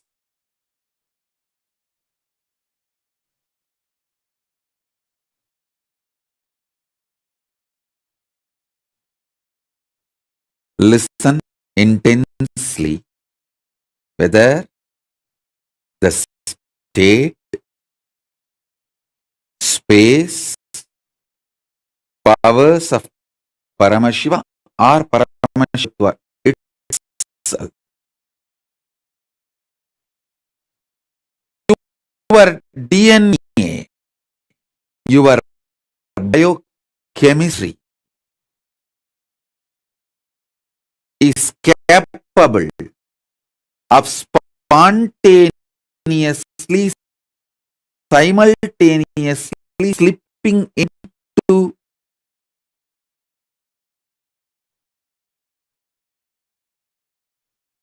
the parallel universe, parallel multiverses, and face.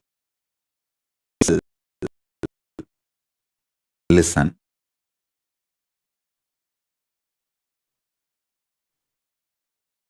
Even one glimpse will make you understand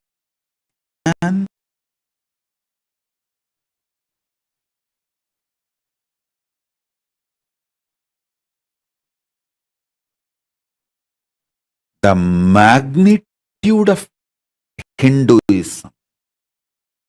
What Hinduism is capable of doing to human beings.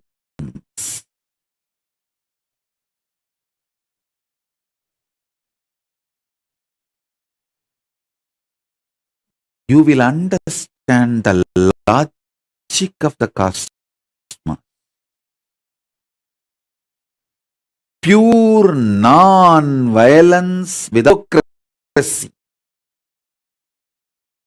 will exist only if you understand the dharma, logic of the cosmos.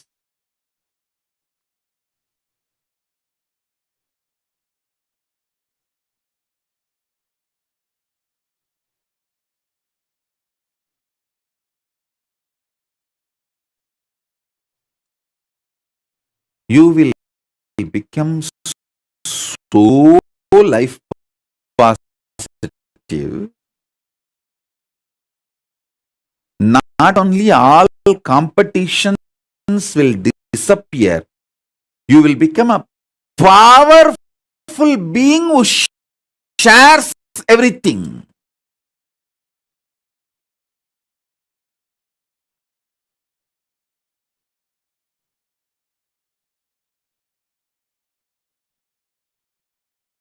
You will not be doing social service just for some hidden gains, indirect agendas. You will just know you exist in so many bodies.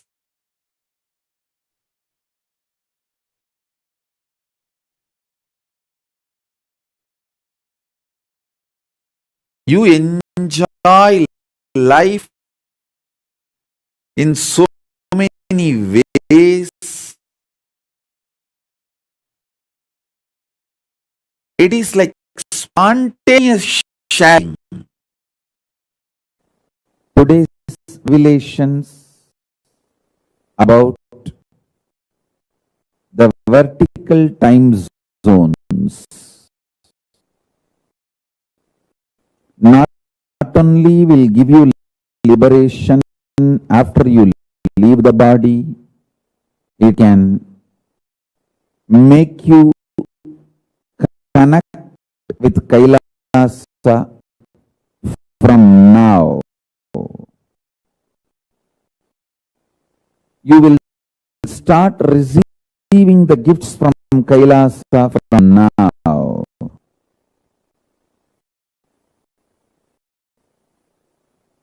Listen intensely.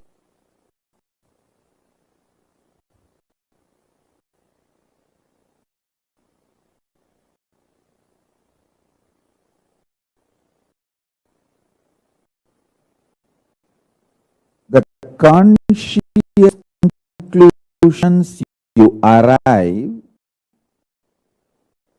forms the basis of your life. The conscious conclusions you arrive is the source of your future. From the conscious conclusions you have, your future manifests. Now focus on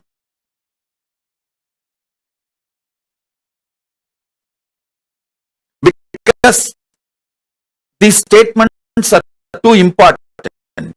See, if you die without this introduction, when you go first loka, second time zone, second vertical time zone, third vertical time zone, you feel shy. You have a cultural shock.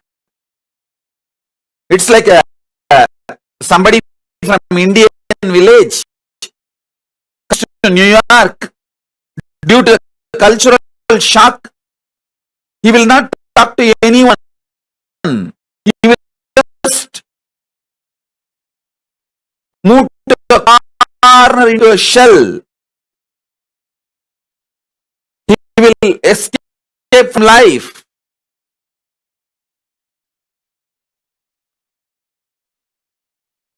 People asked me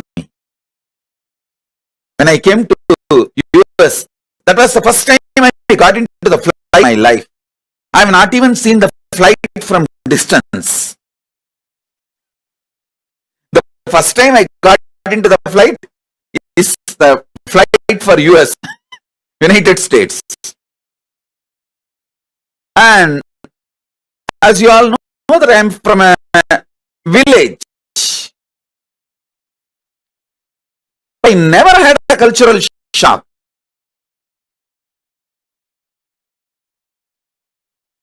I just started going around and speaking in English, giving satsangs, classes, programs.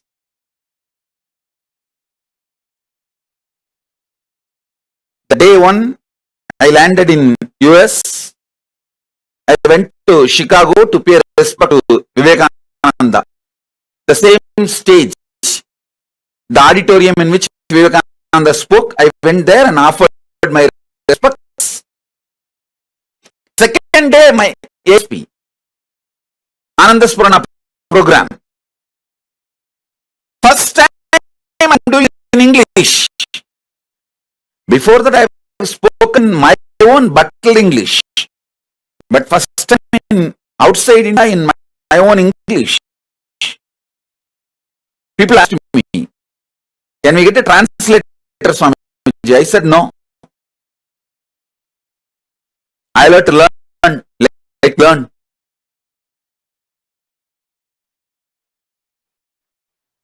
All of you listen. Now initiation time. So no movements. Every word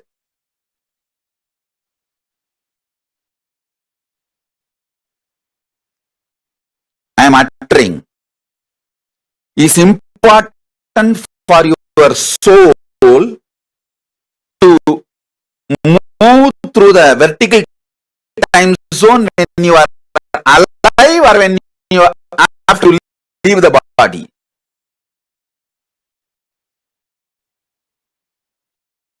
So listen carefully.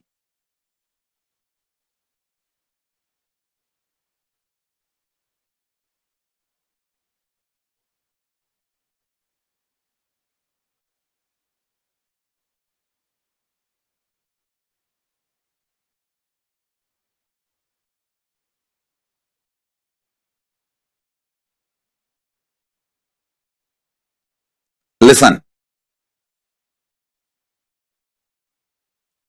People asked me, Swamiji, don't you feel a cultural shock? I said, no. Because from the young age, in my village, Tiruvannamalai, I have seen tons of foreigners from all countries coming for seeking enlightenment. My gurus always had people from all over the world coming to them for enlightenment. So I was always near my gurus and saw all of that. Saw many of them. So my guru used to teach, I have seen. My gurus have already trained me to teach for the whole world, to be Jagat Guru. So I did not have a cultural shock. Now I am trying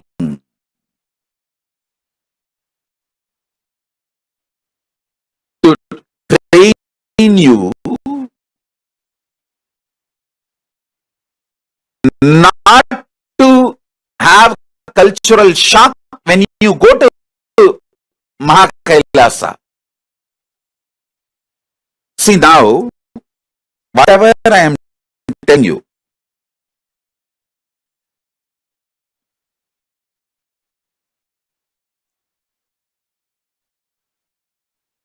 if you internalize,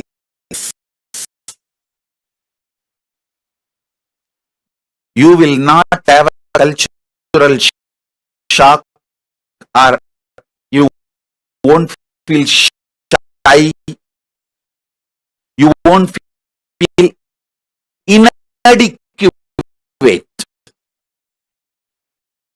not enough. you go to the vertical time zone with consciousness as well, you can straight shoot up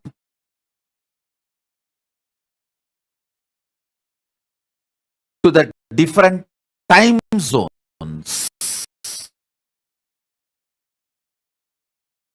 Move to different time zones. See, if you go to the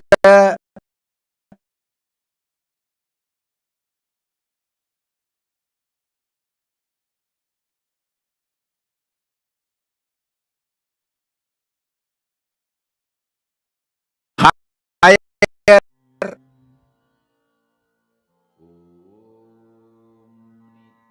Nityanand परमशिवोऽहम् ॐ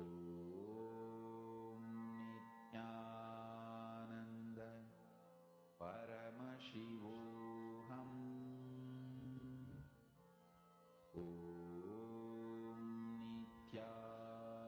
doing it Nityanand in English. Before that, I have spoken in my own butler English. But first time in outside India, in my own English. People asked me, can we get a translator, Swamiji? I said, no.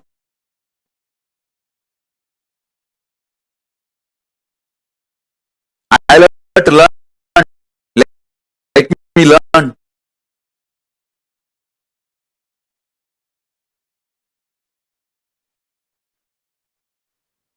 All of you listen. Now, initiation time. So, no moments. Every word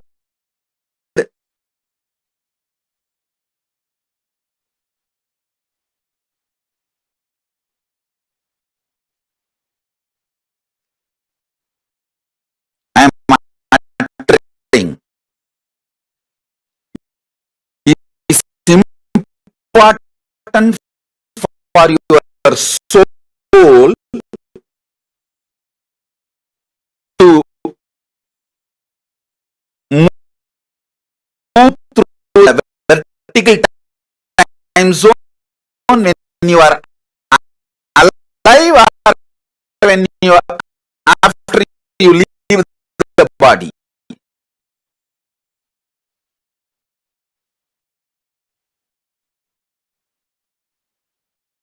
So listen carefully.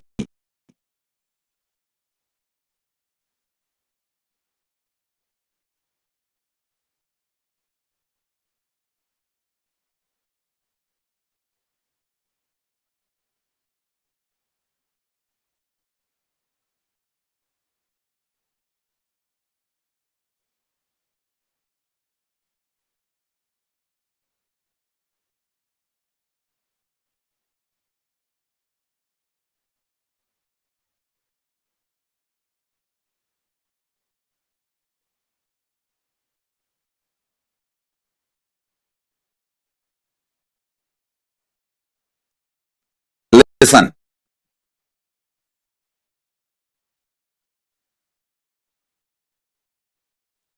People asked me, Swamiji, don't you feel a cultural shock? I said no. Because from the young age in my village, Tiruvannamalai, I have seen tons of foreigners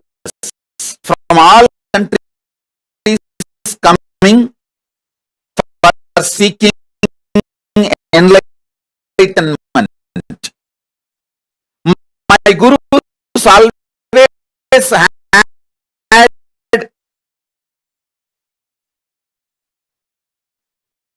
people from all over the world coming to them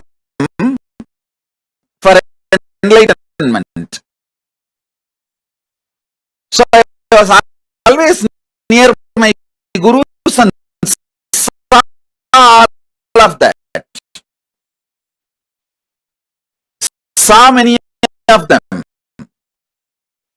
So how my gurus used to teach, I have seen.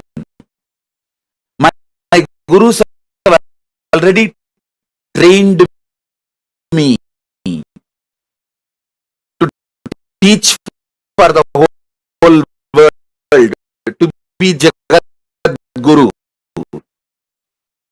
So I did not have a cultural shock. Now I am trying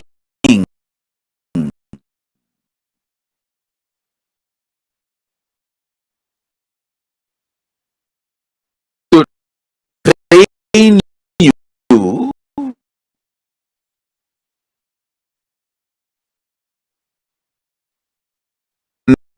not to have cultural shock when you go to Mahakailasa. See now, whatever I am telling you,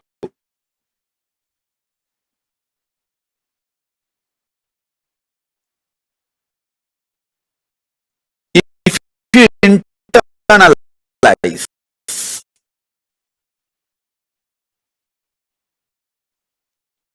you will not have a cultural shock, or you won't feel shy, you won't feel inadequate, not enough when you go to the vertical time zone.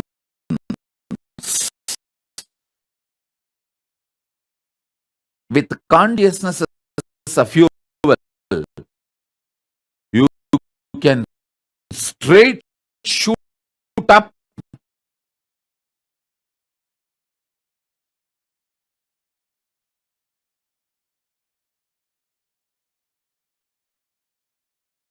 to the different time zones.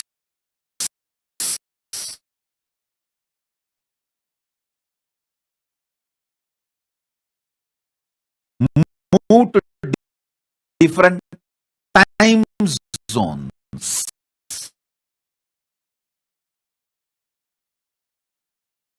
See, if you go to the higher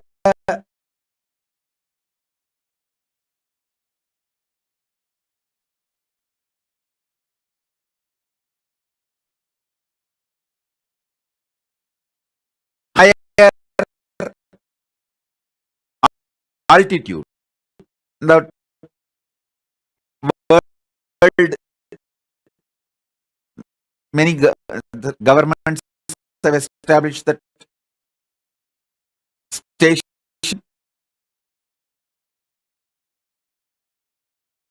in the space research station.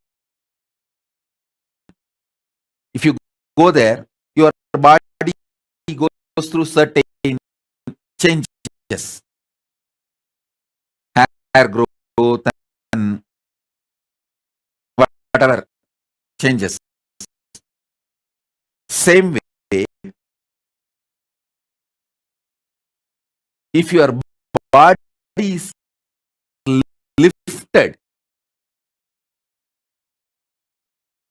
with a conscious, empowered to the very time zone. It goes through superconscious mutation. That is why if you go to Indraloka, automatically four hands. If you go to the Swargaloka, automatically you will grow 2 hands more. Because the superconscious mutation will happen. Listen.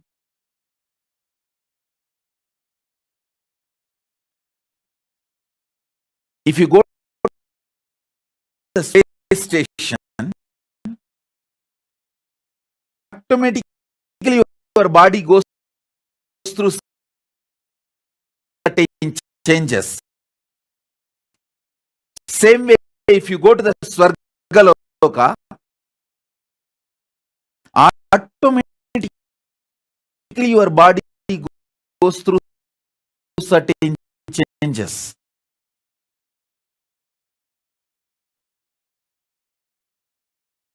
Because superconscious mutation happens.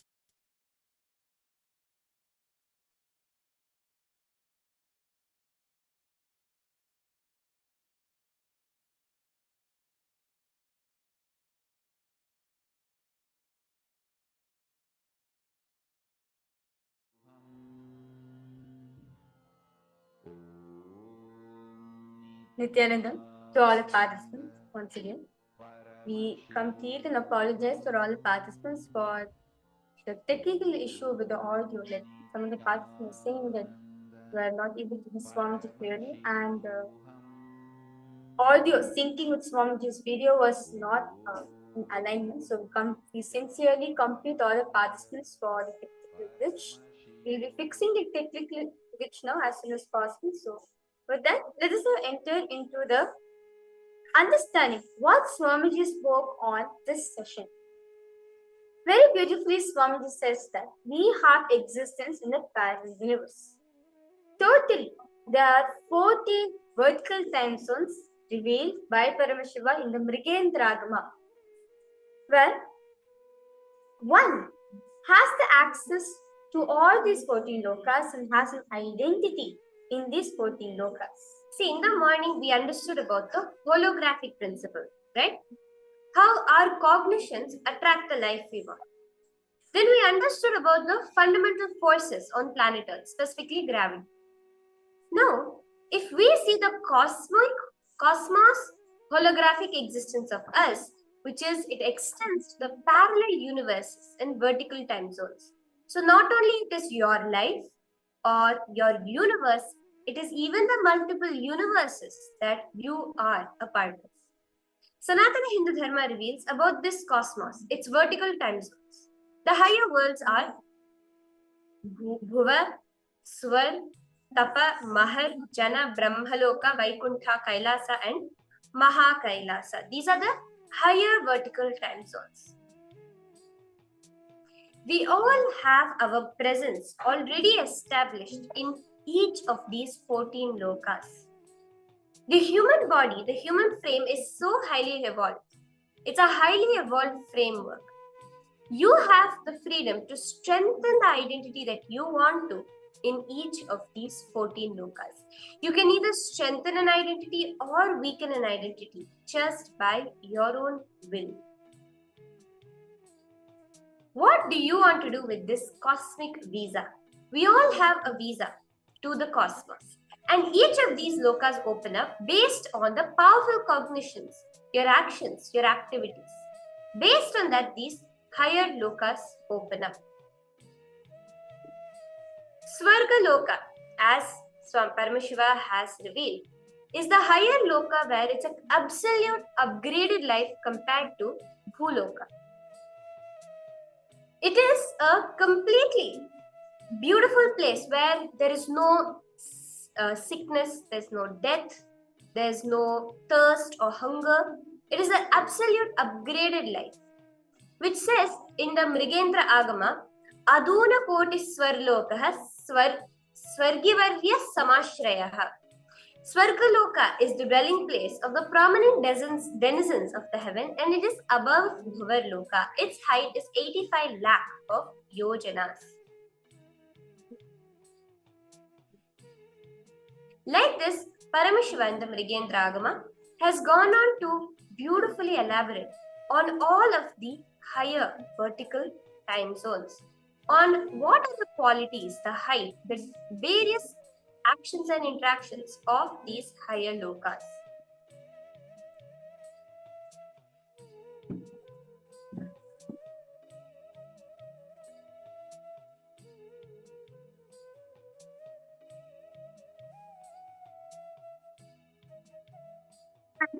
It is in this Swarloka, the Suvarloka, gods such as Indra, Varuna, Vayu lives there.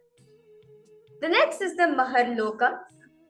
Maharloka Swamiji says very beautifully that this is much higher than Swargaloka. The higher level beings go there. Maharloka is to peak possibility. Swamiji also says in Maharloka, if you want to store large amount of information, you can do that in Maharloka, because it is in Maharloka all your past records, the Akashic readings are there.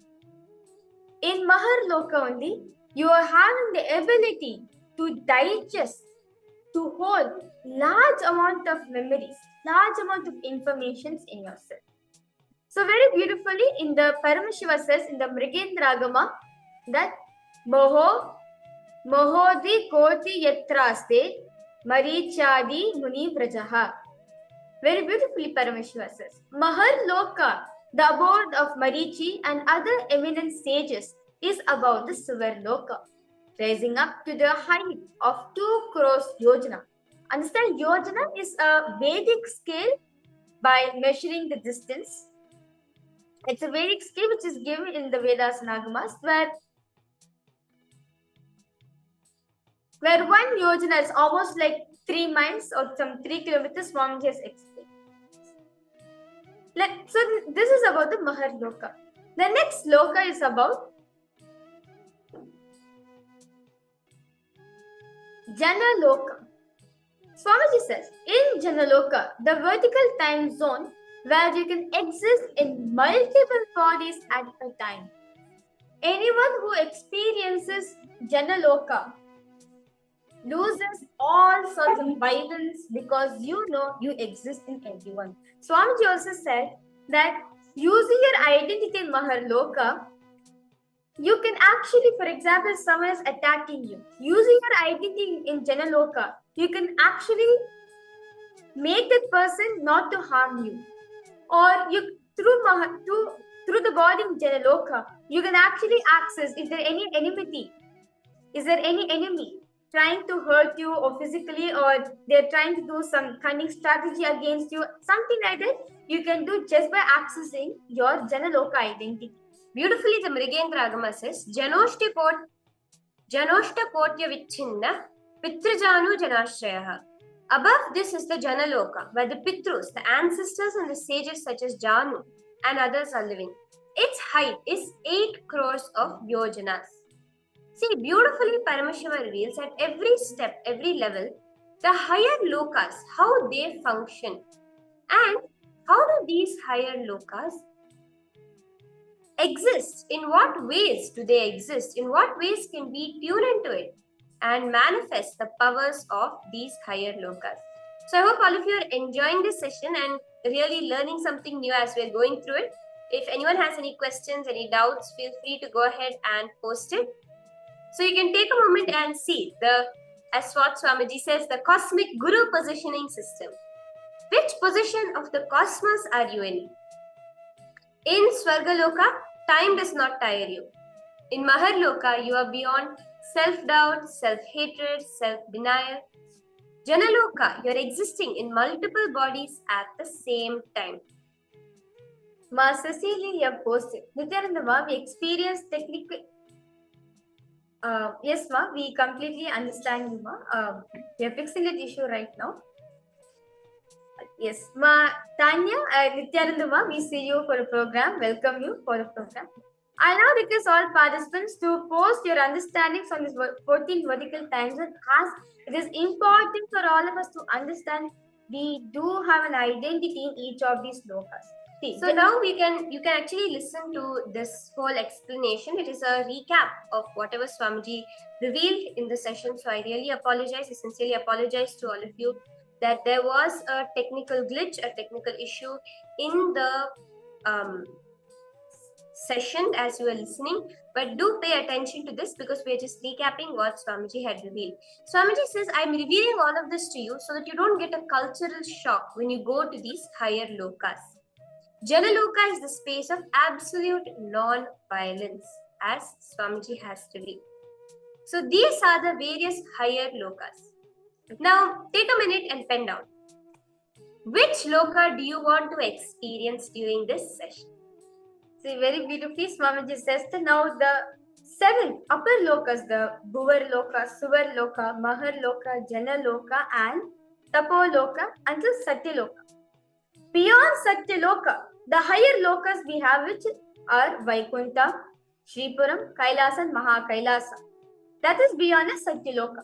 So this scale, the 7 lokas are till from Bhuloka and all the way to Satya Loka, and beyond Satya Lokas, all the rest of the lokas are exist. So understand, we do have an identity in each of these 14 lokas. This is important for all of us to understand and cognize. Just like how we know about planet Earth, the country which you're living, you know the detail as the address of the house which you're living, or to the address to your office, or the address to your temple. Same way, you should know your address in each of these 14 lokas.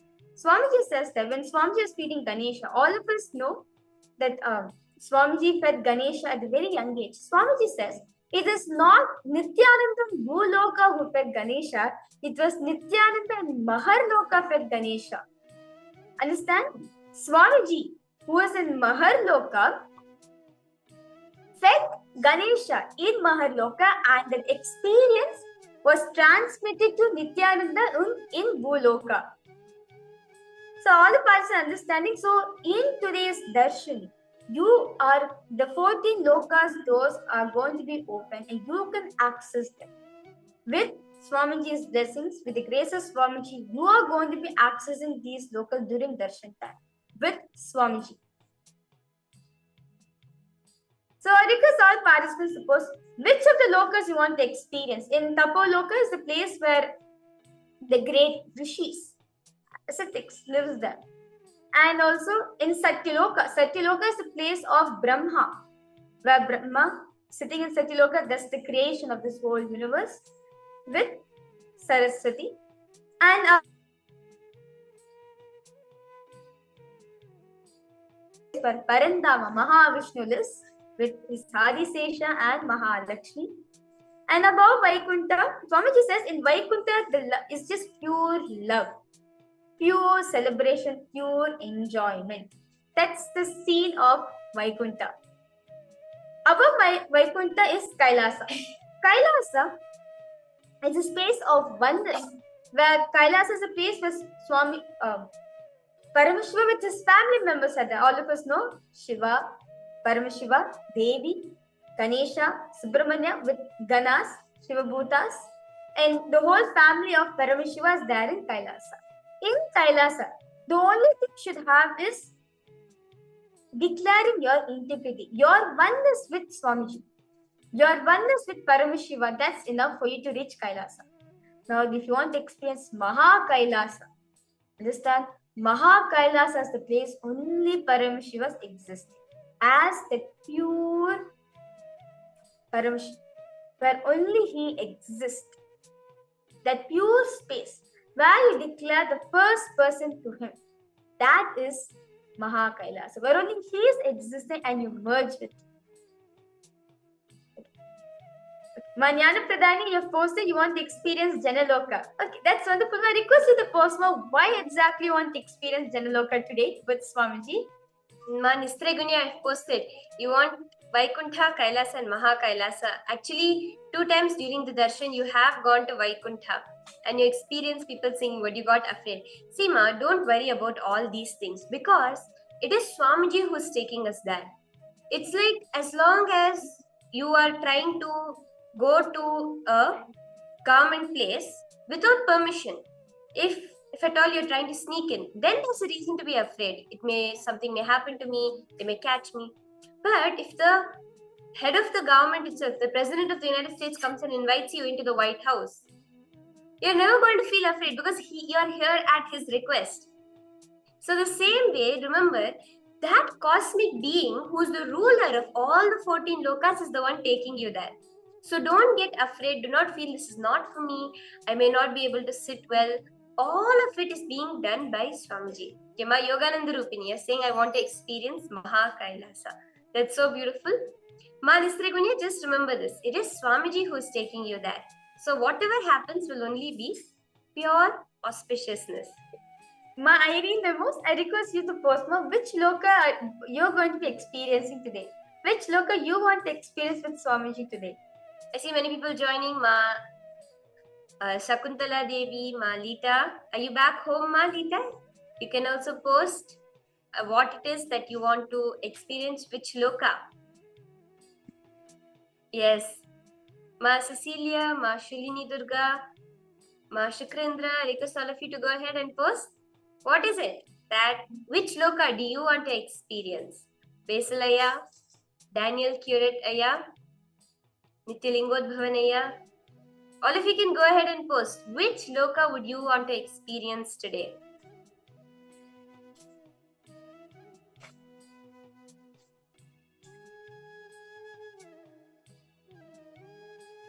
This time we do have the visas each of these 14 lokas. Swamiji says that as soon as you wear the Kantamala on, visas granted. So you just need to enter, that's it. You just need to experience it. So now, whichever loka you want to experience. So for example, Manyana Pradayani, you want to experience Janaloka. Take a few minutes and write down the cognitions with which you're going to bring yourself to the inner space of that loka. For example, Janaloka's inner space is absolute non-violence. What powerful cognitions are you going to use to bring your inner space to the space of non-violence so that you can go to Janaloka today? If at all any of you are there who want to visit Maharloka, the abode of the cosmic archives, write down the cognitions without no self-doubt, self-hatred, self-denial. What are the powerful cognition you're going to use to bring your inner space to that space? Pen that down. I request all the participants to go ahead and do this.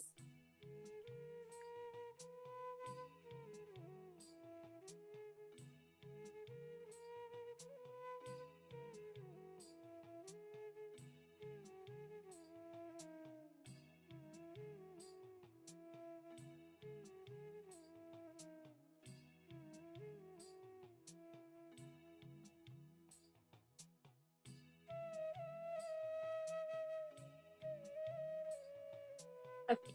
Manyana Pradani have posted, I would like to meet my ancestors and because I can get some information and they all have a special energy of love. Okay, that's wonderful. Okay, my Alexander you posted, I want to go to Devi Parashakti Lokas. I want to go to Shripuram. Okay.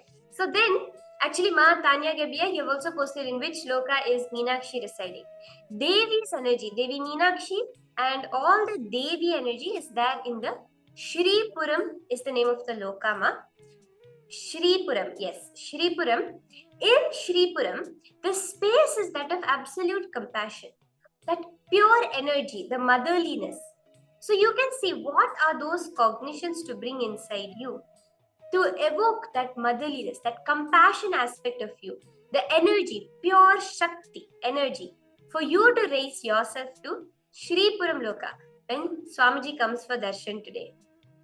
Ma Shukrin Indriyananda, you posted, I want to go to Kailasa because I think I came from there. Yes, ma, definitely in today's darshan, you're going to experience Kailasa. How about you, ma Jairani? Which loka you want to experience today? Yes, ma Dahanananda, ma Kalantrika, ma Julie Cedricus, all of you to post which loka you want to experience today and why. Understand, in today's darshan, you are going to be visiting that loka holding Swamiji's hand. Ma Shukrendra, you want to go to Kailasa, right? The inner space of Kailasa is absolute integrity to Paramashiva.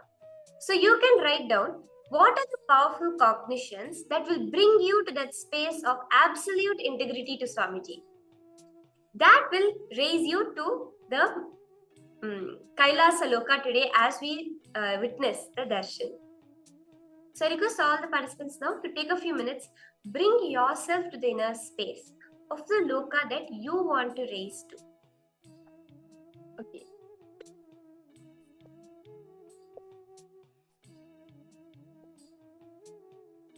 Yes, Basilaya, you're asking to see all the lokas again. I'll just take a moment and show you all the lokas.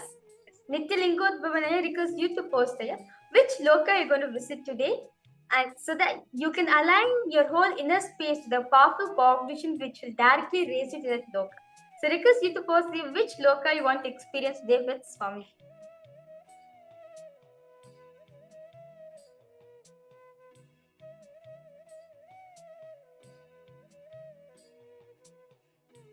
So here you can see here the first three lokas.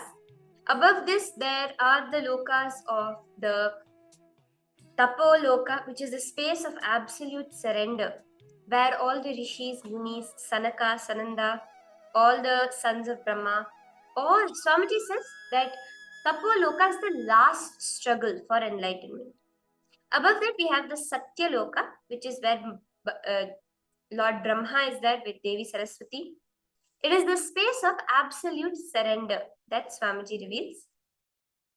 Tapoloka is Tyaga, the complete Tyaga. Then we have the Vaikuntha Loka, which is the space of Bhagavan Mahavishnu, the space of abundance. Then we have Shripuram, the space of Devi, motherliness.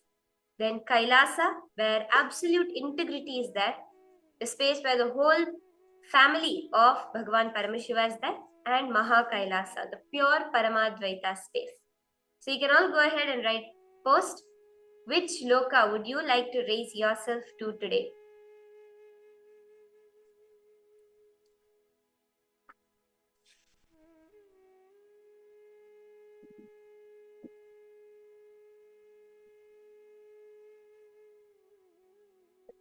Aya, you're supposed to basically you want to experience Mahar Loka.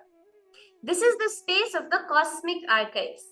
Mahar Loka is where there is no self-doubt, self-hatred or self-denial. Where all your possibilities manifest. Swamiji reveals that the powers of Paramashiva start happening in Janaloka, but all the possibilities you have happen in Mahar Loka.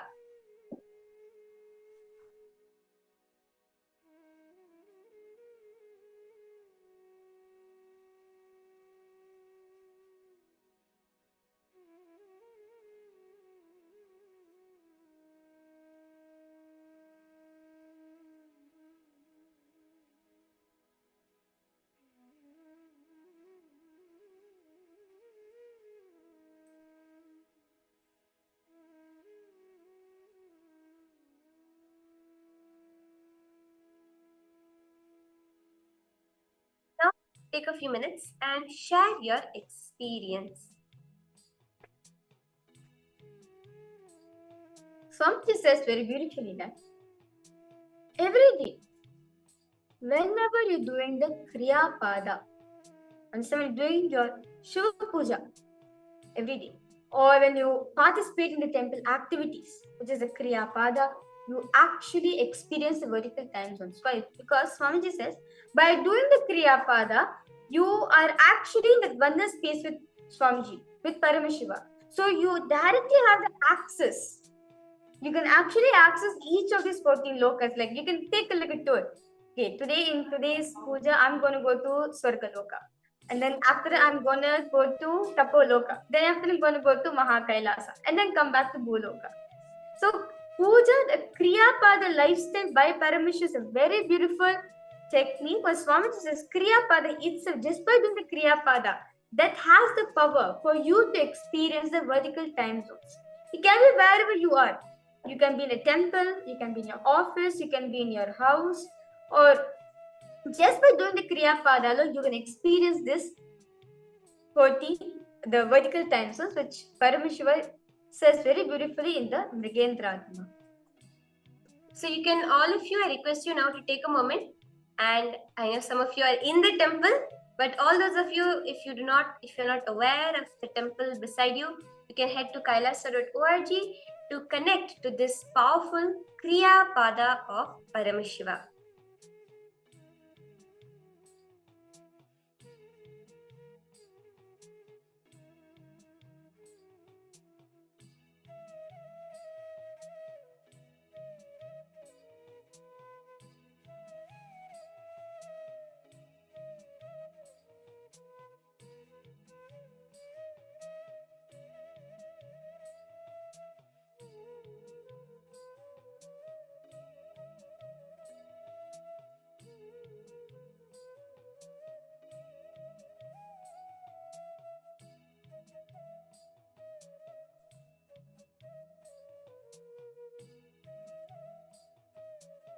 One of the most powerful ways you can experience your own higher vertical time zones, the Kriya Pada of Paramashiva, which is the way of connecting to the divine, the way of connecting to these higher time zones.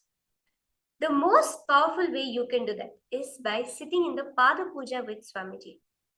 Sitting and offering the Pada Puja, where just by Swamiji's blessings, you can automatically be raised to any of these higher vertical time zones up to Maha Kailasa itself. So if any of you really want to have a physical experience of these higher lokas by connecting to the divine through the Kriya Pada, do sign up for the Pada Puja also. And with that, we are going to be entering into the next session. Today, we are going to be receiving the most divine blessings of Bhagavan Lingamurti, which is the form of Paramashiva, which is both formless and form at the same time. So I request all the participants to sit, listen in as we understand about this most sacred form of Paramashiva as Lingamurti, directly from Swamiji himself.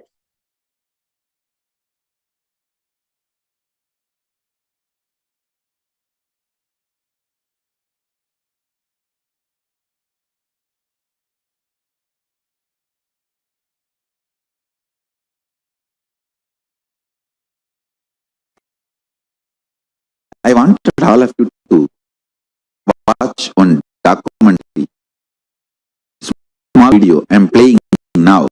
Please watch. It's about Surya Siddhanta. I'm going to be showing. Please understand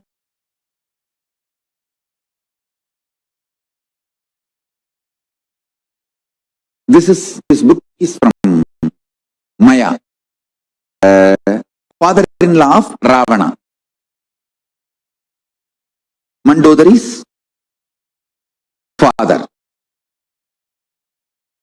Listen.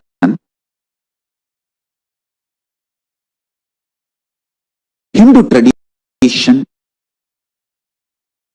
is a cosmic science tradition.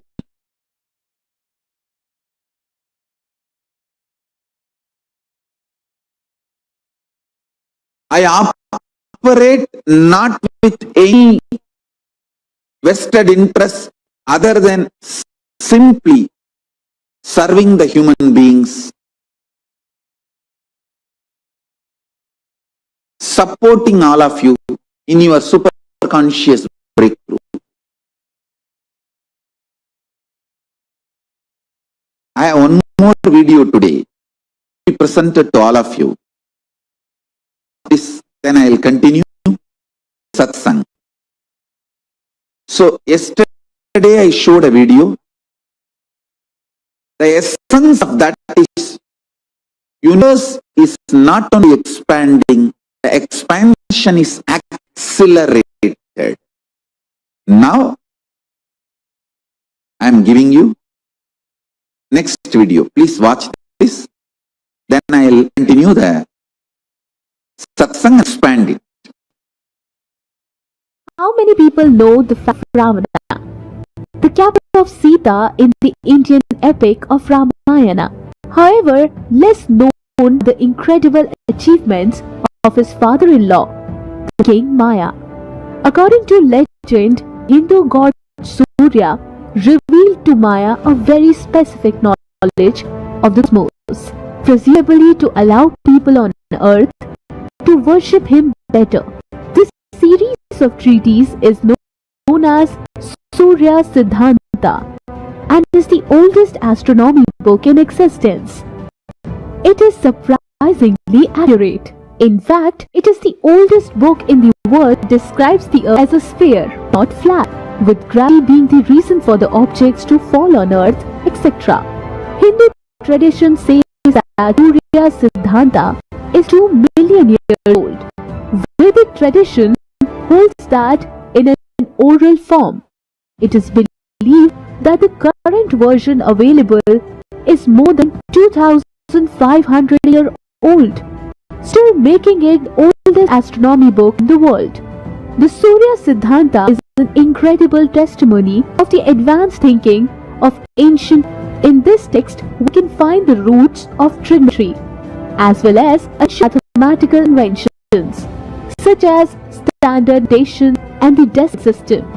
In addition, the text describes gravity for a millennium before Sir Isaac Newton developed his theory in 1687.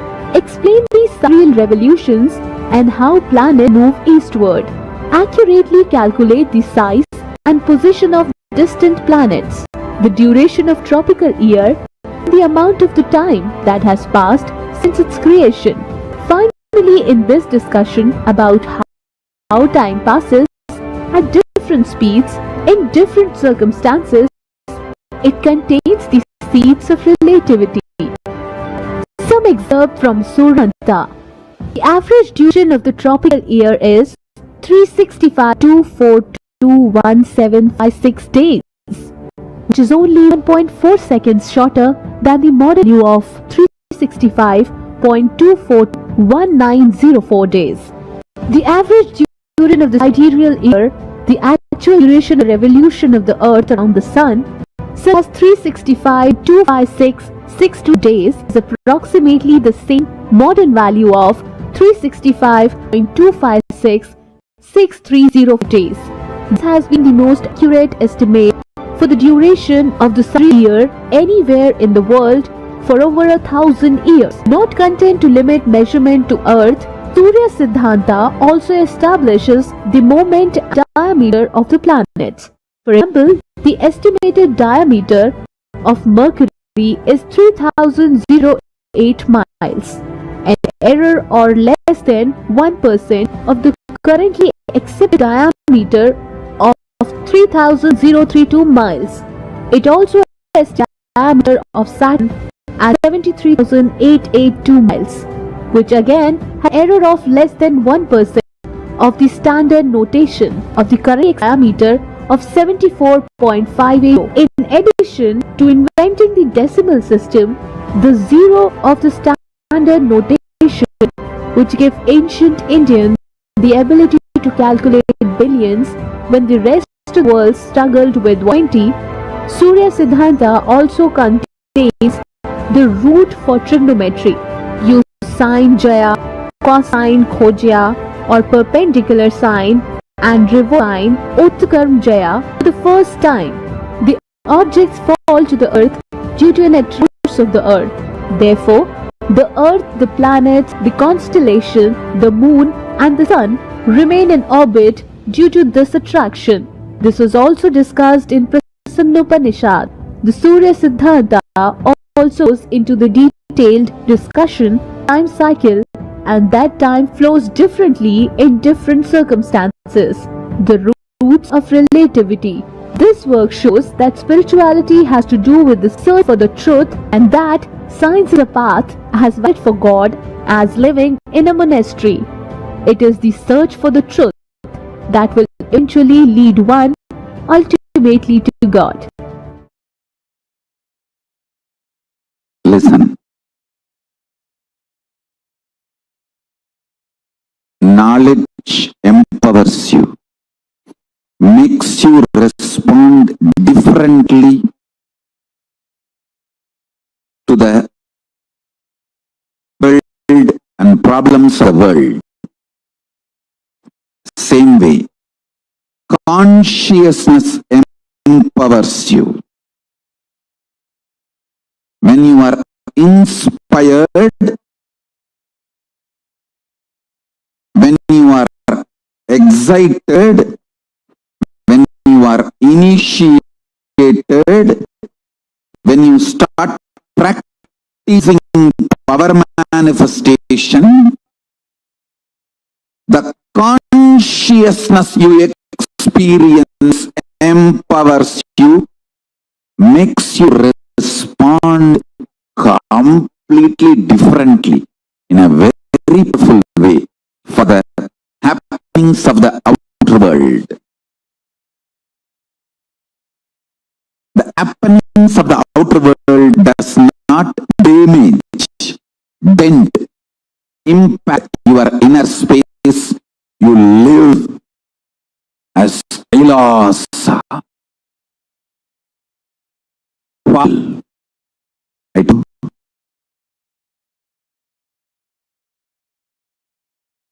Empowering yourself with consciousness, powerful cognitions, consciousness-based powerful cognitions, and powers of Paramashiva is the best life.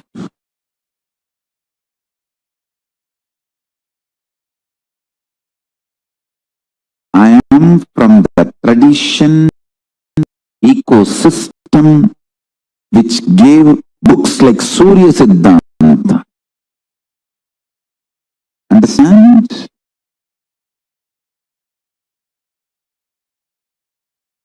I want to tell you, for thousands of years we know the cosmos more than any scientists in the modern day.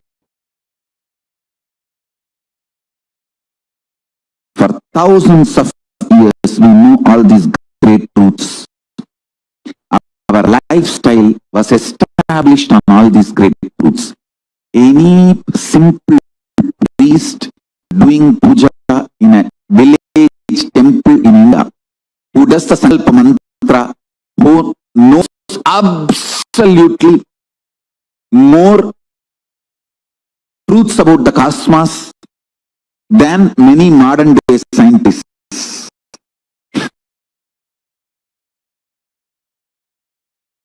Because the Sankalpa mantra, the Mahasankalpa mantra, he should know biography of the whole universe and geography, where he is sitting, and the cosmology, how the whole thing is functioning, and mainly the relationship between these three for his present moment of when he is performing, conducting the sacred ritual. The whole thing he has to know. Only then he do Mahasankalpa.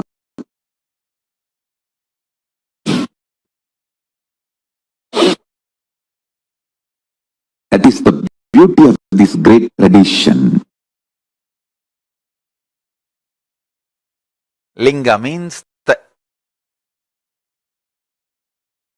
pure form of Paramashiva. The formless form of Paramashiva is Linga, Shivalinga.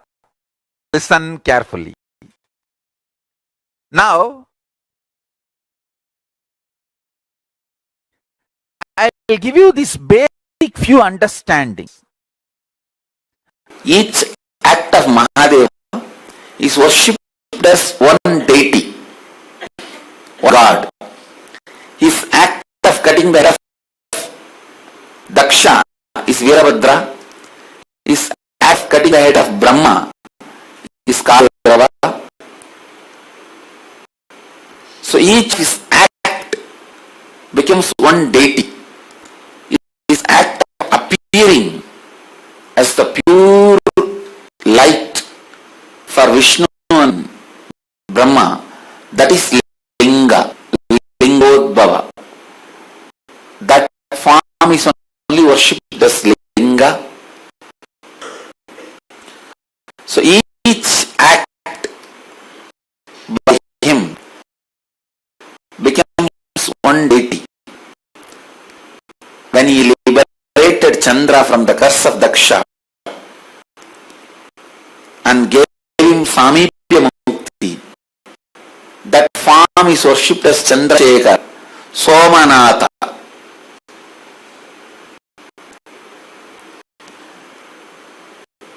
The Shivalinga worshipped by Chandra and got liberation. That temple is near Tiruvarur. After the liberation, Samipya Mukti he received, temple he built is Gujarat Somanath.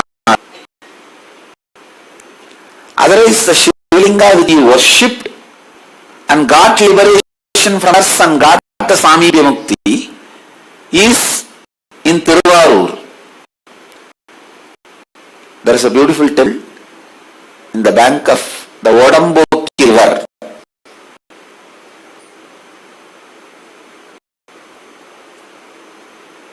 In Tiruvarur,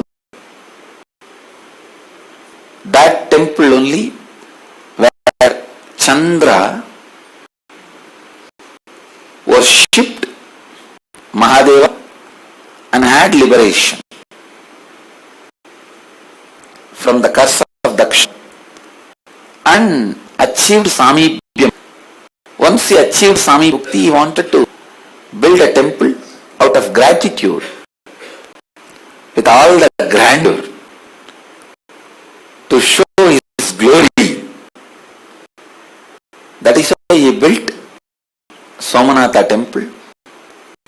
But there was an element of idea that he wanted to show his glory. That is the reason the temple has to be broken 16 times, like 16 kalas. Each time one kala of his ego was broken. Now the temple which remains is purely Mahadeva's grace. All contribution of Chandra has gone.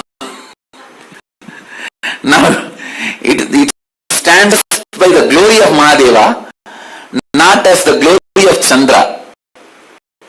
That is why Somanath temple has to go through 16 invasion. You guys thinking why it has to go through so much of invasion? Because the builder has little arrogance of his own incompletion, of his own. Each of the 64 manifestations of Paramashiva is one expression, one superconscious manifestation, one of the superconscious mutation of Paramashiva in his various manifestations. I should say superconscious mutation manifestation of Paramashiva is countless.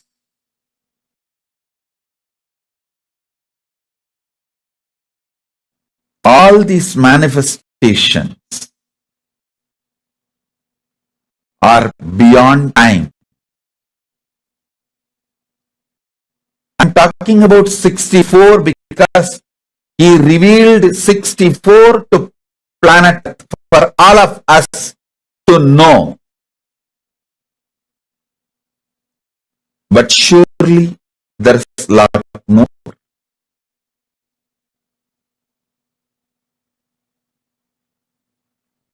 For all of us, what we need to know is revealed.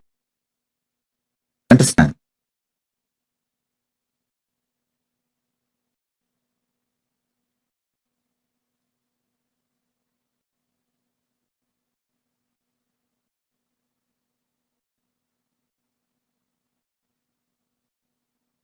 First, meditate and try to understand there is a space without past, present, future, just is. Past, present, future is nothing but time cognized by the mind. We can cognize only small things, which cannot cognize the pure isness. When you are agitated, restless inside, you cognize only small things. Kanda, kanda, kanda. Small, small, small.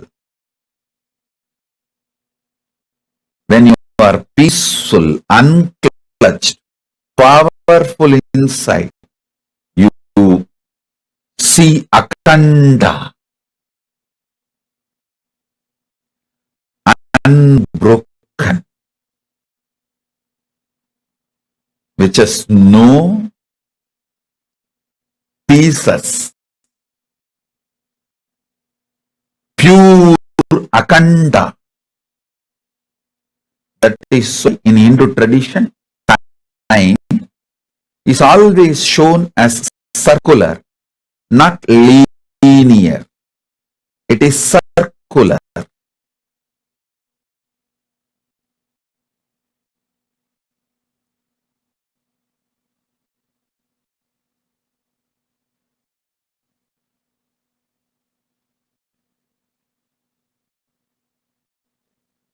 Soon the world will realize the linear idea of time may be useful for history documentation, but in reality, if you want to understand time, use the time as one of the strength for civilization. You need to understand the circular existence of time. Listen. For your day-to-day building a house or surveying the land, the idea earth is flat is useful. But to understand the whole universe, the idea earth is flat is insufficient. You need to come to the truth earth is globe. Same way, to record history, understand time as a linear movement may be useful,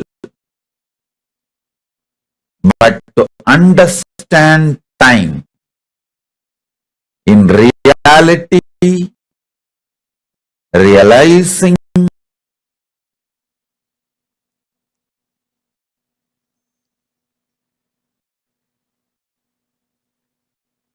time is circular, and time there is no was, will, time is. Time is.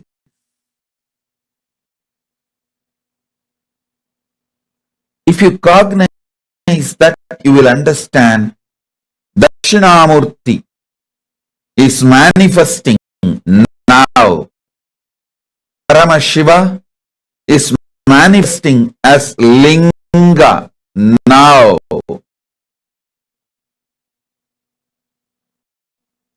as a linga murti now.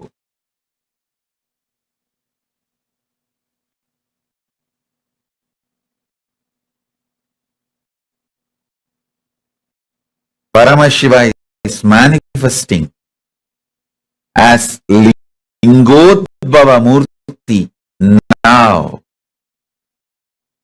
Understand? All you need to enjoy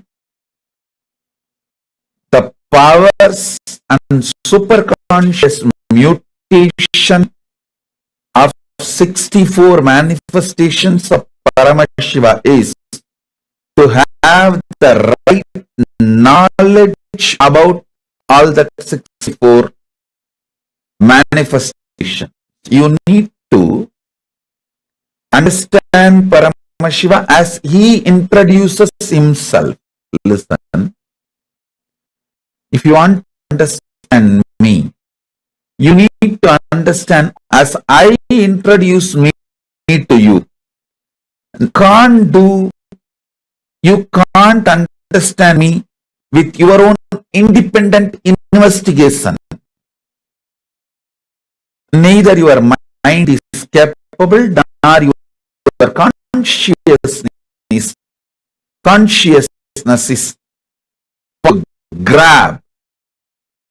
grasp my existence as it is. You can only understand my existence as per my introduction.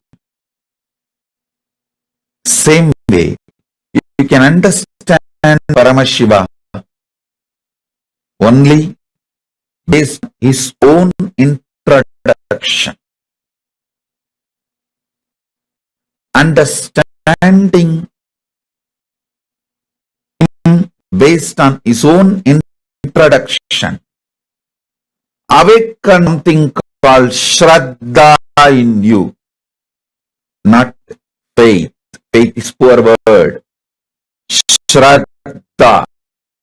And Shraddha breeds bhakti. And all the Ananta Kalyana Gunas, auspicious qualities of Paramashiva starts manifesting in you. Powers of Paramashiva starts manifesting in you. Listen, you just need to know what is swimming and see somebody is swimming, then simply your muscle memory starts manifesting swimming.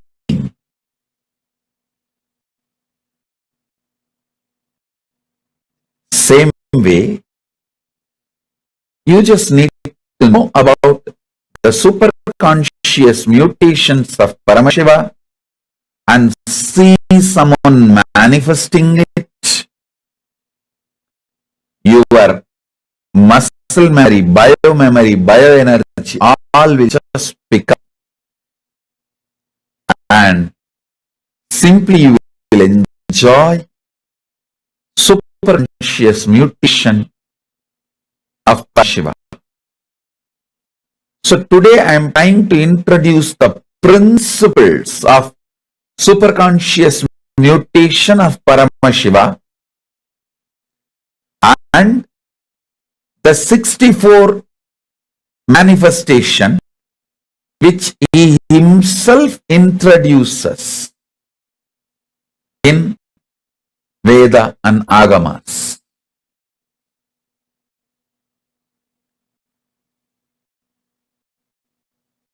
I'll introduce one by one.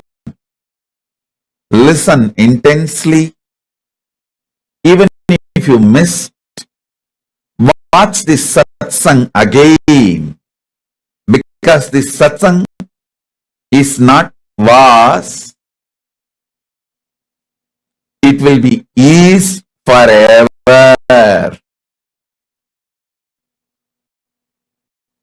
You can replay and watch. It is not was, is, or will be. It is. What Paramashiva manifested as Dakshinamurti to Sanakadi Rishis, what he revealed as Uma Maheshwara to Uma Parvati, now I am revealing to of you same, from that same isness, tatata.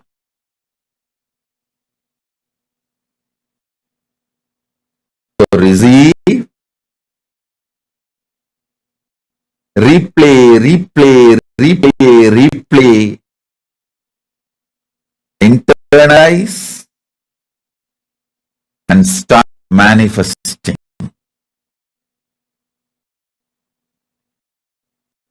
Lingamurti, this whole universe, even NASA says now, they are very clear, the whole universe in the form of Linga.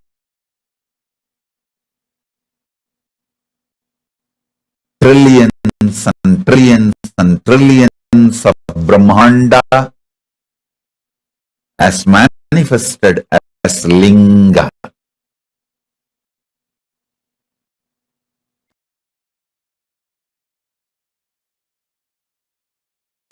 When a stone rolls in Ganga, it nicely gets shaped and polished and becomes Shivalinga and left in the banks for the people to worship it.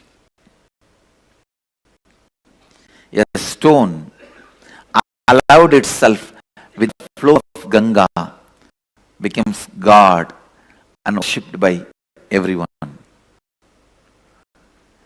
In the flow of life, we are also like stone is moving and rotating in Ganga. Many corners where we need to be chiseled, it gets chiseled. Those parts are removed. And wherever we need to be polished, the polishing happens. Understand. Cleaning, chiseling, polishing. Cleaning, chiseling, polishing. The stone can take that cleaning, chiseling, polishing as a death for it or as a rebirth for it. You have that freedom. You can approach the life every moment as death, saying, oh God, life never gives me what I want. I am always tortured, deprived, depressed. How much ever I struggle, it never gives me what I want. It never supports me. I am the only one who is tortured every time by life. Why me? Why me? Why me? Why me? It is looking at the life as death. Then you will see constantly you are only dying. Understand, the most dangerous thing, seeing life as constant death, you know, you will associate yourself with that small pieces of which gets chipped off. You will never be worshipped. Associate with the main part which is going to be worshipped as Shiva. That part always feels, wow, I did not do anything. Just life moved me. In the flow, I am polished, cleared. Now I am worshipped as a God. That is what I call Brahmanyam Bahuputtam, the favorite inheritor of the cosmos. Constantly appreciating life, enjoying life, celebrating life, even when it forcefully removes some part of you from you, even if it removes something physically from you, some persons, some pleasures, some wealth, something which you want, or something which you don't want, or some part of your mind, even if forcibly, when it is removed, celebrating life, appreciating life will make you understand life is a constant rebirth, rebirth, rebirth. Anyone carries the context of life is bliss is constantly reborn. Understand, this is the greatest gift a guru can give it to disciple. I am giving it to you, take it. This understanding,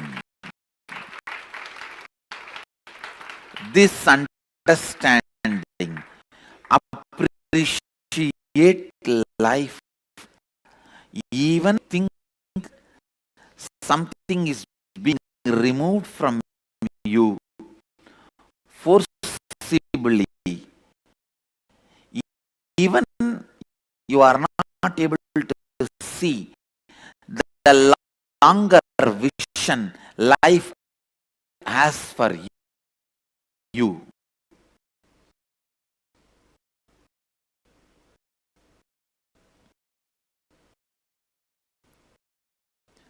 Sometimes you may not be able to see the larger vision life has for you.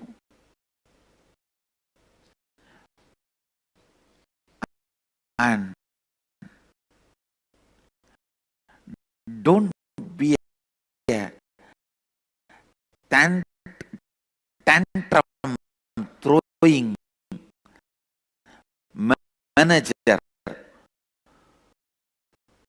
who need to be convinced constantly about the whole vision of a company for you to move even one file from one table to another table. To move one file from another file, one file from one table to another table.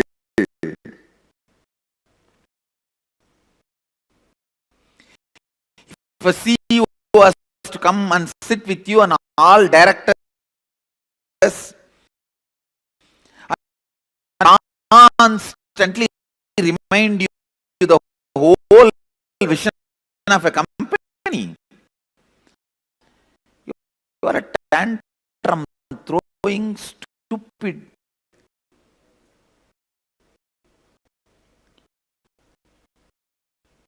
Maybe once or twice this can be done.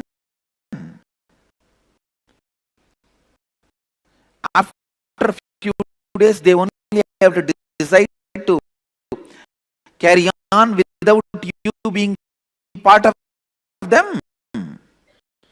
You are forcing that.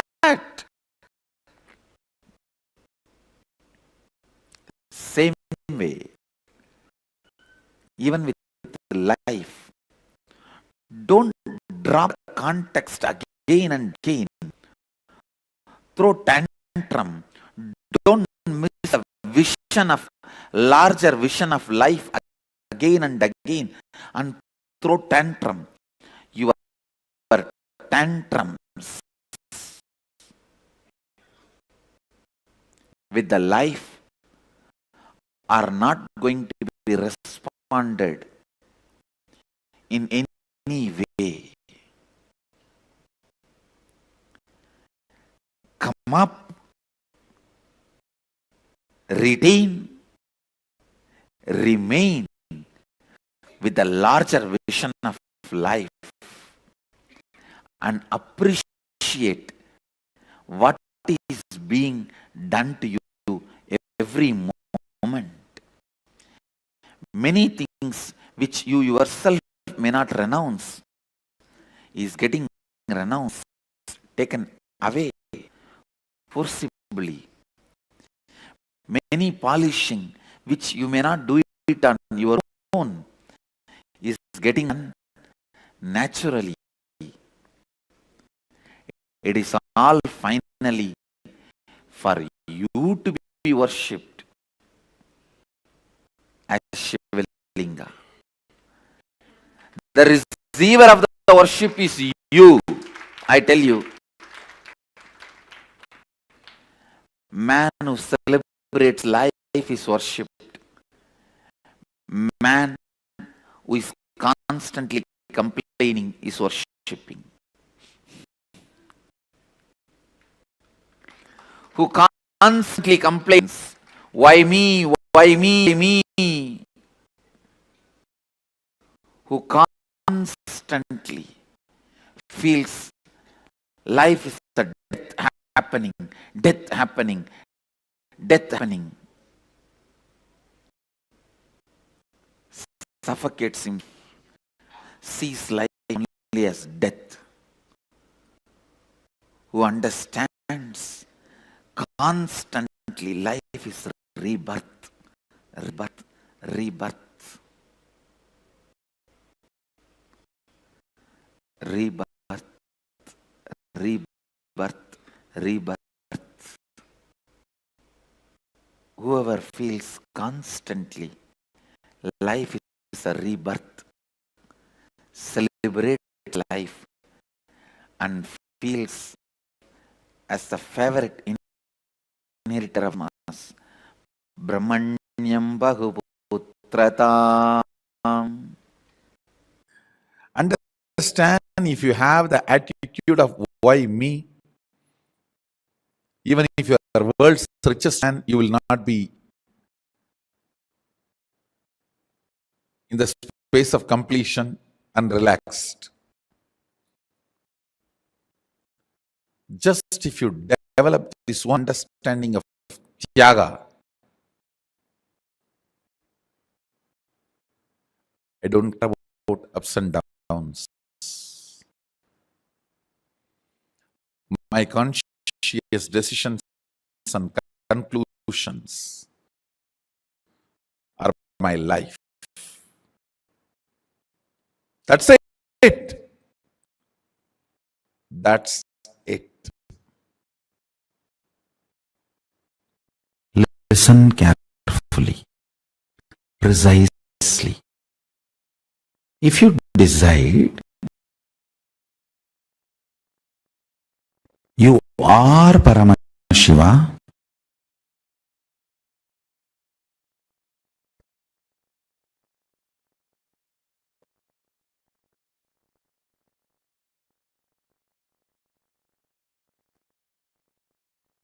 inhale and exhale with that powerful cognition you are Paramashiva. That is pranayama. Let your whole inner space be withdrawn into this one cognition you are Paramashiva. That is pratyahara. Let your whole inner space flow with one powerful cognition, you are Paramashiva. That is Dharana. Let your whole inner space be centered. Feel full. You are Paramashiva. That is Dhyana. Let your whole inner space be absorbed and disappear, dissolved into the powerful cognition. You are Paramashiva. That is Samadhi. You need to decide to behave with yourself as Paramashiva. You need to be convinced. Blessed are those who are able to convince themselves that they are ultimate. Means they are able to grasp the last delusion of self-doubt, self-denial, self-hatred. I tell you, bhakti should be the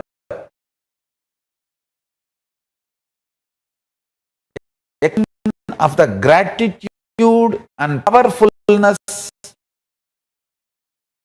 of everything you have been given,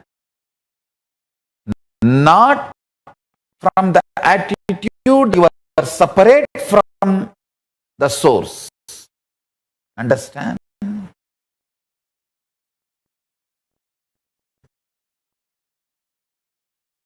I overflow with gratitude and bhakti to my Guru, not because I am separate from him, but because he made me realize he is me.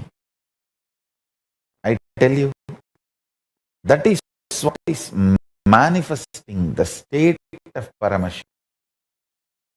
Deciding, declaring yourself as Paramashiva to yourself, intensely demanding yourself to be Paramashiva by yourself is what is manifesting the space, the state of Paramashiva.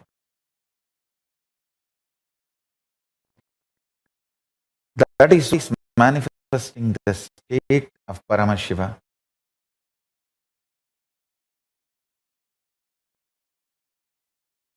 I really want all the Paramashivoham participants to start practicing. Declare yourself as Paramashiva to yourself and demand yourself to be Paramashiva. Talk to yourself as you are Paramashiva. Think yourself as Paramashiva. Behave with yourself as Paramashiva. Start from today. I bless you all to achieve success.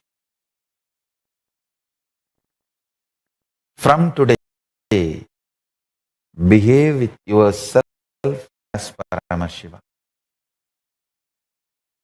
Start manifesting the state of Paramashiva.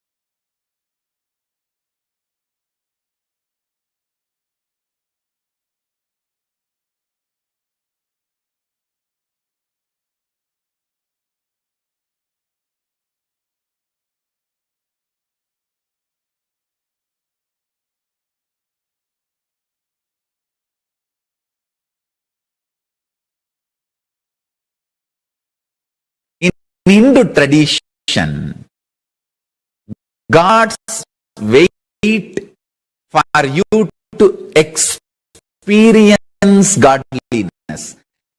Gods are anxious about you becoming enlightened, you becoming Paramashiva, ultimate, Parandama, Parabrahma. They don't have a jealous or a problem, understand? That's why the Hindu tradition is very clear. The level of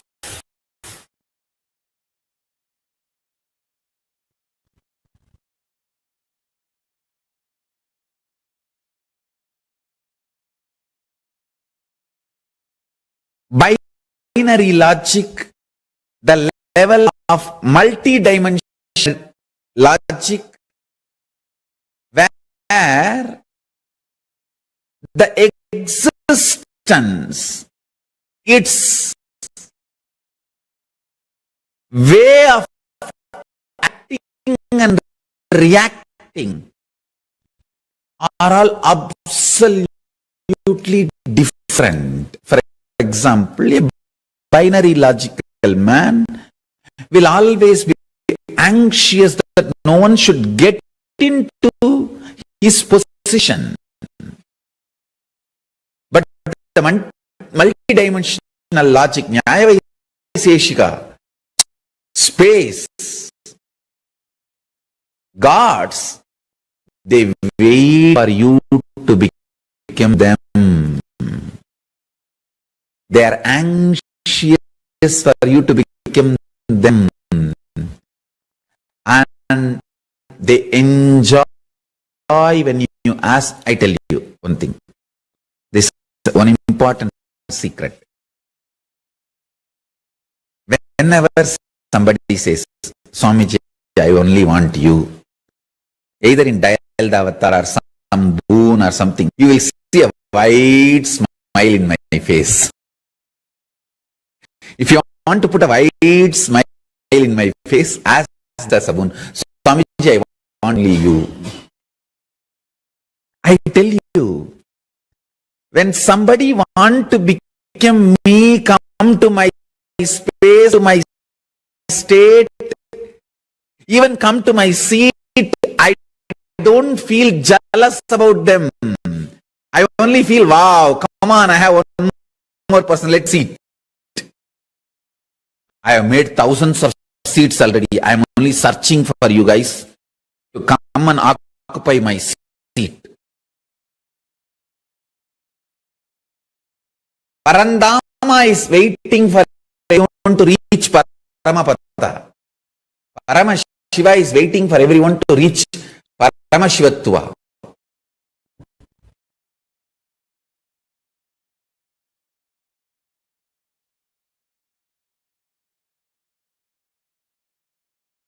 Parabrahman is waiting for you to invoke him in you. The most sweetest word Parabrahman wants to hear is Aham Brahmasmi. You declaring, I am Brahman, oh God. I am Paramashiva is waiting for you to declare, hey, Paramashivoham. Understand this. Understand this truth.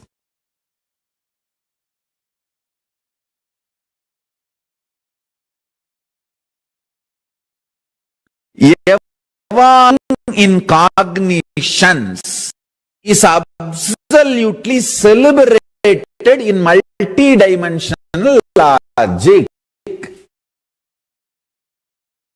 This is one of the most important truth. Antala Paramashivanjnana. In Paramashivanjnana ontology,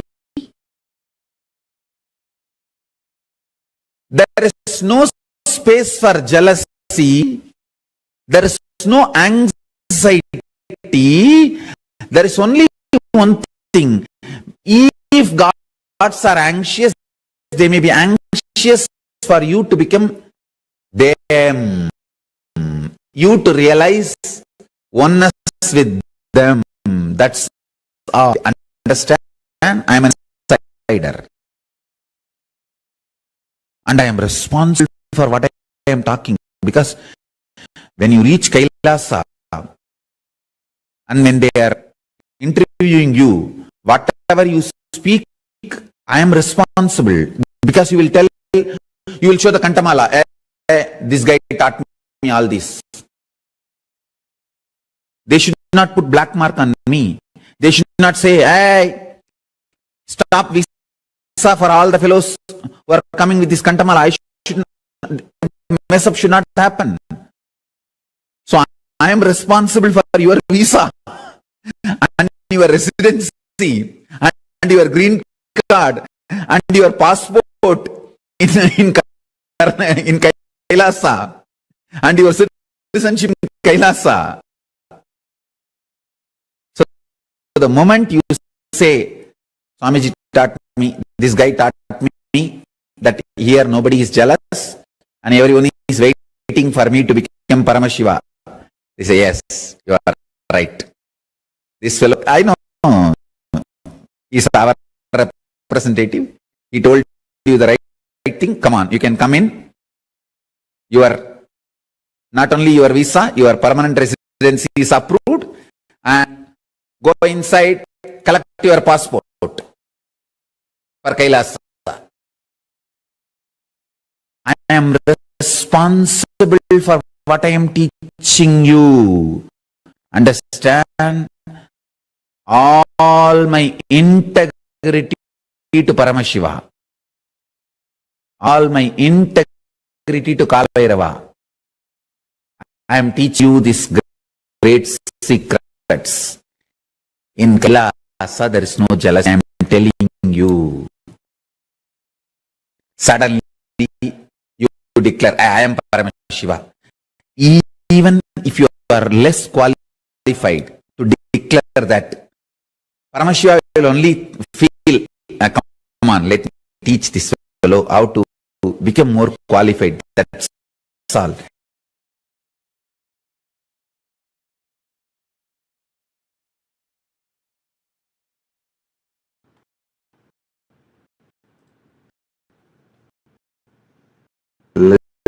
Listen intensely.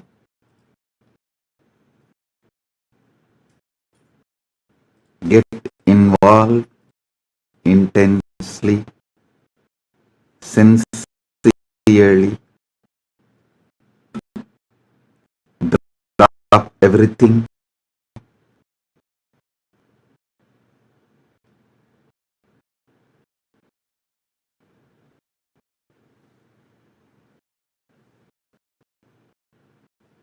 Make yourself available only for this spiritual process now. Shut everything out. External disturbances, internal disturbances. Focus completely on the spiritual process. Listen. From morning, you might have attended many sessions, classes, satsangs, or you might have attended so many satsangs, classes, you might have watched my satsangs, listen to those discourses. The real fruit essence, phala, result of all the satsangs you heard is going through this experiential process to bring you to this process and awaken your sincerity.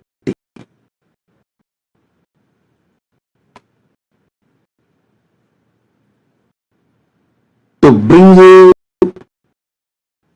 to experience this spiritual process, oneness, is the purpose why I am speaking day in and day out.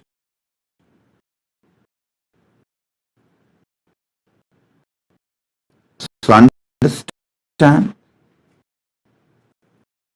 it is time you are going to experience for what you have been waiting all this time. First step,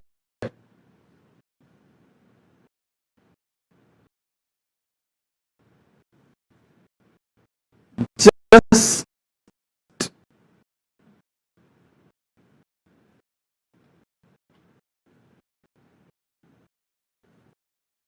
remember your first person, how you are feeling you now, right now, how you feel about you. It can be anything. You may be feeling your body is you, your mind is you, your emotions are you, your anything you feel as you. Come to first person, which you are experiencing right now. Just see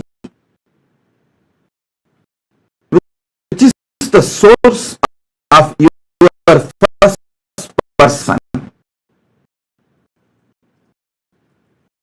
and sit. So listen, sit,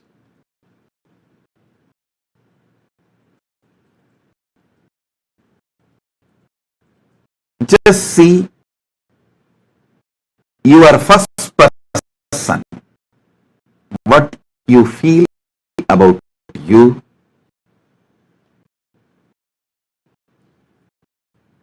where your first person is vibrating, how your first person is experienced by you, how your first person is perceived by you, how you feel your first person. Sit with it now.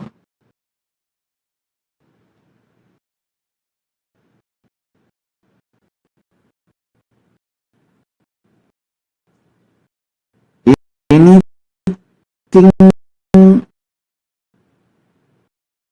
I can give you, I can give it only through your first person.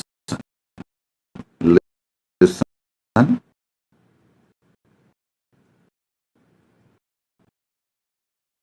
if I want to give a physical gift, I can give it to your body.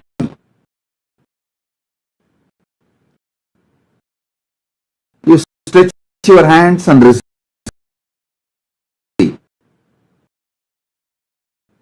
If I want to give some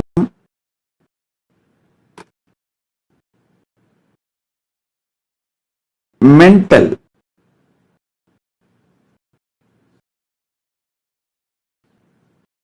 mind related gifts,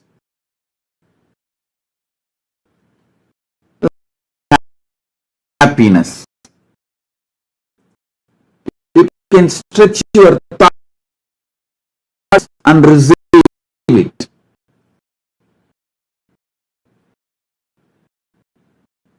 If I want to give you brain candy, intellectual ideas, which you start enjoying, you can just put your listening and receive it and enjoy.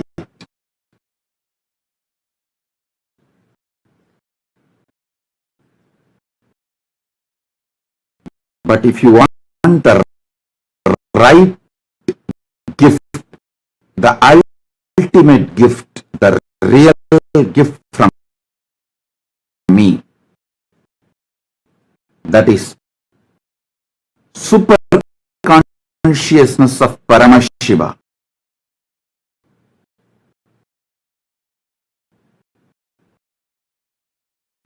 The first person of Paramashiva,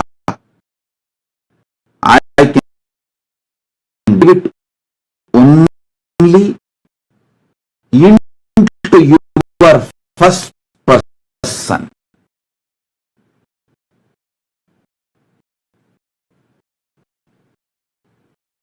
So sit with your first person. Listen.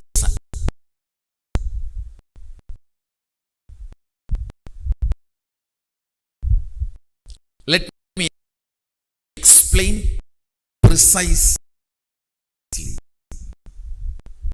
This body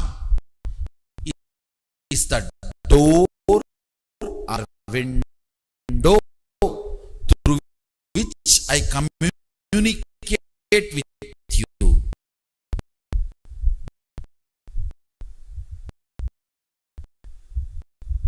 My vision for humanity is me. When you feel one with that vision,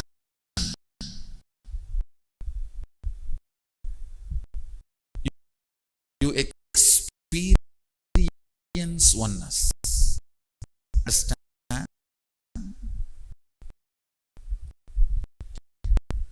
My hope for humanity is my responsibility. My vision for humanity is my integrity. My actions for humanity is my authenticity.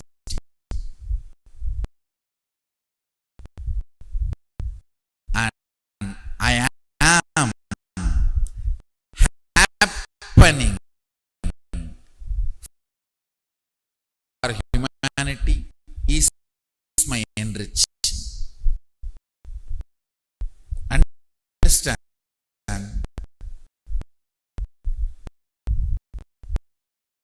Oneness is a powerful experiential way of manifesting Sadashivatva, manifesting powers of Sadashiva, manifesting the ultimate state of Sadashiva, space of Sadashiva, powers of Sadashiva. Basically, agamas are vision for humanity from Sadashiva.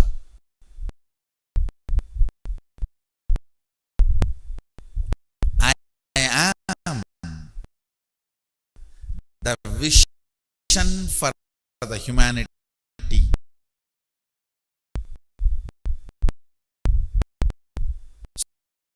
So anybody who is in love with my vision for humanity is in love with me, is in oneness with me.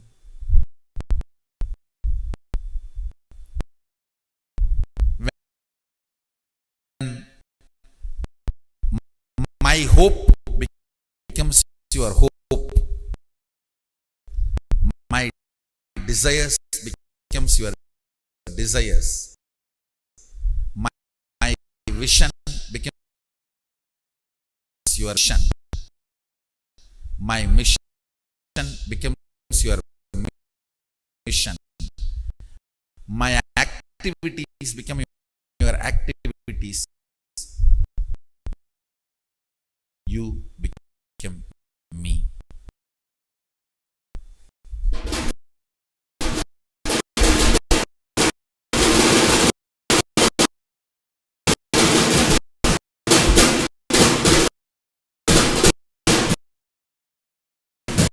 Understand, when my love becomes your love, what I love becomes your love. What I visualize becomes your visualization. What I feel becomes your feeling. You become me.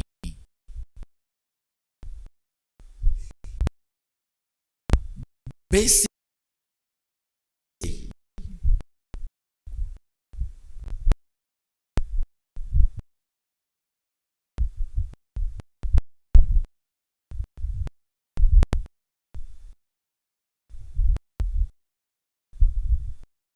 realizing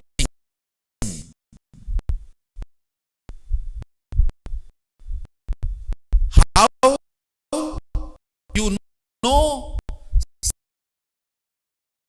is not just the statue. Deity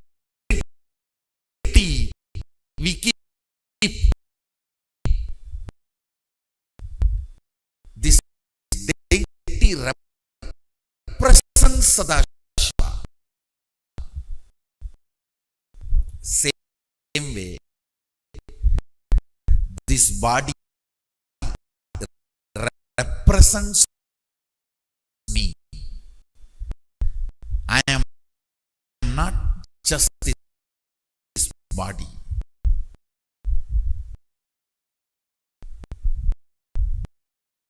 The deity represents Sadashiva to relate with you.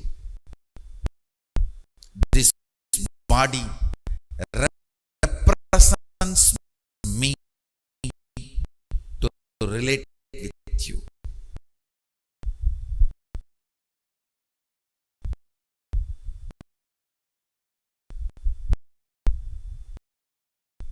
My vision for humanity is me. I want all of you to contemplate just on these few lines today. I don't want to give too many words.